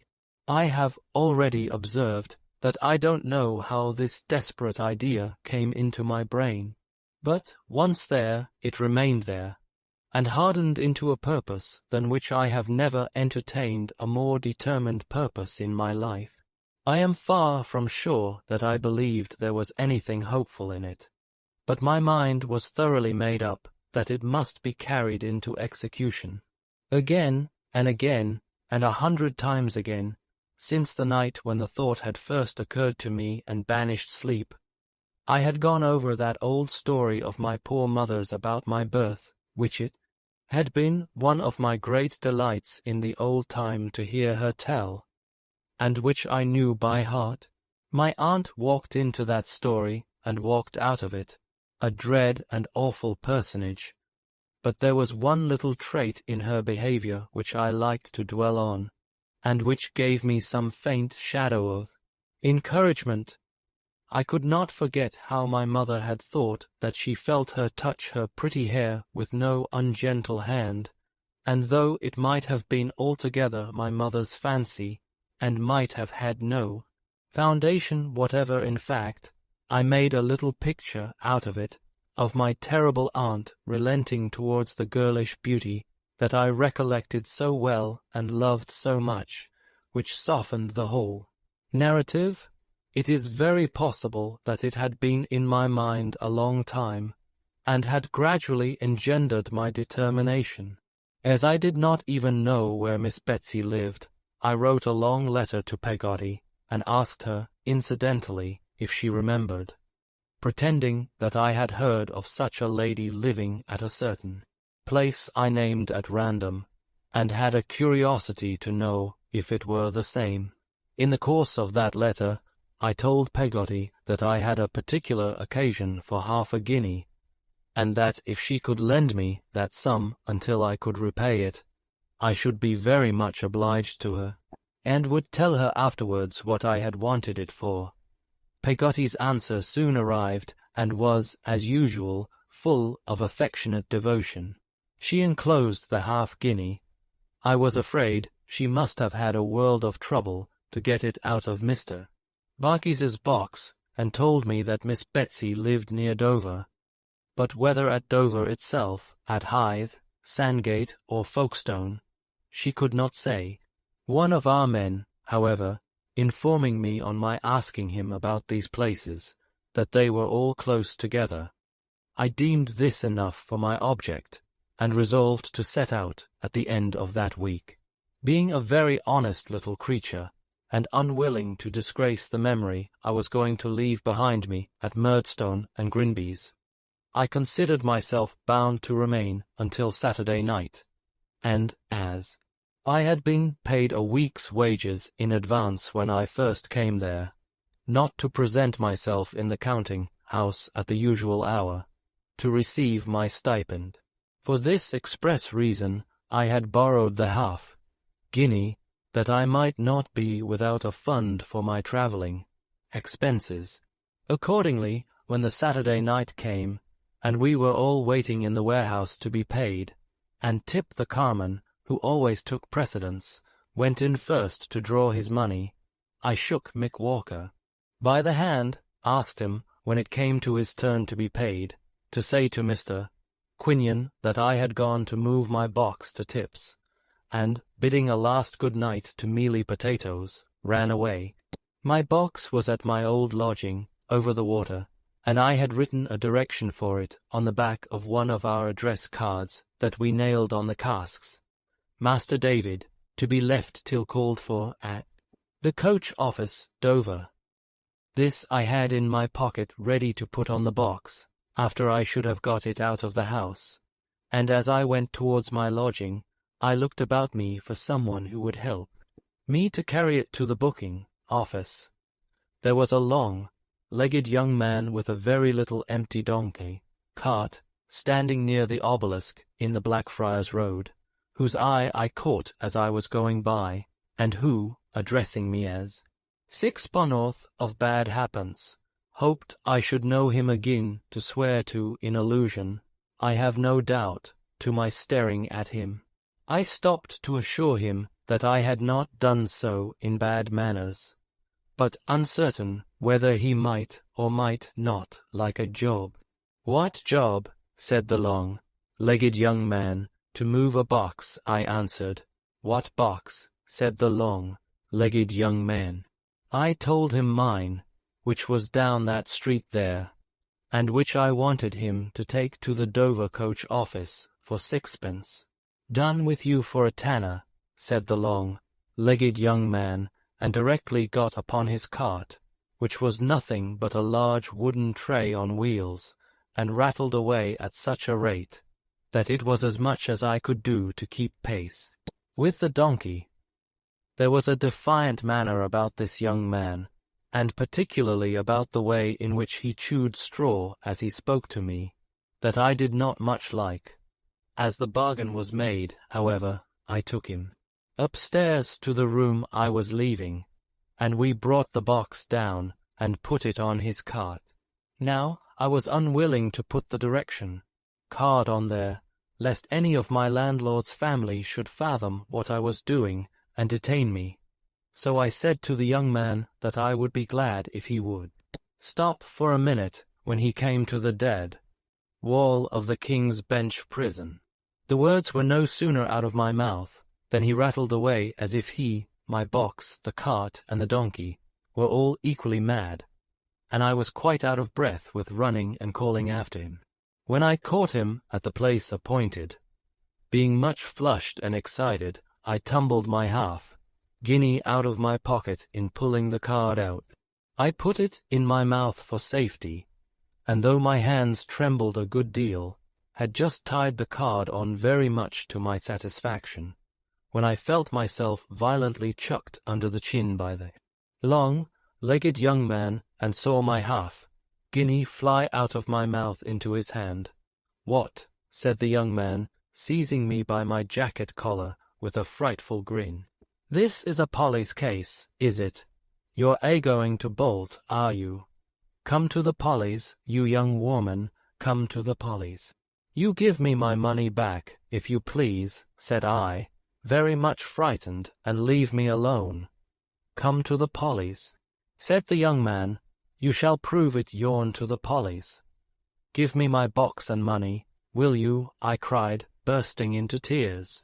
The young man still replied, "Come to the Pollies," and was dragging me against the donkey in a violent manner, as if there were any affinity between that animal and a magistrate, when he changed his mind, jumped into the cart, sat upon my box, and, exclaiming that he would drive to the Pollies straight, rattled away harder than ever. I ran after him as fast as I could, but I had no breath to call out with, and should not have dared to call out now if I had. I narrowly escaped being run over 20 times at least in half a mile. Now I lost him, now I saw him, now I lost him, now I was cut at with a whip, now shouted at, now down in the mud, now up again, now running into somebody's arms, now running headlong at a post. At length, confused by fright and heat, and doubting whether half London might not by this time be turning out for my apprehension, I left the young man to go where he would with my box and money, and, panting and crying, but never stopping, faced about for Greenwich, which I had understood was on the Dover road, taking very little more out of the world towards the retreat of my aunt, Miss Betsy, than I had brought into it, on the night when my arrival gave her so much umbrage. Chapter 13. The sequel of my resolution. For anything I know, I may have had some wild idea of running all the way to Dover, when I gave up the pursuit of the young man with the donkey, cart, and started for Greenwich. My scattered senses were soon collected as to that point, if I had, for I came to a stop in the Kent road, at a terrace with a piece of water before it, and a great foolish image in the middle, blowing a dry shell. Here I sat down on a doorstep, quite spent and exhausted with the efforts I had already made, and with hardly breath enough to cry for the loss of my box and half-guinea. It was by this time dark. I heard the clocks strike 10 as I sat resting. But it was a summer night, fortunately, and fine weather. When I had recovered my breath, and had got rid of a stifling sensation in my throat, I rose up and went on. In the midst of my distress, I had no notion of going back. I doubt if I should have had any, though there had been a Swiss snow drift in the Kent road. But my standing possessed of only 3 halfpence in the world, and I am sure I wonder how they came to be left in my pocket on a Saturday night, troubled me none the less because I went on. I began to picture to myself, as a scrap of newspaper intelligence, my being found dead in a day or 2 under some hedge, and I trudged on miserably, though as fast as I could, until I happened to pass a little shop, where it was written up that ladies' and gentlemen's wardrobes were bought, and that the best price was given for rags, bones, and kitchen stuff. The master of this shop was sitting at the door in his shirt-sleeves, smoking, and as there were a great many coats and pairs of trousers dangling from the low ceiling, and only 2 feeble candles burning inside to show what they were, I fancied that he looked like a man of a revengeful disposition, who had hung all his enemies and was enjoying himself. My late experiences with Mr. and Mrs. Micawber suggested to me that here might be a means of keeping off the wolf for a little while. I went up the next by-street, took off my waistcoat, rolled it neatly under my arm, and came back to the shop door. "If you please, sir," I said, "I am to sell this for a fair price." Mr. Dolloby was the name over the shop door, at least took the waistcoat, stood his pipe on its head against the door post, went into the shop, followed by me, snuffed the 2 candles with his fingers, spread the waistcoat on the counter, and looked at it there, held it up against the light, and looked at it there, and ultimately said, "What do you call a price, now, for this here little waistcoat?" "Oh, you know best, sir," I returned modestly. "I can't be buyer and seller too," said Mr. Dolloby. "Put a price on this here little waistcoat." "Would 18 be?" I hinted, after some hesitation. Mr. Dolloby rolled it up again, and gave it me back. "I should rob my family," he said, "if I was to offer 9 for it." This was a disagreeable way of putting the business, because it imposed upon me, a perfect stranger, the unpleasantness of asking Mr. Dolloby to rob his family on my account. My circumstances being so very pressing, however, I said I would take 9 for it, if he pleased. Mr. Dolloby, not without some grumbling, gave 9. I wished him good night, and walked out of the shop, the richer by that sum, and the poorer by a waistcoat. But when I buttoned my jacket, that was not much. Indeed, I foresaw pretty clearly that my jacket would go next, and that I should have to make the best of my way to Dover in a shirt and a pair of trousers, and might deem myself lucky if I got there even in that trim. but my mind did not run so much on this as might be supposed. Beyond a general impression of the distance before me, and of the young man with the donkey cart having used me cruelly, I think I had no very urgent sense of my difficulties when I once again set off with my ninepence in my pocket. A plan had occurred to me for passing the night, which I was going to carry into execution. This was to lie behind the wall at the back of my old school, in a corner where there used to be a haystack. I imagined it would be a kind of company to have the boys, and the bedroom where I used to tell the stories, so near me, although the boys would know nothing of my being there, and the bedroom would yield me no shelter. I had had a hard day's work, and was pretty well jaded when I came climbing out, at last, upon the level of Blackheath. It cost me some trouble to find out Salem House, but I found it, and I found a haystack in the corner, and I lay down by it, having first walked round the wall, and looked up at the windows, and seen that all was dark and silent within. Never shall I forget the lonely sensation of first lying down, without a roof above my head.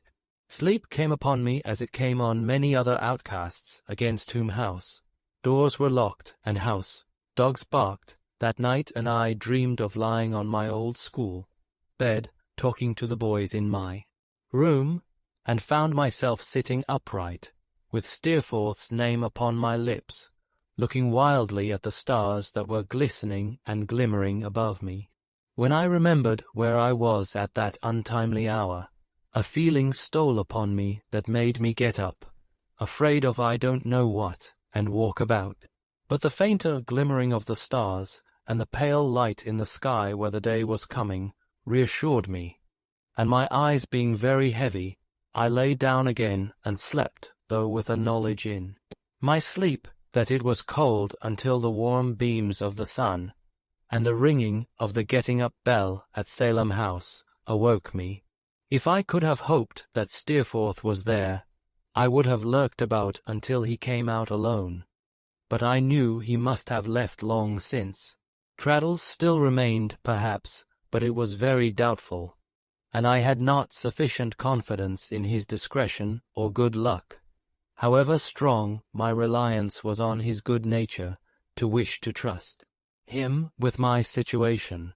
So I crept away from the wall as Mr. Creakle's boys were getting up, and struck into the long dusty track which I had first known to be the Dover road when I was one of them, and when I little expected that any eyes would ever see me.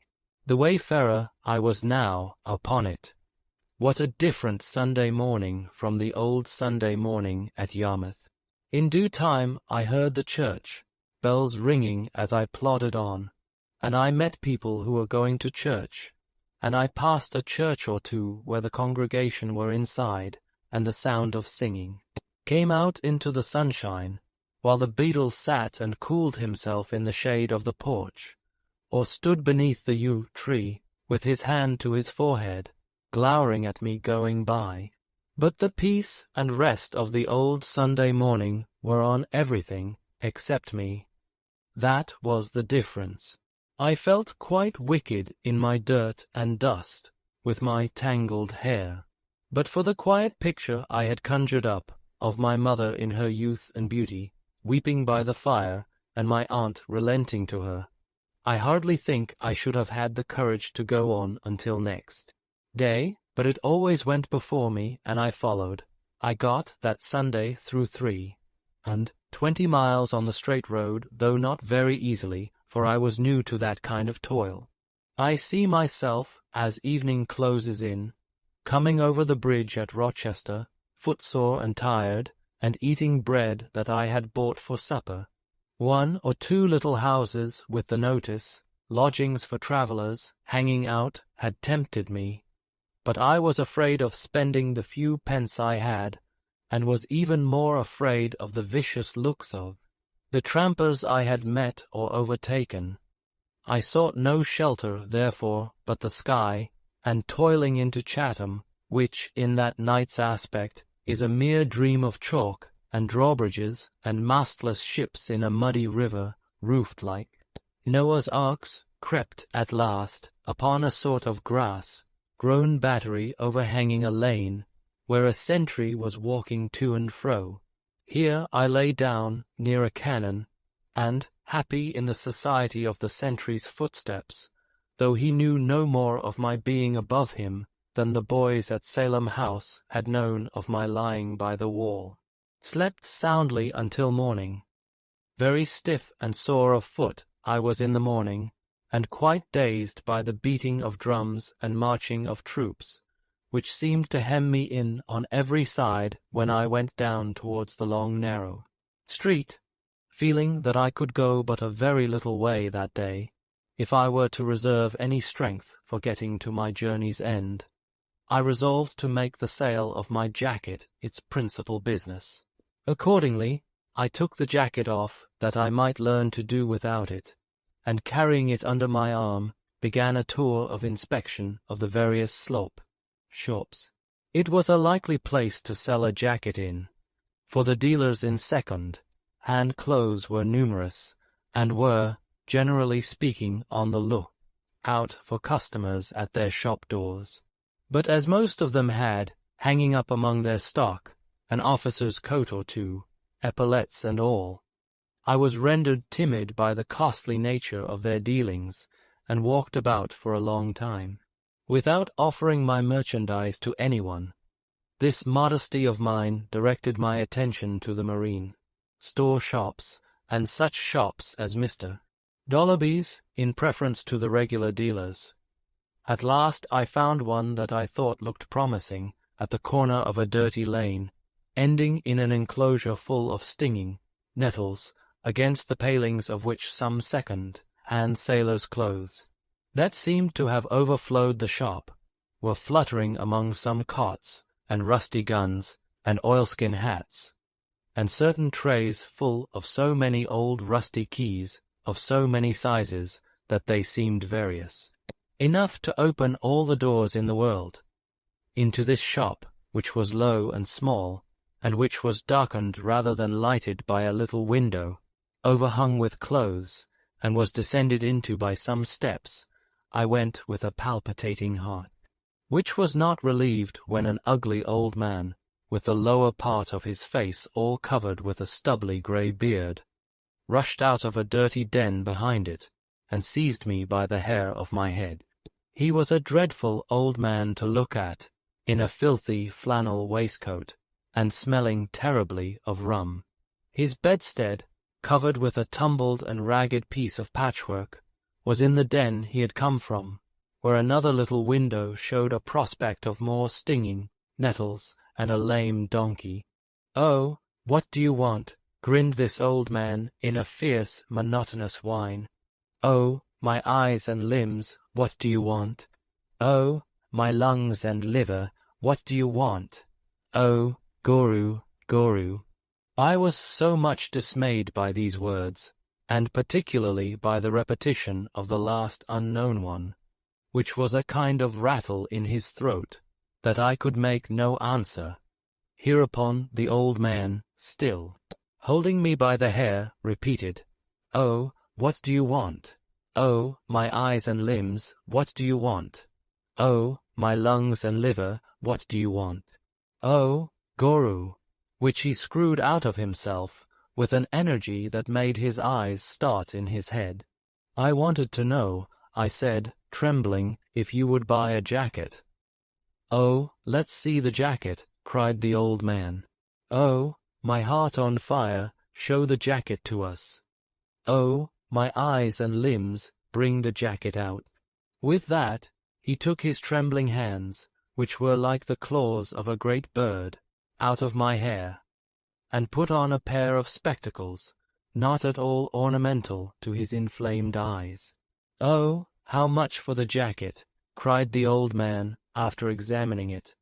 "Oh, Guru, how much for the jacket?" "Half a crown," I answered, recovering myself. "Oh, my lungs and liver," cried the old man, "no." "Oh, my eyes, no." "Oh, my limbs, no, 18 pence." "Guru, Every time he uttered this ejaculation, his eyes seemed to be in danger of starting out, and every sentence he spoke, he delivered in a sort of tune, always exactly the same, and more like a gust of wind, which begins low, mounts up high, and falls again, than any other comparison I can find for it. "Well," said I, glad to have closed the bargain, "I'll take 18p." "Oh, my liver," cried the old man, throwing the jacket on a shelf. "Get out of the shop. Oh, my lungs, get out of the shop. Oh, my eyes and limbs, Guru. Don't ask for money, make it an exchange." I never was so frightened in my life, before or since, but I told him humbly that I wanted money, and that nothing else was of any use to me, but that I would wait for it, as he desired, outside, and had no wish to hurry him. So I went outside, and sat down in the shade in a corner. And I sat there so many hours, that the shade became sunlight, and the sunlight became shade again, and still I sat there waiting for the money. There never was such another drunken madman in that line of business. I hope that he was well known in the neighborhood, and enjoyed the reputation of having sold himself to the devil. I soon understood from the visits he received from the boys, who continually came skirmishing about the shop, shouting that legend, and calling to him to bring out his gold. "You ain't poor, you know, Charlie, as you pretend. Bring out your gold. Bring out some of the gold you sold yourself to the devil for. Come, it's in the lining of the mattress, Charlie. Rip it open and let's have some." This, and many offers to lend him a knife for the purpose, exasperated him to such a degree that the whole day was a succession of rushes on his part, and flights on the part of the boys. Sometimes in his rage he would take me for one of them and come at me, mouthing as if he were going to tear me in pieces. Then, remembering me just in time, would dive into the shop and lie upon his bed, as I thought from the sound of his voice, yelling in a frantic way, to his own windy tune, "The Death of Nelson," with an O before every line, and innumerable gurus interspersed. As if this were not bad enough for me, the boys, connecting me with the establishment, on account of the patience and perseverance with which I sat outside, half-dressed, pelted me, and used me very ill all day. He made many attempts to induce me to consent to an exchange, at one time coming out with a fishing rod, at another with a fiddle, at another with a cocked hat, at another with a flute. But I resisted all these overtures, and sat there in desperation, each time asking him, with tears in my eyes, for my money or my jacket. At last he began to pay me in halfpence at a time, and was full 2 hours getting by easy stages to a shilling. "Oh, my eyes and limbs," he then cried, peeping hideously out of the shop, after a long pause, "will you go for 2p more?" "I can't," I said, "I shall be starved." "Oh, my lungs and liver, will you go for 3p? I would go for nothing, if I could," I said, "but I want the money badly." Oh, Guru! It is really impossible to express how he twisted this ejaculation out of himself, as he peeped round the door, post at me, showing nothing but his crafty old head. "Will you go for 4p?" I was so faint and weary that I closed with this offer, and taking the money out of his claw, not without trembling, went away more hungry and thirsty than I had ever been, a little before sunset. But at an expense of 3p, I soon refreshed myself completely, and, being in better spirits then, limped 7 miles upon my road. My bed at night was under another haystack, where I rested comfortably, after having washed my blistered feet in a stream, and dressed them as well as I was able with some cool leaves. When I took the road again next morning, I found that it lay through a succession of hop grounds and orchards. It was sufficiently late in the year for the orchards to be ruddy with ripe apples, and in a few places the hop pickers were already at work. I thought it all extremely beautiful, and made up my mind to sleep among the hops that night, imagining some cheerful companionship in the long perspectives of poles with the graceful leaves twining round them. The trampers were worse than ever that day, and inspired me with a dread that is yet quite fresh in my mind. Some of them were most ferocious, looking ruffians who stared at me as I went by, and stopped, perhaps, and called after me to come back and speak to them, and when I took to my heels, stoned me. I recollect one young fellow, a tinker, I suppose, from his wallet and brazier, who had a woman with him, and who faced about and stared at me thus, and then roared to me in such a tremendous voice to come back, that I halted and looked round. "Come here when you're called," said the tinker, "or I'll rip your young body open." I thought it best to go back. As I drew nearer to them, trying to propitiate the tinker by my looks, I observed that the woman had a black eye. "Where are you going?" said the tinker, gripping the bosom of my shirt with his blackened hand. "I am going to Dover," I said. "Where do you come from?" asked the tinker, giving his hand another turn in my shirt to hold me more securely. "I come from London," I said. "What lay are you upon?" asked the tinker. "Are you a prig, N?" "No," I said. "Ain't you, by G? If you make a brag of your honesty to me," said the tinker, "I'll knock your brains out." With his disengaged hand he made a menace of striking me, and then looked at me from head to foot. "Have you got the price of a pint of beer about you?" said the tinker. "If you have, out with it, afore I take it away." I should certainly have produced it, but that I met the woman's look, and saw her very slightly shake her head, and form no. With her lips, "I am very poor," I said, attempting to smile, "and have got no money." "Why, what do you mean?" said the tinker, looking so sternly at me, that I almost feared he saw the money in my pocket. "Sir?" I stammered. "What do you mean," said the tinker, "by wearing my brother's silk handkerchief? Give it over here." And he had mine off my neck in a moment, and tossed it to the woman. The woman burst into a fit of laughter, as if she thought this a joke, and tossed it back to me, nodded once, as slightly as before, and made the word go with her lips. Before I could obey, however, the tinker seized the handkerchief out of my hand with a roughness that threw me away like a feather, and putting it loosely round his own neck, turned upon the woman with an oath, and knocked her down.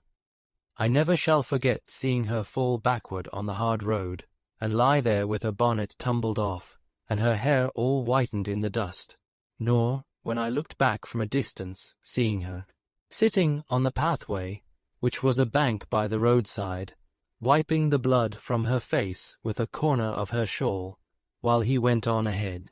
This adventure frightened me so, that, afterwards, when I saw any of these people coming, I turned back until I could find a hiding place, where I remained until they had gone out of sight, which happened so often that I was very seriously delayed.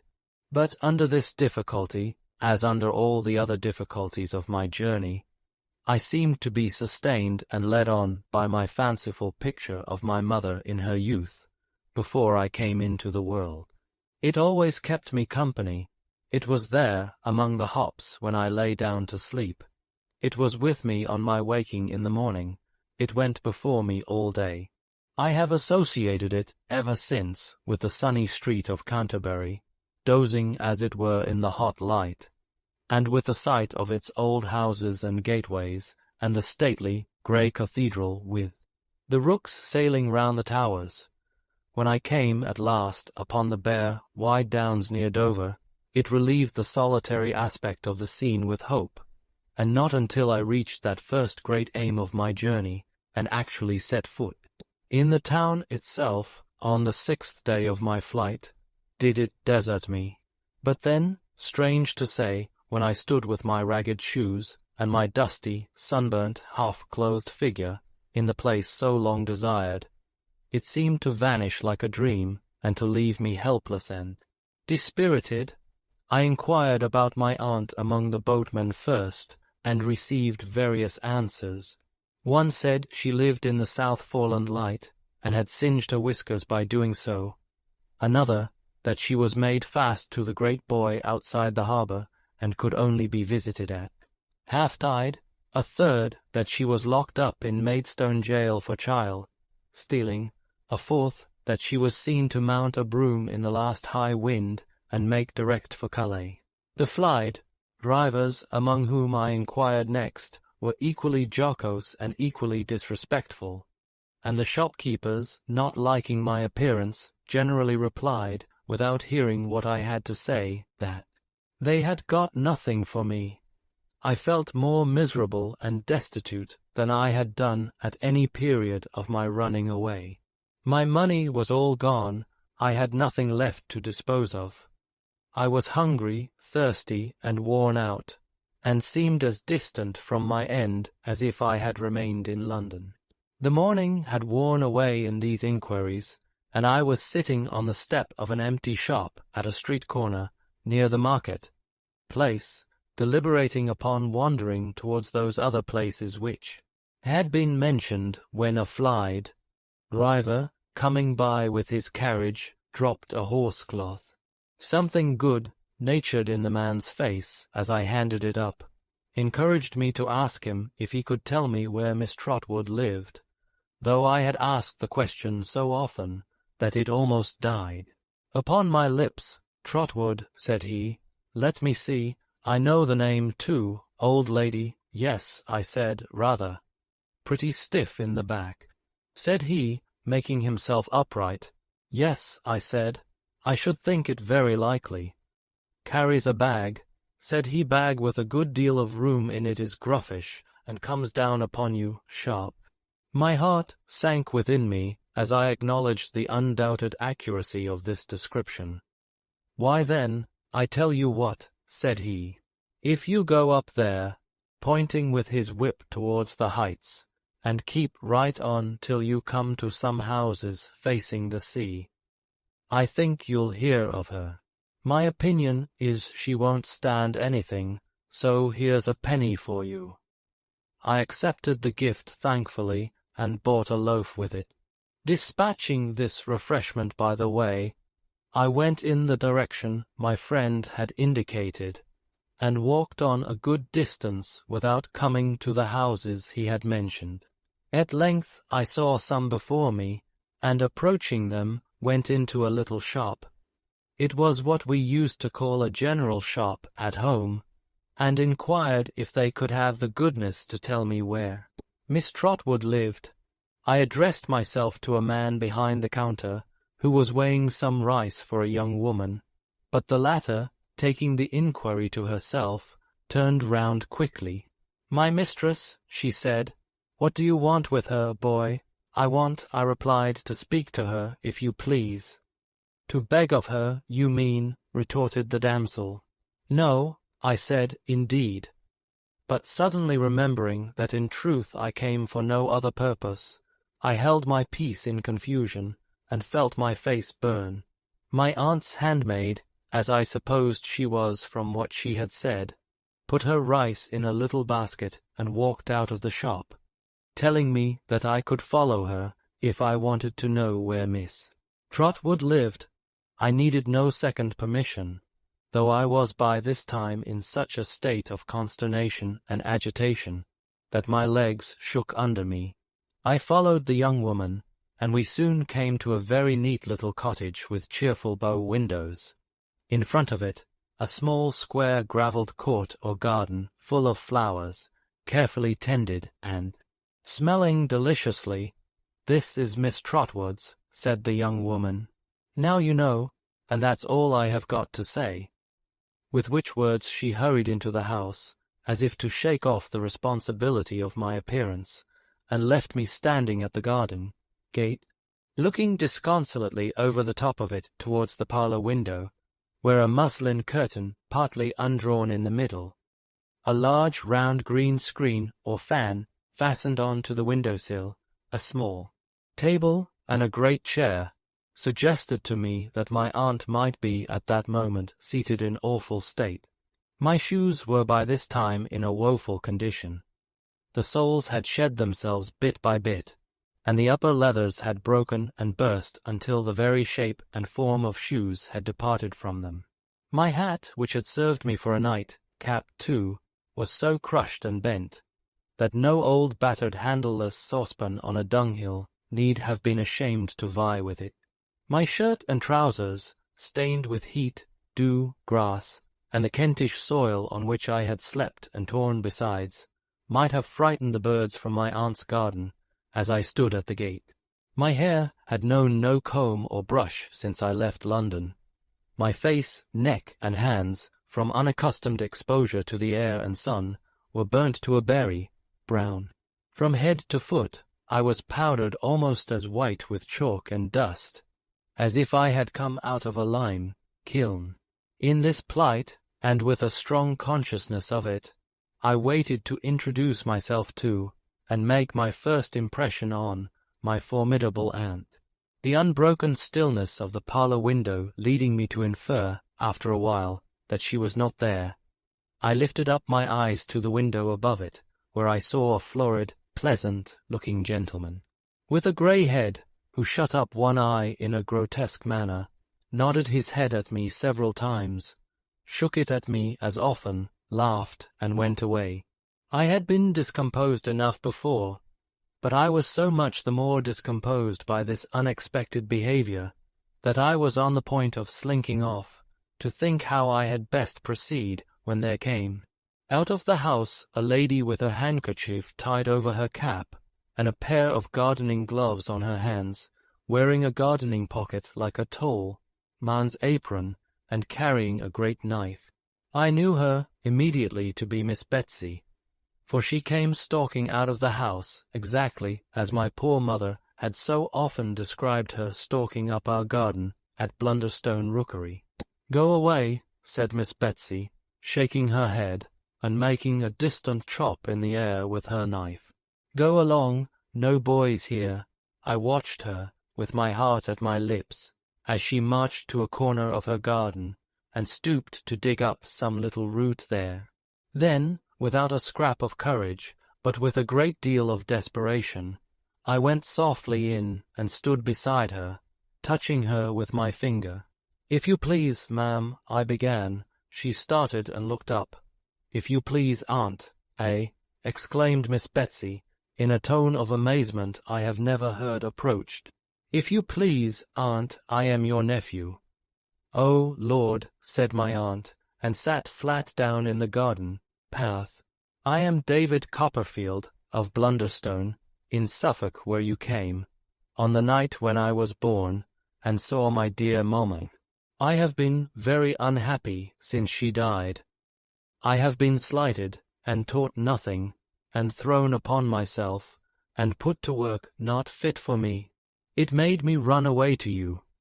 I was robbed at first setting out, and have walked all the way, and have never slept in a bed since I began the journey.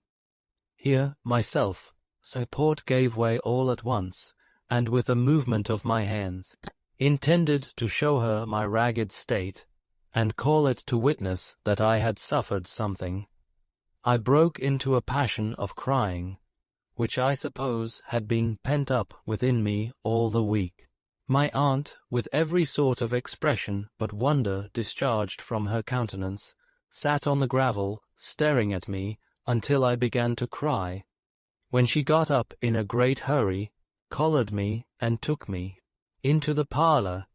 Her first proceeding there was to unlock a tall press, bring out several bottles, and pour some of the contents of each into my mouth. I think they must have been taken out at random, for I am sure I tasted aniseed water, anchovy sauce, and salad dressing.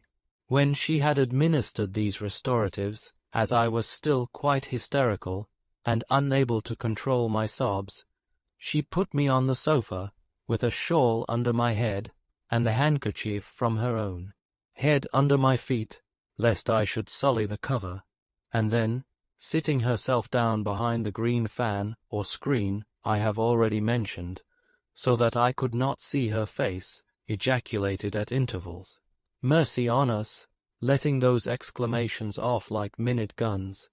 After a time she rang the bell. "Janet," said my aunt, when her servant came in, "go upstairs, give my compliments to Mr. Dick, and say I wish to speak to him." Janet looked a little surprised to see me lying stiffly on the sofa. I was afraid to move, lest it should be displeasing to my aunt, but went on her errand. My aunt, with her hands behind her, walked up and down the room, until the gentleman who had squinted at me from the upper window came in laughing. "Mr. Dick," said my aunt, "don't be a fool, because nobody can be more discreet than you can, when you choose. We all know that, so don't be a fool, whatever you are." The gentleman was serious immediately, and looked at me, I thought, as if he would entreat me to say nothing about the window. "Mr. Dick," said my aunt, "you have heard me mention David Copperfield. Now don't pretend not to have a memory, because you and I know better." "David Copperfield?" said Mr. Dick, who did not appear to me to remember much about it. "David Copperfield? Oh yes, to be sure. David, certainly." "Well," said my aunt, "this is his boy, his son. He would be as like his father as it's possible to be, if he was not so like his mother too." "His son?" said Mr. Dick. "David's son, indeed." "Yes," pursued my aunt, "and he has done a pretty piece of business. He has run away." "Ah, his sister, Betsy Trotwood, never would have run away." My aunt shook her head firmly, confident in the character and behavior of the girl who never was born. "Oh, you think she wouldn't have run away?" said Mr. Dick. "Bless and save the man," exclaimed my aunt, sharply, "how he talks. Don't I know she wouldn't? She would have lived with her God, mother, and we should have been devoted to one another. Where, in the name of wonder, should his sister, Betsy Trotwood, have run from or to?" "Nowhere," said Mr. Dick. "Well then," returned my aunt, softened by the reply, "how can you pretend to be wool gathering, Dick, when you are as sharp as a surgeon's lancet? Now, here you see young David Copperfield, and the question I put to you is, what shall I do with him?" "What shall you do with him?" said Mr. Dick, feebly, scratching his head. "Oh, do with him, yes," said my aunt with a grave look, and her forefinger held up. "Come, I want some very sound advice." "Why, if I was you," said Mr. Dick, considering and looking vacantly at me, "I should the contemplation of me seem to inspire him with a sudden idea," and he added, briskly, "I should wash him." "Janet," said my aunt, turning round with a quiet triumph, which I did not then understand, "Mr. Dick sets us all right. Heat the bath." Although I was deeply interested in this dialogue, I could not help observing my aunt, Mr. Dick, and Janet, while it was in progress, and completing a survey I had already been engaged in making of the room. My aunt was a tall, hard-featured lady, but by no means ill-looking. There was an inflexibility in her face, in her voice, in her gait and carriage, amply sufficient to account for the effect she had made upon a gentle creature like my mother. But her features were rather handsome than otherwise, though unbending and austere. I particularly noticed that she had a very quick, bright eye. Her hair, which was grey, was arranged in two plain divisions, under what I believe would be called a mob cap. I mean a cap, much more common then than now, with side pieces fastening under the chin. Her dress was of a lavender colour, and perfectly neat, but scantily made, as if she desired to be as little encumbered as possible. I remember that I thought it, in form, more like a riding habit with the superfluous skirt cut off than anything else. She wore at her side a gentleman's gold watch, if I might judge from its size and make, with an appropriate chain and seals. She had some linen at her throat not unlike a shirt, collar and things at her wrists like little shirt wristbands. Mr. Dick, as I have already said, was grey, headed and florid. I should have said all about him in saying so, had not his head been curiously bowed not by age. It reminded me of one of Mr. Creakle's boys' heads after a beating, and his grey eyes prominent and large, with a strange kind of watery brightness in them that made me, in combination with his vacant manner, his submission to my aunt and his childish delight when she praised him, suspect him of being a little mad, though, if he were mad, how he came to be there puzzled me extremely. He was dressed like any other ordinary gentleman, in a loose grey morning coat and waistcoat, and white trousers, and had his watch in his fob, and his money in his pockets, which he rattled as if he were very proud of it. Jan, it was a pretty blooming girl of about 19 or 20, and a perfect picture of neatness, though I made no further observation of her at the moment. I may mention here what I did not discover until afterwards, namely, that she was one of a series of Proteas whom my aunt had taken into her service expressly to educate in a renouncement of mankind, and who had generally completed their abjuration by marrying the baker. The room was as neat as Janet or my aunt. As I laid down my pen a moment since to think of it, the air from the sea came blowing in again, mixed with the perfume of the flowers, and I saw the old-fashioned furniture brightly rubbed and polished, my aunt's inviolable chair and table by the round green fan in the bow window, the drugget, covered carpet, the cat, the kettle, holder, the 2 canaries, the old china, the punch-bowl full of dried rose leaves, the tall press guarding all sorts of bottles and pots, and, wonderfully out of keeping with the rest, my dusty self upon the sofa, taking note of everything. Janet had gone away to get the bath ready, when my aunt, to my great alarm, became in one moment rigid with indignation, and had hardly voice to cry out, "Janet!" Donkeys, upon which Janet came running up the stairs as if the house were in flames, darted out on a little piece of green in front, and warned off 2 saddle donkeys, lady, ridden, that had presumed to set hoof upon it, while my aunt, rushing out of the house, seized the bridle of a 3rd animal laden with a bestriding child, turned him, led him forth from those sacred precincts, and boxed the ears of the unlucky urchin in attendance who had dared to profane that hallowed ground. To this hour, I don't know whether my aunt had any lawful right of way over that patch of green, but she had settled it in her own mind that she had, and it was all the same to her. The one great outrage of her life, demanding to be constantly avenged, was the passage of a donkey over that immaculate spot. In whatever occupation she was engaged, however interesting to her the conversation in which she was taking part, a donkey turned the current of her ideas in a moment, and she was upon him straight. Jugs of water and watering pots were kept in secret places ready to be discharged on the offending boys. Sticks were laid in ambush behind the door. Sallies were made at all hours, and incessant. War prevailed. Perhaps this was an agreeable excitement to the donkey.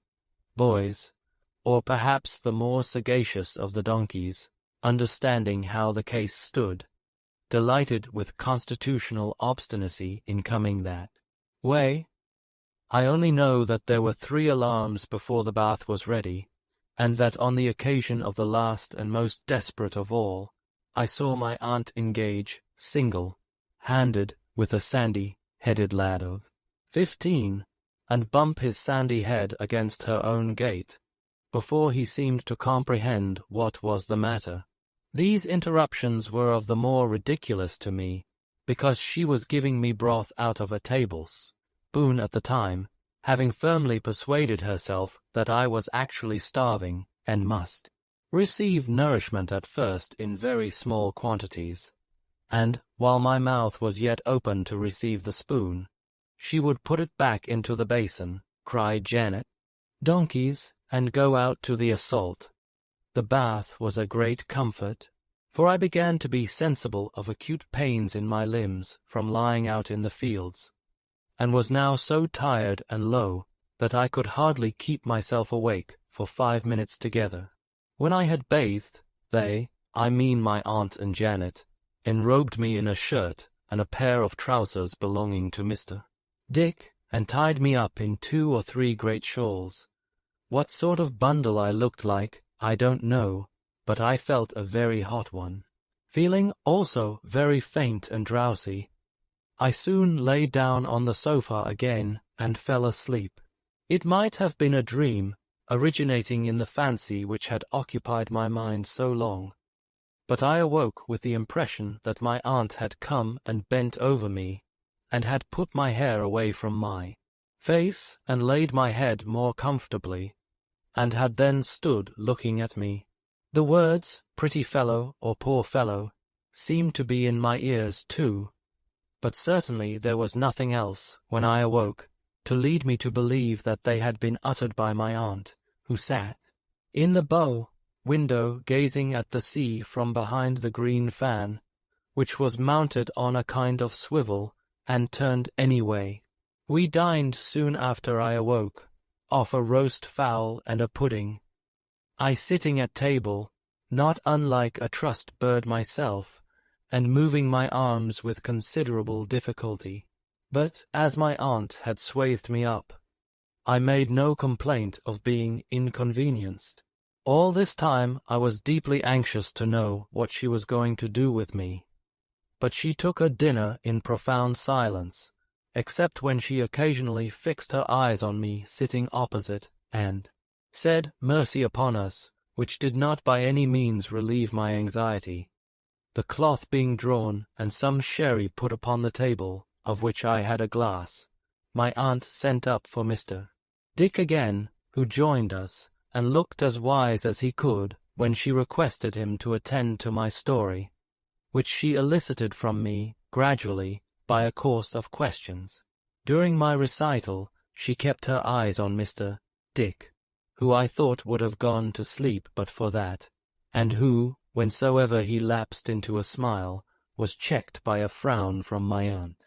Whatever possessed that poor unfortunate baby, that she must go and be married again, said my aunt, when I had finished, I can't conceive. Perhaps she fell in love with her second husband, Mr. Dick suggested. Fell in love, repeated my aunt. What do you mean? What business had she to do it? Perhaps, Mr. Dick simpered, after thinking a little, she did it for pleasure. Pleasure, indeed, replied my aunt. A mighty pleasure for the poor baby to fix her simple faith upon any dog of a fellow, certain to use her in some way or other. What did she propose to herself, I should like to know? She had had one husband. She had seen David Copperfield out of the world, who was always running after wax dolls from his cradle. She had got a baby. Oh, there were a pair of babies when she gave birth to this child sitting here, that Friday night. And what more did she want? Mr. Dick secretly shook his head at me, as if he thought there was no getting over this. She couldn't even have a baby like anybody else, said my aunt. Where was this child's sister, Betsy Trotwood? Not forthcoming, don't tell me. Mr. Dick seemed quite frightened. That little man of a doctor, with his head on one side, said my aunt, Jellips, or whatever his name was, what was he about? All he could do was to say to me, like a robin redbreast as he is, it's a boy. A boy? Yah, the imbecility of the whole set of 'em. The heartiness of the ejaculation startled Mr. Dick exceedingly, and me, too, if I am to tell the truth. And then, as if this was not enough, and she had not stood sufficiently in the light of this child's sister, Betsy Trotwood," said my aunt. "She marries a second time goes and marries a murderer, or a man with a name like it, and stands in this child's light. And the natural consequence is, as anybody but a baby might have foreseen, that he prowls and wanders. He's as like Cain before he was grown up as he can be." Mr. Dick looked hard at me, as if to identify me in this character. "And then there's that woman with the pagan name," said my aunt. "That Peggotty, she goes and gets married next, because she has not seen enough of the evil attending such things. She goes and gets married next, as the child relates." "I only hope," said my aunt, shaking her head, "that her husband is one of those poker husbands who abound in the newspapers, and will beat her well with one." I could not bear to hear my old nurse so decried and made the subject of such a wish. I told my aunt that indeed she was mistaken, that Peggotty was the best, the truest, the most faithful, most devoted, and most self-denying friend and servant in the world, who had ever loved me dearly, who had ever loved my mother dearly, who had held my mother's dying head upon her arm, on whose face my mother had imprinted her last grateful kiss. And my remembrance of them both, choking me, I broke down as I was trying to say that her home was my home, and that all she had was mine, and that I would have gone to her for shelter, but for her humble station, which made me fear that I might bring some trouble on her. I broke down, I say, as I was trying to say so, and laid my face in my hands upon the table. "Well, well," said my aunt, "the child is right to stand by those who have stood by him, Janet. Donkeys. I thoroughly believe that but for those unfortunate donkeys, we should have come to a good understanding." For my aunt had laid her hand on my shoulder, and the impulse was upon me, thus emboldened, to embrace her and beseech her protection. But the interruption, and the disorder she was thrown into by the struggle outside, put an end to all softer ideas for the present, and kept my aunt indignantly declaiming to Mr. Dick about her determination to appeal for redress to the laws of her country, and to bring actions for trespass against the whole donkey proprietorship of Dover, until tea-time. After tea, we sat at the window on the look out, as I imagined, from my aunt's sharp expression of face, for more invaders until dusk, when Janet set candles and a backgammon board on the table and pulled down the blinds. "Now, Mr. Dick," said my aunt, with her grave look, and her forefinger up as before, "I am going to ask you another question. Look at this child." "David's son," said Mr. Dick, with an attentive, puzzled face. "Exactly so," returned my aunt. "What would you do with him now?" "Do with David's son," said Mr. Dick. "Aye," replied my aunt, "with David's son." "Oh," said Mr.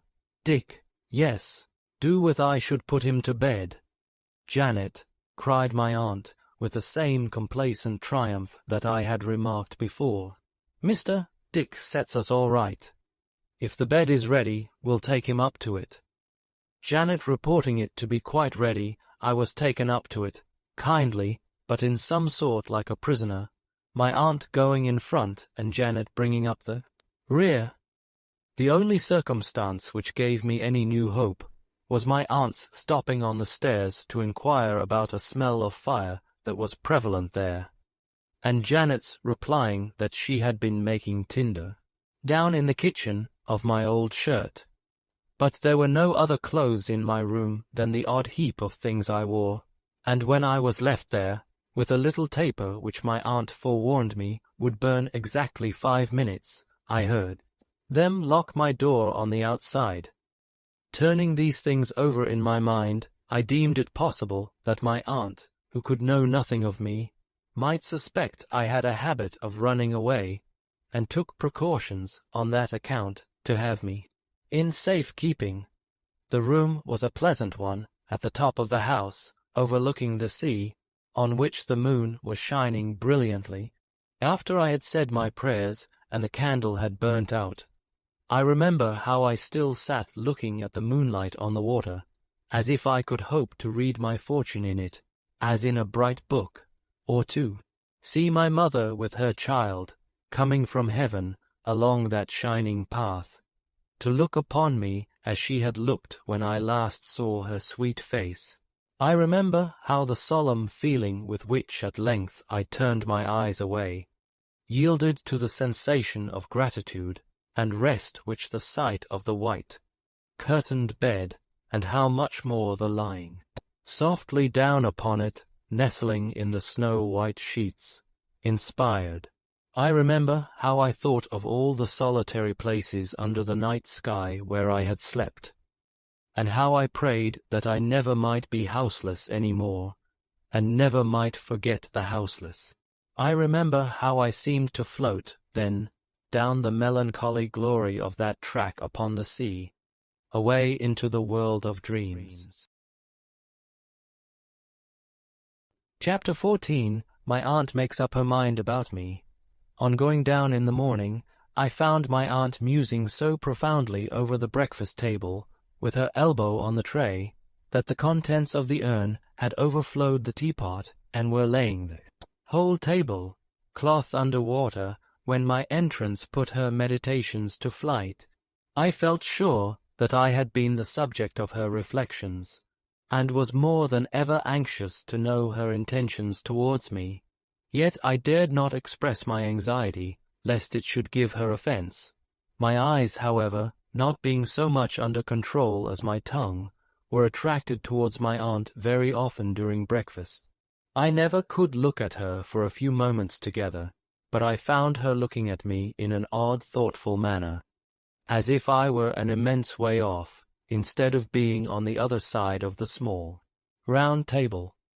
When she had finished her breakfast, my aunt very deliberately leaned back in her chair, knitted her brows, folded her arms, and contemplated me at her leisure, with such a fixedness of attention, that I was quite overpowered by embarrassment.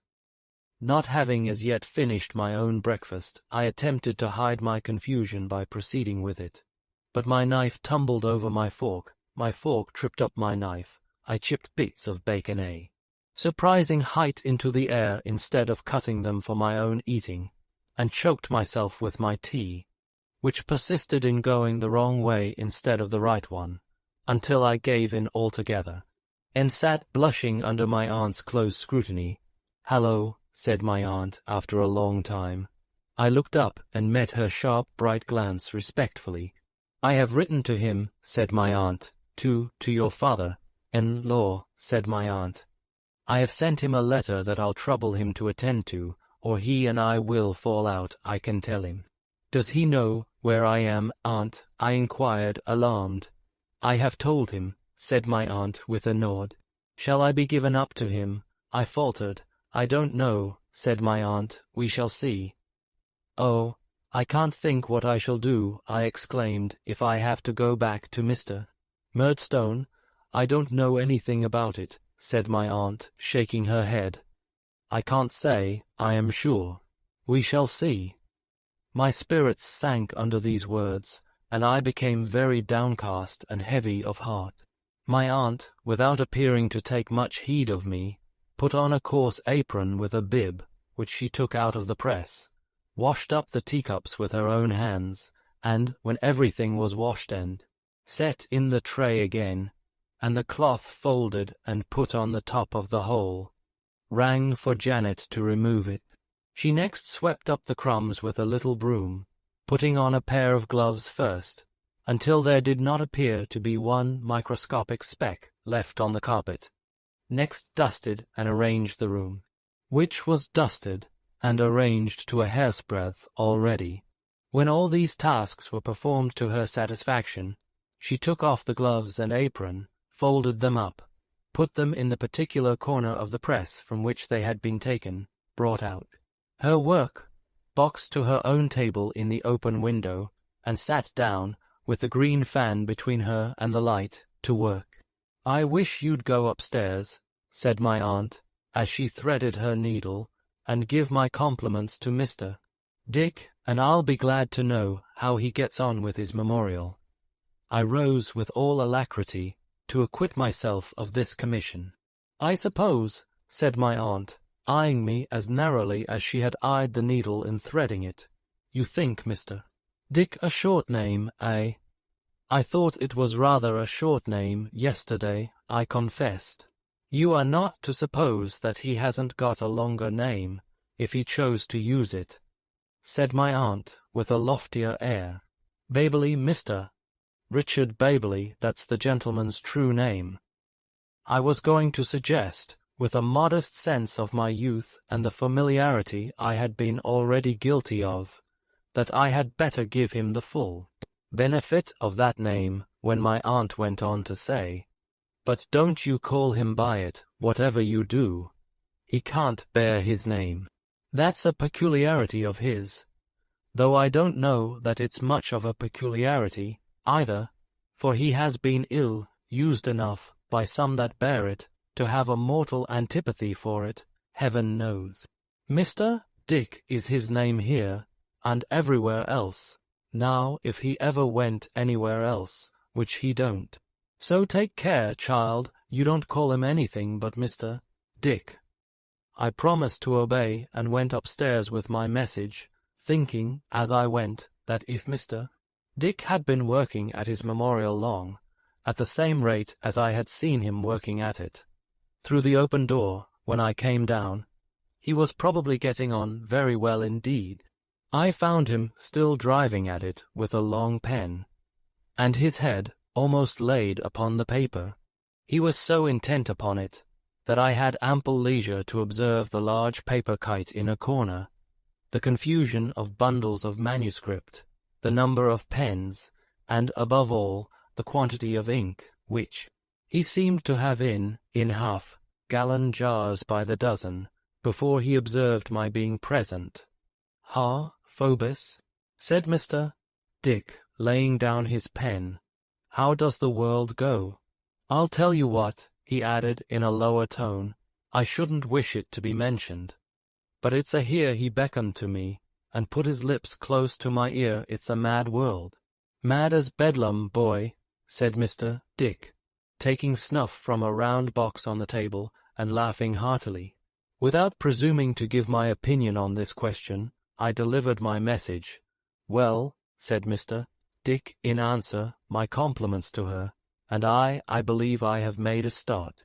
"I think I have made a start," said Mr. Dick, passing his hand among his grey hair, and casting anything but a confident look at his manuscript. "You have been to school?" "Yes, sir," I answered, "for a short time." "Do you recollect the date?" said Mr. Dick, looking earnestly at me, and taking up his pen to note it down. "When King Charles I had his head cut off." I said I believed it happened in the year 1649. "Well," returned Mr. Dick, scratching his ear with his pen and looking dubiously at me, "so the books say, but I don't see how that can be, because, if it was so long ago, how could the people about him have made that mistake of putting some of the trouble out of his head, after it was taken off, into mine?" I was very much surprised by the inquiry, but could give no information on this point. "It's very strange," said Mr. Dick, with a despondent look upon his papers, and with his hand among his hair again, "that I never can get that quite right. I never can make that perfectly clear. But no matter, no matter," he said cheerfully, and rousing himself, "there's time enough. My compliments to Miss Trotwood. I am getting on very well indeed." I was going away, when he directed my attention to the kite. "What do you think of that for a kite?" he said. I answered that it was a beautiful one. "I should think it must have been as much as 7 feet high." "I made it. We'll go and fly it, you and I," said Mr. Dick. "Do you see this?" He showed me that it was covered with manuscript, very closely and laboriously written, but so plainly that as I looked along the lines, I thought I saw some allusion to King Charles I's head again in one or two places. There's plenty of string, said Mr. Dick, and when it flies high, it takes the facts a long way. That's my manner of diffusing 'em. I don't know where they may come down. It's according to circumstances and the wind and so forth, but I take my chance of that. His face was so very mild and pleasant, and had something so reverend in it, though it was hale and hearty, that I was not sure but that he was having a good-humoured jest with me. So I laughed and he laughed, and we parted the best friends possible. "Well, child," said my aunt when I went downstairs, "and what of Mr. Dick this morning?" I informed her that he sent his compliments, and was getting on very well indeed. "What do you think of him?" said my aunt. I had some shadowy idea of endeavouring to evade the question, by replying that I thought him a very nice gentleman. But my aunt was not to be so put off, for she laid her work down in her lap, and said, folding her hands upon it, "Come, your sister Betsy Trott would have told me what she thought of anyone, directly. Be as like your sister as you can, and speak out. Is he as Mr.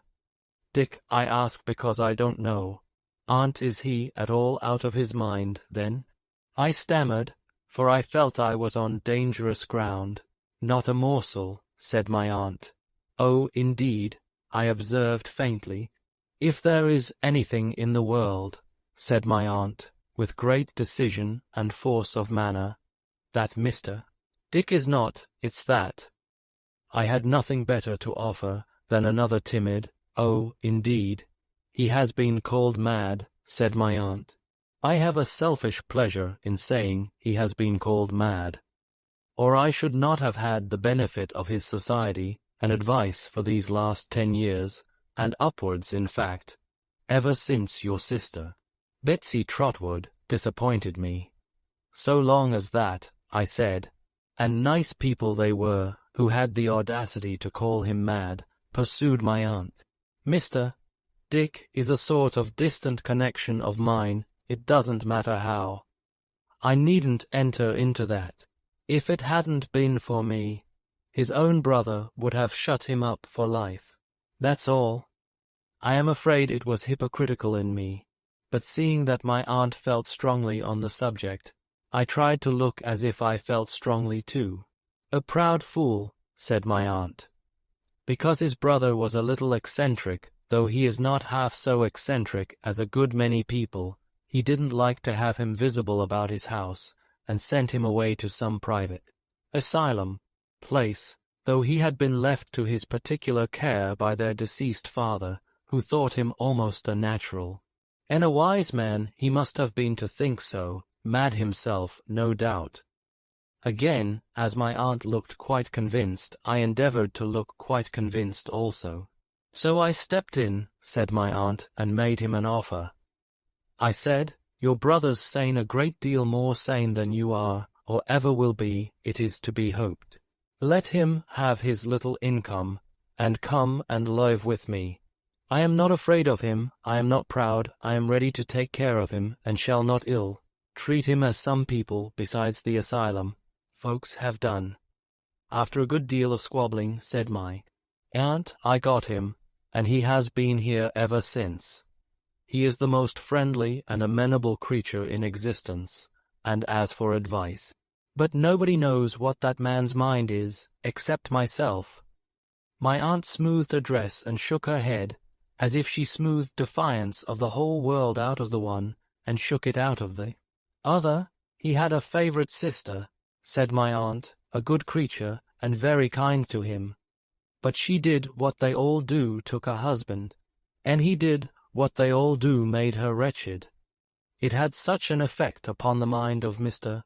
Dick, that's not madness, I hope, that, combined with his fear of his brother, and his sense of his unkindness, it threw him into a fever. That was before he came to me, but the recollection of it is oppressive to him even now.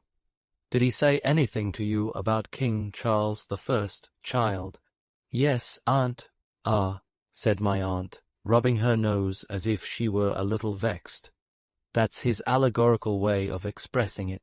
He connects his illness with great disturbance and agitation, naturally, and that's the figure, or the simile, or whatever it's called, which he chooses to use. And why shouldn't he, if he thinks proper? I said, certainly, aunt. It's not a business-like way of speaking, said my aunt, nor a worldly way. I am aware of that, and that's the reason why I insist upon it, that there shan't be a word about it in his memorial. Is it a memorial about his own history that he is writing, aunt? Yes, child, said my aunt, rubbing her nose again. He is memorializing the Lord Chancellor, or the Lord somebody or other one of those people, at all events, who are paid to be memorialized about his affairs. I suppose it will go in one of these days. He hasn't been able to draw it up yet, without introducing that mode of expressing himself, but it don't signify, it keeps him employed. In fact, I found out afterwards that Mr. Dick had been for upwards of 10 years endeavouring to keep King Charles I out of the memorial, but he had been constantly getting into it, and was there now. I say again, said my aunt, nobody knows what that man's mind is except myself, and he's the most amenable and friendly creature in existence. If he likes to fly a kite sometimes, what of that? Franklin used to fly a kite. He was a Quaker, or something of that sort, if I am not mistaken. And a Quaker flying a kite is a much more ridiculous object than anybody else. If I could have supposed that my aunt had recounted these particulars for my especial behoof, and as a piece of confidence in me, I should have felt very much distinguished, and should have augured favourably from such a mark of her good opinion. But I could hardly help observing that she had launched into them, chiefly because the question was raised in her own mind, and with very little reference to me, though she had addressed herself to me in the absence of anybody else. At the same time, I must say that the generosity of her championship of poor harmless Mr. Dick not only inspired my young breast with some selfish hope for myself, but warmed it unselfishly towards her. I believe that I began to know that there was something about my aunt, notwithstanding her many eccentricities and odd humours, to be honoured and trusted in, though she was just as sharp that day as on the day before, and was in and out about the donkeys just as often, and was thrown into a tremendous state of indignation when a young man, going by, ogled Janet at a window, which was one of the gravest misdemeanours that could be committed against my aunt's dignity. She seemed to me to command more of my respect, if not less of my fear. The anxiety I underwent, in the interval which necessarily elapsed before a reply could be received to her letter to Mr. Murdstone, was extreme, but I made an endeavour to suppress it, and to be as agreeable as I could in a quiet way, both to my aunt and Mr. Dick. The latter and I would have gone out to fly the great kite, but that I had still no other clothes than the anything but ornamental garments with which I had been decorated on the first day, and which confined me to the house, except for an hour after dark, when my aunt, for my health's sake, paraded me up and down on the cliff outside before going to bed. At length the reply from Mr. Murdstone came, and my aunt informed me, to my infinite terror, that he was coming to speak to her herself on the next day. On the next day, still bundled up in my curious habiliments, I sat counting the time, flushed and heated by the conflict of sinking hopes and rising fears within me, and waiting to be startled by the sight of the gloomy face, whose non-arrival startled me every minute. My aunt was a little more imperious and stern than usual, but I observed no other token of her preparing herself to receive the visitor so much dreaded by me.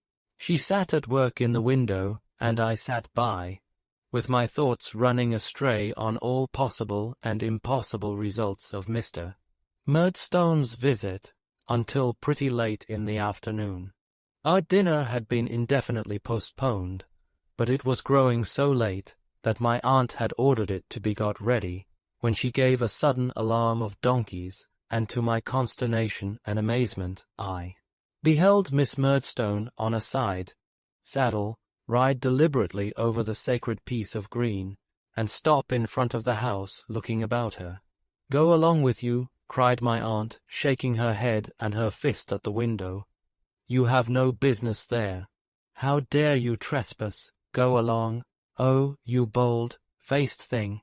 My aunt was so exasperated by the coolness with which Miss Murdstone looked about her, that I really believe she was motionless, and unable for the moment to dart out according to custom. I seized the opportunity to inform her who it was, and that the gentleman now coming near the offender, for the way up was very steep, and he had dropped behind, was Mr. Murdstone himself. "I don't care who it is," cried my aunt, still shaking her head and gesticulating anything but welcome from the bow window. "I won't be trespassed upon. I won't allow it. Go away, Janet, turn him round, lead him off." And I saw, from behind my aunt, a sort of hurried battle, piece, in which the donkey stood resisting everybody, with all his 4 legs planted different ways, while Janet tried to pull him round by the bridle. Mr. Murdstone tried to lead him on. Miss Murdstone struck at Janet with a parasol, and several boys, who had come to see the engagement, shouted vigorously. But my aunt, suddenly descrying among them the young malefactor who was the donkey's guardian, and who was one of the most inveterate offenders against her, though hardly in his teens, rushed out to the scene of action, pounced upon him, captured him, dragged him, with his jacket over his head, and his heels grinding the ground, into the garden, and, calling upon Janet to fetch the constables and justices that he might be taken, tried, and executed on the spot, held him at bay there. This part of the business, however, did not last long, for the young rascal, being expert at a variety of feints and dodges, of which my aunt had no conception, soon went whooping away, leaving some deep impressions of his nailed boots in the flower beds, and taking his donkey in triumph with him. Miss Murdstone, during the latter portion of the contest, had dismounted, and was now waiting with her brother at the bottom of the steps, until my aunt should be at leisure to receive them. My aunt, a little ruffled by the combat, marched past them into the house with great dignity, and took no notice of their presence until they were announced by Janet. "Shall I go away, aunt?" I asked, trembling. "No, sir," said my aunt, "certainly not." With which she pushed me into a corner near her, and fenced me in with a chair, as if it were a prison or a bar of justice. This position I continued to occupy during the whole interview, and from it I now saw Mr. and Miss Murdstone enter the room. "Oh," said my aunt, "I was not aware at first to whom I had the pleasure of objecting, but I don't allow anybody to ride over that turf. I make no exceptions. I don't allow anybody to do it." "Your regulation is rather awkward to strangers," said Miss Murdstone. "Is it?" said my aunt. Mr. Murdstone seemed afraid of a renewal of hostilities, and interposing began, "Miss Trotwood." "I beg your pardon," observed my aunt with a keen look. "You are the Mr. Murdstone who married the widow of my late nephew, David Copperfield, of Blunderstone Rookery, though why Rookery I don't know." "I am," said Mr. Murdstone. "You'll excuse my saying, sir," returned my aunt, "that I think it would have been a much better and happier thing if you had left that poor child alone." I so far agree with what Miss Trotwood has remarked, observed Miss Murdstone, bridling, that I consider our lamented Clara to have been, in all essential respects, a mere child. It is a comfort to you and me, ma'am, said my aunt, who are getting on in life, and are not likely to be made unhappy by our personal attractions, that nobody can say the same of us. No doubt, returned Miss Murdstone, though, I thought, not with a very ready or gracious assent. And it certainly might have been, as you say, a better and happier thing for my brother if he had never entered into such a marriage. I have always been of that opinion. I have no doubt you have, said my aunt. Janet, ringing the bell, my compliments to Mr. Dick, and beg him to come down. Until he came, my aunt sat perfectly upright and stiff, frowning at the wall. When he came, my aunt performed the ceremony of introduction. Mr. Dick, an old and intimate friend, on whose judgment, said my aunt, with emphasis, as an admonition to Mr. Dick, who was biting his forefinger and looking rather foolish, I rely. Mr. Dick took his finger out of his mouth, on this hint, and stood among the group, with a grave and attentive expression of face. My aunt inclined her head to Mr. Murdstone, who went on, Miss Trotwood, on the receipt of your letter, I considered it an act of greater justice to myself, and perhaps of more respect to you. Thank you, said my aunt, still eyeing him keenly. You needn't mind me. To answer it in person, however inconvenient the journey, pursued Mr. Murdstone, rather than by letter. This unhappy boy who has run away from his friends and his occupation, and whose appearance, interposed his sister, directing general attention to me in my indefinable costume, is perfectly scandalous and disgraceful. Jane Murdstone, said her brother, have the goodness not to interrupt me. This unhappy boy, Miss Trotwood, has been the occasion of much domestic trouble and uneasiness, both during the lifetime of my late dear wife, and since. He has a sullen, rebellious spirit, a violent temper, and an untoward, intractable disposition. Both my sister and myself have endeavored to correct his vices, but ineffectually, and we both have felt, I may say, my sister being fully in my confidence, that it is right you should receive this grave and dispassionate assurance from our lips. It can hardly be necessary for me to confirm anything stated by my brother, said Miss Murdstone, but I beg to observe that, of all the boys in the world, I believe this is the worst boy. Strong, said my aunt, shortly, but not at all too strong for the facts, returned Miss Murdstone. Ha, said my aunt. Well, sir, I have my own opinions, resumed Mr. Murdstone, whose face darkened more and more, the more he and my aunt observed each other, which they did very narrowly, as to the best mode of bringing him up. They are founded, in part, on my knowledge of him, and in part on my knowledge of my own means and resources.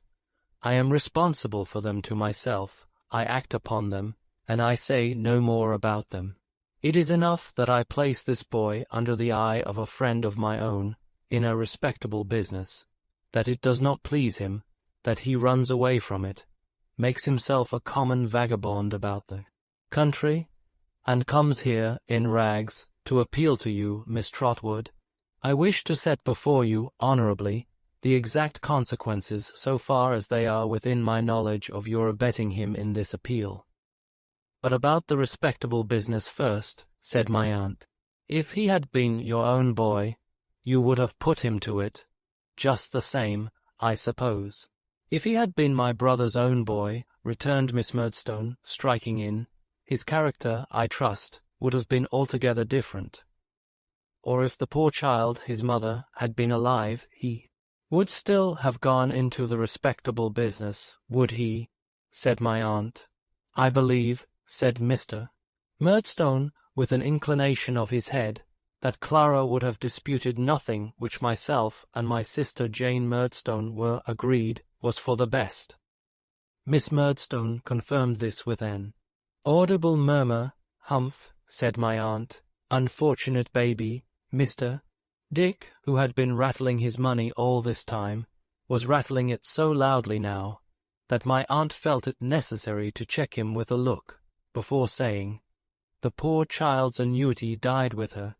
"Died with her," replied Mr. Murdstone, "and there was no settlement of the little property, the house and garden, the what's its name rookery without any rooks in it upon her boy. It had been left to her unconditionally by her first husband," Mr. Murdstone began, when my aunt caught him up with the greatest irascibility and impatience. "Good Lord, man, there's no occasion to say that. Left to her unconditionally. I think I see David Copperfield looking forward to any condition of any sort or kind, though it stared him point blank in the face. Of course it was left to her unconditionally. But when she married again, when she took that most disastrous step of marrying you, in short," said my aunt, "to be plain, did no one put in a word for the boy at that time?" "My late wife loved her second husband, ma'am," said Mr. Murdstone, "and trusted implicitly in him." "Your late wife, sir, was a most unworldly, most unhappy, most unfortunate baby," returned my aunt, shaking her head at him. "That's what she was. And now, what have you got to say next?" "Merely this, Miss Trotwood," he returned. "I am here to take David back, to take him back unconditionally, to dispose of him as I think proper, and to deal with him as I think right. I am not here to make any promise or give any pledge to anybody. You may possibly have some idea, Miss Trotwood, of abetting him in his running away, and in his complaints to you. Your manner, which I must say does not seem intended to propitiate, induces me to think it possible. Now I must caution you that if you abet him once, you abet him for good and all. If you step in between him and me, now, you must step in, Miss Trotwood, forever. I cannot trifle or be trifled with. I am here, for the first and last time, to take him away. Is he ready to go? If he is not, and you tell me he is not, on any pretense, it is indifferent to me what my doors are shut against him henceforth, and yours, I take it for granted, are open to him." To this address, my aunt had listened with the closest attention, sitting perfectly upright, with her hands folded on one knee, and looking grimly on the speaker. When he had finished, she turned her eyes so as to command Miss Murdstone, without otherwise disturbing her attitude, and said, "Well, ma'am, have you got anything to remark?" "Indeed, Miss Trotwood," said Miss Murdstone, "all that I could say has been so well said by my brother, and all that I know to be the fact has been so plainly stated by him, that I have nothing to add except my thanks for your politeness." "For your very great politeness, I am sure," said Miss Murdstone, with an irony which no more affected my aunt than it discomposed the cannon I had slept by at Chatham. "And what does the boy say?" said my aunt. "Are you ready to go, David?" I answered no, and entreated her not to let me go. I said that neither Mr. nor Miss Murdstone had ever liked me, or had ever been kind to me, that they had made my mamma, who always loved me dearly, unhappy about me, and that I knew it well, and that Peggotty knew it. I said that I had been more miserable than I thought anybody could believe, who only knew how young I was, and I begged and prayed my aunt, I forget in what terms now, but I remember that they affected me very much then to befriend and protect me, for my father's sake. "Mr. Dick," said my aunt, "what shall I do with this child?" Mr. Dick considered, hesitated, brightened, and rejoined, "Have him measured for a suit of clothes directly." "Mr. Dick," said my aunt triumphantly, "give me your hand, for your common sense is invaluable." Having shaken it with great cordiality, she pulled me towards her, and said to Mr. Murdstone, "You can go when you like. I'll take my chance with the boy. If he's all you say he is, at least I can do as much for him then, as you have done. But I don't believe a word of it, Miss Trotwood, rejoined Mr. Murdstone, shrugging his shoulders as he rose. If you were a gentleman, bar. Stuff and nonsense, said my aunt.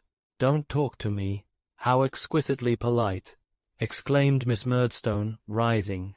Overpowering, really. Do you think I don't know, said my aunt, turning a deaf ear to the sister, and continuing to address the brother, and to shake her head at him with infinite expression, what kind of life you must have led, that poor, unhappy, misdirected baby. Do you think I don't know what a woeful day it was for the soft little creature when you first came in her way, smirking and making great eyes at her? I'll be bound, as if you couldn't say bo. To a goose, I never heard anything so elegant, said Miss Murdstone. Do you think I can't understand you as well as if I had seen you? Pursued my aunt. Now that I do see and hear you, which, I tell you candidly, is anything but a pleasure to me. Oh yes, bless us, who's so smooth and silky as Mr. Murdstone at first. The poor, benighted innocent had never seen such a man. He was made of sweetness, he worshipped her. He doted on her boy, tenderly doted on him. He was to be another father to him, and they were all to live together in a garden of roses, weren't they? Ugh, get along with you, do, said my aunt. I never heard anything like this person in my life, exclaimed Miss Murdstone. And when you had made sure of the poor little fool, said my aunt, God, forgive me that I should call her so. And she gone where you won't go in a hurry, because you had not done wrong enough to her and hers, you must begin to train her, must you? Begin to break her, like a poor caged bird, and wear her deluded life away, in teaching her to sing your notes. This is either insanity or intoxication, said Miss Murdstone, in a perfect agony at not being able to turn the current of my aunt's address towards herself. And my suspicion is that it's intoxication. Miss Betsy, without taking the least notice of the interruption, continued to address herself to Mr. Murdstone as if there had been no such thing.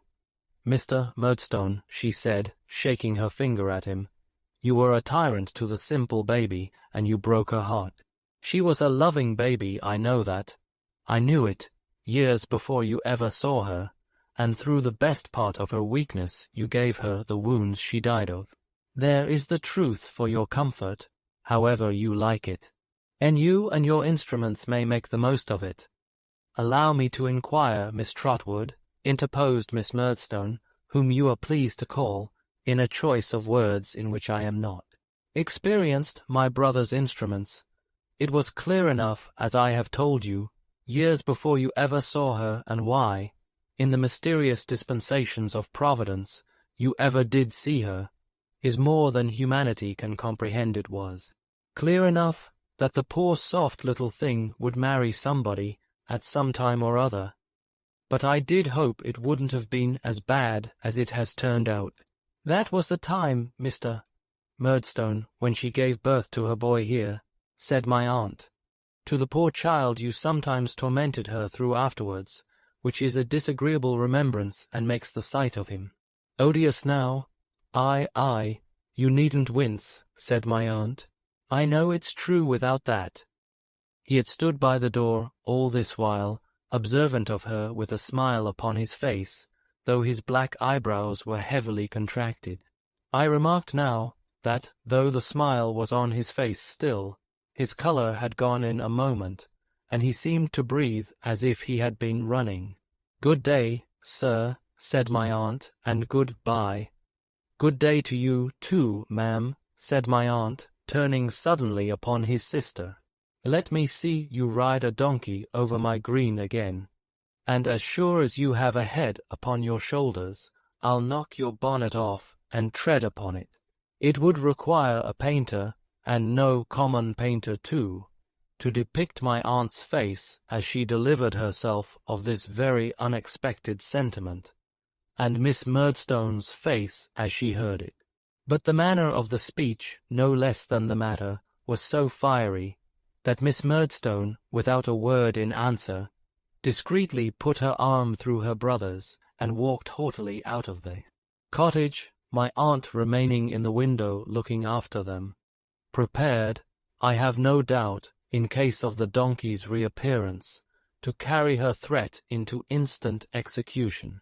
No attempt at defiance being made, however, her face gradually relaxed and became so pleasant that I was emboldened to kiss and thank her, which I did with great heartiness and with both my arms clasped round her neck. I then shook hands with Mr. Dick, who shook hands with me a great many times, and hailed this happy close of the proceedings with repeated bursts of laughter. You'll consider yourself guardian, jointly with me, of this child, Mr. Dick, said my aunt. I shall be delighted, said Mr. Dick, to be the guardian of David's son. Very good, returned my aunt, that's settled. I have been thinking, do you know, Mr. Dick, that I might call him Trotwood. Certainly, certainly. Call him Trotwood, certainly, said Mr. Dick, David's son's Trotwood. Trotwood Copperfield, you mean, returned my aunt. Yes, to be sure. Yes, Trotwood Copperfield, said Mr. Dick, a little abashed. My aunt took so kindly to the notion that some ready-made clothes, which were purchased for me that afternoon, were marked Trotwood Copperfield, in her own handwriting, and in indelible marking ink before I put them on, and it was settled that all the other clothes which were ordered to be made for me, a complete outfit was bespoke that afternoon, should be marked in the same way. Thus I began my new life, in a new name, and with everything new about me. Now that the state of doubt was over, I felt, for many days, like one in a dream. I never thought that I had a curious couple of guardians in my aunt and Mr. Dick. I never thought of anything about myself, distinctly. The two things clearest in my mind were, that a remoteness had come upon the old Blunderstone life, which seemed to lie in the haze of an immeasurable distance, and that a curtain had for ever fallen on my life at Murdstone and Grinby's. No one has ever raised that curtain since. I have lifted it for a moment, even in this narrative, with a reluctant hand, and dropped it gladly. The remembrance of that life is fraught with so much pain to me, with so much mental suffering and want of hope, that I have never had the courage even to examine how long I was doomed to lead it. Whether it lasted for a year, or more, or less, I do not know. I only know that it was and ceased to be, and that I have written, and there I leave it. Chapter 15. I make another beginning. Mr. Dick and I soon became the best of friends, and very often, when his day's work was done, went out together to fly the great kite. Every day of his life he had a long sitting at the memorial, which never made the least progress, however hard he laboured. For King Charles I always strayed into it, sooner or later, and then it was thrown aside, and another one begun. The patience and hope with which he bore these perpetual disappointments, the mild perception he had that there was something wrong about King Charles I, the feeble efforts he made to keep him out, and the certainty with which he came in, and tumbled the memorial out of all shape, made a deep impression on me. What Mr. Dick supposed would come of the memorial, if it were completed, where he thought it was to go, or what he thought it was to do, he knew no more than anybody else, I believe. Nor was it at all necessary that he should trouble himself with such questions. For if anything were certain under the sun, it was certain that the memorial never would be finished. It was quite an affecting sight, I used to think, to see him with the kite when it was up a great height in the air. What he had told me, in his room, about his belief in its disseminating the statements pasted on it, which were nothing but old leaves of abortive memorials, might have been a fancy with him. Sometimes, but not when he was out, looking up at the kite in the sky, and feeling it pull and tug at his hand. He never looked so serene as he did then. I used to fancy, as I sat by him of an evening on a green slope, and saw him watch the kite high in the quiet air, that it lifted his mind out of its confusion and bore it, such was my boyish thought, into the skies. As he wound the string in, and it came lower and lower down out of the beautiful light, until it fluttered to the ground, and lay there like a dead thing, he seemed to wake gradually out of a dream. And I remember to have seen him take it up, and look about him in a lost way, as if they had both come down together, so that I pitied him with all my heart. While I advanced in friendship and intimacy with Mr. Dick, I did not go backward in the favour of his staunch friend, my aunt.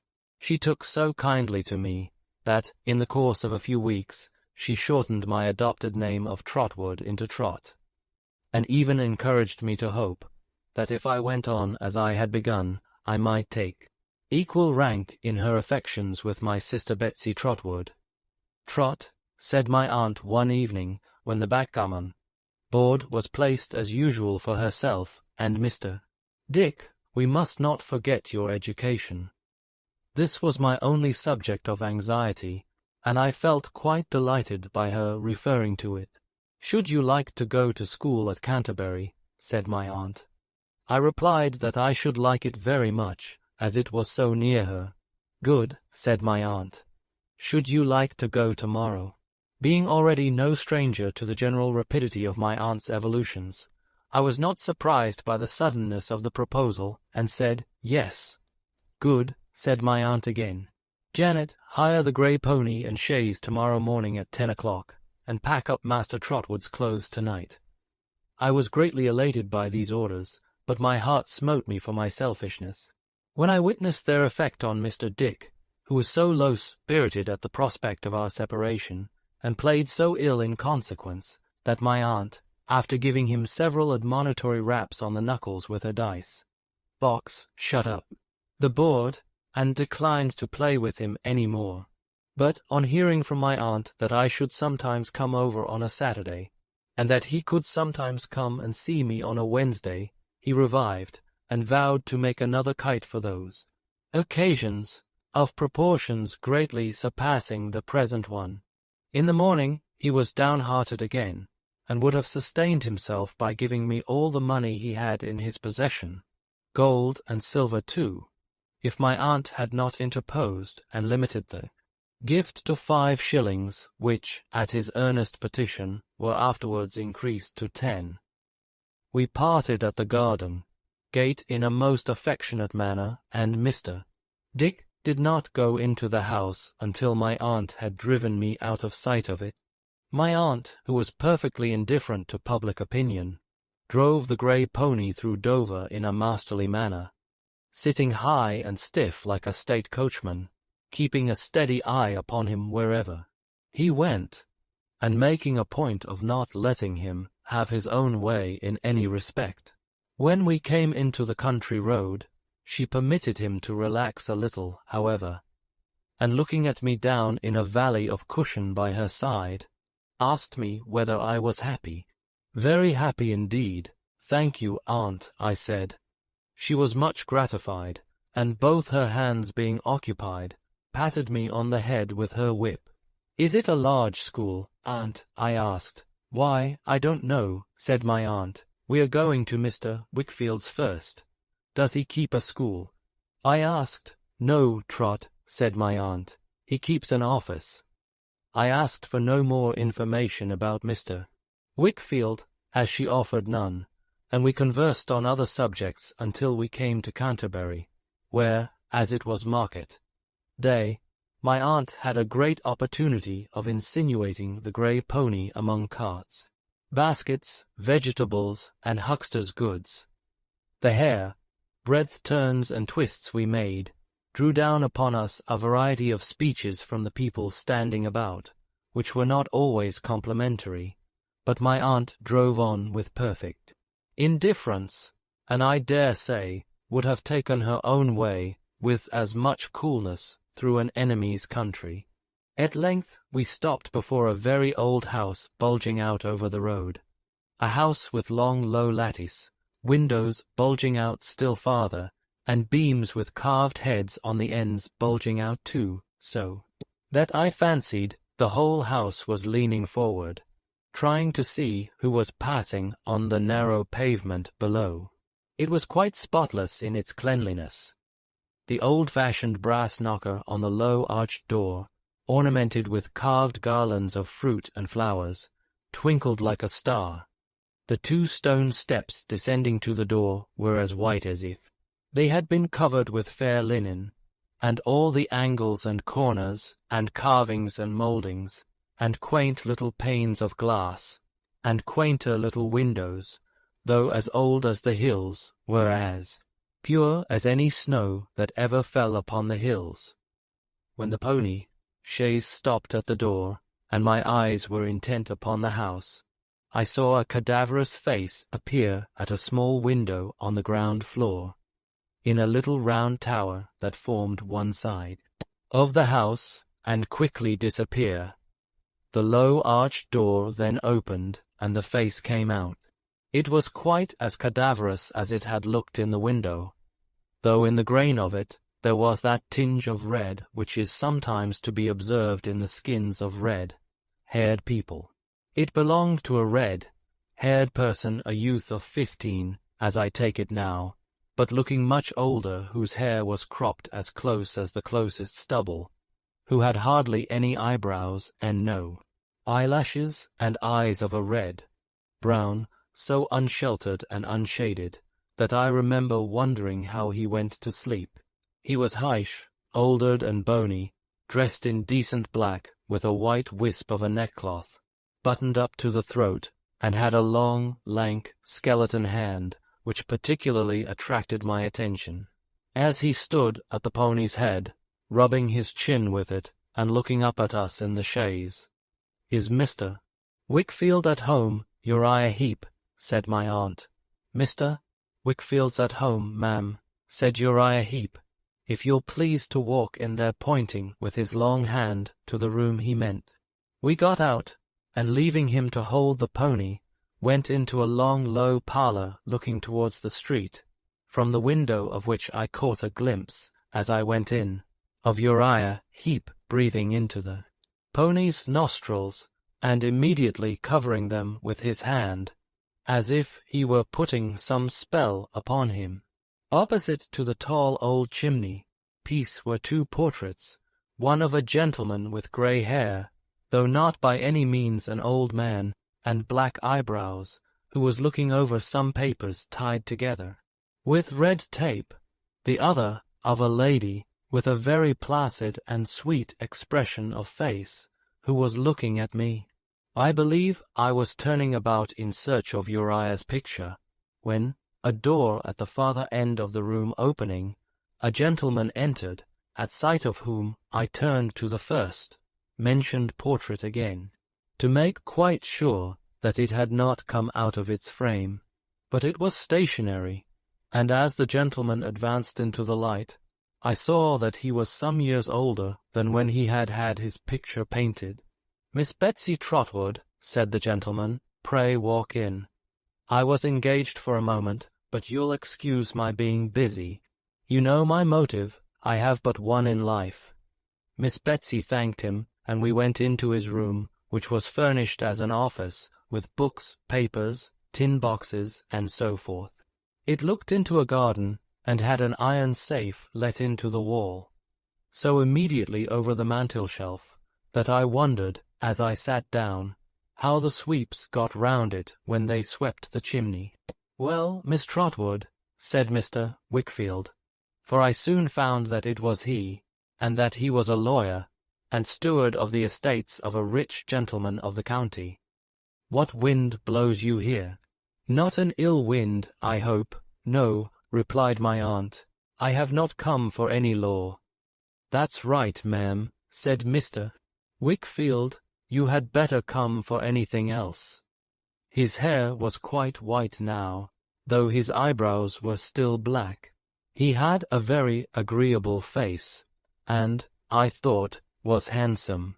There was a certain richness in his complexion, which I had been long accustomed, under Peggotty's tuition, to connect with port wine, and I fancied it was in his voice too, and referred his growing corpulency to the same cause. He was very cleanly dressed, in a blue coat, striped waistcoat, and nankeen trousers, and his fine frilled shirt and cambric neckcloth looked unusually soft and white, reminding my strolling fancy. I called to mind of the plumage on the breast of a swan. "This is my nephew," said my aunt. "Wasn't aware you had one, Miss Trotwood," said Mr. Wickfield. "My grandnephew, that is to say," observed my aunt. "Wasn't aware you had a grandnephew, I give you my word," said Mr. Wickfield.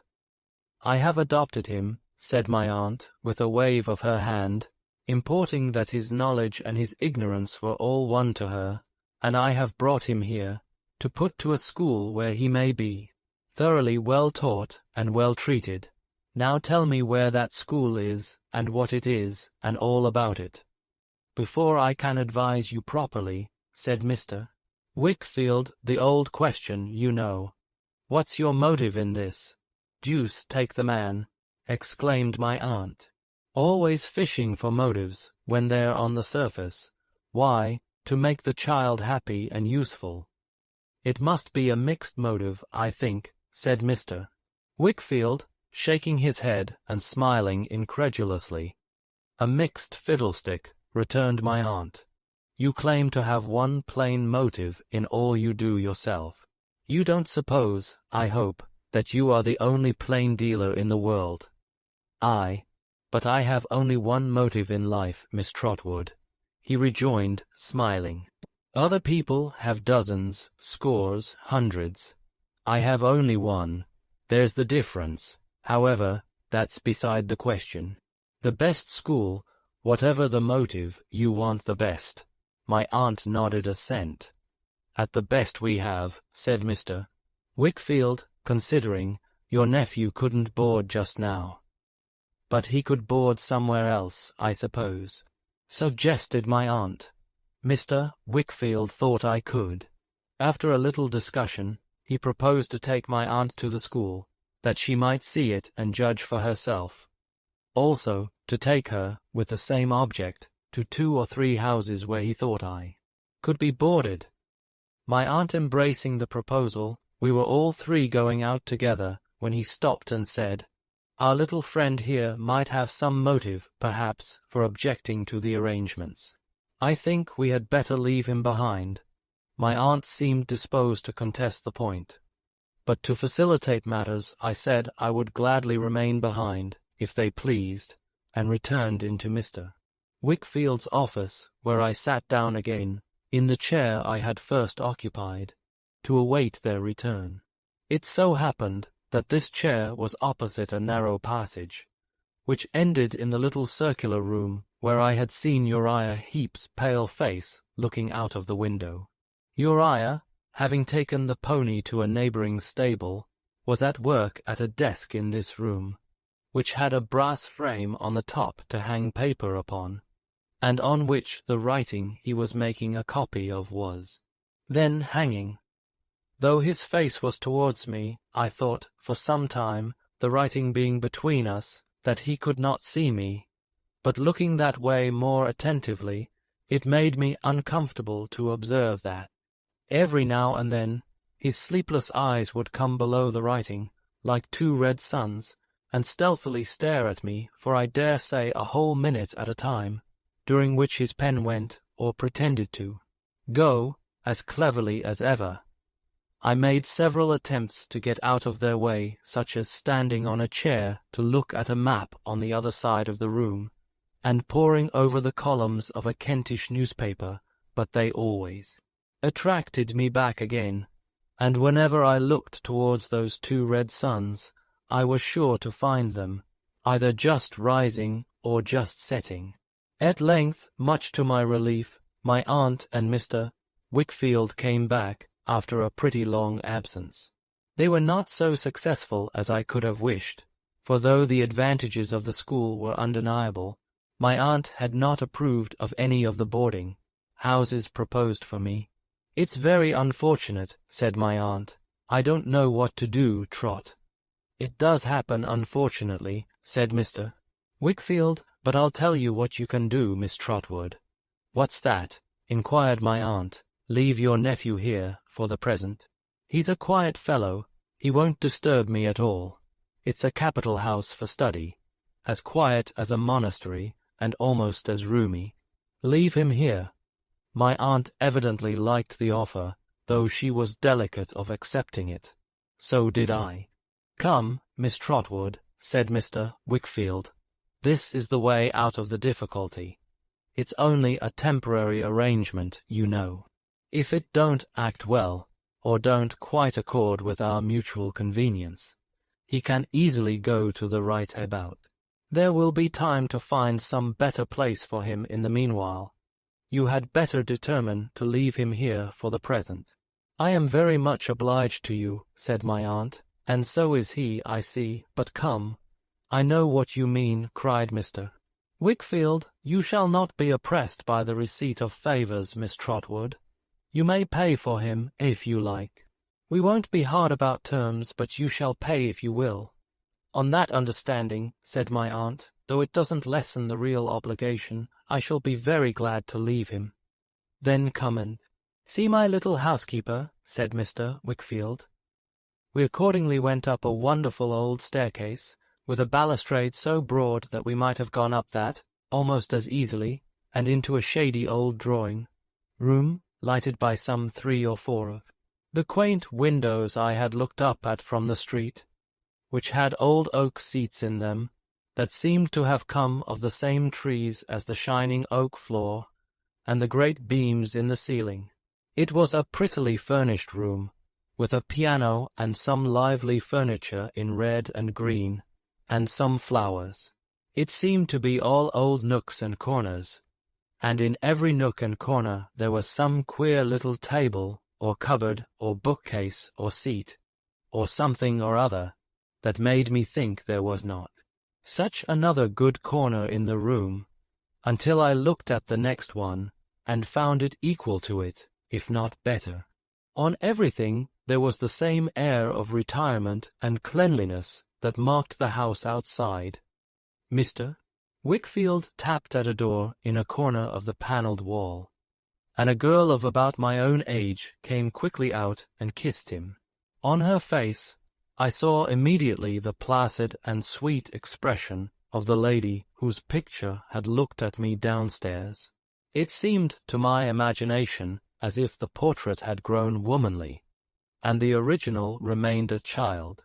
Although her face was quite bright and happy, there was a tranquillity about it, and about her a quiet, good, calm spirit that I never have forgotten, that I shall never forget. This was his little housekeeper, his daughter Agnes, Mr. Wickfield said.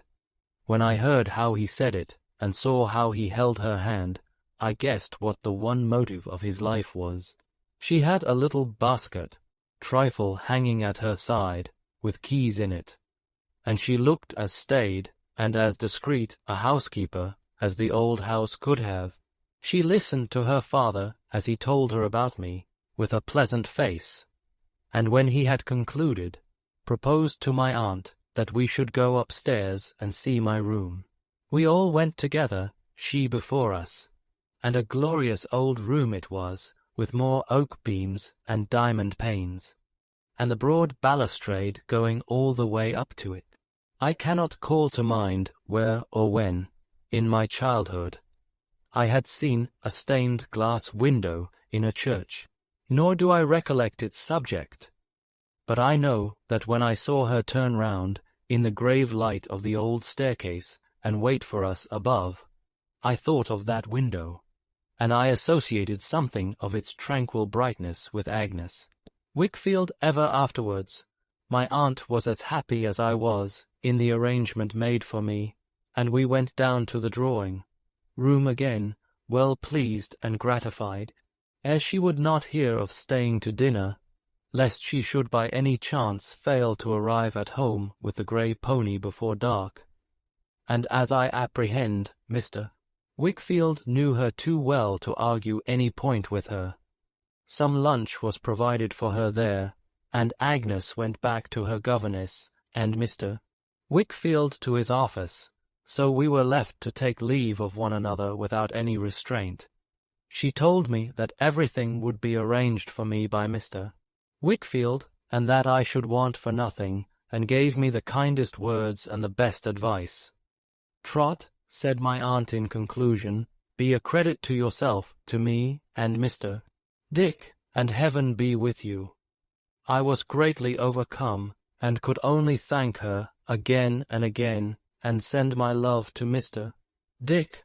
"Never," said my aunt, "be mean in anything, never be false, never be cruel. Avoid those 3 vices, Trot, and I can always be hopeful of you."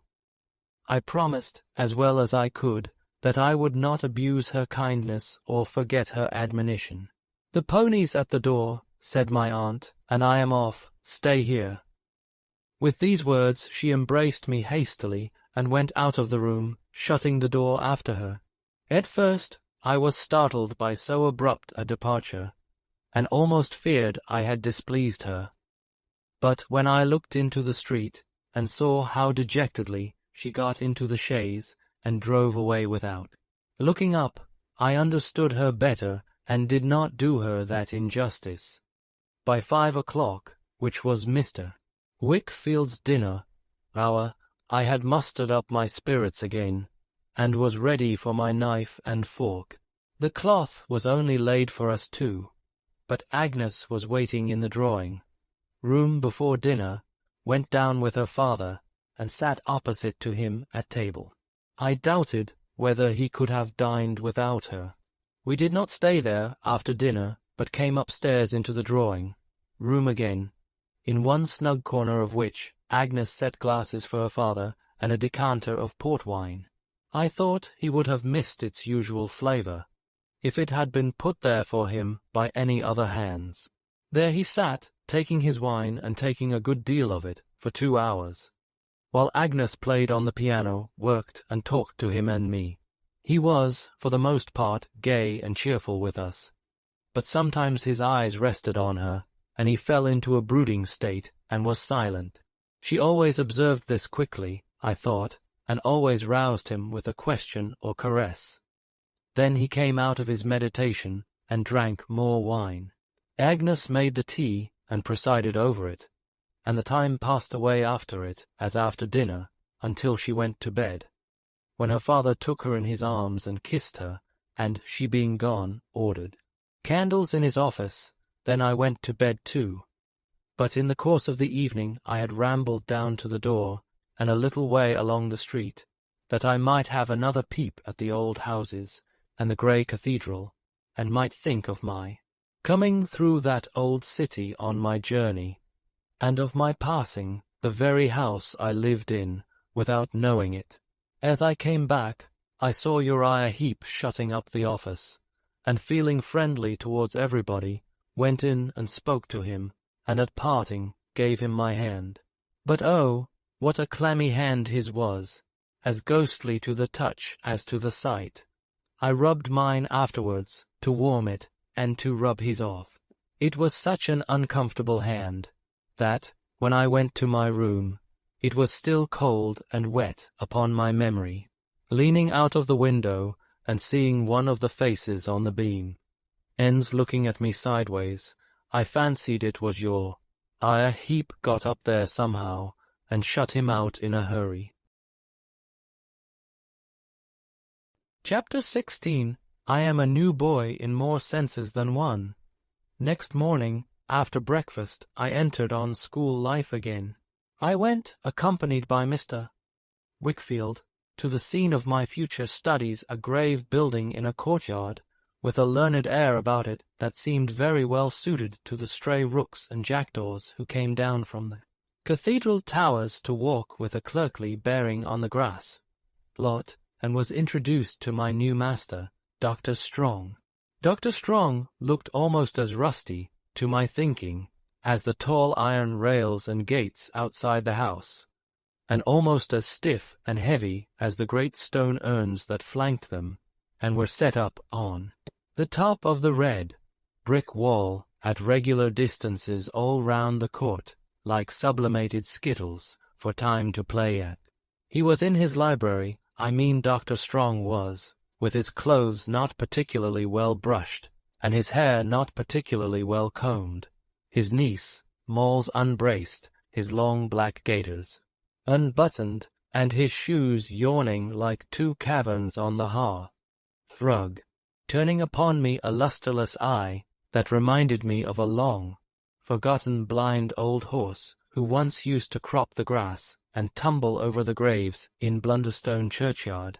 He said he was glad to see me, and then he gave me his hand, which I didn't know what to do with, as it did nothing for itself. But, sitting at work, not far from Dr. Strong, was a very pretty young lady whom he called Annie, and who was his daughter, I supposed, who got me out of my difficulty by kneeling down to put Dr. Strong's shoes on and button his gaiters, which she did with great cheerfulness and quickness. When she had finished, and we were going out to the schoolroom, I was much surprised to hear Mr. Wickfield, in bidding her good morning, address her as Mrs. Strong, and I was wondering, could she be Dr. Strong's son's wife, or could she be Mrs. Dr. Strong, when Dr. Strong himself unconsciously enlightened me. By the by, Wickfield, he said, stopping in a passage with his hand on my shoulder, you have not found any suitable provision for my wife's cousin yet? No, said Mr. Wickfield, no, not yet. I could wish it done as soon as it can be done, Wickfield, said Dr. Strong, for Jack Maldon is needy and idle, and of those two bad things, worse things sometimes come. What does Dr. Watts say? He added, looking at me, and moving his head to the time of his quotation. Satan finds some mischief still, for idle hands to do. Egad, doctor, returned Mr. Wickfield, if Dr. Watts knew mankind, he might have written, with as much truth, Satan finds some mischief still, for busy hands to do. The busy people achieve their full share of mischief in the world, you may rely upon it. What have the people been about, who have been the busiest in getting money, and in getting power, this century or two? No mischief. Jack Maldon will never be very busy in getting either, I expect, said Dr. Strong, rubbing his chin thoughtfully. Perhaps not, said Mr. Wickfield, and you bring me back to the question with an apology for digressing. No, I have not been able to dispose of Mr. Jack Maldon yet. I believe, he said this with some hesitation, I penetrate your motive, and it makes the thing more difficult. My motive, returned Dr. Strong, is to make some suitable provision for a cousin and an old playfellow of Annie's. Yes, I know, said Mr. Wickfield, at home or abroad. Aye, replied the doctor, apparently wondering why he emphasized those words so much, at home or abroad. Your own expression, you know, said Mr. Wickfield, or abroad. Surely, the doctor answered, surely, one or other. One or other. Have you no choice? Asked Mr. Wickfield. No, returned the doctor, no, with astonishment, not the least. No motive, said Mr. Wickfield, for meaning abroad and not at home. No, returned the doctor. I am bound to believe you, and of course I do believe you, said Mr. Wickfield. It might have simplified my office very much if I had known it before, but I confess I entertained another impression. Dr. Strong regarded him with a puzzled and doubting look, which almost immediately subsided into a smile that gave me great encouragement, for it was full of amiability and sweetness, and there was a simplicity in it, and indeed in his whole manner, when the studious, pondering frost upon it was got through, very attractive and hopeful to a young scholar like me. repeating no, and not the least, and other short assurances to the same purport. Dr. Strong jogged on before us, at a queer, uneven pace, and we followed. Mr. Wickfield, looking grave, I observed, and shaking his head to himself, without knowing that I saw him. The schoolroom was a pretty large hall, on the quietest side of the house, confronted by the stately stair of some half-dozen of the great urns, and commanding a peep of an old secluded garden belonging to the doctor, where the peaches were ripening on the sunny south wall. There were 2 great aloes in tubs on the turf outside the windows, the broad hard leaves of which plant, looking as if they were made of painted tin, have ever since, by association, been symbolical to me of silence and retirement. About 5-20 boys were studiously engaged at their books when we went in, but they rose to give the doctor good morning, and remained standing when they saw Mr. Wickfield and me, a new boy. "Young gentleman," said the doctor, "Trotwood Copperfield." One Adams, who was the head boy, then stepped out of his place and welcomed me. He looked like a young clergyman in his white cravat, but he was very affable and good-humoured, and he showed me my place, and presented me to the masters, in a gentlemanly way that would have put me at my ease, if anything could. It seemed to me so long, however, since I had been among such boys, or among any companions of my own age, except Mick Walker and Mealy Potatoes, that I felt as strange as ever I have done in my life. I was so conscious of having passed through scenes of which they could have no knowledge, and of having acquired experiences foreign to my age, appearance, and condition as one of them, that I half believed it was an imposture to come there as an ordinary little schoolboy. I had become, in the Murdstone and Grinby time, however short or long it may have been, so unused to the sports and games of boys, that I knew I was awkward and inexperienced in the commonest things belonging to them. Whatever I had learnt had so slipped away from me in the sordid cares of my life from day to night, that now, when I was examined about what I knew nothing, and was put into the lowest form of the school.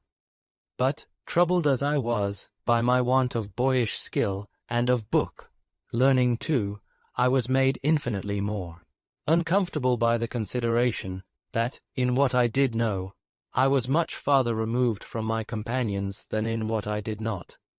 My mind ran upon what they would think, if they knew of my familiar acquaintance with the King's Bench prison. Was there anything about me which would reveal my proceedings in connection with the Micawber family, all those pawnings, and sellings, and suppers in spite of myself? Suppose some of the boys had seen me coming through Canterbury, wayworn and ragged, and should find me out. What would they say, who made so light of money, if they could know how I had scraped my halfpence together for the purchase of my daily saveloy and beer, or my slices of pudding? How would it affect them, who were so innocent of London life and London streets, to discover how knowing I was, and was ashamed to be, in some of the meanest phases of both?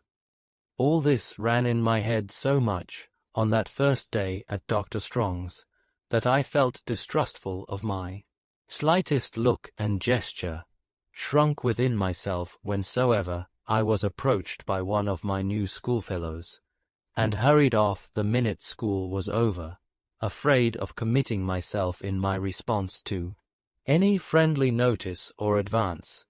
But there was such an influence in Mr. Wickfield's old house, that when I knocked at it, with my new school books under my arm, I began to feel my uneasiness softening away. As I went up to my airy old room, the grave shadow of the staircase seemed to fall upon my doubts and fears, and to make the past more indistinct. I sat there, sturdily conning my books, until dinner-time. We were out of school for good at 3, and went down, hopeful of becoming a passable sort of boy yet. Agnes was in the drawing-room, waiting for her father, who was detained by someone in his office, She met me with her pleasant smile and asked me how I liked the school.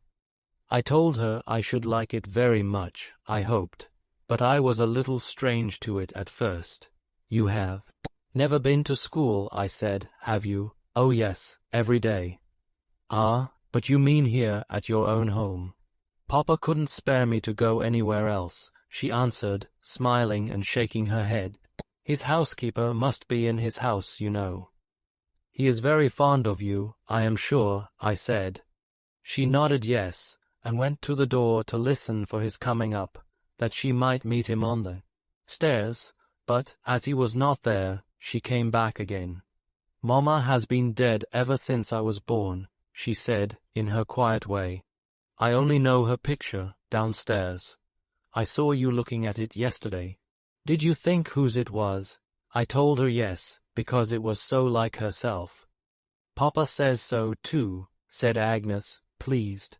Hark, that's Papa now. Her bright calm face lighted up with pleasure as she went to meet him, and as they came in hand, he greeted me cordially, and told me I should certainly be happy under Dr. Strong, who was one of the gentlest of men. There may be some. Perhaps I don't know that there are who abuse his kindness, said Mr. Wickfield. Never be one of those, Trotwood, in anything.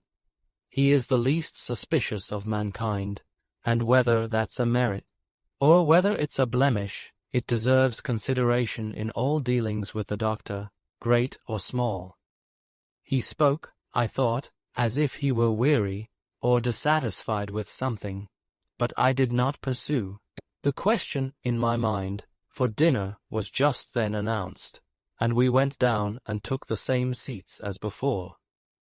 We had scarcely done so, when Uriah Heep put in his red head and his lank hand at the door, and said, Here's Mr. Maldon begs the favour of a word, sir. I am but this moment quit of Mr. Maldon, said his master.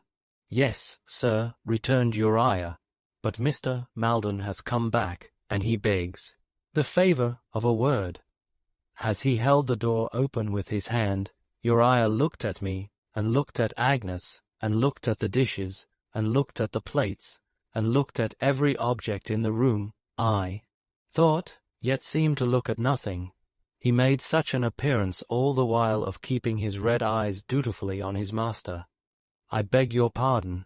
It's only to say, on reflection, observed a voice behind Uriah, as Uriah's head was pushed away, and the speakers substituted pray, excuse me for this intrusion, that as it seems I have no choice in the matter.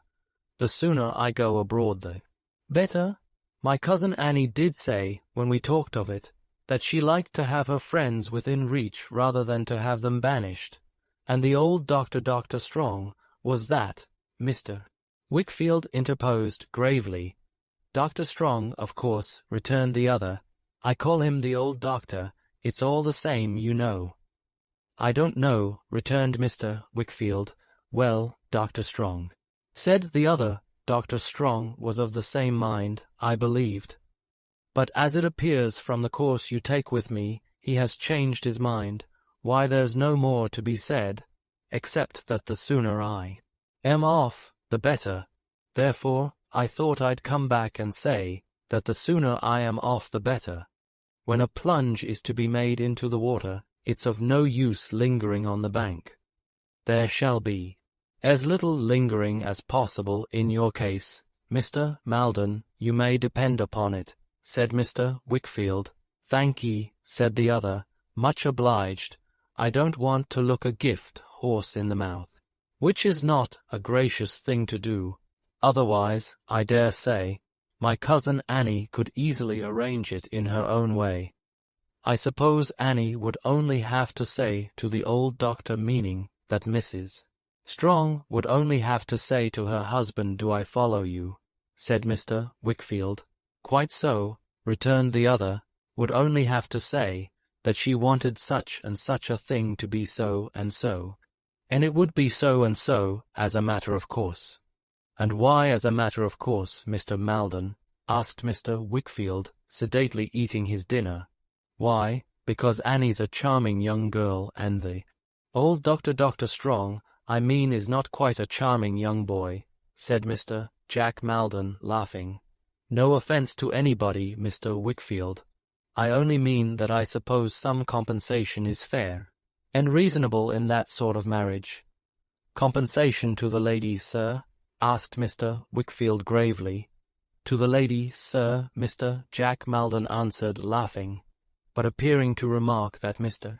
Wickfield went on with his dinner in the same sedate, immovable manner, and that there was no hope of making him relax a muscle of his face. He added, "However, I have said what I came to say, and, with another apology for this intrusion, I may take myself off. Of course I shall observe your directions, in considering the matter as one to be arranged between you and me solely, and not to be referred to up at the doctor's." "Have you dined?" asked Mr. Wickfield, with a motion of his hand towards the table. "Thank ye, I am going to dine," said Mr. Maldon, "with my cousin Annie. Good-bye." Mr. Wickfield, without rising, looked after him thoughtfully as he went out. He was rather a shallow sort of young gentleman, I thought, with a handsome face, a rapid utterance, and a confident, bold air, and this was the first I ever saw of Mr. Jack Maldon, whom I had not expected to see so soon, when I heard the doctor speak of him that morning. When we had dined, we went upstairs again, where everything went on exactly as on the previous day. Agnes set the glasses and decanters in the same corner, and Mr. Wickfield sat down to drink, and drank a good deal. Agnes played the piano too. Him sat by him and worked and talked, and played some games at dominoes with me. In good time she made tea, and afterwards, when I brought down my books, looked into them, and showed me what she knew of them, which was no slight matter, though she said it was, and what was the best way to learn and understand them. I see her, with her modest, orderly, placid manner, and I hear her beautiful, calm voice, as I write these words. The influence for all good, which she came to exercise over me at a later time, begins already to descend upon my breast. I love little Emily, and I don't love Agnes, no, not at all in that way, but I feel that there are goodness, peace, and truth wherever Agnes is, and that the soft light of the coloured window in the church, seen long ago, falls on her, always, and on me when I am near her, and on everything around. The time having come for her withdrawal for the night, and she having left us, I gave Mr.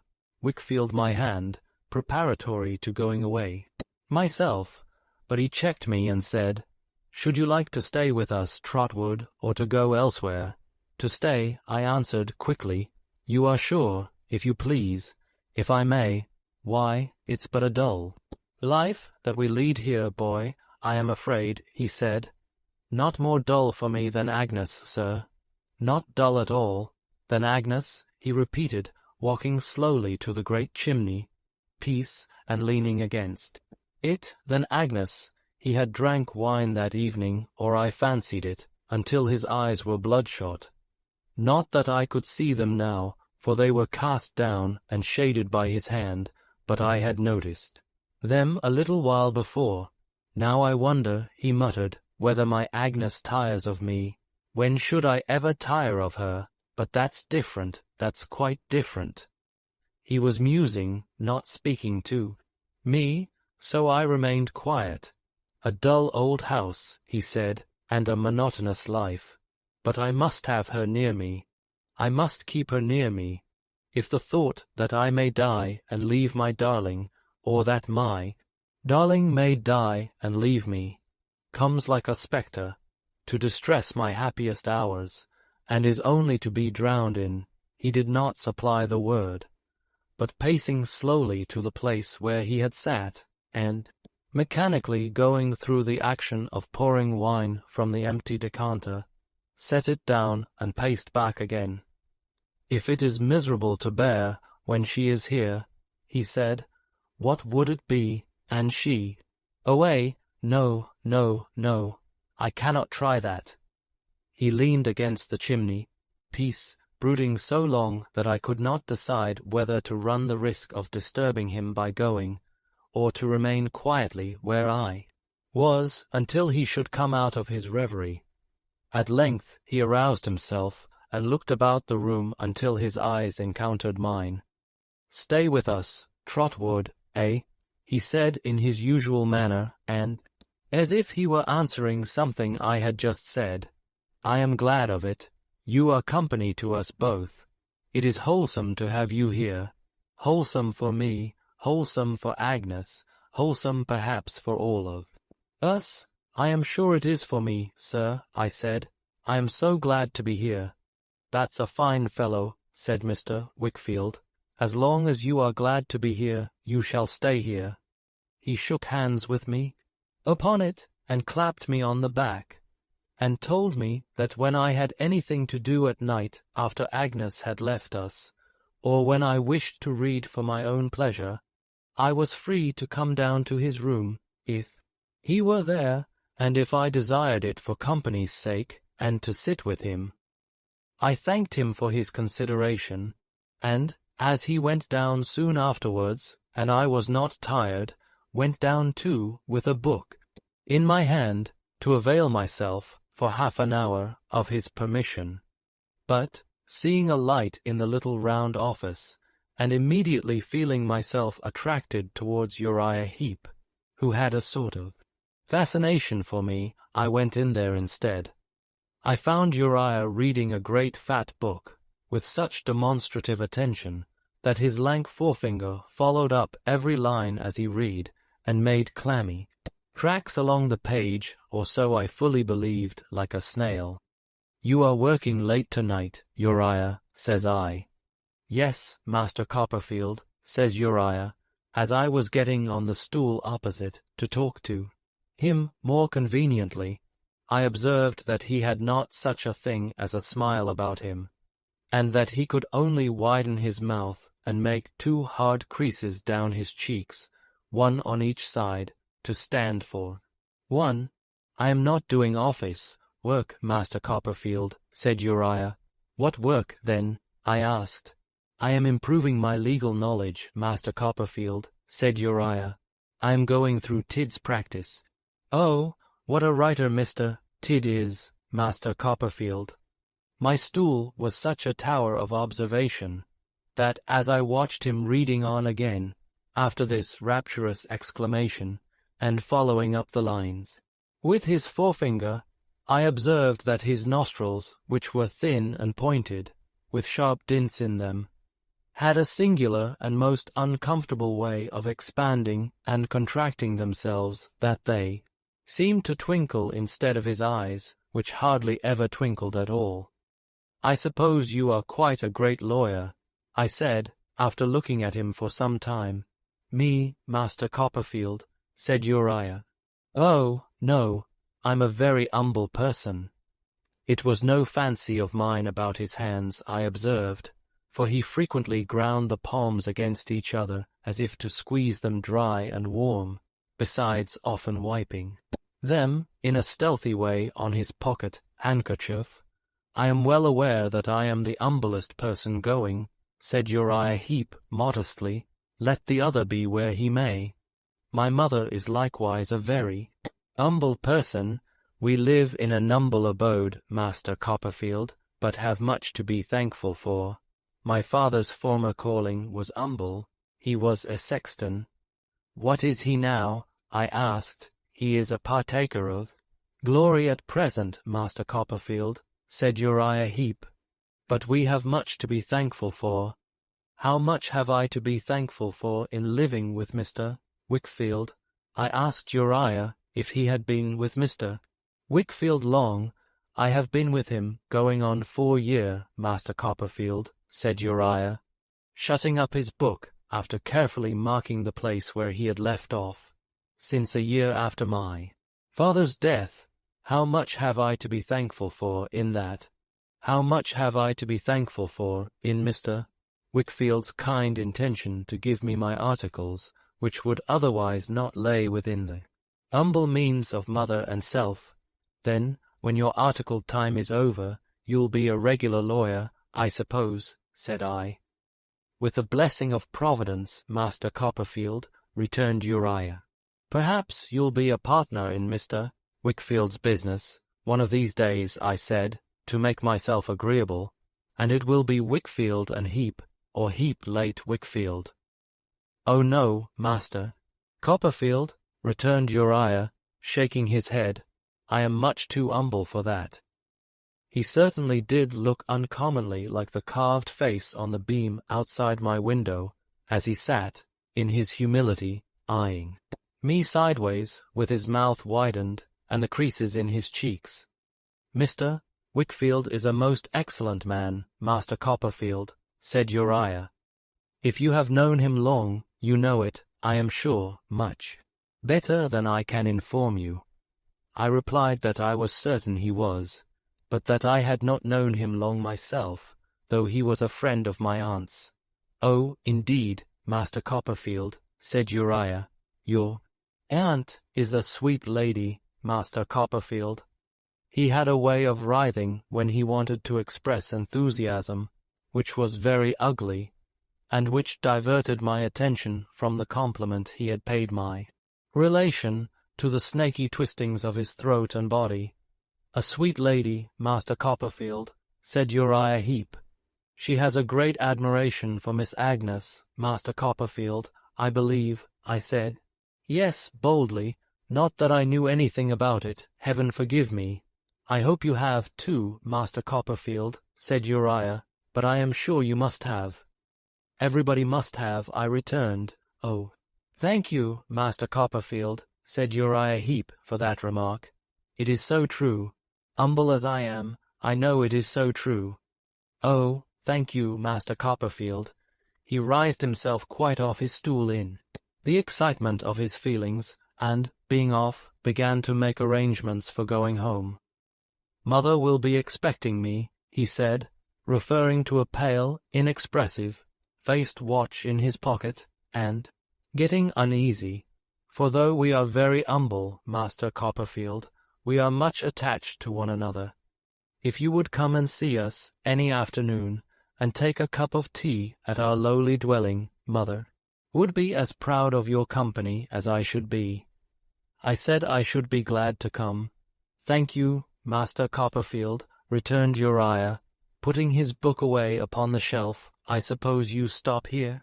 Some time, Master Copperfield. I said I was going to be brought up there, I believed, as long as I remained at school. Oh, indeed, exclaimed Uriah. I should think you would come into the business. At last, Master Copperfield. I protested that I had no views of that sort, and that no such scheme was entertained in my behalf by anybody, but Uriah insisted on blandly replying to all my assurances. Oh, yes, Master Copperfield, I should think you would indeed, and oh, indeed, Master Copperfield, I should think you would, certainly, over and over again. Being, at last, ready to leave the office for the night, he asked me if it would suit my convenience to have the light put out, and on my answering yes, instantly extinguished it. After shaking hands with me, his hand felt like a fish. In the dark, he opened the door into the street a very little, and crept out and shut it, leaving me to grope my way back into the house, which cost me some trouble and a fall over his stool. This was the proximate cause, I suppose, of my dreaming about him, for what appeared to me to be half the night, and dreaming, among other things, that he had launched Mr. Peggotty's house on a piratical expedition, with a black flag at the masthead, bearing the inscription Tidd's Practice, under which diabolical ensign he was carrying me and little Emily to the Spanish Main, to be drowned. I got a little the better of my uneasiness when I went to school next day, and a good deal the better next day, and so shook it off by degrees, that in less than a fortnight I was quite at home and happy among my new companions. I was awkward enough in their games, and backward enough in their studies, but custom would improve me in the first respect, I hoped, and hard work in the second. Accordingly, I went to work very hard, both in play and in earnest, and gained great commendation. And, in a very little while, the Murdstone and Grinby life became so strange to me that I hardly believed in it, while my present life grew so familiar that I seemed to have been leading it a long time. Dr. Strong's was an excellent school, as different from Mr. Creakle's as good is from evil. It was very gravely and decorously ordered, and on a sound system, with an appeal in everything to the honor and good faith of the boys, and an avowed intention to rely on their possession of those qualities unless they proved themselves unworthy of it, which worked wonders. We all felt that we had a part in the management of the place, and in sustaining its character and dignity. Hence, we soon became warmly attached to it. I am sure I did for one, and I never knew, in all my time, of any other boy being otherwise, and learnt with a good will, desiring to do it credit. We had noble games out of hours, and plenty of liberty, but even then, as I remember, we were well spoken of in the town, and rarely did any disgrace, by our appearance or manner, to the reputation of Dr. Strong and Dr. Strong's boys. Some of the higher scholars boarded in the doctor's house, and through them I learned, at second hand, some particulars of the doctor's history, as how he had not yet been married 12 months to the beautiful young lady I had seen in the study, whom he had married for love, for she had not a sixpence, and had a world of poor relations, so our fellows said, ready to swarm the doctor out of house and home. Also, how the doctor's cogitating manner was attributable to his being always engaged in looking out for Greek roots, which, in my innocence and ignorance, I supposed to be a botanical furor on the doctor's part, especially as he always looked at the ground when he walked about, until I understood that they were roots of words, with a view to a new dictionary which he had in contemplation. Adams, our head boy, who had a turn for mathematics, had made a calculation, I was informed, of the time this dictionary would take in completing on the doctor's plan, and at the doctor's rate of going. He considered that it might be done in 1649 years, counting from the doctor's last, or 62nd, birthday, but the doctor himself was the idol of the whole school, and it must have been a badly composed school if he had been anything else, for he was the kindest of men, with a simple faith in him that might have touched the stone hearts of the very urns upon the wall. As he walked up and down that part of the courtyard which was at the side of the house, with the stray rooks and jackdaws looking after him with their heads cocked slyly, as if they knew how much more knowing they were in worldly affairs than he, if any sort of vagabond could only get near enough to his creaking shoes to attract his attention to one sentence of a tale of distress, that vagabond was made for the next 2 days.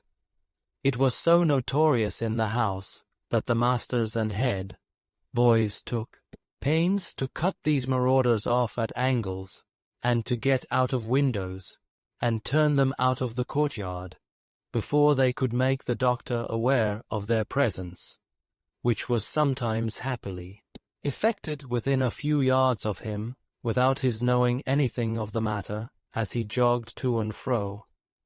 Outside his own domain, and unprotected, he was a very sheep for the shearers.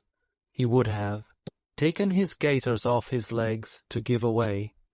In fact, there was a story current among us, I have no idea, and never had, on what authority, but I have believed it for so many years that I feel quite certain it is true, that on a frosty day one winter time he actually did bestow his gaiters on a beggar woman who occasioned some scandal in the neighborhood by exhibiting a fine infant from door to door, wrapped in those garments which were universally recognized, being as well known in the vicinity as the cathedral.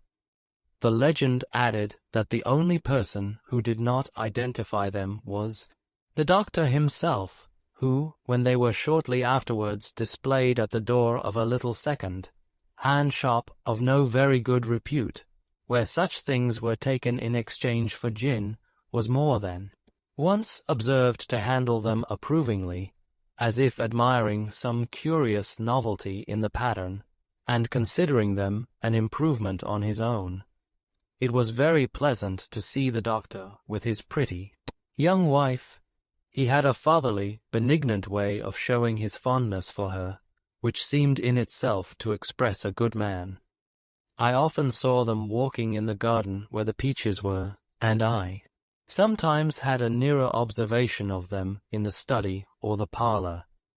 She appeared to me to take great care of the doctor, and to like him very much, though I never thought her vitally interested. In the dictionary, some cumbrous fragments of which work the doctor always carried in his pockets, and in the lining of his hat, and generally seemed to be expounding to her as they walked about. I saw a good deal of Mrs. Strong, both because she had taken a liking for me on the morning of my introduction to the doctor, and was always afterwards kind to me and interested in me, and because she was very fond of Agnes, and was often backwards and forwards at our house. There was a curious constraint between her and Mr. Wickfield, I thought, of whom she seemed to be afraid, that never wore off. When she came there of an evening, she always shrunk from accepting his escort home, and ran away with me instead. And sometimes, as we were running gaily across the cathedral yard together, expecting to meet nobody, we would meet Mr. Jack Maldon, who was always surprised to see us. Mrs. Strong's mamma was a lady I took great delight in.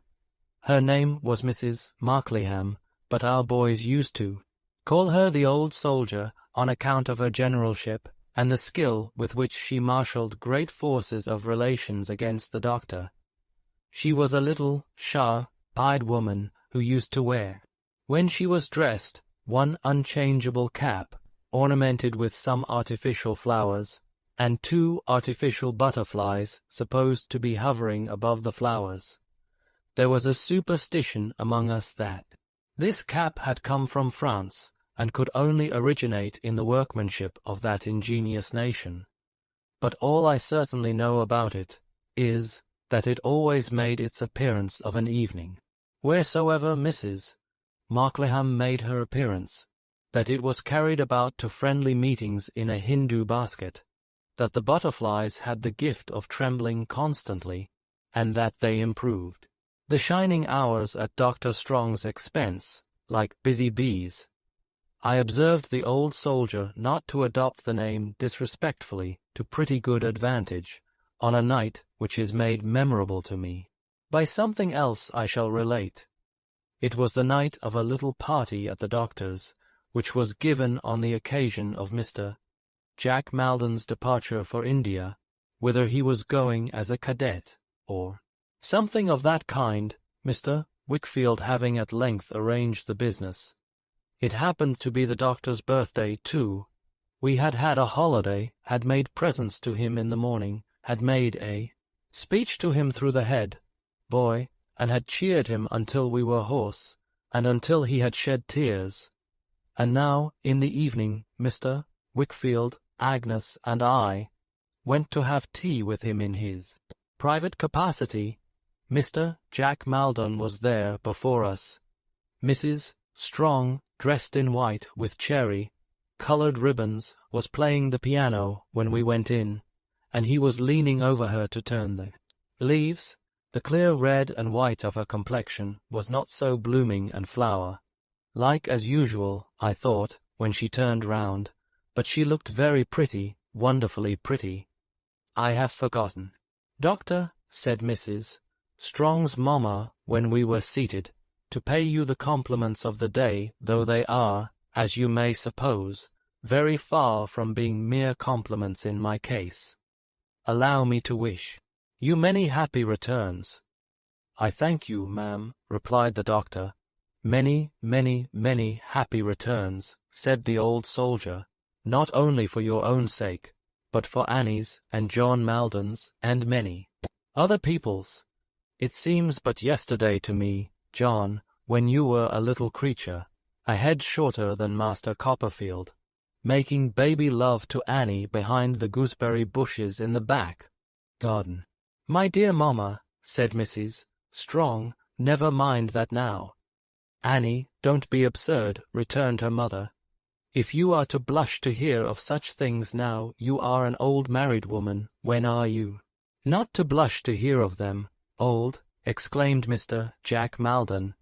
"Annie, come." "Yes, John," returned the soldier, "virtually an old married woman, although not old by years, for when did you ever hear me say, or who has ever heard me say, that a girl of 20 was old by years?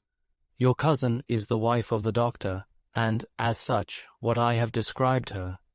It is well for you, John, that your cousin is the wife of the doctor. You have found in him an influential and kind friend, who will be kinder yet, I venture to predict, if you deserve it. I have no false pride. I never hesitate to admit, frankly, that there are some members of our family who want a friend. You were one yourself, before your cousin's influence raised up one for you."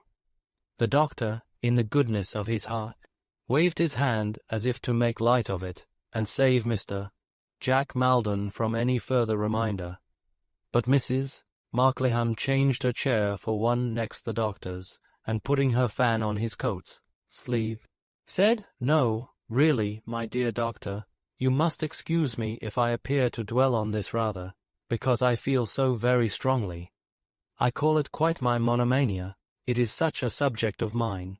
You are a blessing to us. You really are a boon, you know." "Nonsense, nonsense," said the doctor. "No, no, I beg your pardon," retorted the old soldier, "with nobody present but our dear and confidential friend Mr. Wickfield, I cannot consent to be put down. I shall begin to assert the privileges of a mother-in-law if you go on like that, and scold you. I am perfectly honest and outspoken. What I am saying is what I said when you first overpowered me with surprise. You remember how surprised I was by proposing for Annie. Not that there was anything so very much out of the way in the mere fact of the proposal, it would be ridiculous to say that, but because, you having known her poor father, and having known her from a baby 6 months old, I hadn't thought of you in such a light at all, or indeed as a marrying man in any way, simply that, you know." I, returned the doctor good-humouredly, "never mind." "But I do mind," said the old soldier, laying her fan upon his lips. "I mind very much. I recall these things that I may be contradicted if I am wrong. Well, then I spoke to Annie, and I told her what had happened. I said, 'My dear, here's Dr. Strong has positively been and made you the subject of a handsome declaration and an offer.' Did I press it in the least? No. I said, 'Now, Annie, tell me the truth this moment. Is your heart free?' 'Mamma,' she said, crying, 'I am extremely young,' which was perfectly true, and I hardly know if I have a heart at all. 'Then, my dear,' I said, 'you may rely upon it, it's free.' 'At all events, my love,' said I, 'Dr. Strong is in an agitated state of mind, and must be answered. He cannot be kept in his present state of suspense.' 'Mamma,' said Annie, still crying, 'would he be unhappy without me? If he would, I honor and respect him so much that I think I will have him.'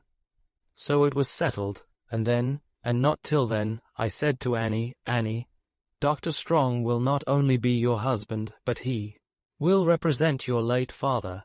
He will represent the head of our family. He will represent the wisdom and station, and I may say the means of our family, and will be, in short, a boon to it.' I used the word at the time, and I have used it again today. If I have any merit, it is consistency." The daughter had sat quite silent and still during this speech, with her eyes fixed on the ground. Her cousin standing near her and looking on the ground too. She now said very softly, in a trembling voice, "Mamma, I hope you have finished." "No, my dear Annie," returned the old soldier, "I have not quite finished. Since you ask me, my love, I reply that I have not. I complain that you really are a little unnatural towards your own family, and, as it is of no use complaining to you, I mean to complain to your husband. Now, my dear doctor, do look at that silly wife of yours." As the doctor turned his kind face, with its smile of simplicity and gentleness, towards her, she drooped her head more. I noticed that Mr. Wickfield looked at her steadily. "When I happened to say to that naughty thing, the other day," pursued her mother, shaking her head and her fan at her, playfully, "that there was a family circumstance she might mention to you, indeed, I think, was bound to mention, she said, that to mention it was to ask a favor, and that, as you were too generous, and as for her to ask was always to have, she wouldn't." "Annie, my dear," said the doctor, "that was wrong. It robbed me of a pleasure." "Almost the very words I said to her," exclaimed her mother. "Now, really, another time, when I know what she would tell you but for this reason, and won't, I have a great mind, my dear doctor, to tell you myself." "I shall be glad if you will," returned the doctor. "Shall I? Certainly." "Well, then, I will," said the old soldier. "That's a bargain." And having, I suppose, carried her point, she tapped the doctor's hand several times with her fan, which she kissed first, and returned triumphantly to her former station.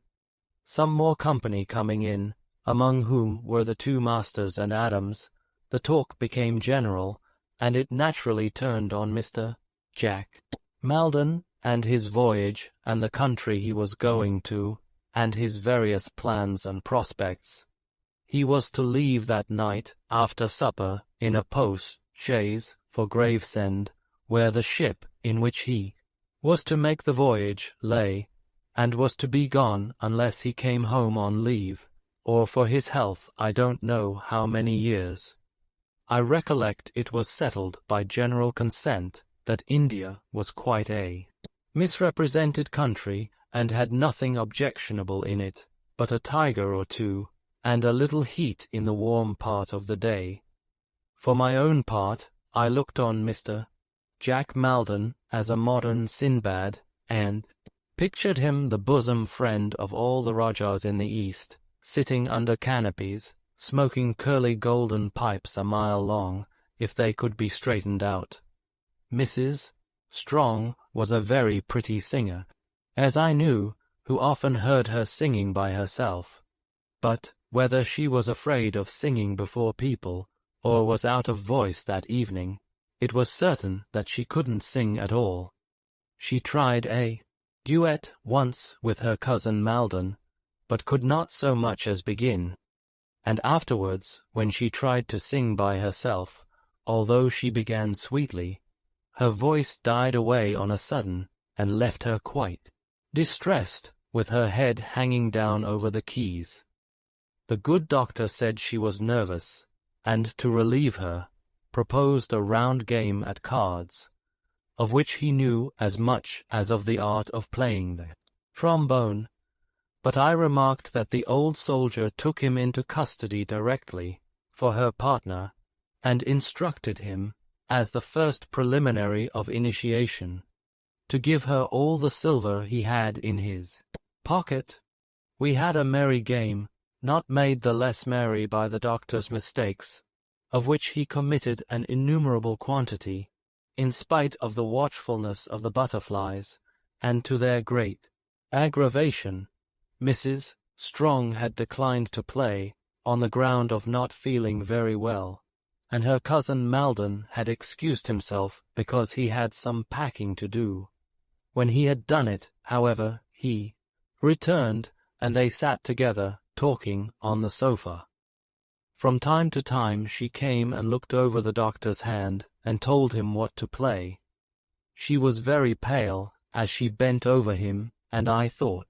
Her finger trembled as she pointed out the cards, but the doctor was quite happy in her attention, and took no notice of this, if it were so. At supper, we were hardly so gay. Everyone appeared to feel that a parting of that sort was an awkward thing, and that the nearer it approached, the more awkward it was. Mr.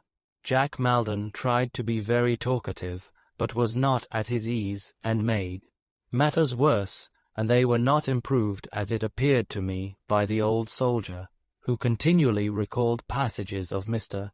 Jack Maldon's youth. The doctor, however, who felt, I am sure, that he was making everybody happy, was well pleased, and had no suspicion but that we were all at the utmost height of enjoyment. "Annie, my dear," said he, looking at his watch and filling his glass, "it is past your cousin Jack's time, and we must not detain him, since time and tide, both concerned in this case, wait for no man. Mr. Jack Maldon, you have a long voyage and a strange country before you, but many men have had both, and many men will have both, to the end of time. The winds you are going to tempt have wafted thousands upon thousands to fortune, and brought thousands upon thousands happily back. It's an affecting thing," said Mrs. Markleham, "however it's viewed, it's affecting, to see a fine young man one has known from an infant, going away to the other end of the world, leaving all he knows behind, and not knowing what's before him. A young man really well deserves constant support and patronage," looking at the doctor, "who makes such sacrifices. Time will go fast with you, Mr. Jack Maldon," pursued the doctor, "and fast with all of us. Some of us can hardly expect, perhaps, in the natural course of things, to greet you on your return. The next best thing is to hope to do it, and that's my case. I shall not weary you with good advice. You have long had a good model before you, in your cousin Annie. Imitate her virtues as nearly as you can." Mrs. Markleham fanned herself and shook her head. "Farewell, Mr. Jack," said the doctor, standing up, on which we all stood up. "A prosperous voyage out, a thriving career abroad, and a happy return home." We all drank the toast, and all shook hands with Mr. Jack Maldon, after which he hastily took leave of the ladies who were there, and hurried to the door, where he was received, as he got into the chaise, with a tremendous broadside of cheers discharged by our boys, who had assembled on the lawn for the purpose. Running in among them to swell the ranks, I was very near the chaise when it rolled away, and I had a lively impression made upon me, in the midst of the noise and dust, of having seen Mr. Jack Maldon rattle past with an agitated face, and something cherry-coloured in his hand. After another broadside for the doctor, and another for the doctor's wife, the boys dispersed, and I went back into the house, where I found the guests all standing in a group about the doctor, discussing how Mr. Jack Maldon had gone away, and how he had borne it, and how he had felt it, and all the rest of it. In the midst of these remarks, Mrs. Markleham cried, "Where's Annie?" No Annie was there, and when they called to her, no Annie replied. But all pressing out of the room in a crowd to see what was the matter, we found her lying on the hall floor. There was great alarm at first, until it was found that she was in a swoon, and that the swoon was yielding to the usual means of recovery, when the doctor, who had lifted her head upon his knee, put her curls aside with his hand, and said, looking around, "Poor Annie, she's so faithful and tender-hearted. It's the parting from her old playfellow and friend, her favourite cousin, that has done this. Ah, it's a pity. I am very sorry." When she opened her eyes and saw where she was, and that we were all standing about her, she arose with assistance, turning her head as she did so to lay it on the doctor's shoulder, or to hide it, I don't know which. We went into the drawing-room to leave her with the doctor and her mother, but she said, it seemed, that she was better than she had been since morning, and that she would rather be brought among us. So they brought her in, looking very white and weak, I thought, and sat her on a sofa. "Annie, my dear," said her mother, doing something to her dress. "See here, you have lost a bow. Will anybody be so good as find a ribbon, a cherry-coloured ribbon?" It was the one she had worn at her bosom. We all looked for it. I myself looked everywhere, I am certain, but nobody could find it. "Do you recollect where you had it last, Annie?" said her mother. I wondered how I could have thought she looked white, or anything but burning red, when she answered that she had had it safe a little while ago, she thought, but it was not worth looking for. Nevertheless, it was looked for again, and still not found. She entreated that there might be no more searching, but it was still sought for, in a desultory way, until she was quite well, and the company took their departure. We walked very slowly home, Mr. Wickfield, Agnes, and I, admiring the moonlight, and Mr. Wickfield scarcely raising his eyes from the ground. When we, at last, reached our own door, Agnes discovered that she had left her little reticule behind. Delighted to be of any service to her, I ran back to fetch it. I went into the supper-room where it had been left, which was deserted and dark, but a door of communication between that and the doctor's study, where there was a light, being open, I passed on there to say what I wanted and to get a candle. The doctor was sitting in his easy-chair by the fireside, and his young wife was on a stool at his feet. The doctor, with a complacent smile, was reading aloud some manuscript explanation or statement of a theory out of that interminable dictionary, and she was looking up at him, but with such a face as I never saw. It was so beautiful in its form, it was so ashy pale, it was so fixed in its abstraction, it was so full of a wild, sleep-walking, dreamy horror of I don't know what. The eyes were wide open, and her brown hair fell in two rich clusters on her shoulders, and on her white dress, disordered by the want of the lost ribbon. Distinctly as I recollect her look, I cannot say of what it was expressive. I cannot even say of what it is expressive to me now, rising again before my older judgment. Penitence, humiliation, shame, pride, love, and trustfulness, I see them all. And in them all, I see that horror of I don't know what. My entrance, and my saying what I wanted, roused her. It disturbed the doctor too, for when I went back to replace the candle I had taken from the table, he was patting her head in his fatherly way, and saying he was a merciless drone to let her tempt him into reading on, and he would have her go to bed. But she asked him, in a rapid, urgent manner, to let her stay, to let her feel assured. I heard her murmur some broken words to this effect, that she was in his confidence that night, and, as she turned again towards him, after glancing at me as I left the room and went out at the door, I saw her cross her hands upon his knee, and look up at him with the same face, something quieted, as he resumed his reading.